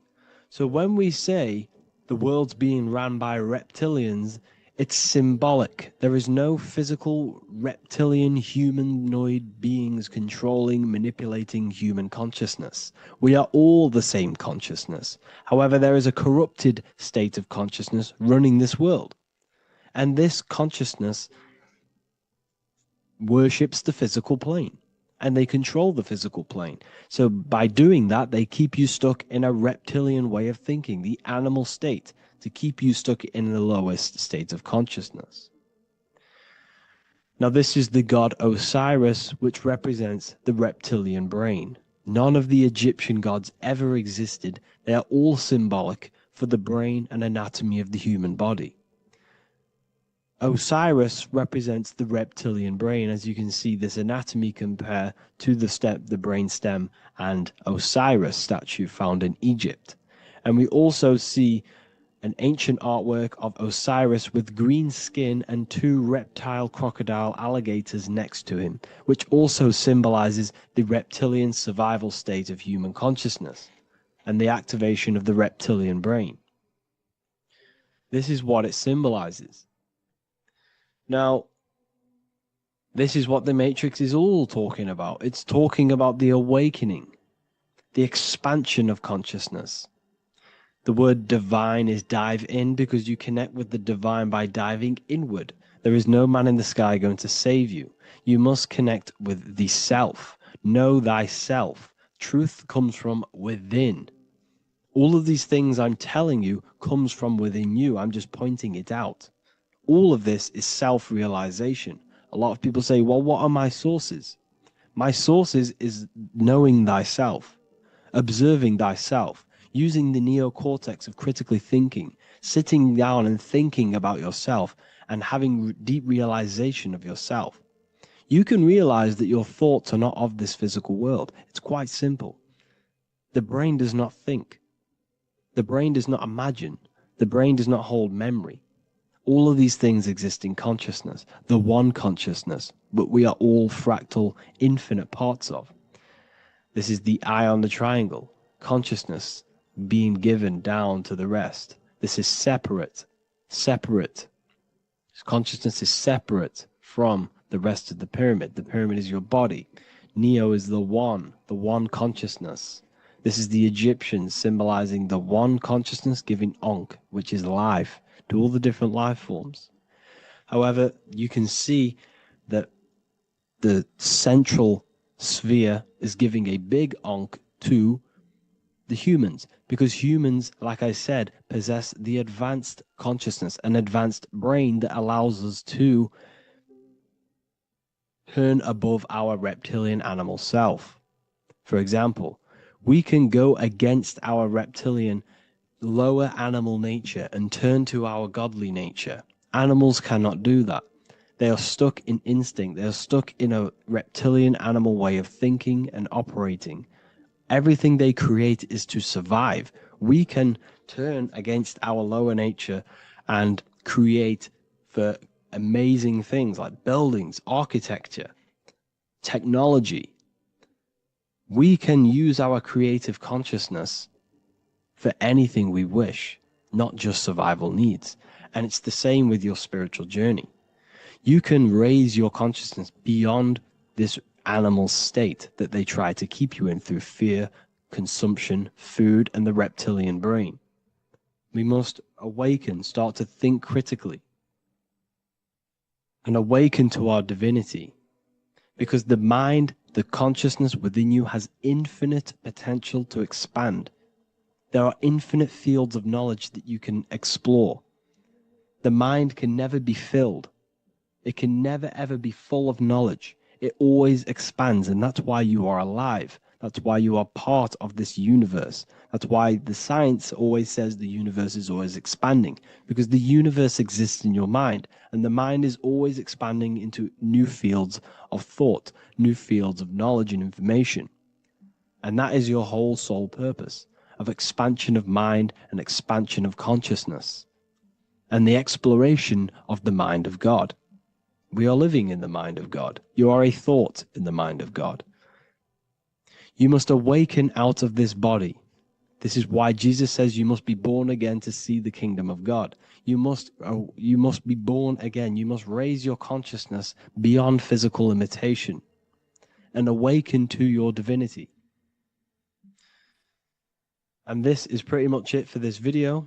I hope you all understand this, that this is all symbolic for consciousness.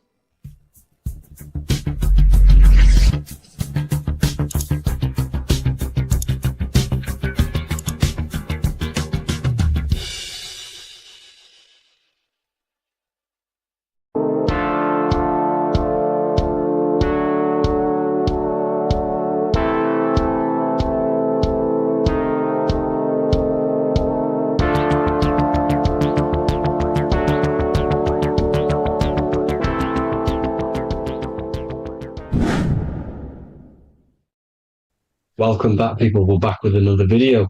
Let's jump straight into this. Make sure to tune in till the end, because this has got so much information in this video. So sit back and enjoy. So everything's torus fields. The Earth's a torus field. Everything's torus, which is electromagnetic field, electric and magnetic. The center of the torus field is where the two opposing forces meet in the center. And this is what creates the plane of inertia, the dielectric plane of inertia. Okay? You got red shift, blue shift, positive, negative, south and north pole, right? This is what the ancients were showing with the tree of life. As you can see here, this is the plane of inertia, and this is the torus field. Everything consists of this. Everything is a torus field. A atom is a torus field. Okay, now the inertia is the 0 point. So this plane is a 0 point. It's the balance between two poles. Okay, now this creates matter, because matter is two opposing forces in motion equalized. So these two forces coming together is what creates matter on this physical plane. And this is why we can't see the electromagnetic field, because it consists of one of the elements, which is either electric or magnetic, but when they combine together is what creates this physical plane, which is physical matter, which is light in motion. Now, everything is one. Don't get confused by duality. Duality is two opposing forces, but them two opposing forces are created by the same substance. It's two aspects of the same substance. So, for example, water and ice are the same thing. You know what I'm trying to say? But it's two aspects of the same substance, because all is one. The whole universe is one. All goes back to the one, which is God, the creator, or magnetism, whatever you want to call it, because magnetism pulsates. Electricity has two poles, red shift, blue shift. Okay, so red shift, blue shift is electricity, and electricity vibrates, and all vibration always comes back to a standstill point. But magnetism is what pulsates. This is why your heart pulses. You breathe, which is a pulse. This is the breath of the universe, magnetism. Now, this is why the earth is green, okay? Earth can be spelt heart. If you just move the H to the beginning, it spells heart, okay? Because the heart is the center of the torus field, which is the heart chakra for us humans, okay? We consist of the same field, as you already know. Heart being the center, which is green, which is the center of the 7 colors. The center of the 7 colors. This is the most powerful chakra in your body. People think it's the crown chakra, but it's the heart chakra because it's the center of the torus field. You must align them all and combine them all into one, which is the heart chakra. Now, Earth is green. Nature's green. Okay, this is because we live on heart chakra, the plane of inertia. It's the center of the torus field. Okay, and this is what the Egyptians called Isis, which is nature. Nature is balanced, and nature is female, Mother Nature, because it looks after us with the fruit it grows with abundance and the water. It's a female energy, Mother Nature, and this is the symbolism of an equal, balanced arms. This is the scales, it's balanced. Mother Nature is balanced. This is why the sky is blue, because what comes after the heart chakra? Blue. Sky is blue. We live in Midgard. This is what the ancients called Midgard. You don't have to take this tree literally. It's a metaphor. We live in Midgard, where both positive and negative duality here. Now, Mount Meru.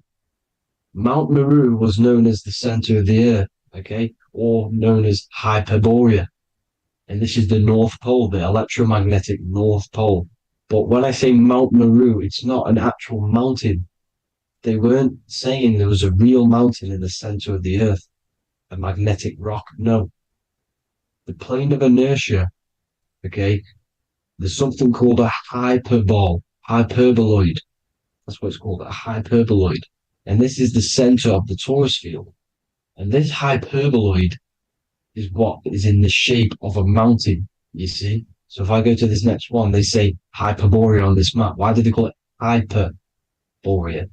Because this is the hyperboloid in the center of the torus field. And this is the electromagnetic mountain, a metaphor.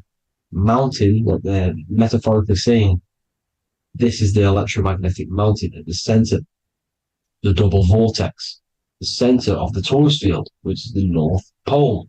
Pole of electromagnetic energy. So this is why they call it Hyperborea. It comes from the word hyperboloid. And the center of the earth is so sacred. And they symbolize this with, obviously, the North Star, which is Polaris. And this is where the swastika comes from, because it's the 4 seasons moving around the North Star. This is the Big Dipper constellation moving around the North Star, which is Polaris. There's that pole again. Pole. Magnetic pole of the torus field.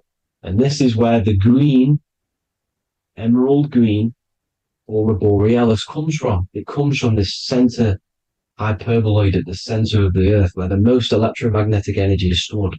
The center of the plane of inertia. The center of the plane of inertia. This is the all-seeing eye as well. As you can see, they got the sun, the moon. This is the Masonic cosmos, the sun, the moon, and the all-seeing eye, because the eye is Polaris, the eye of the stars. It's all a big eye. Now, the eye means a lot more as well. It's not just that. There's different ways you can interpret symbols. Now, this is the emerald tablets. Deep in Earth's heart lies the flower, the source of the spirit that binds all in its form. Okay? The flower of life is thine own place of thine spirit, and stream through the earth as thine flows through thy form, giving off life to the earth and its children, renewing the spirit from form unto form. This is the North Pole. That is what he's talking about. He's talking about the aurora borealis. Aurora borealis. It's the Earth's aura. Emerald green. Heart chakra. Plane of inertia. Green. Earth. Heart. You see? All related. Now, there's many, many symbolism of this, so much symbolism of the ancients, the 7 layers of heaven, which are the 7 planets. Okay? These planets are the solar system. It's the solar system because we are the soul. We are the sun, the soul. And we're inside of a solar system, which is the 7 planets. That's why there's 7 layers of heaven. Okay? The rings of Saturn, the rings of the planets are moving around us. Okay? So this is what the ancients were depicting in their cosmology. Now this is the Hebrew cosmology of the earth. This is the Mayan cosmology of the earth.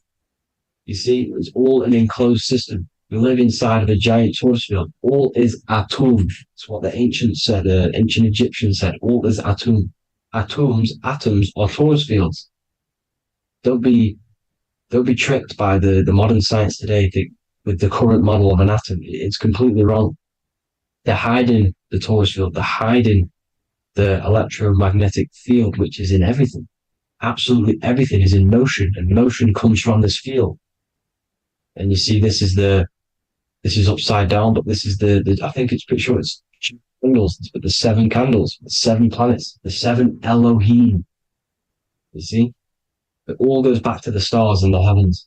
Now, this is how the earth really works, with the stars on the outside of the cosmic egg, and then the torus field spinning around the sun and the moon, the positive and the negative charge. The sun gives you energy, the moon takes your energy. The moon controls monthly cycles. Moon is mon. This is etymology. Mon, month, money, demon, monster. Stir is star, moon star. We are all stars. Youngster, minister, superstar, Hollywood star.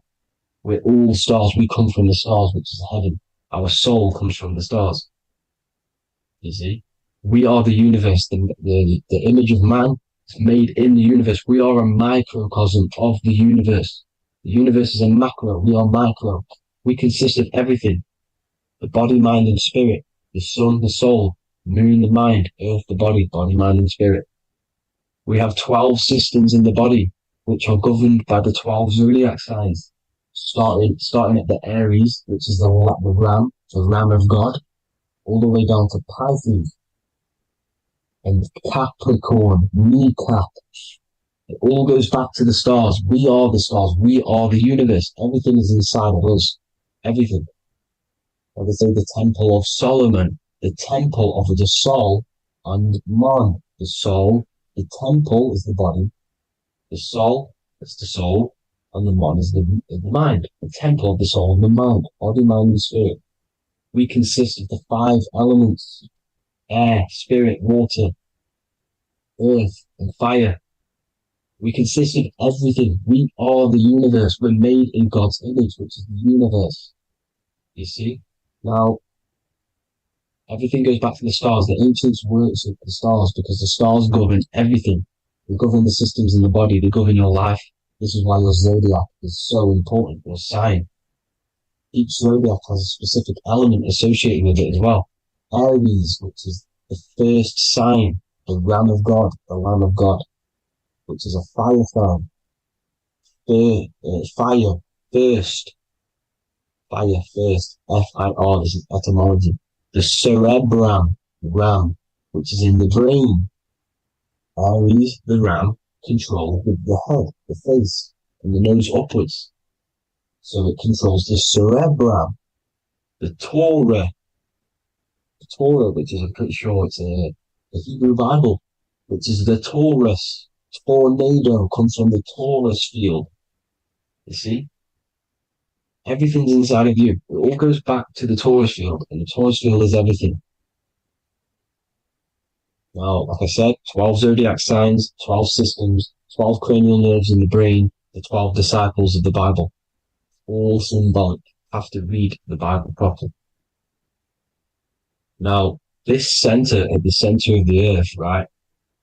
This is what's stirring the ether. And the ether consists of the 4 elements. Because there's 5 elements. Spirit can be called ether. People call it spirit or ether. Ether is pure potential. pure potential, pure energy. It's what connects the astral to the physical. It's the dimension between the physical realm which we're on and the astral. So it has pure potential. It's pure energy. This is why we say I either want to go there or there. It's connecting two scenarios. That's what the ether is. It's connecting the two worlds, the astral and the physical. The center is like the cosmic womb. There's a black hole in the center. This is the center of the torus field. This is the womb of creation. This is the womb of creation. And inside of this black womb are the 5 elements, and everything's being stirred around. Everything's in motion. Light is motion. Everything's motion. Now, like I said earlier, light crystallizes into physical matter. They are the same substance. Spirit and matter are the same substance, but different variations, different aspects of the same substance. Low vibrational spirit turns into matter. High vibrational matter turns into spirit. Or light, whatever you want to call it. Matter is light crystallized. This is where we get the 7 metals from. The planets. The planets are light. Specific frequencies and vibrations of light. When these lights, or the planets, materialize, material metals materialize, they turn into the 7 metals. Saturn turns into lead. That's why lead is red. Saturn is red. The sun turns into gold. That's why the gold is yellow and the sun is yellow. You see, Saturn is the time god. What happens in autumn? The leaves turn red and they die. This is why Saturn, Satan, time god, the reaper, everything is crystallized till it's death and then reborn again. You see, rust. When things rust, it turns to red. Because it's Saturn. Saturn crystallizes everything. He's the reaper who comes around in winter. You see? He's Satan. Jesus and Satan, the sun and Saturn. They say we live in a solar system. The solar system. I think I've already just broke this down. The 7 planets are the 7 chakras. Everyone already knows this. But I'm going through it anyway. But this is where we get the 7 planets from. And the 7 metals. You see, all the ancients knew it was an enclosed electromagnetic system. It's not a spinning ball in the middle of space, people. They want you to believe this so you get stuck in this material world. Because if you believe everything's material, you can never affect this plane effectively. You can never create your life effectively if you don't understand the planes of existence. Because the mental plane is a higher plane. And it breaks down and it controls the planes below it. The mental plane, hold on, I've got it here for you. The mental, the astral, etheric, then physical. Etheric connects the physical to the astral, but the mental is what's above them all. You see? Now, it's important to understand this. It's important. However, the ancients always talked about the enclosed system. Only NASA, which is introduced around the Roman times, not NASA, but the globe Earth was introduced around the Roman times. Okay? By these Masons. These Masons introduced this because they wanted to take over the minds of the masses and control them. These people worship the physical realm. They know how it works. They know the ins and outs of it. They know how to do the magic. They know how to do it all. They understand it all. That's why Masonry have to take the oath.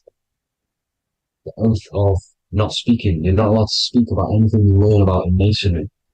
Because they're discovering the truth about your mind and how it creates reality and stuff like that. So, this is the Masonic cosmology. The 5-pointed star, the 5 elements. The checking board for duality, positive and negative. The 2 aspects of every substance. This is another ancient painting depicting the firmament. The stars inside the firmament. The sun. You see, the ancients worshipped the sun because it's so important for sustaining our life. It's the only reason we're alive is because of the sun. But then people think it gives you cancer today. They brainwash you to think the sun gives you cancer when it's the number one source of all life. They want you to believe it's a big, spinning, dangerous ball in space. It's not. It's here to give us life. It's God's son. That's why Jesus is known as God's son. It is the son of God. God created that to sustain us. You see? So it's important you understand the true cosmology of where you are, because if you don't know where you are depleted of all of your morals. You're depleted. You're demoralized. You're lost. You don't know where you are. You don't know where you exist. Okay? Once you accept the globe model, the heliocentric model, you will subconsciously think that you come from nothing. This is why they implemented the evolution theory just after the globe model was introduced by Charles Darwin. Charles Darwin came in after the globe model. He's a Mason. He was another Freemason, and implemented evolution where we came from monkeys because they want you thinking less of yourself so they can manipulate your mind. You see? They want to manipulate your mind, and they have done since you got here. Since you came through that portal, you were manipulated from that day to believe this, believe that. The true cosmology, the truth will set you free. You will understand things better. You will feel better in yourself when you know the sun is here for you. You'll feel better in yourself that you know that you didn't come from a monkey. You were created as a human, a manifester, a creator. You're so intelligent. Your mind is amazing. You can manipulate matter, mind over matter. See? Thank you all people for tuning in. Tap in with yourself. Love yourself. Find the truth. Spread the truth. Nothing dies. Nothing in this creation dies. Everything's energy. Everything's light. Light can never die. You're a light being. That's why it says Q. Q man. Q is light in Hebrew or Latin. Either one of the two. You are light. You're a light being. You never die. Ever, ever, ever die. Ever. Stop thinking you're going to die. This body will die because it contains electricity. And electricity always goes back to a standstill point because of vibration. Electricity vibrates. You are pure light. You will never ever die. Thank you all people. God bless. Make sure to like, subscribe and share.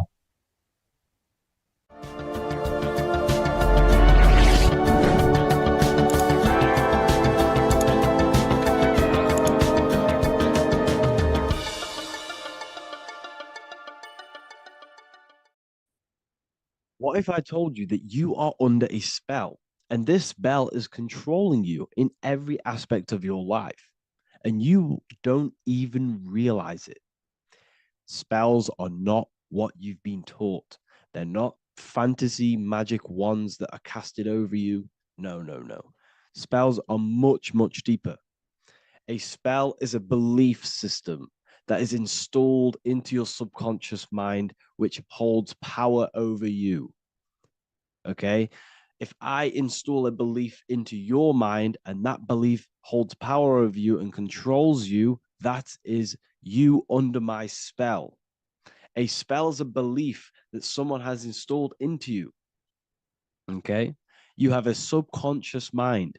The subconscious holds power over 90% of your daily basis behavior, thought patterns, and overall emotional state.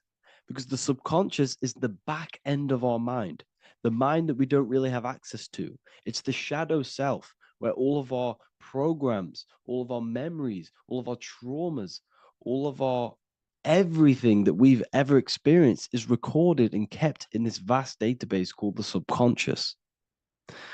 Now, the subconscious is the 90% of our mind. We are only aware of 10% of our mind, which is the conscious mind, which is what you're using now, what you're consciously aware of. But there is a subconscious mind that holds power over your conscious decisions, and you don't even realize it. For example, as a child, you had a very, very traumatic event happen. Let's say as a child, you were not loved enough by your parents. And this feeling of you not being enough for your parents and feeling alone as a child implanted this seed.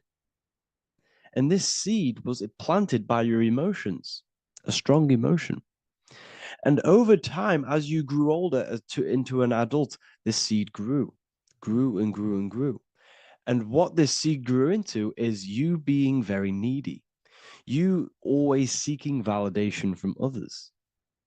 Okay. But you taking this conscious decision 10 years down the line actually stems from this hidden cause within your subconscious mind, within this little feeling, this seed inside your subconscious where you don't feel like you are worthy. So this results in a conscious decision of you seeking validation from others, being very needy from others.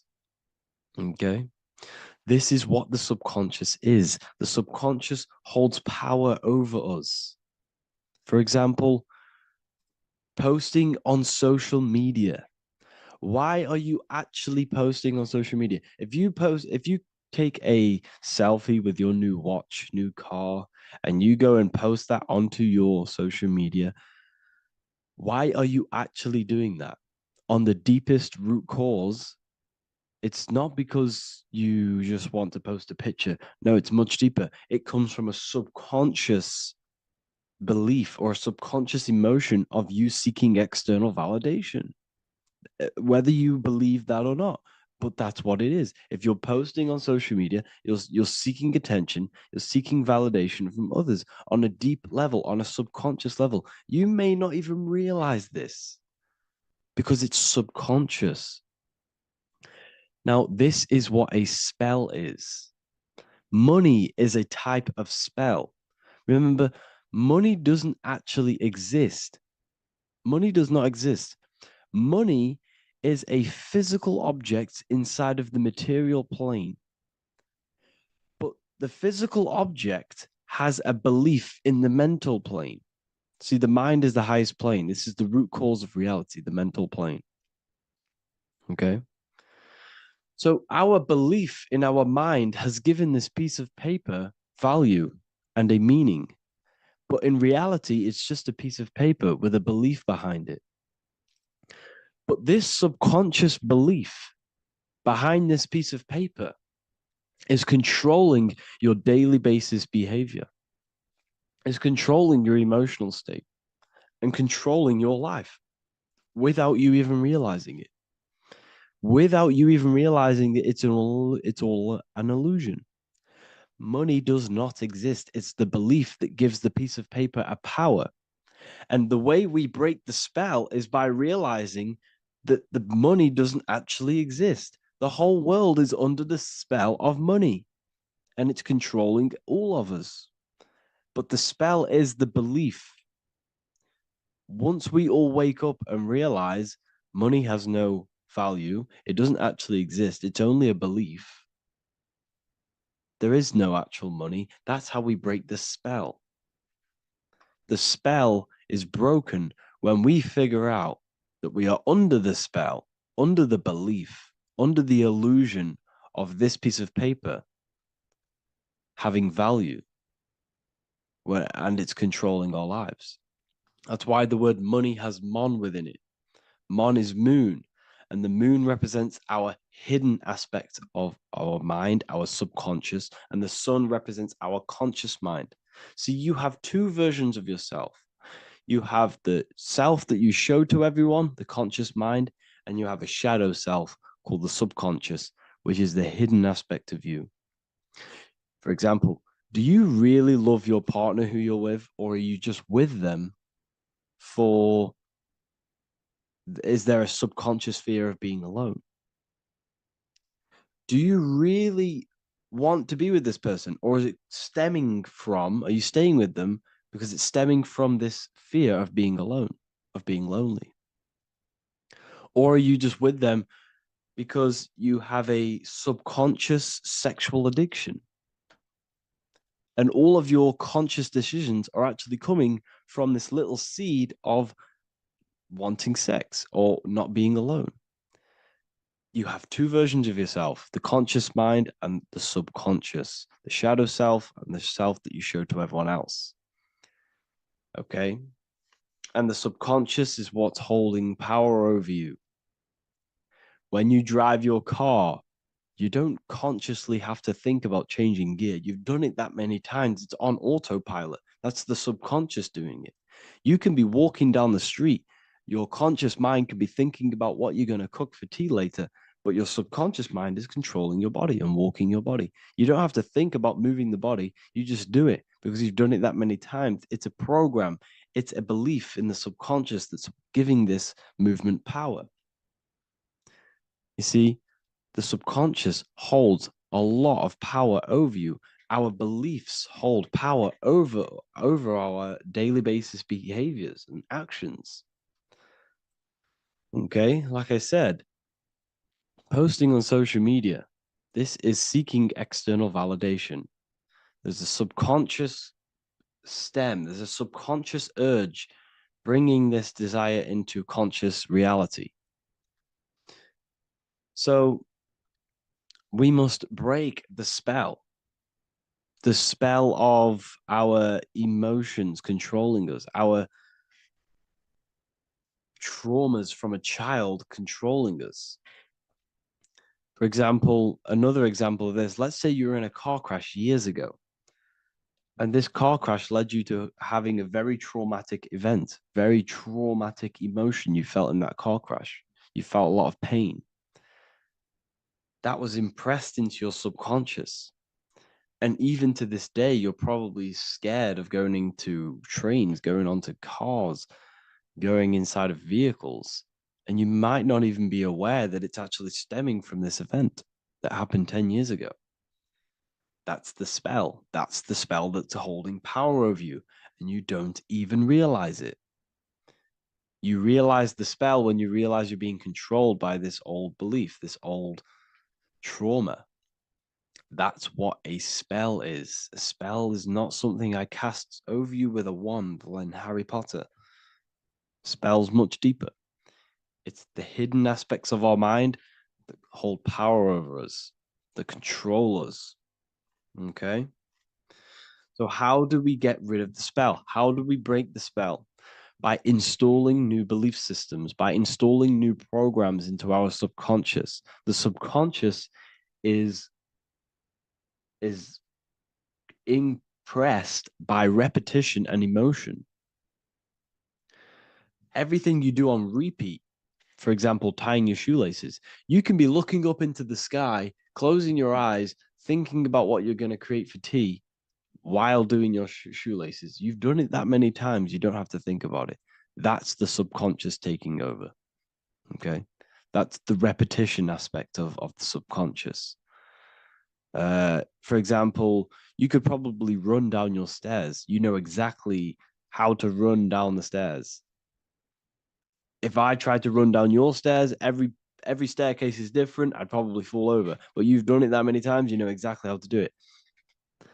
It's what we call ritual. When you have an evening ritual, when you tidy the house, you do your skincare routine, you wash your teeth, that's a ritual. This is what the ancients called ritual. When we do rituals, we're trying to implant something into our subconscious to either remove an old program, an old seed that is controlling us, for a new one that's going to grow into new light, into a new reality. So you can implant messages, implant new programs into our subconscious, which will then grow into a new reality. Okay?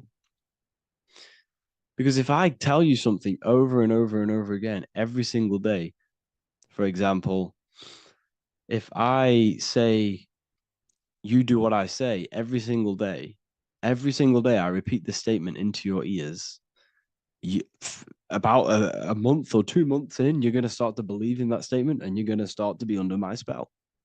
You're going to start to do everything that I say.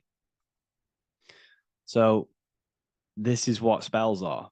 Spells are subconscious beliefs that hold power over you, and you don't even realize it. So we need to remove these old programs we have that are controlling us for new programs. And we do that through ritual, affirmation, and imagination.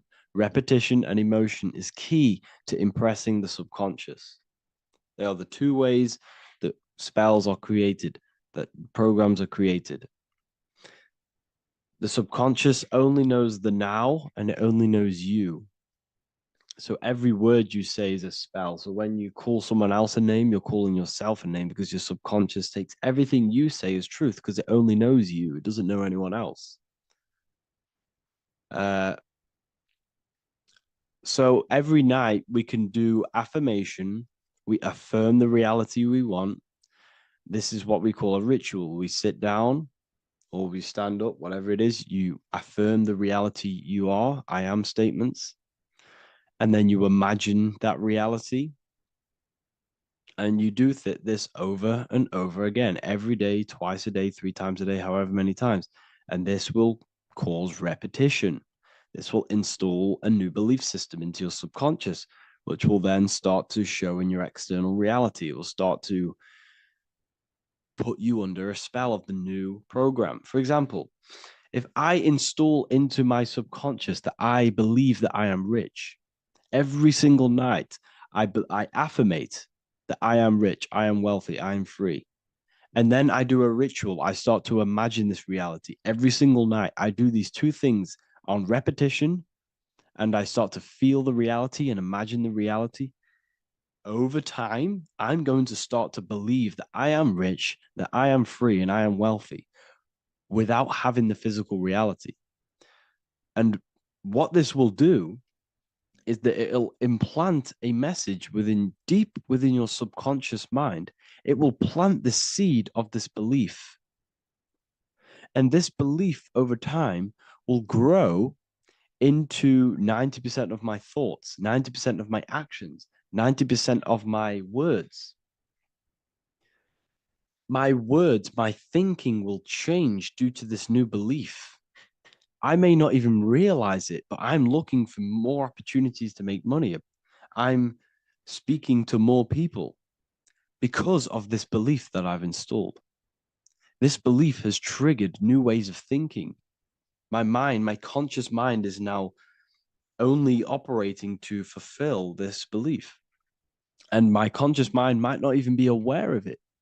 You won't even realize that you're manifesting this belief of being rich. And that's how it happens.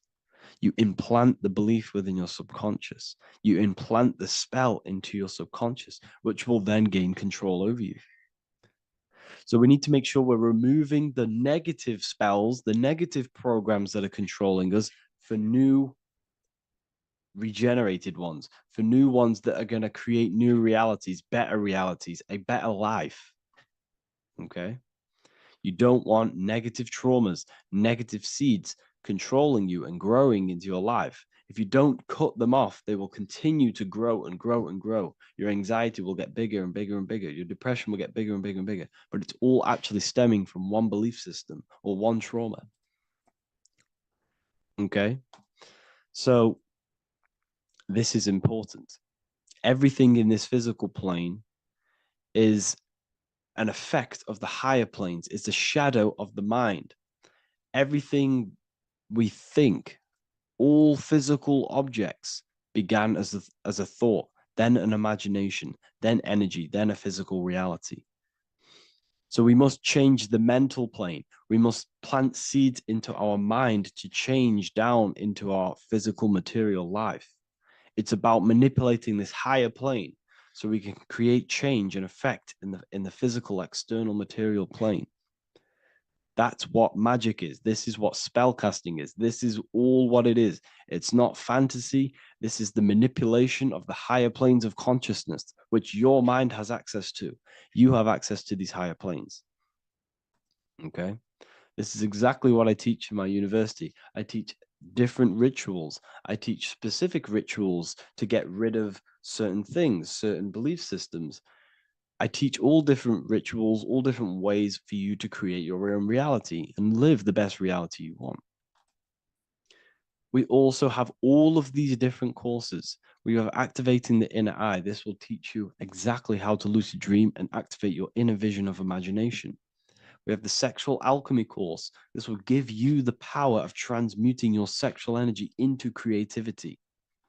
We have electromagnetism studies. We have esoteric exchange, an exclusive live call that we do every single week, and I connect with all of the students. They can ask me questions, can speak with me one-on-one inside of these live calls.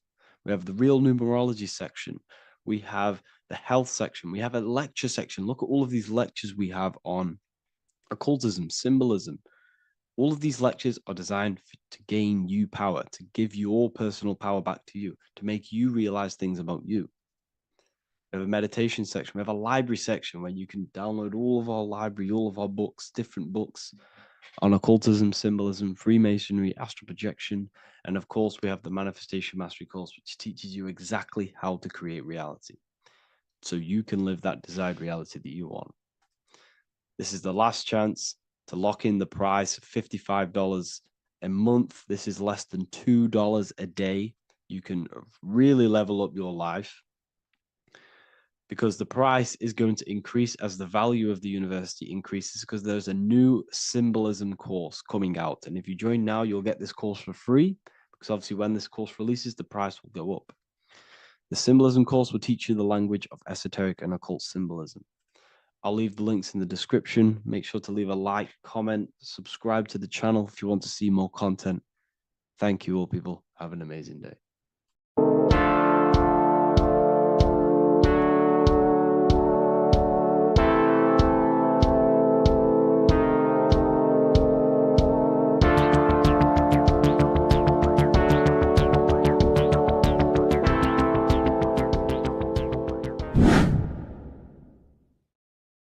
What's good, people? We're back with another video.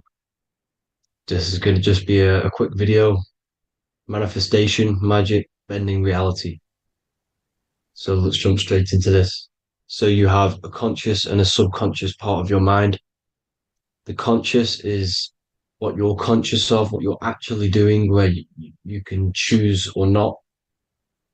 However, the subconscious is the part of your brain which is automatic. So all of the systems in your body, like the digestive system, your heartbeat, these are automatically being ran. And you do not have to tell these systems to do anything. You do not have to consciously tell your heart to beat. It's automatically doing it. And this is what the subconscious mind is controlling. It's like the dark aspect of your brain or your mind. It is the way bigger aspect of your mind. Okay, it controls all the systems in your body. Okay, and this is where all of your programs are. So when you're in it from your childhood, what you've learned in school, all of these things are being kept in your subconscious, maybe traumas and stuff like that. So the subconscious is the female aspect, and the conscious is the male aspect, because the male is all about action and doing, and the female is more about creation, creativity, intuition. So you have a right and a left hemisphere of your brain, and these are obviously male and female.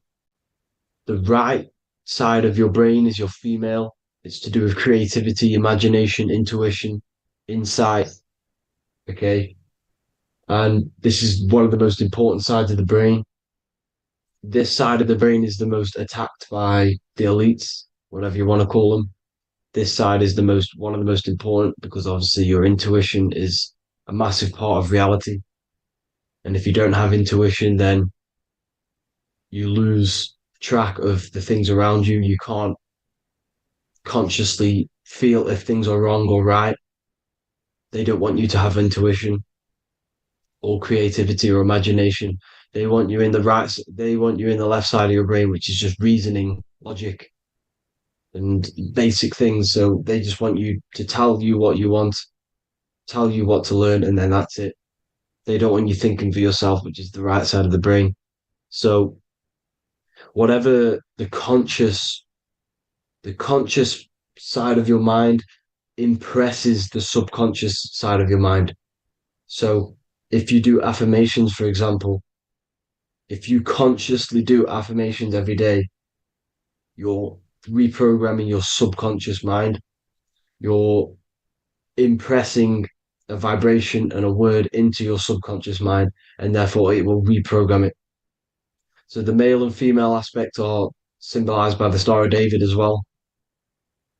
The male being the upside triangle, the female being the downside, connected all in one, because we both have male and female energy. So every thoughts are electric, which is the male aspect. Emotions are magnetic, which is the female. Each thought creates a wave of vibration in all directions. So think of it like a water drop in a pool, but it going out in every single direction. It's not just flat. And these thoughts have a certain frequency, has a certain vibration. That vibration has a certain frequency. And this affects your aura. Every thought, every emotion directly impacts your aura and the strength of your aura. So if you're angry all the time, your aura in the astral plane will look red. However, if you're happy, it'll be more like blue and green. So it's very important. Your electromagnetic field is created out of your emotions and thoughts. And that affects reality because you're 60% water, and frequency and vibration create certain patterns and has a certain effect on water. We'll get into that after this slide. So each thought that people are thinking around you, you are actually subconsciously picking up these thoughts because it's emitting this vibration in all directions. So this is why you can pick up thoughts of other people on the odd occasion. However, when you're more in tune with your intuition, your right side of your brain, you can start to pick up on vibrations, thoughts, and other people's auras. You can pick up on the energy once your third eye is open, and you know whether you should be in that environment or not. This is what we call an atmosphere. When we go into a room and you can feel the tension if someone's been arguing, for example. This is the atmosphere. This is the vibrations. These are people's auras emitting these certain frequencies and vibrations. Okay. So our aura is contained of multiple layers. Obviously, we have the physical body. This is the electromagnetic layer. However, you have the different planes of existence, the spirit, mental, astral, etheric, and then physical. The physical is the lowest plane of existence. And the physical plane is a product of all of the planes above. So the mental impresses on the astral impresses into the etheric, and then the etheric creates the physical object. So the mind is the root cause of reality. The mind is the cause of everything. Your consciousness is pure cause. There's no effect. Everything you see in this reality is the effect. Everything that you experience is the effect, because the root cause was the mind. The decisions you made you experience that certain experience. And that decision was created on the mental plane. And this is just pure thoughts.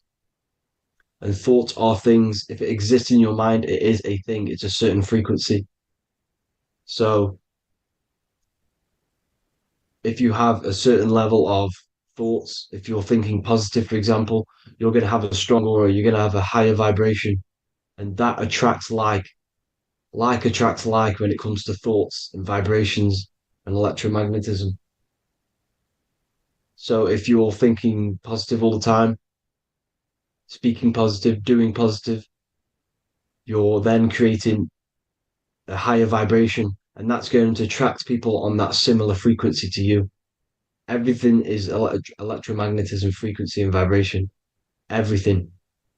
You see, so this is why, for example, if I put my hand to a TV screen, if my finger was the same vibration as the TV screen, it would go straight through it. However, the particles in my hand and the particles on the TV screen are two separate vibrations, and this is what causes the friction to stop, and not my finger to go straight through it. So like I said, when you don't feel the vibe of someone, when you don't feel right, you don't really get along with someone, this is a vibration. Your vibrations are not matching, they're not similar, they're two complete different vibrations, and they're not aligning properly. So music has a massive part on this. Music is a massive, massive tool for the elites because music is frequency. And in 1975, the musical instrument are all tuned to 440 hertz. So Spotify, Apple Music, most of the music on YouTube is all set to 440 hertz. And 440 hertz is not divisible by 3, 6, or 9.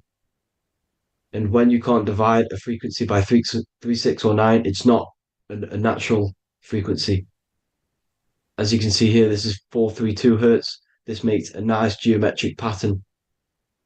However, 440 hertz is a distorted pattern.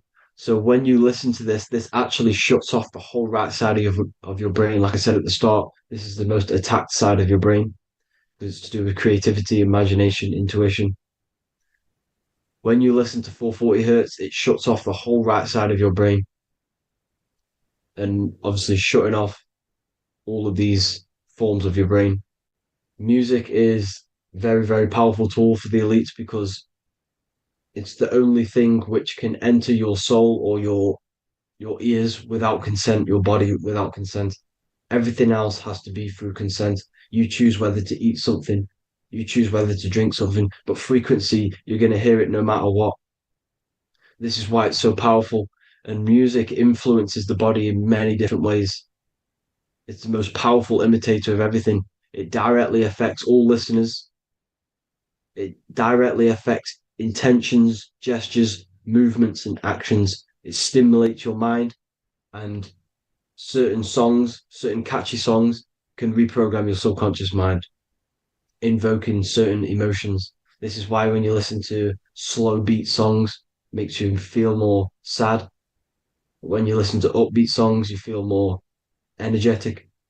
This is because these frequencies have a profound influence on reality and on how you feel. Because like I said, you are 60% water. And as you can see here, each frequency creates a different geometric pattern. And inside of you is 60% water. So like I said, 440 hertz is going to make a distorted pattern in your water. And this is going to have a profound effect on your emotions and your reality. So like I said, health is not just the body. You are made of body, mind, and spirit. You need to look after what you put in your body. You need to look after your spirit and look after your mind.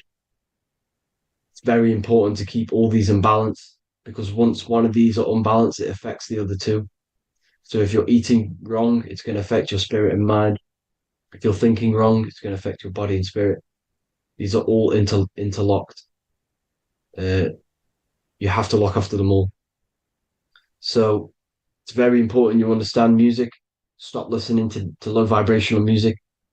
To be honest, you want to listen to music without any sort of speaking inside of it. You just want pure frequencies, which are the solfeggio scale, like one of these, for example, 432, 528 hertz. These are all good frequencies. It's called the solfeggio scale. And these frequencies make you more in tune with nature. 528 hertz is what the earth vibrates at. So it's very important.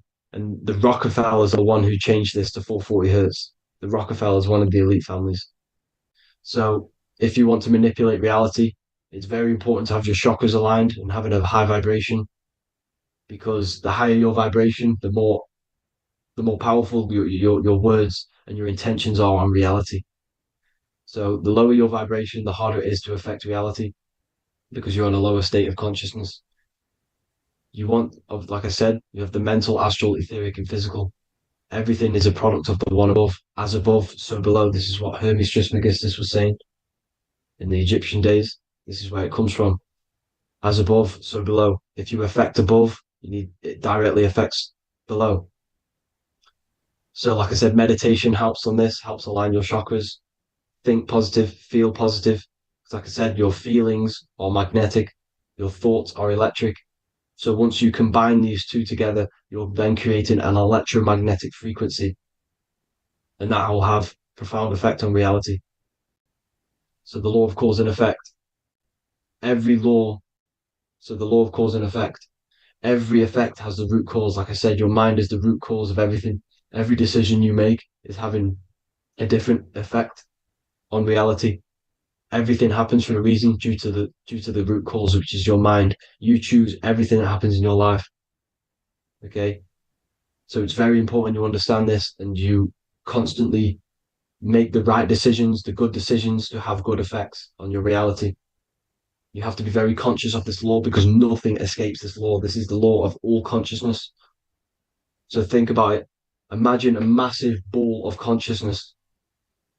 However, off this ball are different sparks, and each one of these sparks are in each and everyone's body. This spark is governed by these laws, the law of cause and effect, the law of correspondence, the seven hermetic principles. It's very important you understand this because this mass ball of consciousness is what is obeying these laws. And everyone has this spark of consciousness inside their third eye. And like I said, everyone is the same consciousness. This is why if you do bad unto someone else, that will directly affect your reality. So if you hurt someone, it's going to come back to you in one way or another because you are that same consciousness. This is like a mirror reality. As within, so without. Whatever you feel on the inside, you're gonna see that on the outside. You're gonna experience that reality, whatever you've impressed. So there's different ways to bend reality to your will. This is kind of a sort of magic. So obviously you have black magic, which is manipulating reality to harm and influence others, or to be very selfish. And then you have white magic, which is manipulating reality for the good of humanity. So you do have to be very careful with your intentions, people, when you're trying to manipulate reality, because this is nothing to be played with. If you are manipulating reality for the wrong reason, it's going to come and bite you in the ass in some way or another. Because everything is balanced. Everything balances out in this reality. Nothing escapes the laws. Not one thing escapes the laws. So if you're stealing from yourself because it's just going to come back in one way or another. Inside of everyone's heart, you know whether you're doing good or wrong. You know, you can feel it when you do something wrong. You can feel it when you do something good. The heart is the center of the torus field. It's balance. And this is why you say follow your heart, because it's the center of the torus field. It's very important to listen to this inner voice inside of you, because that is telling you the right things to do, the good decisions to make. And when you keep following that voice, that good voice inside of you, it takes you to your life path. Very important to follow that voice. However, don't let the ego get in the way of it. Don't care what your friends are going to say. It's very important to understand this. So you have different ways of manipulating reality. You have sigil magic. This is where you create your own sigil or symbol. You create your own sigil and symbol, and then you charge it. You behind that symbol, you have an intention. So, for example, if you want to manifest wealth, you create a sigil which represents what you want. You create that sigil, you draw it out, you charge it, because wherever your attention goes, energy flows. So whatever your attention is, you're sending energy that way. So what you do with your eyes and your hands, you place attention on the sigil. Imagine that it's glowing. Imagine that you're sending energy to the sigil. And then you burn the piece of paper once you've done this. And then after this, you meditate on that symbol. You constantly think about that symbol, because that symbol is the frequency, is the thing that you want to manifest. So that's one way. Or you can just meditate on your reality. So imagine yourself having already what you have. This is what they call a mindset. You must set your mind to the frequency what you want to manifest. Okay? So if you want to manifest wealth, for example, imagine yourself being wealthy. What would it feel like? What would you be doing? Imagine a scene in your mind. Constantly do this, and you're putting out that frequency. Like I said, you must think, because the thoughts are electric, and then you must feel, which is magnetic. Together, this creates an electromagnetic frequency, and this is how you attract things to you. You will attract the certain people to come in your life to bend reality to your will. Okay? Or you've got mirror magic. Stare yourself in the mirror, because a mirror reflects light. It also reflects energy. So you've got to be very careful with what you say to a mirror. You've got to be very, very, very careful, because whatever you send into that mirror is directly sent straight back to you. So if you're thinking negative, you're sending negative energy back straight to you, and that's going to have an effect on your reality. Affirmations are very important, because your words are frequency, your words are vibrations, and each word you say has a certain frequency. If it's positively charged, it's going to affect you positively. If it's negatively charged, because like I say, your brain and your mind is like the director of energy. That's what your brain is. And it directs energy into certain things. You can either positively charge it or negatively charge it. And this brain is creating your reality constantly. It's manifesting your reality constantly in the present moment. So this is what the government knows. The government know your mind is the root cause of reality. This is why they call themselves a government. Government. The New World Order is not being manifested by them. They are controlling the information. They are controlling your perception of this reality. And they know the mind is the root cause of reality. Therefore, if they control your perception of reality and your information, what you believe, you're going to manifest that information, that perception. So we, the people as a collective consciousness, are the ones manifesting this New World Order. You see, so this isn't black magic. They're actually tricking us into manifesting their own their plans, this New World Order. You see, this is how smart these people are. They know how to get around the laws of reality. They know how to bend reality to their will without facing the consequences. They're getting humanity to do it. You see, there is a collective consciousness. As like I said, we all have that same spark of consciousness, right? So as a collective consciousness, we are on a very low vibration at the moment. However, we are waking up rapidly. There are more and more people waking up at the moment, and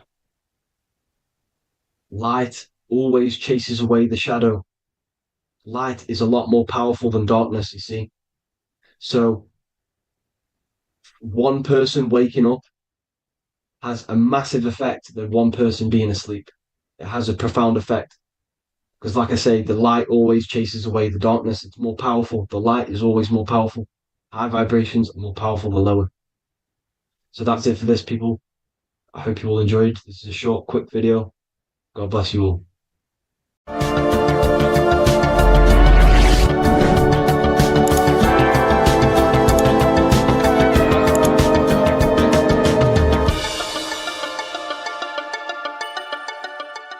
What if I told you the devil is closer than you think, and it's not actually a real person, force, or spiritual entity outside of you, but a being and an aspect of your own mind and psyche? In this video, you will learn exactly what the devil is and the true esoteric meaning of the devil. The first thing we need to understand is that the universe is a mental universe. Look around you. Every action, every building, everything you see around you was begun first as thought in the mind, then manifested. We use the mind to build and shape our reality. The universe, the world, only exists inside of our mind. Therefore, God and the devil exist inside of our own psyche. So first of all, the devil is not a literal being, but a symbol of the lower self. It represents the unmastered, ego-driven part of the human mind, a symbol of destructive thoughts, emotions, behaviors, lives in realms of chaos, fear, hatred, lust, and ignorance. This is why we see the devil as red, because red is the lowest vibrational color on the color spectrum. It also corresponds with the root chakra, which is all to do with survival instincts. Red represents chaotic and intense emotions like hatred and anger. When we are angry, our face turns red. The devil represents our animalistic fundamental needs, our instinctual needs, our survival state of consciousness. We have a survival state of consciousness and a godly state of consciousness. Our godly state of consciousness is creating, not just experiencing in the animal state, but consciously creating reality.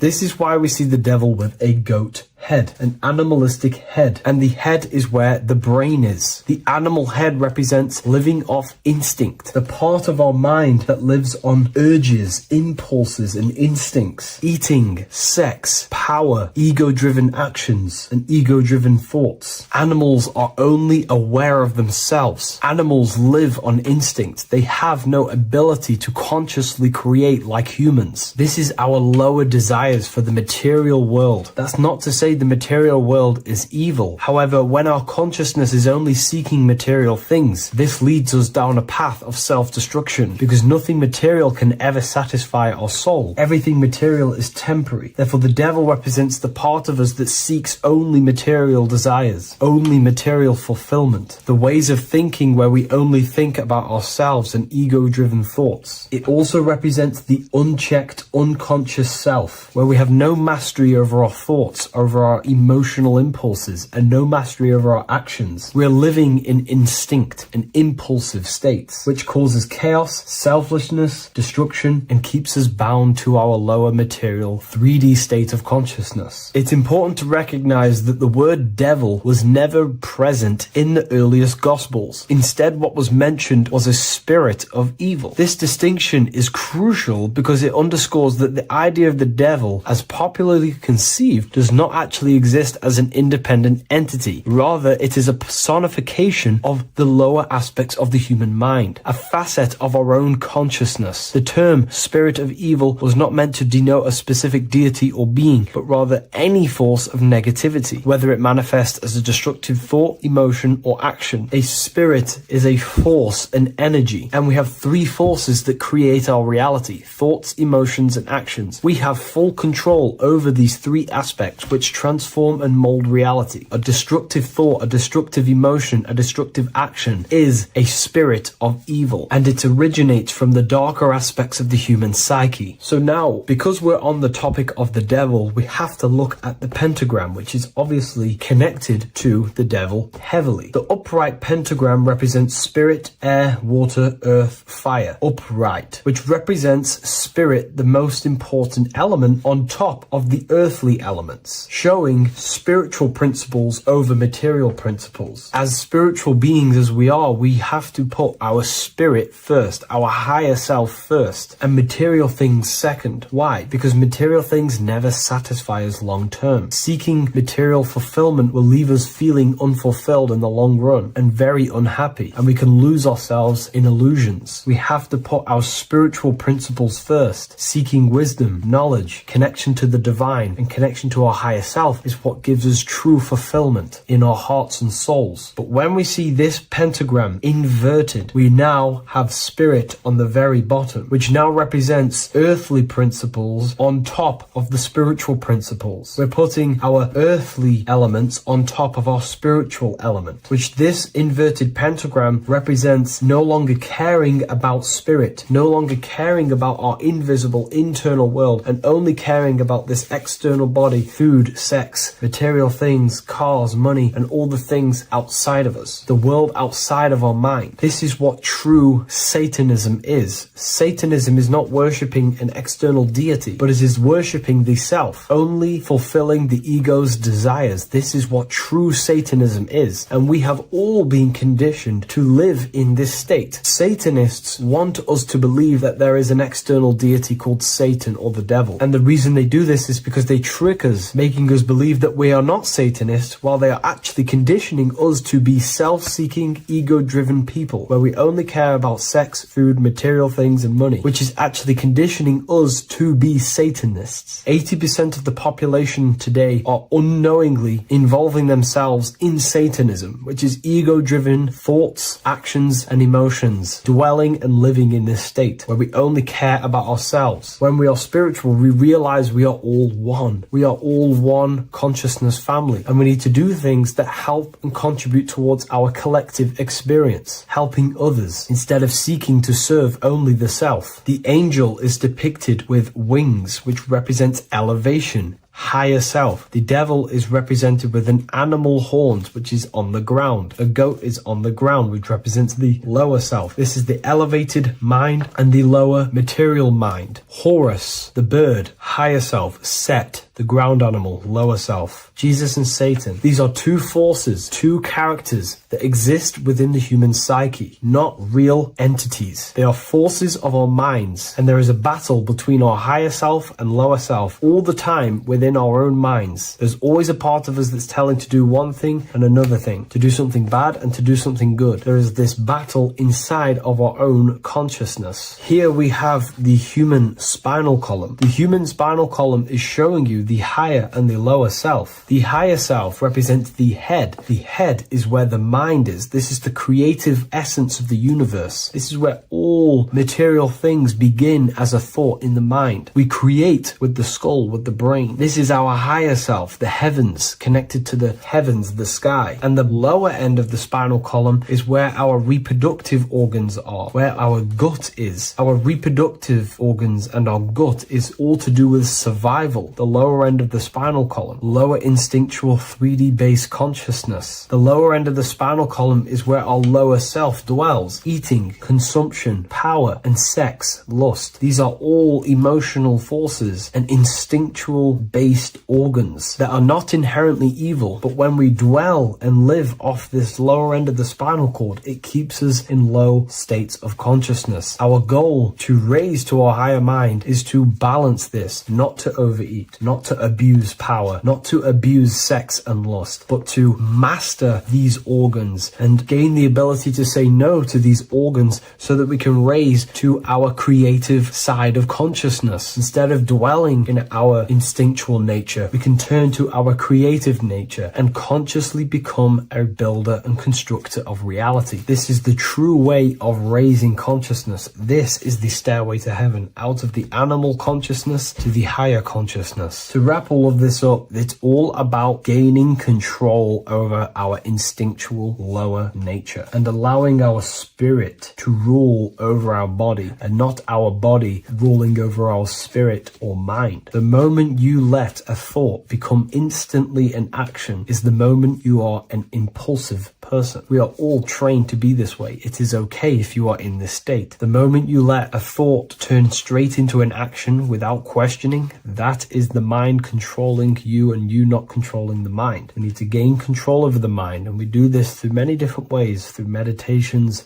affirmations, and discipline. We slowly gain control over our minds. And once we gain control over our minds, we gain control over our thoughts, and we gain control over the attention that we give certain thoughts. We can then start to uplift our mind, our thoughts, out of our instinctual state to the higher mind. If you wish to learn more about consciousness, I'll leave a link in the description for the Book of Wisdom, Volume 2. There is a secret meaning behind the number 666. 666 is 3 sixes. The number 3 in occult and esoteric numerology represents the 3 aspects of human consciousness. We see this symbolism in the all-seeing eye with the light and the triangle. The triangle is the number 3. The eye represents consciousness, observation, and the light represents the light of consciousness, because consciousness is pure light. The 3 aspects of our consciousness is thoughts, emotions, and actions. Every thought creates a feeling, and the feeling creates the action. All physical manifestation is driven from these 3 aspects of our consciousness. All physical manifestation comes from thought. Every object you see around you, this screen, the phone you're on, the laptop you're using, or the iPad, was a thought in the invisible realms of consciousness. Then it was brought into physicality through feeling and action. This is because man is made in the image and likeness of God. We are all mini creators. We are all extensions of God's creative consciousness. Therefore, the number 666 represents 3 sixes. 3 is thoughts, emotions, actions. The number 6 represents the cube, because cubes have 6 sides. This material world that we experience, everything has 6 sides. Everything's created by cubes. We can move forward, we can move backwards, we can move left, right, up and down. This is the cube that we are stuck in. Therefore, 666 represents our 3 aspects of our consciousness, thoughts, emotions, actions. all contributing towards our physical self, material world, material pleasures, completely cutting ourselves off from our spiritual true divine self, which means 666 is representing a state of consciousness. A state of consciousness where we only operate from a place of material needs and survival things. As humans, we possess a physical material body in the physical material external world, but we also possess an invisible inner world, which is what we call spirit. When we disconnect ourselves from our inner world, we become lost in this materialistic way of thinking and acting, which can lead to no life purpose, a feeling of emptiness and voidness in our hearts. Humans possess the ability to transcend our animal instinctual natures and turn to the divine mind, to the spiritual inner world. It is our inner world that is projecting our outer world. The outer world is just an effect of our inner state of consciousness. It's important as we go through this human life to not lose ourselves and look for our validations outside of ourselves. The external world is simply just a mirror, mirroring with mathematical precision what happens inside our consciousness. When we change our inner world, we produce effect in the outer world. To get back on track about this number, this represents when we are lost in our material self and we are completely cut off from our true divine self. The devil is always having goat horns, which represents a ground animal. This is the lower animal self of man. He's always red. The frequency of red is the lowest vibrational color, and it also represents the root chakra. This is all to do with survival mode and our physical needs and physical self. Red represents chaotic and intense emotions like hatred and anger. This is why the devil is always red, because it represents anger and an uncontrolled state of emotion and consciousness. You see, we've been taught in the church and all through religion indoctrinations that the devil is an external deity which influences humans. And in fact, this is nothing but a metaphorical story. The devil is a character which represents an aspect of the human mind, the lower aspect of the human mind, a facet of our own consciousness and psyche. The voice that we have in our head that tells us to do these negative things is not an external deity pushing us to do something bad. This is an aspect of our own mind. Jesus and Satan are just two characters which represent the two voices that we have in our own consciousness. In fact, the word devil was never present in the early Gospels. Instead, what was mentioned was a spirit of evil. A term spirit of evil was not meant to denote a specific deity or being, but rather any force of negativity, whether it manifests as a destructive thought, emotion, or action. The spirit of evil represents the darker sides of our mind, the part that leads us astray and brings forth negativity in our lives. The reason why they want you to believe in a devil is because they don't want you taking responsibility for your creations. They don't want you to realize that the external world is truly a mirror of your inner state of consciousness. Instead, when something bad happens in your life, you blame it on some external devil or Satan who tempted you. Everything is your creation in your life. When you realize this, you take full control and you begin to reshape your external world by changing your inner state of consciousness.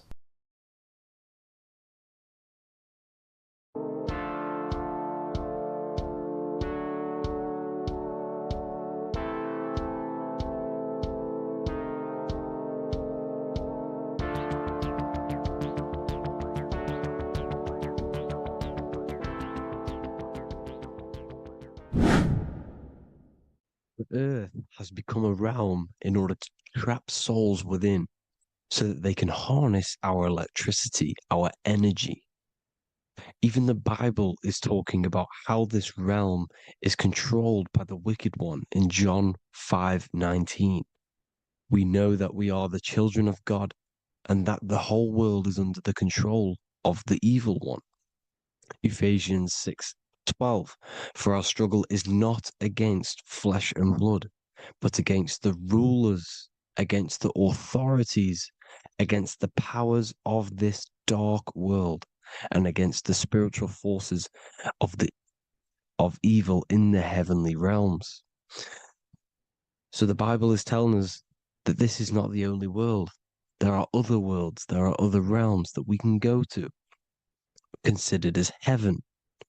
Heaven being a higher realm where there is no evil, no darkness. This is a midpoint realm where there is good and evil.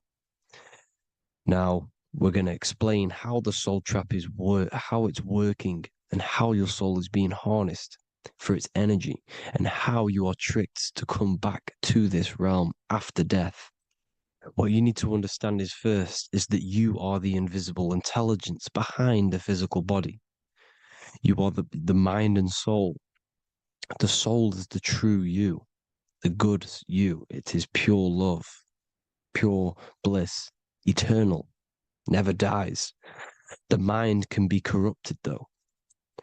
The mind is the intelligence of the soul. It is invisible. It has no true form. The intelligence inhabits the brain. The brain is the computer to control the electrical machine called the nervous system, which is choice, program, and action. You are the invisible intelligence behind the body, and this will prove it even more.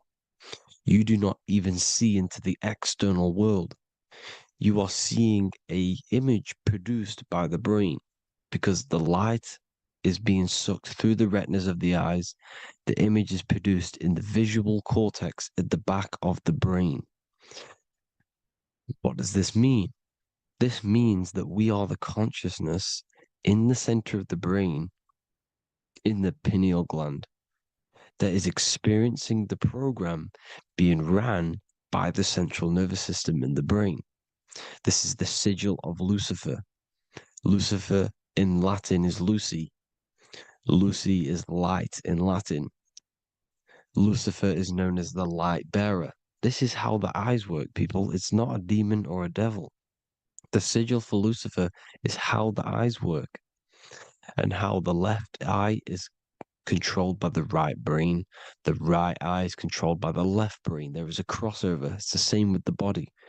The left side of the body is controlled by the right brain. The right side of the body is controlled by the left brain.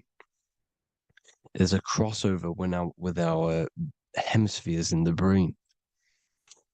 Now, this empty chamber in the center of the brain is where this universal cosmic intelligence is held, known as the most holy place in the Bible, the throne of God. Okay? This is above the 33 vertebrae on the spine. As you can see here, you are the being in the center of this point. All of the nerves are being sent back to this one particular point, which is the seat of our invisible intelligence. You can see it's an empty chamber. Our consciousness, our intelligence is not a physical thing. This intelligence is the true voice inside of your head. This is why your head is heaven, your heart is earth, your heel is hell. Your head is heaven because this is the seat, the throne of God. God is in heaven because the consciousness, this divine intelligence that's controlling the body, is sat in the center of the brain. The brain is taking commands of this invisible intelligence. When you close your eyes, you can feel your awareness, your consciousness, your intelligence is all in the brain. Your awareness is not in the feet, the heart, the legs, the arms. It's all in the center of the brain. Now, if you meditate deeply, you will find that you are beyond the mind. You are the being observing the thoughts. You are the soul observing the thoughts. Now, with this being said, you are the consciousness experiencing the program being ran by the central nervous system in the brain, because you're not seeing into the external world. It's an image. It's a simulated image produced by the brain and the central nervous system. You do not experience the external world. You do not feel the external world. You feel electrical impulses on your nervous system. Your nervous system is decoding what you are feeling.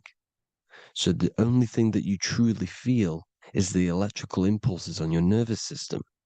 This is why the nervous system is the tree of knowledge of good and evil, because it gives your invisible intelligence, your mind, the knowledge of good and evil. It can detect good things, it can detect bad things. If it's hot, if it's warm, if I need to go, the nervous system is doing this. It is the tree of knowledge of good and evil. Okay? Now this universal intelligence is symbolized as the single eye. Okay? Matthew 18:9. It is better for you to enter life with one eye than to have two eyes and to be thrown into the fire of hell. What does this mean? It's symbolic, it's metaphorical, people. It is metaphoric. Your universal intelligence is the single eye, the one eye. It's the balance between the two poles, between the left and the right, the good and the evil. It knows the right thing to do all the time. This is our inner guide. The inner self is the inner guide. And when you are operating your life off duality, using your two eyes, you'll be thrown into the fire of hell, lower states of consciousness. Because you're split. You need to live in oneness, even, balance. Matthew 6:22, the light of the body is the eye. The light of the whole body is the eye. You are a light being. Human. Hue means an attribute of a color. Man is the word manifested. We are light manifested into physical form. Depending on your vibration is depending on what color that you are vibrating on, which is a hue, a human. If therefore thine eye be single, thy whole body should be full of light. Again, it's talking about the single eye, oneness, completeness. When you balance the hemispheres of the brain, we'll go over that later. But anyways, the body is the earth. This is what we need to understand, people. The body is running the simulation, the program that our consciousness is experiencing.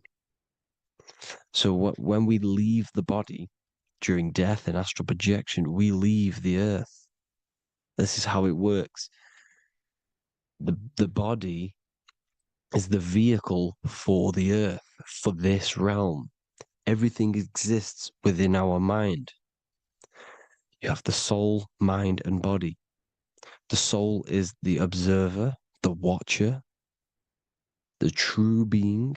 This is why she has many different heads, because the soul inhabits different bodies. This is the serpent, which means knowledge, which is the mind, wisdom. And this is the body, soul, mind, and body, Brahma, Vishnu, Shiva. The mind is the bridge between the soul and the body. So what do I mean? When you astral project, you are using your mind to project your awareness, your observing consciousness outside of the physical body. The mind is the projector, projecting consciousness. By using your mind, you can project your consciousness outside of the body, which is known as the astral realms, which is known as walking on water. Jesus was never walking on physical water, people. It's metaphorical. Believing the physical body. The water is the ether, which is the veil between the physical and the astral realm. It's a fluid substance. It's on either side. It's physical and astral. The ether is the fifth element that they hide from us. Why? Because they're trapping you in the physical. They are hiding all of these realms. Etheric, astral, and mental. People think their mind is their brain. It's two separate dimensions. These are completely different dimensions. The mind is way more intelligent. The mind is formless. There is no form to the mind. You can think anything you want. You can manifest anything you want within your mind. It is not a physical object. The physical realm is being controlled by the mind. Everything's being controlled by the mind. Everything exists within the mind. This is why the Egyptian says the universe is mental. So when we project our consciousness outside of the physical, we go to the astral. The ether is the water that Jesus is walking on. This is the veil between the physical and the astral world. The word together has ether within it because it joins the two worlds together, together, the astral and the physical. The word either is ether because the ether is on either side, physical and astral, physical and spiritual, physical and non-physical. In the astral realm, the mind can manifest anything we want. We incarnate to restrict our minds. This is why Saturn, if you go and watch my video on Saturn, how Saturn is this simulation, okay? Our minds can manifest anything we want in the astral plane in the click of a finger. However, when we incarnate in matter, we now have to labor for our manifestations. This is why Saturn's known as the great teacher in astrology, because he teaches you a lesson. When your mind incarnates into matter, it's teaching your mind a lesson, the knowledge of good and evil. This is why the Bible says you shall be gods and know the knowledge of good and evil. When you incarnate here, you have to know the knowledge, you need to know the knowledge of good and evil to become a god. Okay? Now, the square is the physical plane. The triangle's the ethereal plane. The circle's the eternal plane. The circle has no beginning, no end. It's eternal. The physical plane is the square. It's limited. The square is limited. The cube is the geometric shape which gives rise to matter. Now, the term think outside the box has truth in plain sight. You have to think outside the box to project your consciousness, use your mind to project your consciousness outside of the box, the physical plane, into the astrals. The astral realm is the realm of the stars. Above us is the stars. Through the stars is the astral plane. This is why astral has the word star within it. The devil is the de-veil. When you sell your soul to the devil, quote unquote, it's metaphorical. The devil exists in the physical plane. It's the lowest state of consciousness. The de-veil, you de-veil yourself into the physical when you are the devil. The de-veil. The ethereal plane. Now, we all know what the famous symbol of the all-seeing eye, right? The all-seeing eye with the eye in the triangle. Look at the Masonic artwork showing you the triangle above in the sky. This is symbolizing the ethereal planes. The eye in the triangle symbolizes your invisible intelligence, your mind, which has the ability to see on either side. Because the triangle's the ethereal plane. The eye is your consciousness, your intelligence. And this intelligence has the ability to see in the physical plane and to see in the ethereal planes, in the astral planes. This is why it's above the earth. It's above the ground. Because it can see here, it can see in the heavenly realms. Now, the stars are, well, this is known as heaven, the realms of the astral planes. This is some quotes from the Emerald Tablets of Thoth.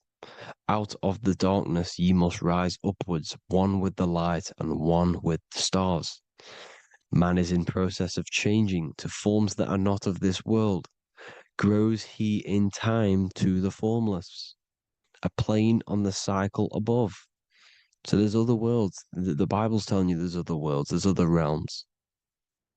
Know ye must become formless before ye are one with the light, the astral light above, which shining through the stars. Not of the earth are ye, earthy, but a child of the infinite cosmic light.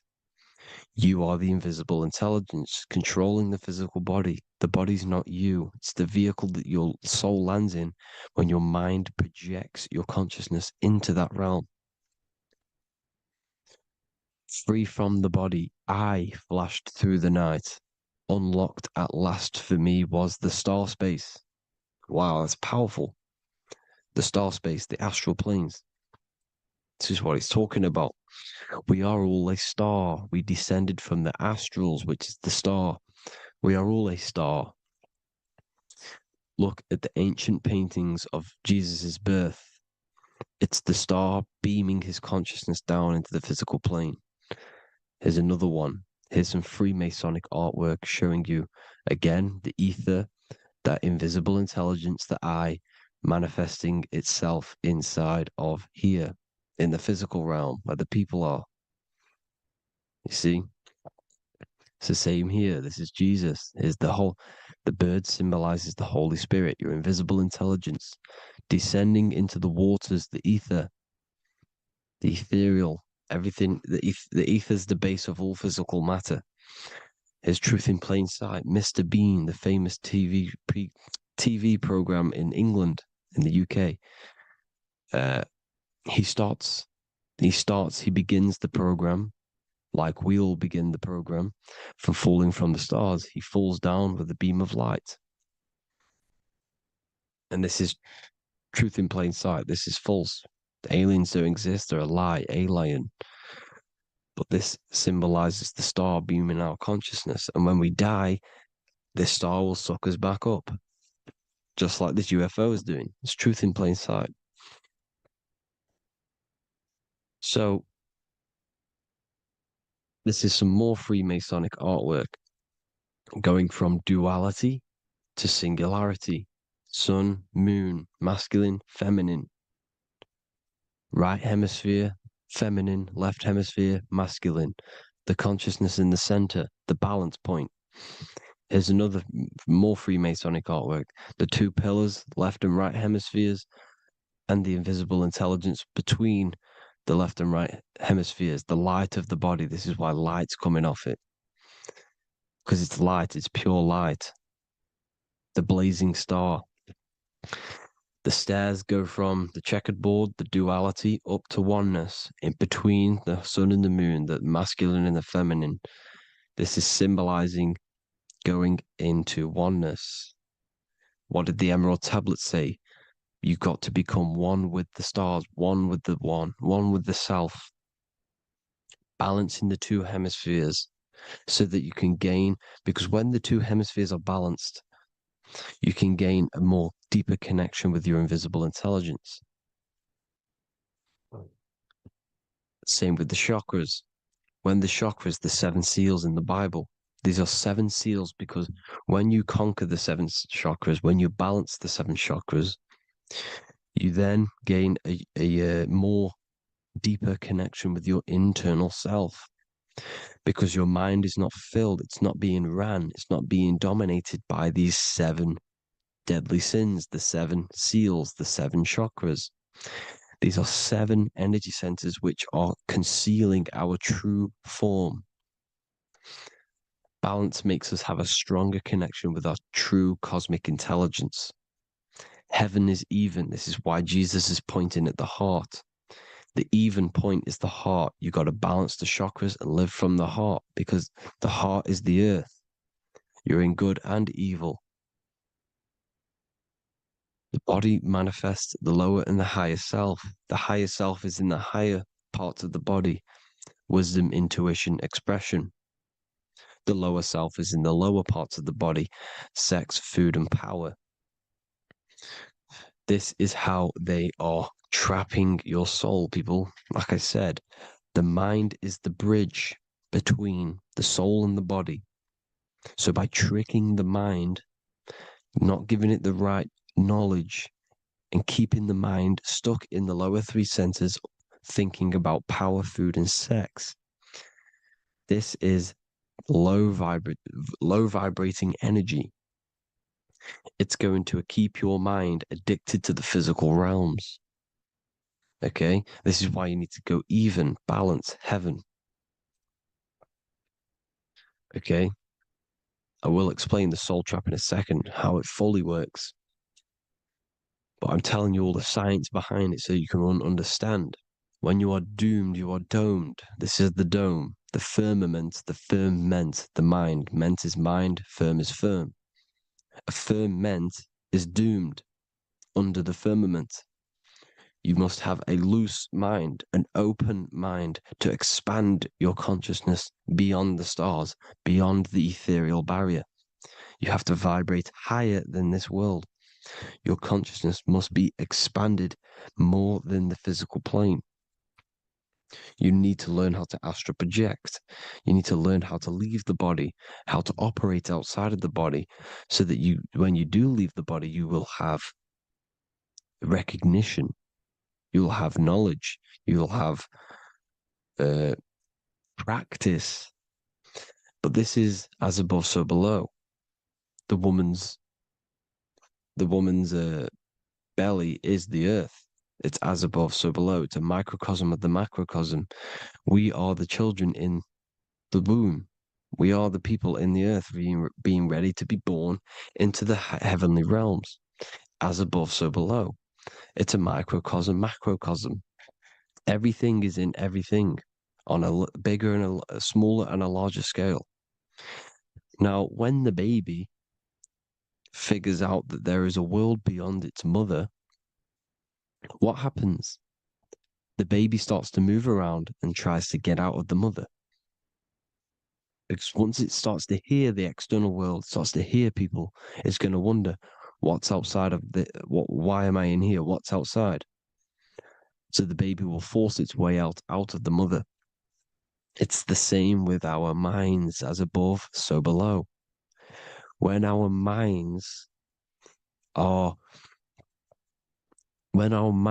figure out that there are other realms beyond this world, we will seek a way out. This is the womb, the Mother Earth, Mother Nature. It's the mother. We're in the womb. We can be born out of this world, which is being born again in the Bible. When you are doomed, you are domed under the dome, under the firmament, the firm mind. The firm mind will keep you under the firmament. Due to the law of polarity, there has to be other realms. There has to be. Because the law of polarity works in this world, and it will work on every scale possible. It's universal laws. These are universal laws. The law of polarity means that there are other realms polarizing this realm. There is a hell, there is a heaven. There is a midpoint, which is Midgard, which is the one we are in now. Earth, heart. Earth is the heart. Heart is the center, good and bad. The balance between good and bad. Your reality is your level of realization. Your mind realizes other worlds, you will seek a way to them worlds. It's that simple. The soul trap is to keep you stuck in this physical body, which is the earth. This body is the earth. It's running the program, like I said at the beginning. It's running the simulation that your consciousness is experiencing.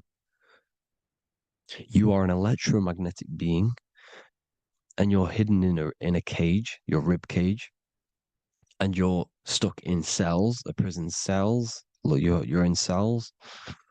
We produce electromagnetic energy. Your soul produces this energy. And by trapping your consciousness inside of this physical realm, they harness this energy within the astral realms. They're using you to manifest demons, because your mind creates demons through emotions and mental thought energy, which is a whole nother video. I can make a video on that. You're manifesting everything for them because they're trying to create a hive mind. This is why they want everyone to believe in one belief system, one government, one belief system, one religion, because they're creating a hive mind. This hive mind will manifest and be summoned within the astral planes, because the mind manifests the astral plane. The astral plane is the realm of imagination. The mental plane is the realm of just thought alone. The etheric plane is the energy. The physical plane is the matter. So all of our minds together are manifesting these demons within these subconscious realms, the astral. Now, how are they keeping you stuck to this realm? Well, when you die and you're stuck in your lower three chakras, okay, when your mind and soul detaches from the body, which is the earth, when you leave the earth, you're still going to have these mental addictions to the food, the sex, the materialism, the phone, the cigarettes, everything. This is why they get you addicted to everything possible. The TikTok, the YouTube, they get you addicted to as many things possible. Because when your mind is addicted to these things, and when this mind leaves the physical body, you're still going to have these addictions. Okay? You're still going to have these thoughts. And you will be manifested into the lower astral realms because you're thinking materialistic, you're thinking negative, because your level of realization was your reality. You were manifesting hell on the earth. When you leave the body, you're going to manifest hell in the astral planes, which means you'll be vibrating on the very low, which will put you in the lower astral realms. So guess what? You're going to come back. You're going to come back into materialism. You're going to reincarnate. Because you haven't prepared for life after death. You must detach from the external world. Okay? Moon is mind. The sun is the soul, the earth is the body, the moon is the mind. This is why we say lunatic. In your mind, you have a specific mood. Moon. Money, M-O-N, is the moon. Money exists in the mind. They get you addicted to the money. The Bible's telling you this.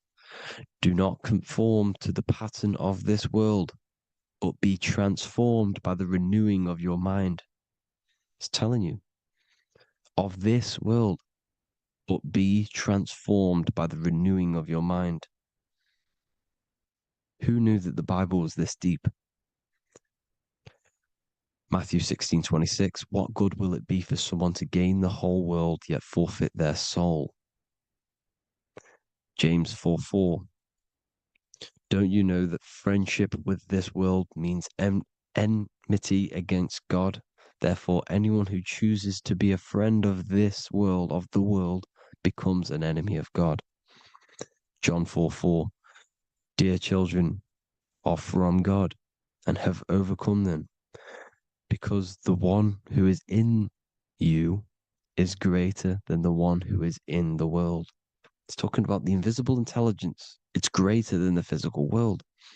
John 2:15, do not love this world, nor the things it offers you.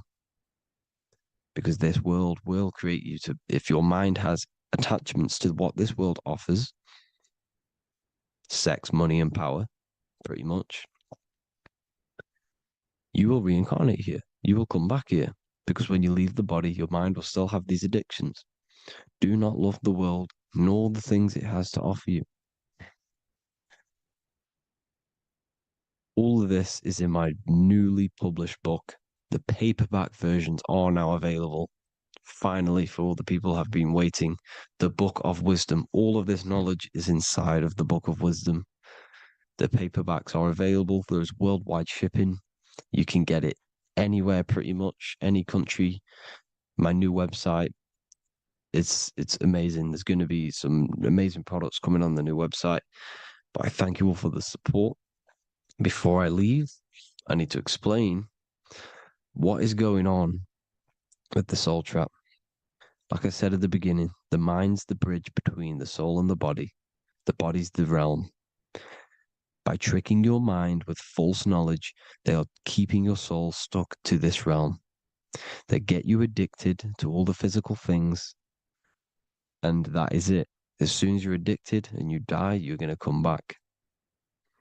So by tricking your mind, which is the bridge between the realms, they keep your mind stuck within this body. They keep you in physicality. They deveil you, the devil, the deveil. Thank you all for the support, people. If you do want to join the academy, All the links will be posted below this video for the book, The Academy. Thank you all for the support and have an amazing day.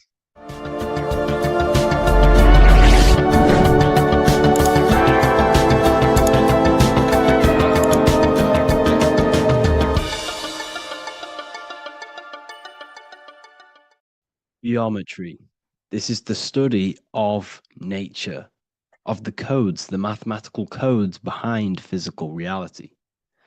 So today we're going to be going deep into geometry and the true esoteric internal geometry, the geometry that no one really talks about, and how geometry relates to human consciousness. So essentially, what we must understand when it comes to geometry, the basics of geometry is everything is vibration. And this vibration is vibrating on a certain frequency.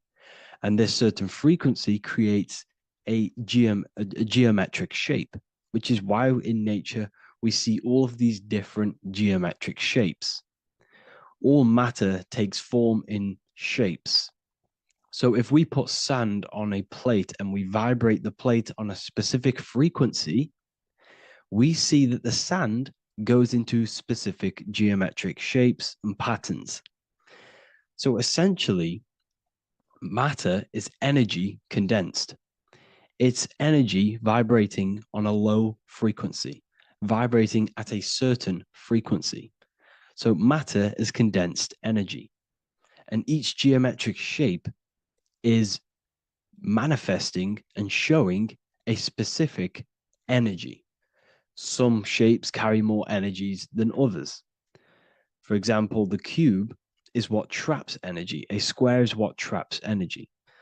So geometry and the flowers are basically how energy manifests itself into physical matter.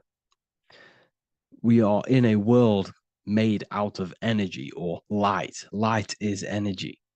So everything is vibration, everything is frequency, and everything is energy. Even the words, each atom in our body, everything. So everything in nature has these mathematical, energetic codes. So geometry is basically the study of nature and the shapes that are in nature and their energetic principles. Because like I said, matter is energy.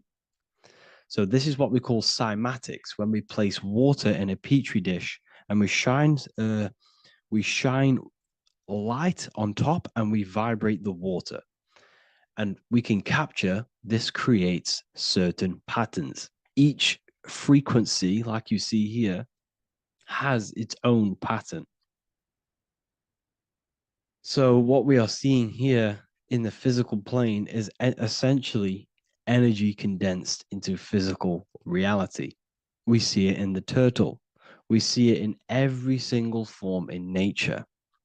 Now, external geometry and normal geometry, we normally get taught that this is God's way of creating physical reality, which is essentially true. However, it's far more deeper than that.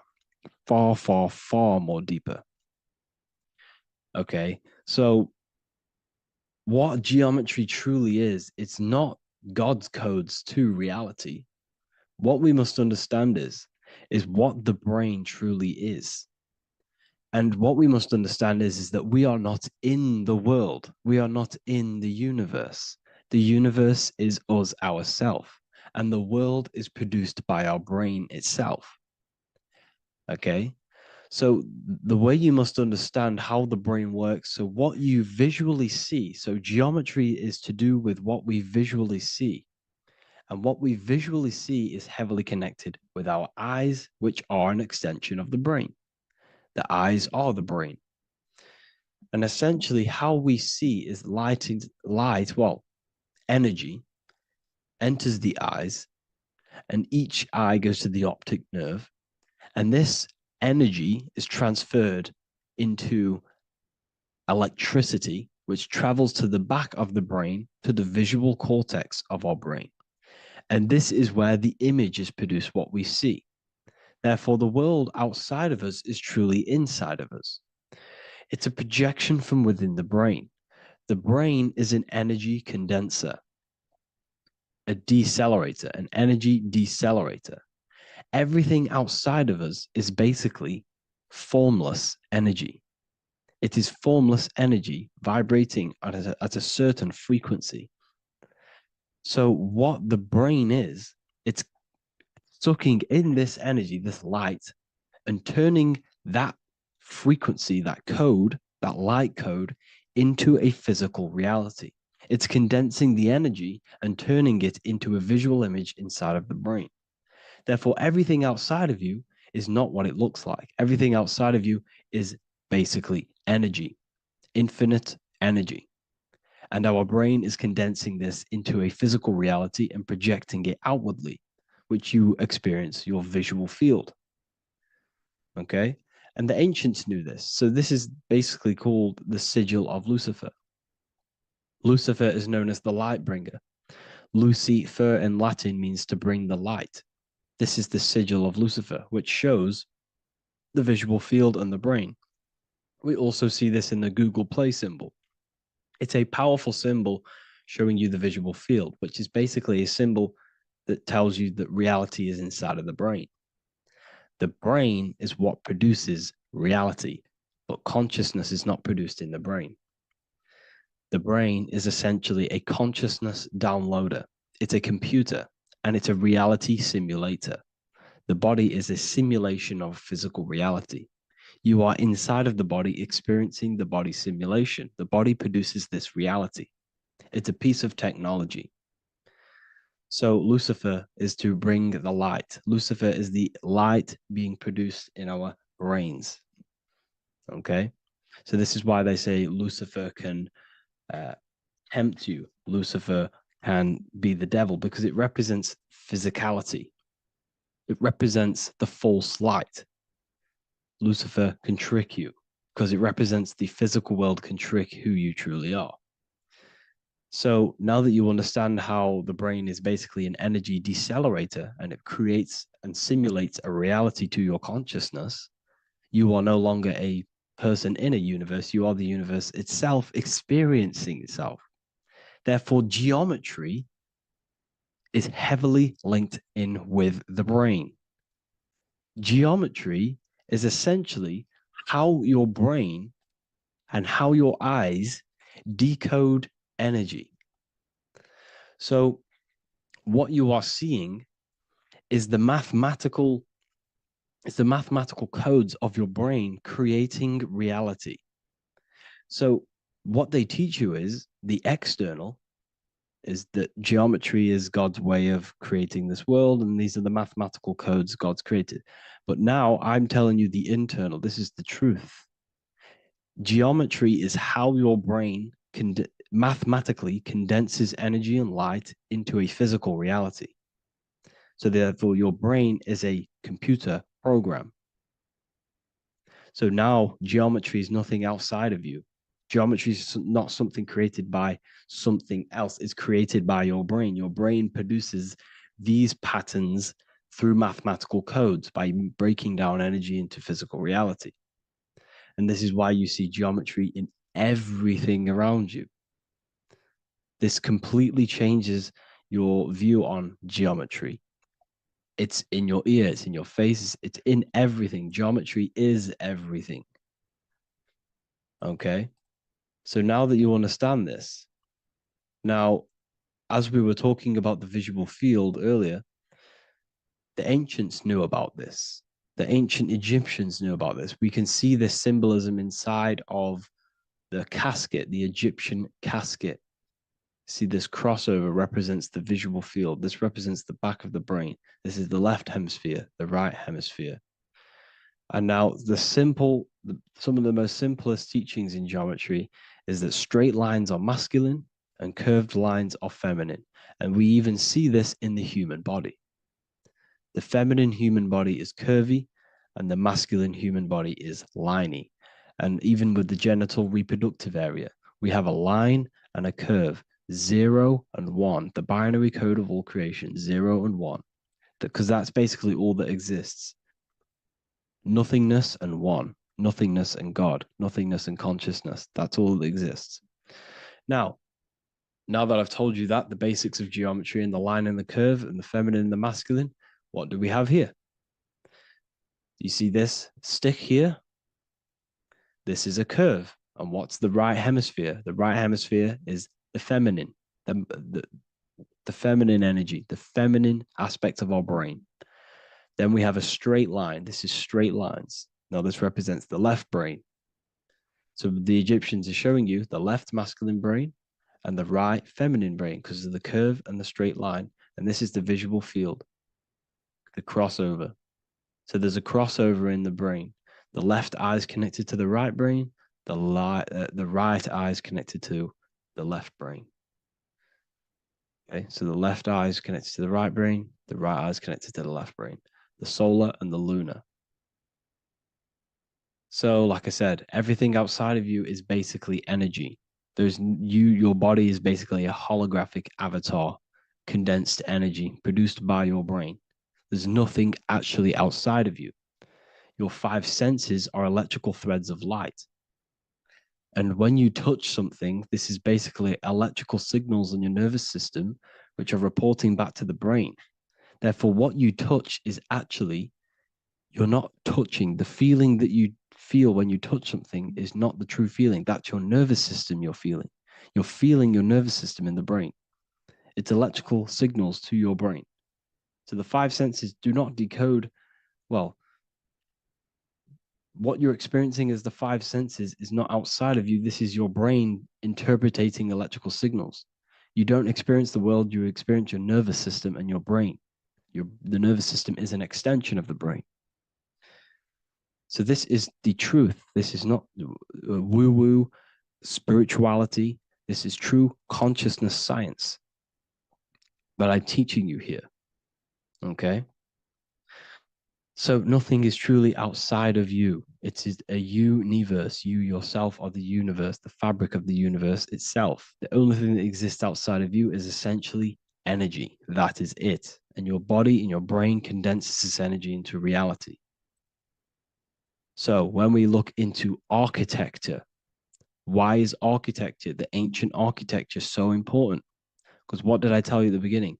Shapes and physical matter is condensed energy. Each shape holds specific energy. Some shapes hold more energy, emit more energy. Some shapes condense energy. Some shapes transfer energy. Each shape, each geometric shape has an energetic principle because matter is essentially energy. So when we look into cathedrals and the ancient buildings, they were filled with geometric patterns, geometric shapes, because they understood the energy principle. Architecture is basically solid energy. It's physical energy. If we create this pattern here is an energy code. And if you stand next to it, you're going to gain that energy. It's going to be imprinted on your body. So essentially, they filled their buildings with high energy geometric shapes. Points, triangles, pyramids are very, very energetic. This is why you have crystal pyramids made, organite pyramids. They're always in pyramid shapes. That's why the Egyptians built in pyramids, because pyramids hold high energy. They emit high energy. So this is why you see all these different geometric patterns. Okay? So in the real reality, in the energetic plane, this building would basically look like this: lines and grids of energy. Okay? This is what it would look like in the energetic plane. A blueprint of the energy body. So as you see here, these are the different frequencies in a petri dish, of water in a petri dish. And you can see they are specifically aligned up with these specific patterns. You can see geometry even within geometry. It's fractal. So essentially, when you would stand inside of these buildings, they would imprint the energy of the building in your body, because your body is healed through energy. You have an electromagnetic field around your body. So by creating buildings with geometric patterns, we are essentially increasing the energy of the building because the building itself is energy. Okay. So when we fill it with geometric patterns, we're increasing the energy. We're giving it a certain energetic imprint. So when you stand inside of that building, you're being imprinted with that energy. Okay. So especially with these windows, these stained glass windows. Well, why are they stained glass? Well, color is frequency. So when you have all of these different colors, and not only were they just painted, some of these colors are specific gemstones, crystals, natural stones, which all hold energetic principles. Each crystal is vibrating on a certain frequency. Wood has its own frequency. Metal has its own frequency. What you must understand is that everything in nature is not just a piece of matter. It's vibrating. The atoms of wood are vibrating on a certain level, which give it a certain energetic principle. Each crystal is vibrating. The atoms of the crystal are vibrating on a certain frequency, which give it a certain energetic principle, quality. So each thing, this is why the ancients were obsessed with natural stones, natural things, crystals, natural metals, and they wore different metals, different things like copper on their bodies because they understood the atoms of these natural things are vibrating, which give certain qualities to you if you wear them. So you're not wearing it, you're basically putting that frequency onto your body because they understood this is energy.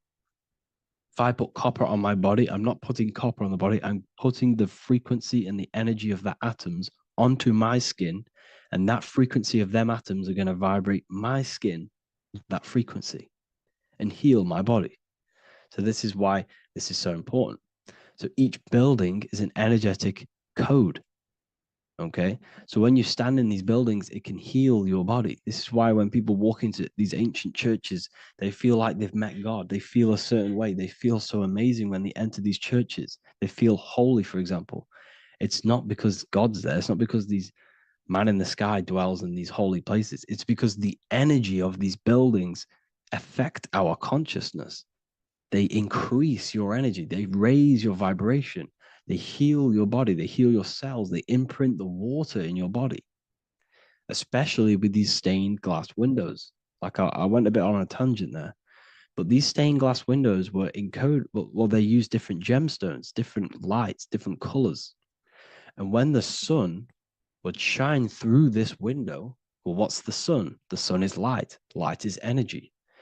The sun's light would go through this filter of the window of the crystals and the different gemstones and the different colors, and the sun's light would be encoded, imprinted with these crystals, with these colors and these natural glasses, which have healing energetic principles.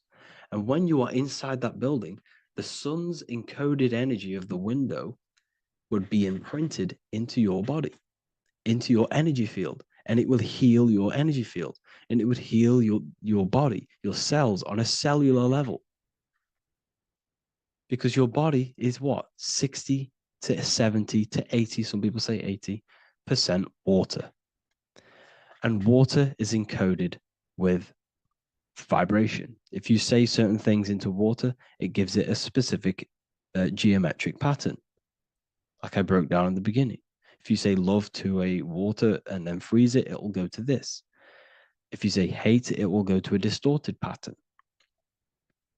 So when you are in these buildings, you're being imprinted by the energetic codes of these buildings, the energetic principles of the windows, of the structure itself. The ancients never used to build in squares. Their buildings, their insides were never square rooms, because they understood squares trap energy. They always had pointed roofs so energy can escape. So there's many little things that we need to look into geometry. For example, when you see magicians, when you look at ancient magic, why do they stand in circles with different geometric patterns? They use different geometric shapes. Why? Because shapes are energy. They hold specific energy. So when the magician stands in a circle with a pentacle, they're working with the energy of that pentacle. You can work with different energies based upon the different geometric shapes that you draw. And you can use this in your structure, in your architecture, in your work, and it can influence everything. So this is the true geometry. I hope you gained a deeper understanding on geometry and how it relates with you and your consciousness. Like I said earlier, your brain produces geometry. It's basically how your brain decodes energy. It's not God, how God creates this reality. And no, you're in this reality. You are the reality itself. Your body produces the reality. Therefore, geometry is one with you. So therefore, if I play with the geometry of the buildings, for example, like the government have, everything's in squares. If you look outside, everything's a square, everything's a rectangle. You go to a city, every window is a rectangle, every building is a rectangle. You live in a box room, everything is boxed and squared off in this reality, in this modern society. Why? Because they're trapping energy. The box is the cube is the most simple geometric shape, which basically condenses energy and it traps energy.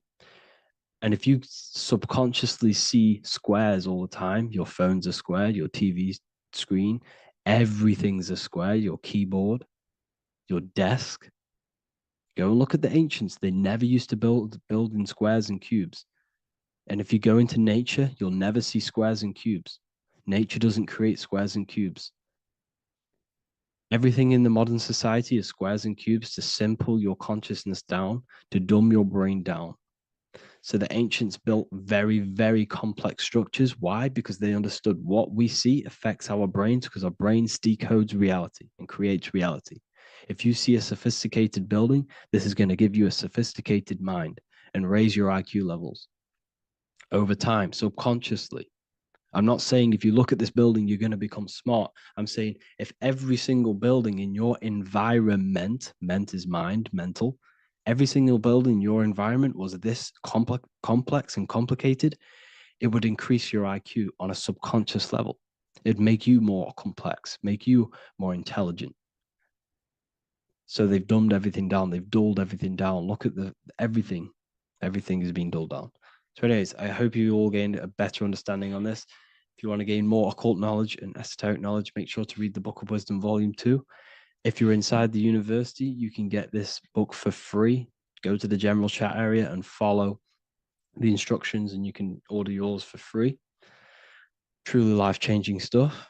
Because the issue is with the world is that no one really understands who they are, what they are, and why we are here.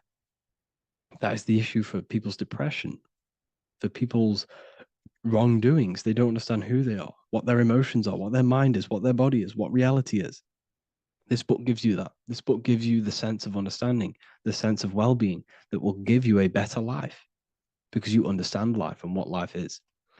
And if you truly want to take your studies to the next level, we have the Ethereal University. This is the place for truth seekers where you can connect with like-minded people so you don't have to feel insane, because not many people think this way. I've been there when you wake up and not many people around you are thinking the same way and you start to feel a bit insane and you can't really talk to people about these things. That's why I created this. So you can connect with people and learn at the same time and become the best version of yourself by understanding truth and knowledge. If you join, you'll gain access to free live calls every single week, every single Saturday morning. We do live calls. You can ask me questions and all sorts. So make sure to leave a like and a comment. And thank you all for tapping in.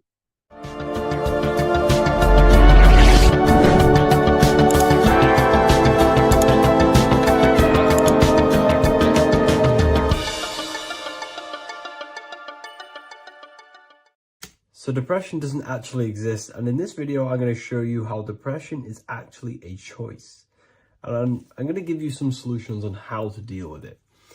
And this is probably going to change your life forever just by doing this alone. Okay, so the first thing you need to understand about depression is that it exists in your conscious mind. It exists in your thinking mind. So what is inside your thinking mind? You have your body, your name, your reputation, your trauma, your memories, your family, your worries, your interests, your bills, your passion, dislikes, goals, right? Most people identify their lives with this. They identify their lives with their thinking mind. They think they're their name, their job, their reputation, their memories. But this is not who you actually are. Who you actually are is the observer of that. What happens if you stop thinking? What is left? You're left with unconditioned consciousness. You're left with the self, which is what we refer to as I. We are the consciousness, not the thinking consciousness. You are not these labels. You are not your thoughts. You are not your job, your name, your reputation. Okay? And the reason why I'm telling you this is because it's very important, is that we are something beyond this body, beyond this name, beyond our thoughts. We are the consciousness. So depression exists inside of the thinking mind, the conscious mind. Okay? So if you want to get rid of depression, you must learn how to escape the thinking mind. And not only just escape, but that's step one. In meditation, you do meditations, right? We sit still and we have to learn how to control the mind and turn off the thoughts. And when we turn off the thoughts, depression goes out the window because there's no thought present in your mental field of consciousness to be depressed. Okay? You must understand, who is the one suffering from the negative thoughts? Who is the one suffering? Your mind is not suffering because the mind is producing the thoughts. Your body's not suffering from the negative thoughts. You are suffering. And who is you? You are a soul. You are that feeling. You are that person beyond the thoughts, beyond the feelings, beyond that. You are the one experiencing. You are that. Meditation gives us the ability to turn off the thinking mind. This allows us to escape our thoughts. Okay? And it gives us, over a long period of time after meditation, you'll be able to turn this switch. And this switch will be able to turn off your thoughts. And by doing this, we will be able to control our conscious mind directly by the hand. So when you notice yourself gaining them negative thoughts, we can then turn off the switch of turning off the conscious mind and rising to our authentic self and knowing the thoughts are just illusions.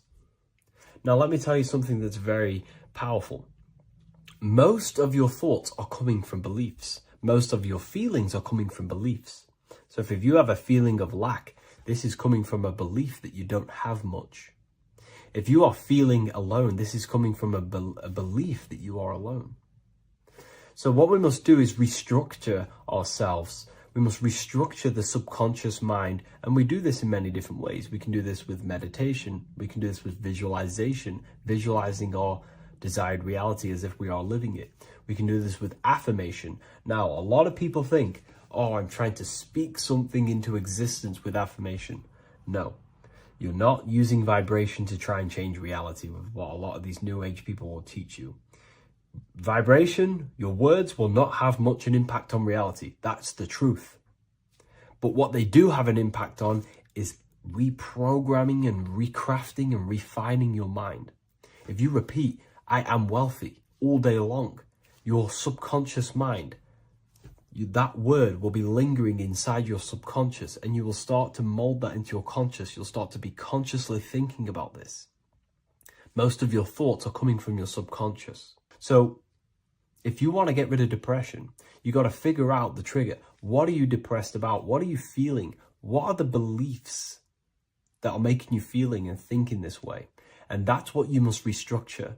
You must restructure your subconscious mind through visualization, meditation, and affirmation. You do these all the time. You do these every single day, and you will slowly, if not surely, restructure your subconscious mind. While by doing the practice of meditation, you'll gain the off switch as well. Sometimes depression comes from not living in your authentic self. You're not doing the things that your soul is telling you to do. We all know what we should be doing at all times. I don't care what you have on. We all know we should be doing something. We all know that we have there's a higher aspect of our mind that tells us, oh, we need to be doing this, but I'm actually sat here on my phone. Oh, I shouldn't be eating this, but I'm doing it anyway. There's always that higher voice. And that is the voice that has to be connected to. And when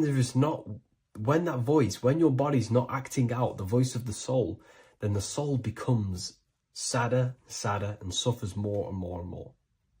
There has to be a connection between the soul, the mind, and the body. They have to work in unison. Okay? So I hope this video helps with depression, with whatever you're going through mentally. Welcome to Revival of Wisdom.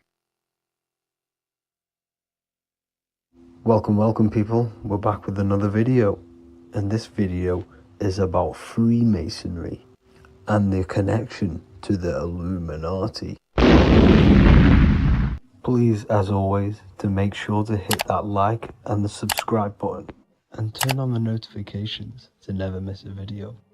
On May the 1st, 1776, the founder of the Illuminati, Adam Weishaupt, founded this secret organization, and this date can be found in Roman numerals underneath the all-seeing eye pyramid on the $1 bill. This $1 bill also says Anu Coptus Novus Ordo Secularum. This is Latin for announcing the birth of the New World Order. This New World Order will be headed by Lucifer, the all-seeing eye, and followed by the 13 layers of bricks for the 13 elite bloodlines.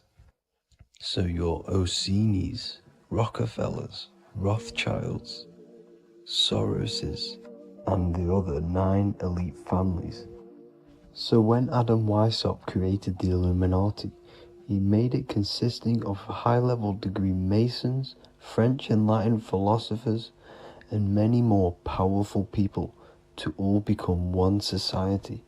So this is why you see Masons using this same symbol of the all-seeing eye inside the pyramid.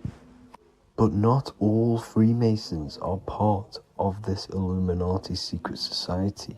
As the 33rd degree Freemason Manly P. Hall said in his book The Secret Teachings of All Ages, Freemasonry is a fraternity within a fraternity, an outer organization concealing an inner brotherhood of the elect. So what he's saying here is that Freemasons have to go up the degrees of Freemasonry, and once they hit the top, they either get elected or not into these secret societies like the Illuminati, Skull and Bones, and Knights Templar. So when you see celebrities doing this one-eye symbolism, either covering one eye, doing the triangle, or doing 666 over one eye, this is showing and reflecting the symbolism of Freemasonry. They have taken the oath to never speak on anything they learn about Freemasonry. Duncan's Ritual of Freemasonry book states the oath they have to take. Quote, I ... of my own free will and accord, that I will hail, ever conceal, and never reveal any of the secrets, arts, points of Master Mason's degree to any person whomsoever. All this most solemnly, sincerely promise and swear. Now, this is what happens when they break the oath, stated in this book, quote, myself severed in two, my bowels taken from thence, and burnt to ashes. So this states that Freemasonry comes first, before any law of the land. It has the right to kill you if you break your oath. This is the hand gesture they have to do every time they enter the ritual room inside the Masonic lodge. This is the cutthroat symbol, showing you and reminding you of the oath and what will happen if you break it. Now in this book, Richardson's Monitor of Freemasonry, it states, if you break your oath, binding myself under no less penalty than to have my throat cut across, my tongue torn out by the roots, and my body buried in the rough sands of the sea. If they do not decide to kill you, this book states this by pointing him out to the world as an unworthy vagabond, by opposing his interest, by dearranging his business. In other words, they have the power to frame you and destroy your reputation to the world and destroy your business if you break this oath. So yes, they do kill to keep this truth hidden, because this truth of this reality is what keeps them in power. They have the ability to manipulate people because people do not know what manipulates them. This is why they call themselves the government. They govern the ment, which is the mentality, because the mind is the root cause of reality. They control what you perceive to control what you manifest. By knowing the truth, you are set free, and you no longer need no controller above you.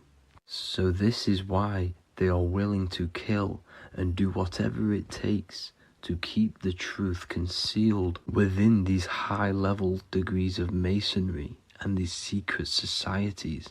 However, going back to Manly P. Hall's book, it states, part of the symbols are displayed here to the initiate, but he is intentionally misled by false interpretations.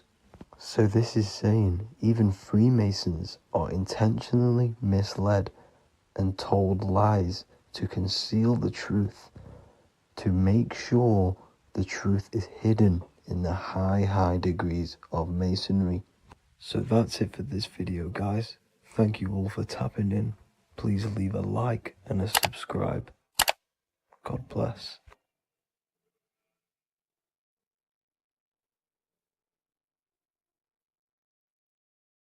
Welcome to Revival of Wisdom. Welcome people. We're back with another video. Please make sure to hit that like button, subscribe, and turn on notifications to never miss a video. The Earth is a giant torus field consisting of a positive and a negative pole. The Sun being the cathode with a positive charge and the Moon being the anode with a negative charge.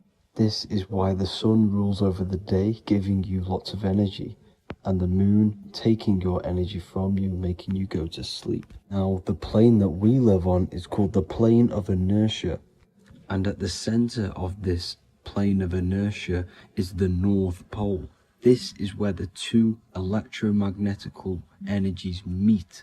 Now, this is where the most electromagnetic energy is stored. This is why all compasses will point north, because it's the most magnetic place in this reality. So the Sun and the Moon is spinning around this center point, which is stirring the ether of this reality and making everything move in circles, meaning this is a cycle. Everything's recycling itself. It's an organic simulation. The ancients also knew about this sacred land at the center of this reality, known as the North Pole. As you can see on this map from the 1500s of the North Pole, you can see 4 islands around this center black rock. Ancient civilizations like the Mayans, the Buddhists, and ancient Chinese also depict these 4 islands. The endless symbology of these sacred lands at the center has been going on for thousands of years. These sort of secrets are now kept by the elites, but as always they have to show the truth in plain sight, and this is what they are doing with the Windows symbol and also the Wizard of Oz. Now in the Wizard of Oz, as you can see, there's something called Munchkin Land. Munchkins are these unusually short people. Then on the ancient 1500s map it says Pygmy, and then the Pygmy people in mythology are also these unusually short people. Just like Santa and his elves, they come from the North Pole, and elves are these unusually short people. These stories that we are told about Santa and Munchkins are putting truth in plain sight about this sacred land. This sacred land at the center of the earth is where the aurora borealis comes from and is being emitted from this black hole in the center, also known as the black sun. The aurora borealis is the Earth's aura, hence why it has the word aura inside of it. It is the life-giving essence to all life within this realm. As this dualistic reality we live in consists of both physical and spiritual, the black sun is like our sun for the spirit. It's our spiritual umbilical cord, connecting us to the spirit realm. And the rising sun is the opposite. It's our sun for our physical 666 carbon suits, known as our human body, our physical aspect.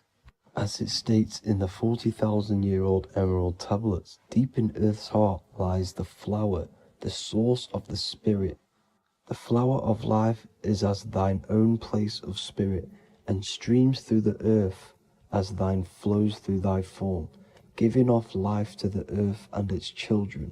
So the North Pole is the core of this spiritual reality, and the closer you get to it, the more spiritual and lucid it becomes. So the elites have covered this up in order for us to forget the true nature of this reality. And they did this cover up by introducing the globe model. Nicholas Copernicus was around in the 1400s, and he introduced the globe model. As you can see, he is a Freemason. He depicts himself with a globe and a Masonic compass in all of his paintings and portraits. Galileo was also a Freemason, as you could see in all of his portraits with a globe and a Masonic compass. He was also a massive part of introducing the globe model after Nicholas Copernicus. So yes, the globe model was a spiritual and political move to gain more control over the masses. After the globe model was then introduced, they introduced the theory of evolution by another Freemason, Charles Darwin. See how these two theories go hand in hand? They both degrade humanity and they make you confused of where we actually came from. By hiding the true form of this divine creation and hiding the true power of each and every one of us, they maintain control over the masses. Now this is order out of chaos, known to be the 33rd degree slogan of Freemasonry. Now this is the Masonic cosmology, and as you can see, you have the checkered board for the duality, the 5-pointed star for the 5 elements, the 4 corners for the 4 pillars, the all-seeing eye, which is Polaris, the sun, the moon, and the 7 stars. So even Freemasons are taught the flat earth cosmology and the true form of this reality. Now the true nature of the sun, the moon, and the earth is shown and reflected through the Masonic compass. The Masonic compass is the sun, the moon, Polaris at the top, and the black sun at the bottom. It makes sense why all the scientists who introduced the globe model all used the compass and the globe together, because it's truth in plain sight. As I explained in my other video, all Freemasons have to take the oath, so it goes to show, why are we all learning these theories from Freemasons who can't talk about certain topics that they learn about? Why should we believe their theories when they're holding back the real truth about this reality? Now going on to NASA. NASA means to deceive in Hebrew, and they are also funded by the government. They are not a private company. The old owner of NASA, Werner von Braun, on his grave has the Bible verse Psalms 91. The heavens declare the glory of God, and the firmament showeth his handiwork. Now why would the owner of NASA put this on his grave? Seems a bit suspicious to me, alongside with the NASA astronauts are all Freemasons. And not to mention the countless mistakes they've made on their live videos in space stations, the moon landing, and the CGI footage of the Earth, which is obviously photoshopped. Just by tricking the masses that they live on a spinning ball, the elites gain the perception of the masses. Not only does it hide the divine creation we're inside of, it hides the divine spark within you. It hides the creator, the source. And by believing in space and we live on a spinning ball, it makes people come to the interpretation of that we are a coincidence and we do not have any purpose. And of course this is false. When you come to realization that we are all a divine creation and we can create our own divine life in this reality, life becomes more sacred and you start to enjoy little things. The elites want you to believe everything exists only in the five senses. They want you constantly looking outside of yourself because they know that will keep you on lower states of consciousness. Now this brings me to our next point. By tricking the masses into the heliocentric model, the elites started to advertise aliens in the movies, in cartoons and magazines in the late 1940s.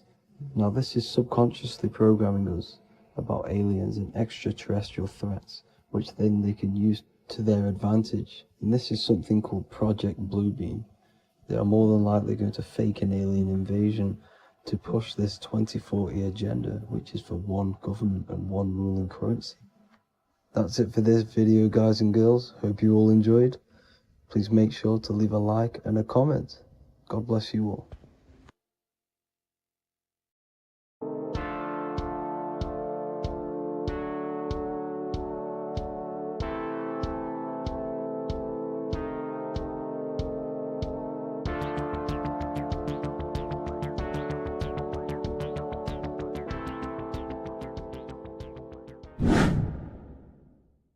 What is good, YouTube? Today we're going to be talking about the astral plane and how the cosmology fits into the astral plane. Okay, so first let's go over the astral plane and go over the different layers of reality so that you can understand reality more.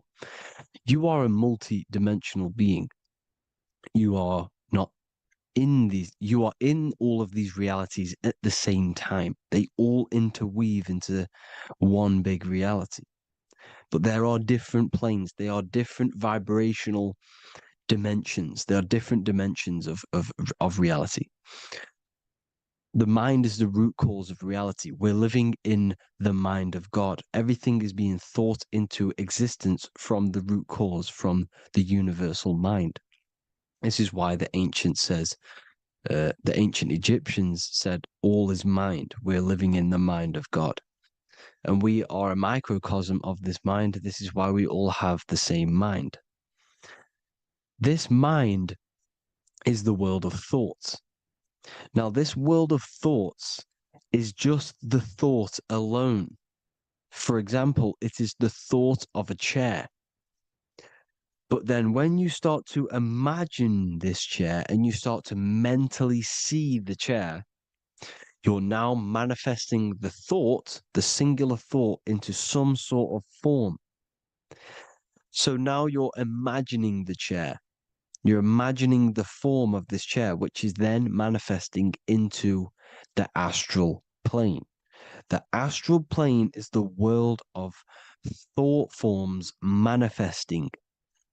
So when you are imagining something, you are seeing into the astral plane. Okay? Your third eye, it is an eye because it sees the astral plane. It is seeing the other side through imagination, through dreaming. Well, we'll go over dreaming later. So the thought of a chair is a singular thought. The imagination of the chair is the manifestation of the chair. And in the astral plane, it's basically the world of all the chairs that could ever exist. So you're thinking of the chair as a singular thought, which is the mental plane. The astral plane is the imagination of that chair, is the thought, the manifestation of it. Depending on the vibrational state of the thought will depend what level of the astral plane it will go to. For example, if you're thinking about a chair to torture someone on it, it's going to go on the lower astral plane. Or if you're thinking and imagining happy things, it's going to go to the higher astral plane. So wherever your mindset is, that we call it a mindset because your mind is setting frequencies to certain things. Thoughts are frequencies. And a mindset is setting your frequency, setting your mind to a certain frequency. So when you set your mind to a certain frequency and you imagine something in that frequency, you're going to match everything in the astral plane that are on that similar frequency, just like you would in the physical world. Because we're all in these worlds right now as we speak, but we can't see them with the two physical eyes. We can feel it though. When you're around someone and you've just met a new person, for example, you can feel their vibration, and if you're not on a similar vibrational match, you will not get along with that person, or you just won't not get along, but you won't connect with that person because you're on two opposing frequencies, not matching. And this is something you can't see, you can only feel, because it's the astral plane. It exists within the astral plane. Everything in the astral plane is made out of vibrations. So if you do astral project, and if you already know how to astral project, you will see beings and people and things that are on the same frequency as you.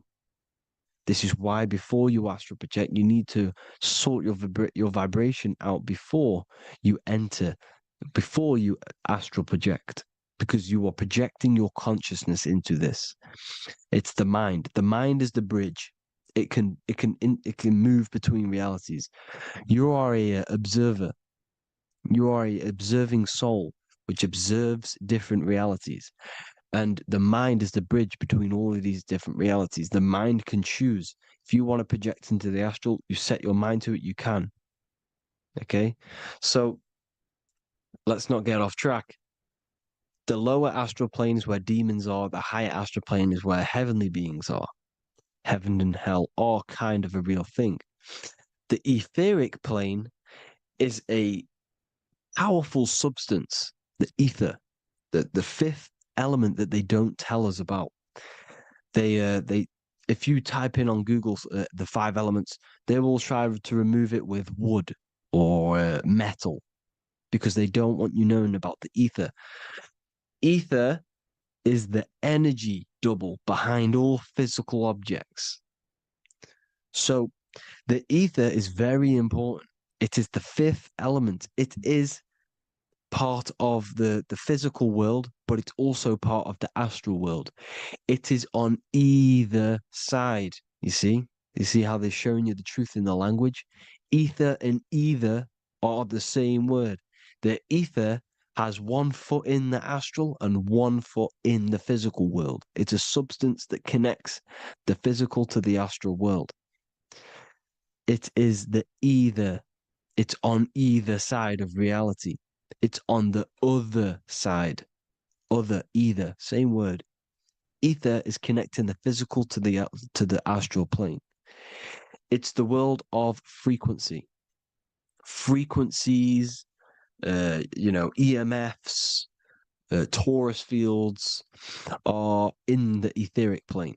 It is the energy plane. It's where energy moves through the ether. Okay? So then you have the physical world, the world of effect. Everything you see in the physical world is the effect of the higher planes. Each plane is a product of the plane above.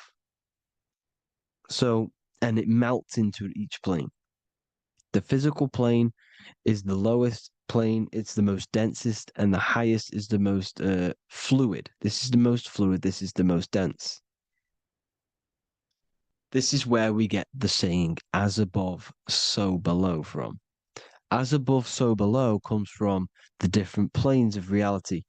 And magicians understand this. This is why magicians always say as above, so below.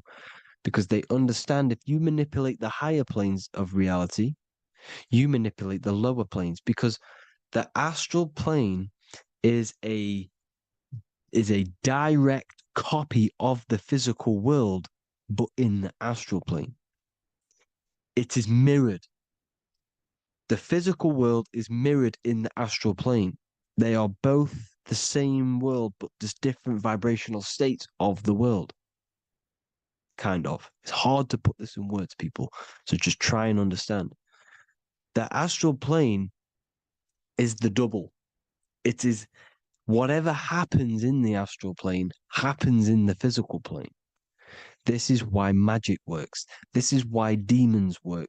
This is why spirit communication works. Because if you manipulate the higher planes, you manipulate the lower planes. As above in the astral, so below. Leonardo da Vinci showing you to look up, pointing up. You got to look up. He's telling you to change the mind, you change the physical world. You change your emotions, you're on the astral plane, you change the physical world. You change your reality by changing the higher planes. This is the Masonic 11, the two pillars. This is the 11, also symbolizing the two hemispheres of the brain here. But the 11 symbolizes the two mirrors. 11, 9, 11. 9, 11 adds to 11. 9 plus 1 plus 1 equals 11. The Twin Towers were in 11. Flight 11 was hijacked because it's a mass ritual within the astral plane. Now, we're going to go deep into that later, and I'll show you these rituals they do in order to manipulate the astral plane. So, this is what the 11 is. It's the mirroring of reality. If you contact spirits and conjure spirits, you can either summon or attract demons and spirits. Summoning is creating a spirit. You create demons. Okay? Like I said here, the mind is the root cause of reality. If you think of if you think of a traumatic event that happened in your life over and over and over and over again for years and years and years, where attention goes, energy flows. The mind is the director of energy. If you are directing energy into the specific emotion, the specific thing that is torturing you in your mind, that will manifest as some sort of being in the astral plane, which is called an elemental. And this elemental being that you have created through your thought forms and emotions will latch onto you and feed off this energy. So it's important that you get your mind right, okay? It's important that you sort that you file the mind and you discipline the mind. Make sure it's only entertaining positive things, because you are quite literally creating your own demons. The word demon has the word mon in it. And if you've watched my videos to know, mon means moon. The moon is your mind. The sun is your soul. The earth is your physical body. Demon is mon means mind. Moon is mind. You create demons with your mind. Summoning. Now, this is where the rituals come in. 9/11 was a ritual because everyone was thinking about this big fearing, the death of 9/11. Everyone was thinking about it. And all of their minds thinking about this horrific thing will manifest and summon a negative energy spirit elemental within the astral plane. That's how all of this works. This is why it was a mass ritual. Okay, Chris Brown, new album name 11/11, release date on the 11/11. This will be my 11th album and contain 11 songs. All of these people know the occult. This is Hermes Trismegistus with the star of Saturn, the six-pointed star, as above, so below. The mirroring of reality, physical and astral, the two Masonic pillars. So as above, so below. What's above us? The stars. The stars are connected to the astral plane. This is why we call them stargates. When we dream, we are experiencing these different realities. And what are stars? They tell in the Bible, it says Genesis 1:14. And God said, "Let there be lights in the firmament of the heaven to divide the day from the night, and let them be for signs." Signs translates to things to come. Why things to come? The stars tell the future. Why? And why do we say as above, so below? As above us is the astral plane and the etheric plane. As above, so below. Whatever happens in the stars happens on Earth. The stars are connected to the astral plane. Above us is the astral plane. We are a star in a physical body. This is why we say Mr., sister, stir equals star. The E and the A are interchangeable. We are stars, and the stars are the start of our incarnation. We start in the stars, same root word, and we descend through the 7 energies, which are our 7 chakras. Then we enter the heart of the soul system. The heart rearranged spells Earth. And this is the true cosmology. Here's the Masonic cosmology. This is Masonic now. Here's the firmament. Let there be a firmament in the midst of the waters to divide the waters from above, from the waters that below. Genesis 1:6. The firmament, firmament comes from the word firma, Latin, I'm pretty sure, which means firm. When something is firm, meaning it's stable, it does not move, it is firm. The firmament is firm. So, is the firmament Genesis 1:6. What does it say? Genesis 1:3, sorry. Let there be light. This is before the sun and the moon was created. Let there be light. Before the sun and the moon was created, light was appeared. So what's that tell you? This is a holographic projection from some sort of light being, some sort of projector. And that projector is the all-seeing eye you see in the Masonic cosmology. This is the all-seeing eye projecting the light beams. Let there be light. Everything is made out of light. The universe is created out of light waves. The torus field is 1 unit of light. The light projecting this reality is Polaris. Okay, the famous all-seeing eye. Now, what else? Then we have after let there be light in Genesis 1:16, and God made the 2 great lights. This is the sun and the moon, electric, magnetic, male and female. Then we have the Masonic checkerboard, the black and white symbolizing dualities within the dualistic reality we're in, spirit and matter, light and matter, rest and motion, positive and negative, good and evil. Everything's dualistic here. Okay? And it's a dance. The universe is a dance between flickering of white and black light, which is the torus field. We're not going to go over that, but this is all connected to the astral plane. This is the true cosmology. The astral plane cannot work on a spinning monkey ball in the middle of space. Does not work. Cannot work. It's impossible. Okay? Impossible.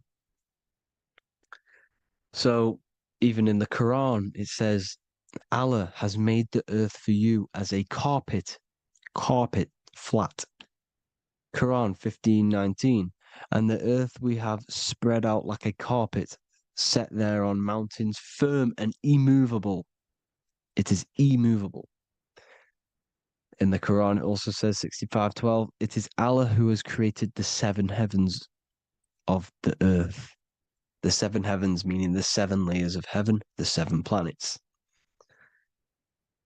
And Psalms 104:5, he set the earth on its foundations and it can never be moved. Never. So here you see in Isaiah 40:22, he sits enthroned above the circle of the earth and its people are like grasshoppers. He stretches out the heavens like a canopy and spreads them out like a tent to live in. We live in a tent. This is the tent. The projection of light. Here you see an ancient picture here. Here you see the ethereal barrier, meaning the firmament, the etheric barrier. And here you see his head popping out. Why is his head popping out?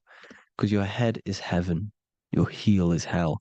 Your head has access to the astral plane. This is why your head is heaven. The pineal gland, when stimulated, has access to project itself, project consciousness into the astral plane. Here you see another ancient picture here with the Masonic Royal Arch with the zodiac here, the zodiac on the top, arching because there's a firmament above us. Here's God in the brain. Consciousness is God. Here you see the Masonic Royal Arch symbolizing the firmament.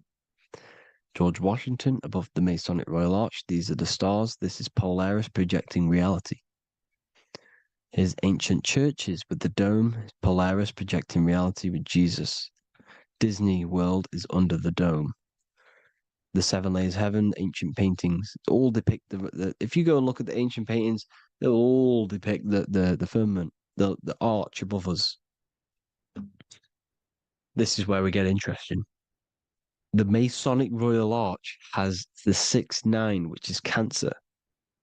The constellation Cancer, which is 6-9 is associated with portals because CERN is the 6-9. Okay, CERN is opening portals. They're trying to create a portal to the other side. Cancer has the word CERN within it, so there is a link between Cancer and the opening, the firmament opening above us to Ascension. Here you see the Masonic art with the Royal Arch and the light and the opening. Here you see the light and the opening. This is the opening of the firmament. Here's the Hebrew cosmology with Sheol, the underworld, and the opening. So Cancer is definitely some sort of portal in and out of this reality. I'm just connecting dots here. Now, we're going to go change a bit now. These celebrities that you are seeing they have not sold their soul to Satan, okay? They have not sold their soul to Satan. Satan is a demonic, low vibrational energy that has been summoned over the thousands and thousands and thousands of years of evil occult arts. So since Babylon was summoning this demonic energy, and this demonic energy in the astral plane will grow and grow and grow. It has no form. It has no physical form. Okay? But you can see it in the rappers. If your third eye is open, you can see clearly that these people are demonic. You can sense the energy that they're manifesting. Selling your soul is not what you've been told. It is gaining, because your soul is pure love, okay? Your soul does not want to do anything bad. So when you sell your soul, you're gaining physical gain. You're gaining physical wealth, for example, like for these rappers, they will be given millions of pounds because the people in control of the music industry, which is the dark occultists trying to brainwash the masses, the people in charge, they're dark occultists. They understand Satan and the energy. They are satanic energy, which has been summoned in the astral plane. They see that they have influence over the masses, so they will go to them and say, "I will give you this amount of money forever if you manifest this satanic, demonic energy through the music and through social media to blind the masses, to brainwash the masses into this demonic energy." Because when you listen to music, music is frequency. Whatever you listen to, you become that frequency. So if you're listening to these people, they're throwing energy, this demonic, satanic energy that they sold out to. Soul, same word. When you sold something, you've got your soul involved. They have exchanged money, physical gain, so that they manifest this satanic energy within the astral plane and through the music, through the videos, through social media, to keep us in this vibrational frequency, in this low state of consciousness. This is what it actually is. It's not, you're not selling your soul to some sort of devil. This satanic energy has no physical form it is formless in the astral plane. It's a summoned energy. Now, the root chakra is red. This is why the devil is red, because it symbolizes the animal nature of man. When you are operating off your root chakra, you will kill, you will fight, you will do anything to survive, because it's all about survival mode in the root chakra. They want you keeping in that fighting mode, that surviving mode, so that you are manifesting this low vibrational frequency, this satanic energy, this demonic red energy. This is why the devil is red. And the devil has a tail with the red arrow pointing down, because it symbolizes your light body. This is your Merkaba. Your Merkaba is your light body. Mer equals light, Ka equals spirit, Ba equals body. Merkaba, this is the devil's tail pointing down, the descension, your heel, up to your heel, hell. Ascension, to heaven, head. You see, this is the all-seeing eye with the illumination coming off it, your head, when you're illuminated. The Merkaba is your celestial sphere to portray different planes of reality. It is the vehicle of ascension. It's your light body. It's in the word Kabbalah, Kabbalah, Ka, spirit, Ba, body, La, light. Same thing, Kabbalah, Merkaba. Same thing. It's all about the light body. This light body sees different realities. So when you see the goat in the music industry, it's this satanic summoned energy that's been summoning for thousands of years within the astral plane. When it becomes to the physical plane, it will manifest through different things. A goat, an owl, Satan, Moloch, Baal, same deity, same demonic energy that's been summoning in the astral plane. And this is why the Baphomet has a goat head. Drake's new album is the goat. The Polo G, the Masonic G, with the goat. And here's Ryla Rodriguez in the mirror, with the goat in the mirror and him in his physical body. It symbolizes, the mirror symbolizes the astral plane, because he's manifesting the goat, the demonic energy. He's sold out to the demonic energy. And in the physical plane, he's his physical body. The mirroring, the Masonic 11, the mirroring of reality, the astral and the physical. And what do you call them when they're an amazing rapper, the best rapper? You call them the goat.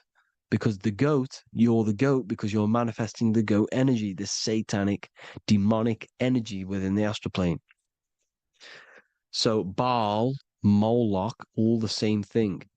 Because in the astral plane, if you want to gain spirits to come to you and communicate you in the physical world, if you want to communicate with spirits, you have to gain their attention. You can either gain their attention or come together and agree to create some sort of being, which is Satan. Okay. You can, like I said earlier, you can create these beings, you can summon them or attract them. One way to attract them is sacrificing. In order for you to become God, man, to turn to God, you have to sacrifice your life. You have to sacrifice, not drinking, not doing things, not doing anything demonic, not doing anything bad, not eating meat. You have to sacrifice yourself to become the light. However, if you want quick, instant gains in the physical world, you can sacrifice something else to communicate with these spirits, because these demonic energies feed off demonic energy, your demonic energy. So these dark occultists will give away babies, they will sacrifice, torture babies so that they gain, so that they can communicate with these spirits for physical exchange. Yes, you can do this. These powerful spirits, these powerful demons can give you powers. They can give you certain things. And this is what they are doing. They're summoning and attracting these demonic energy. This is why, trafficking is one of the most, Balenciaga. Baal is the demonic energy in the astral plane, which requires child sacrifice for his presence. Balenciaga, and they were trafficking children. They were trafficking, killing them, and offering them to the spirits. This is what they are doing. Balenciaga. It's in the name. Here you can see here a stick man with two horns. The goat, obviously, it's all the same deity. Baal, the goat, Moloch. Here's Moloch, the owl, the Egyptian owl, because it comes from the owl of Moloch, which is Baal, which is Satan, all the same demonic energy.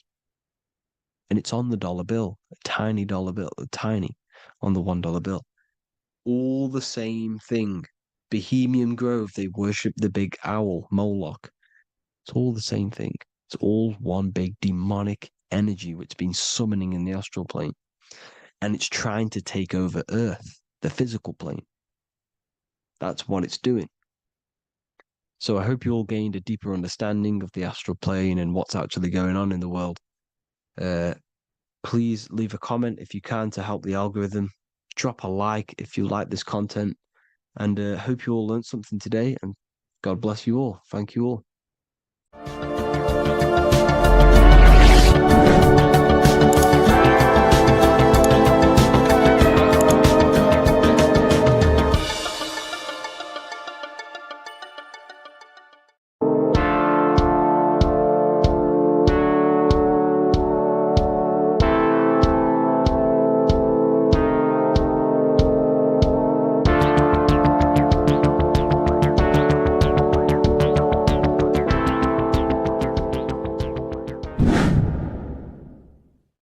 What is good, people? We're back with another video, and today we're talking about the chakras. Let's jump straight into this because I know there's been a lot of requests for this video. So let's jump straight into this. So you have 7 chakras, right? 7 chakras. And these chakras are feeding off your electromagnetic field, known as your aura. This is both positive and a negative pole, male and female, right? This electromagnetic field is made out of electric and magnetism, and together they come as electromagnetic. Now, your chakras, the word chakra just means wheel, spinning wheel, because that's what they are. They're spinning wheels of energy. They do not exist on this physical plane. They exist on the etheric plane. Okay? Now, these energy centers are known to regulate your emotions, and each energy center controls the organs and cells in that particular area of the body. So, for example, your sacral chakra will control the cells and organs of your sexual reproduction area. Okay? The navel chakra or solar plexus will control the digestion in your body. Same with the heart, same with the throat, right? So they are like mini brains for each center of your body. They run along up the spine, but notice the crown chakra exists outside the body. It's just above the head. Now, this process of the chakras is obviously the 7 colors of the rainbow, starting from red, which is the lowest vibrational color, all the way to violet, which is the highest vibrational color. This, like I said, these energy centers are feeding off your electromagnetic field. So if these chakras are unbalanced, they are taking too much energy from your electromagnetic field, making it weaker.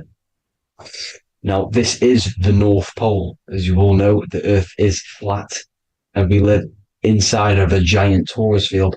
And the North Pole is the Earth's heart chakra. And this is why the aurora borealis, or the northern lights, whatever you want to call them, that's why they are green, and they are being emitted from this center point of the Earth, because it's symbolizing the heart chakra, which is green, right? Now, you do work your way up to these. However, this is a torus field. You are a torus field. You have different layers of this torus field, right? And you need to balance all of these chakras, but you can't move up these chakras until you open the one below it. So it's like a stairway. You can't go to your solar plexus without going through your sacral. You see? So you have to work up these. However, you have to work up these and then live from the heart, because the heart is the center of the torus field. It's the balance between male and female poles, positive and negative poles. So you have to balance all of these chakras and then bring them all into one, which is the heart chakra. Now, they exist on the etheric plane. They exist on the etheric plane, and the etheric plane is a layer of the material plane. It's the one higher than the material plane. And then after the etheric plane, it melts into the astral plane. So they exist just between the physical and the astral aspect. Now, this is the yin and yang matter, which is the lowest root chakra, physical matter, and then to spirit, because high vibrational matter turns into spirit, low vibrational spirit turns into matter. So they're interchangeable. This is the yin and yang. Now, when you see ancient paintings with the halos, you see this is like a toroidal field coming out the top of his head, you see, with a halo. This was symbolizing in the old days, in the ancient days, that they've aligned their chakra, they've reached Christ consciousness, which is God consciousness, right? Now, this electromagnetic field is the apple that we bit out of in the Bible, because you see that apple is a torus field. So they were metaphorically or personifying the torus field. That's what the Bible is. It's a massive personification. It's all metaphors. You have to read it properly. It's got a greater meaning behind it. Now, when we bit from the apple, we ate from the tree of knowledge, which is good and evil. Our lower mind took over, so we materialized to feed our physical bodies. We materialized through Saturn. That's what Saturn does. Now, if you don't understand that, go and watch the video previous to this one called Occult Secrets of Saturn. And that will show you how Saturn is the materializer. Now, this is one of the secrets behind the Masonic compass, electric and magnetic, male and female, duality, positive and negative. Now, like I said, they teach you about the torus field, about a magnet in school, but they don't teach you about your electromagnetic field. Everything alive has a torus field. It is the building block of this creation. Absolutely everything has a torus field. There's not one thing without it. And as you can see here at the center of the apple, that's where the seed is. That's where the life is. The reproduction of that organism. As you see, this is where the most electromagnetic energy is stored, in the center, because this is where the two duality, this is where the field meets at the very center. This is why the seed is at the very center. Now, your spine is a elongation of the brain. The brain is heaven, and the bottom of the spine is hell. So this is Saturn, which is the root chakra. The 7 planets are associated with each chakra. Moon equals mind. Okay. Now Saturn is physical matter, as I've just explained. This is the lowest vibrational color. And they want you trapped down here, which is your hell state, your animal nature, your physical nature. They want you to identify as the physical body. They don't want you to reach these higher states of consciousness. Okay?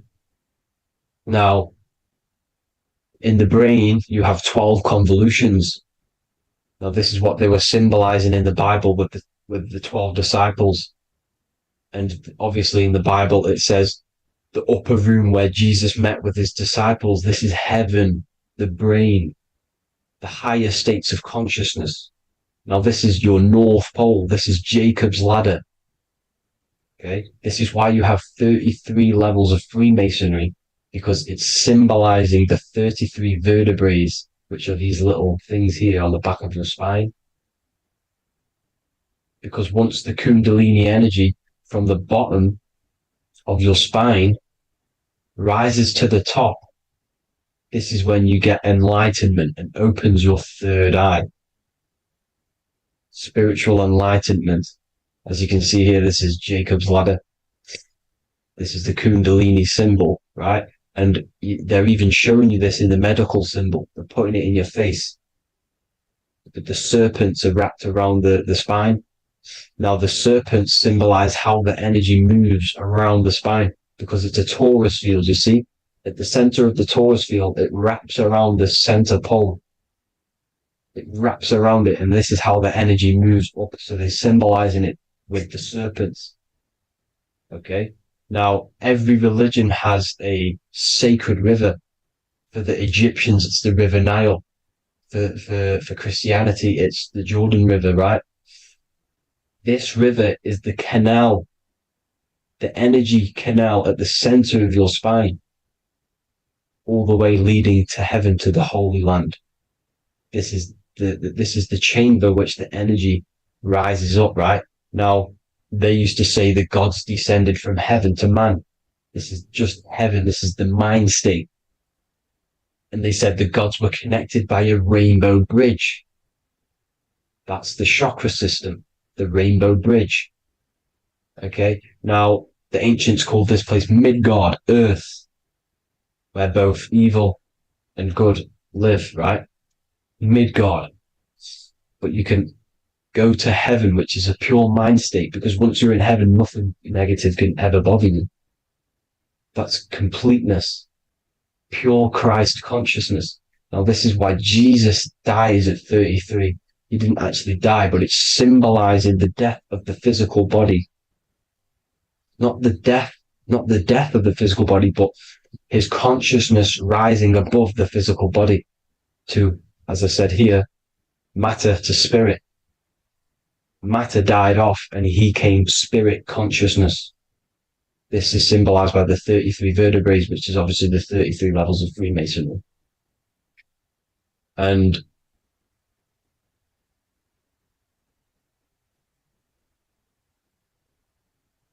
now the pineal gland, which is at the very top of this Jacob's ladder, or the River Jordan, the canal, your 33 vertebrae on your spine. This is where the pineal gland sits, right? At the very top, at the center of your brain. Now,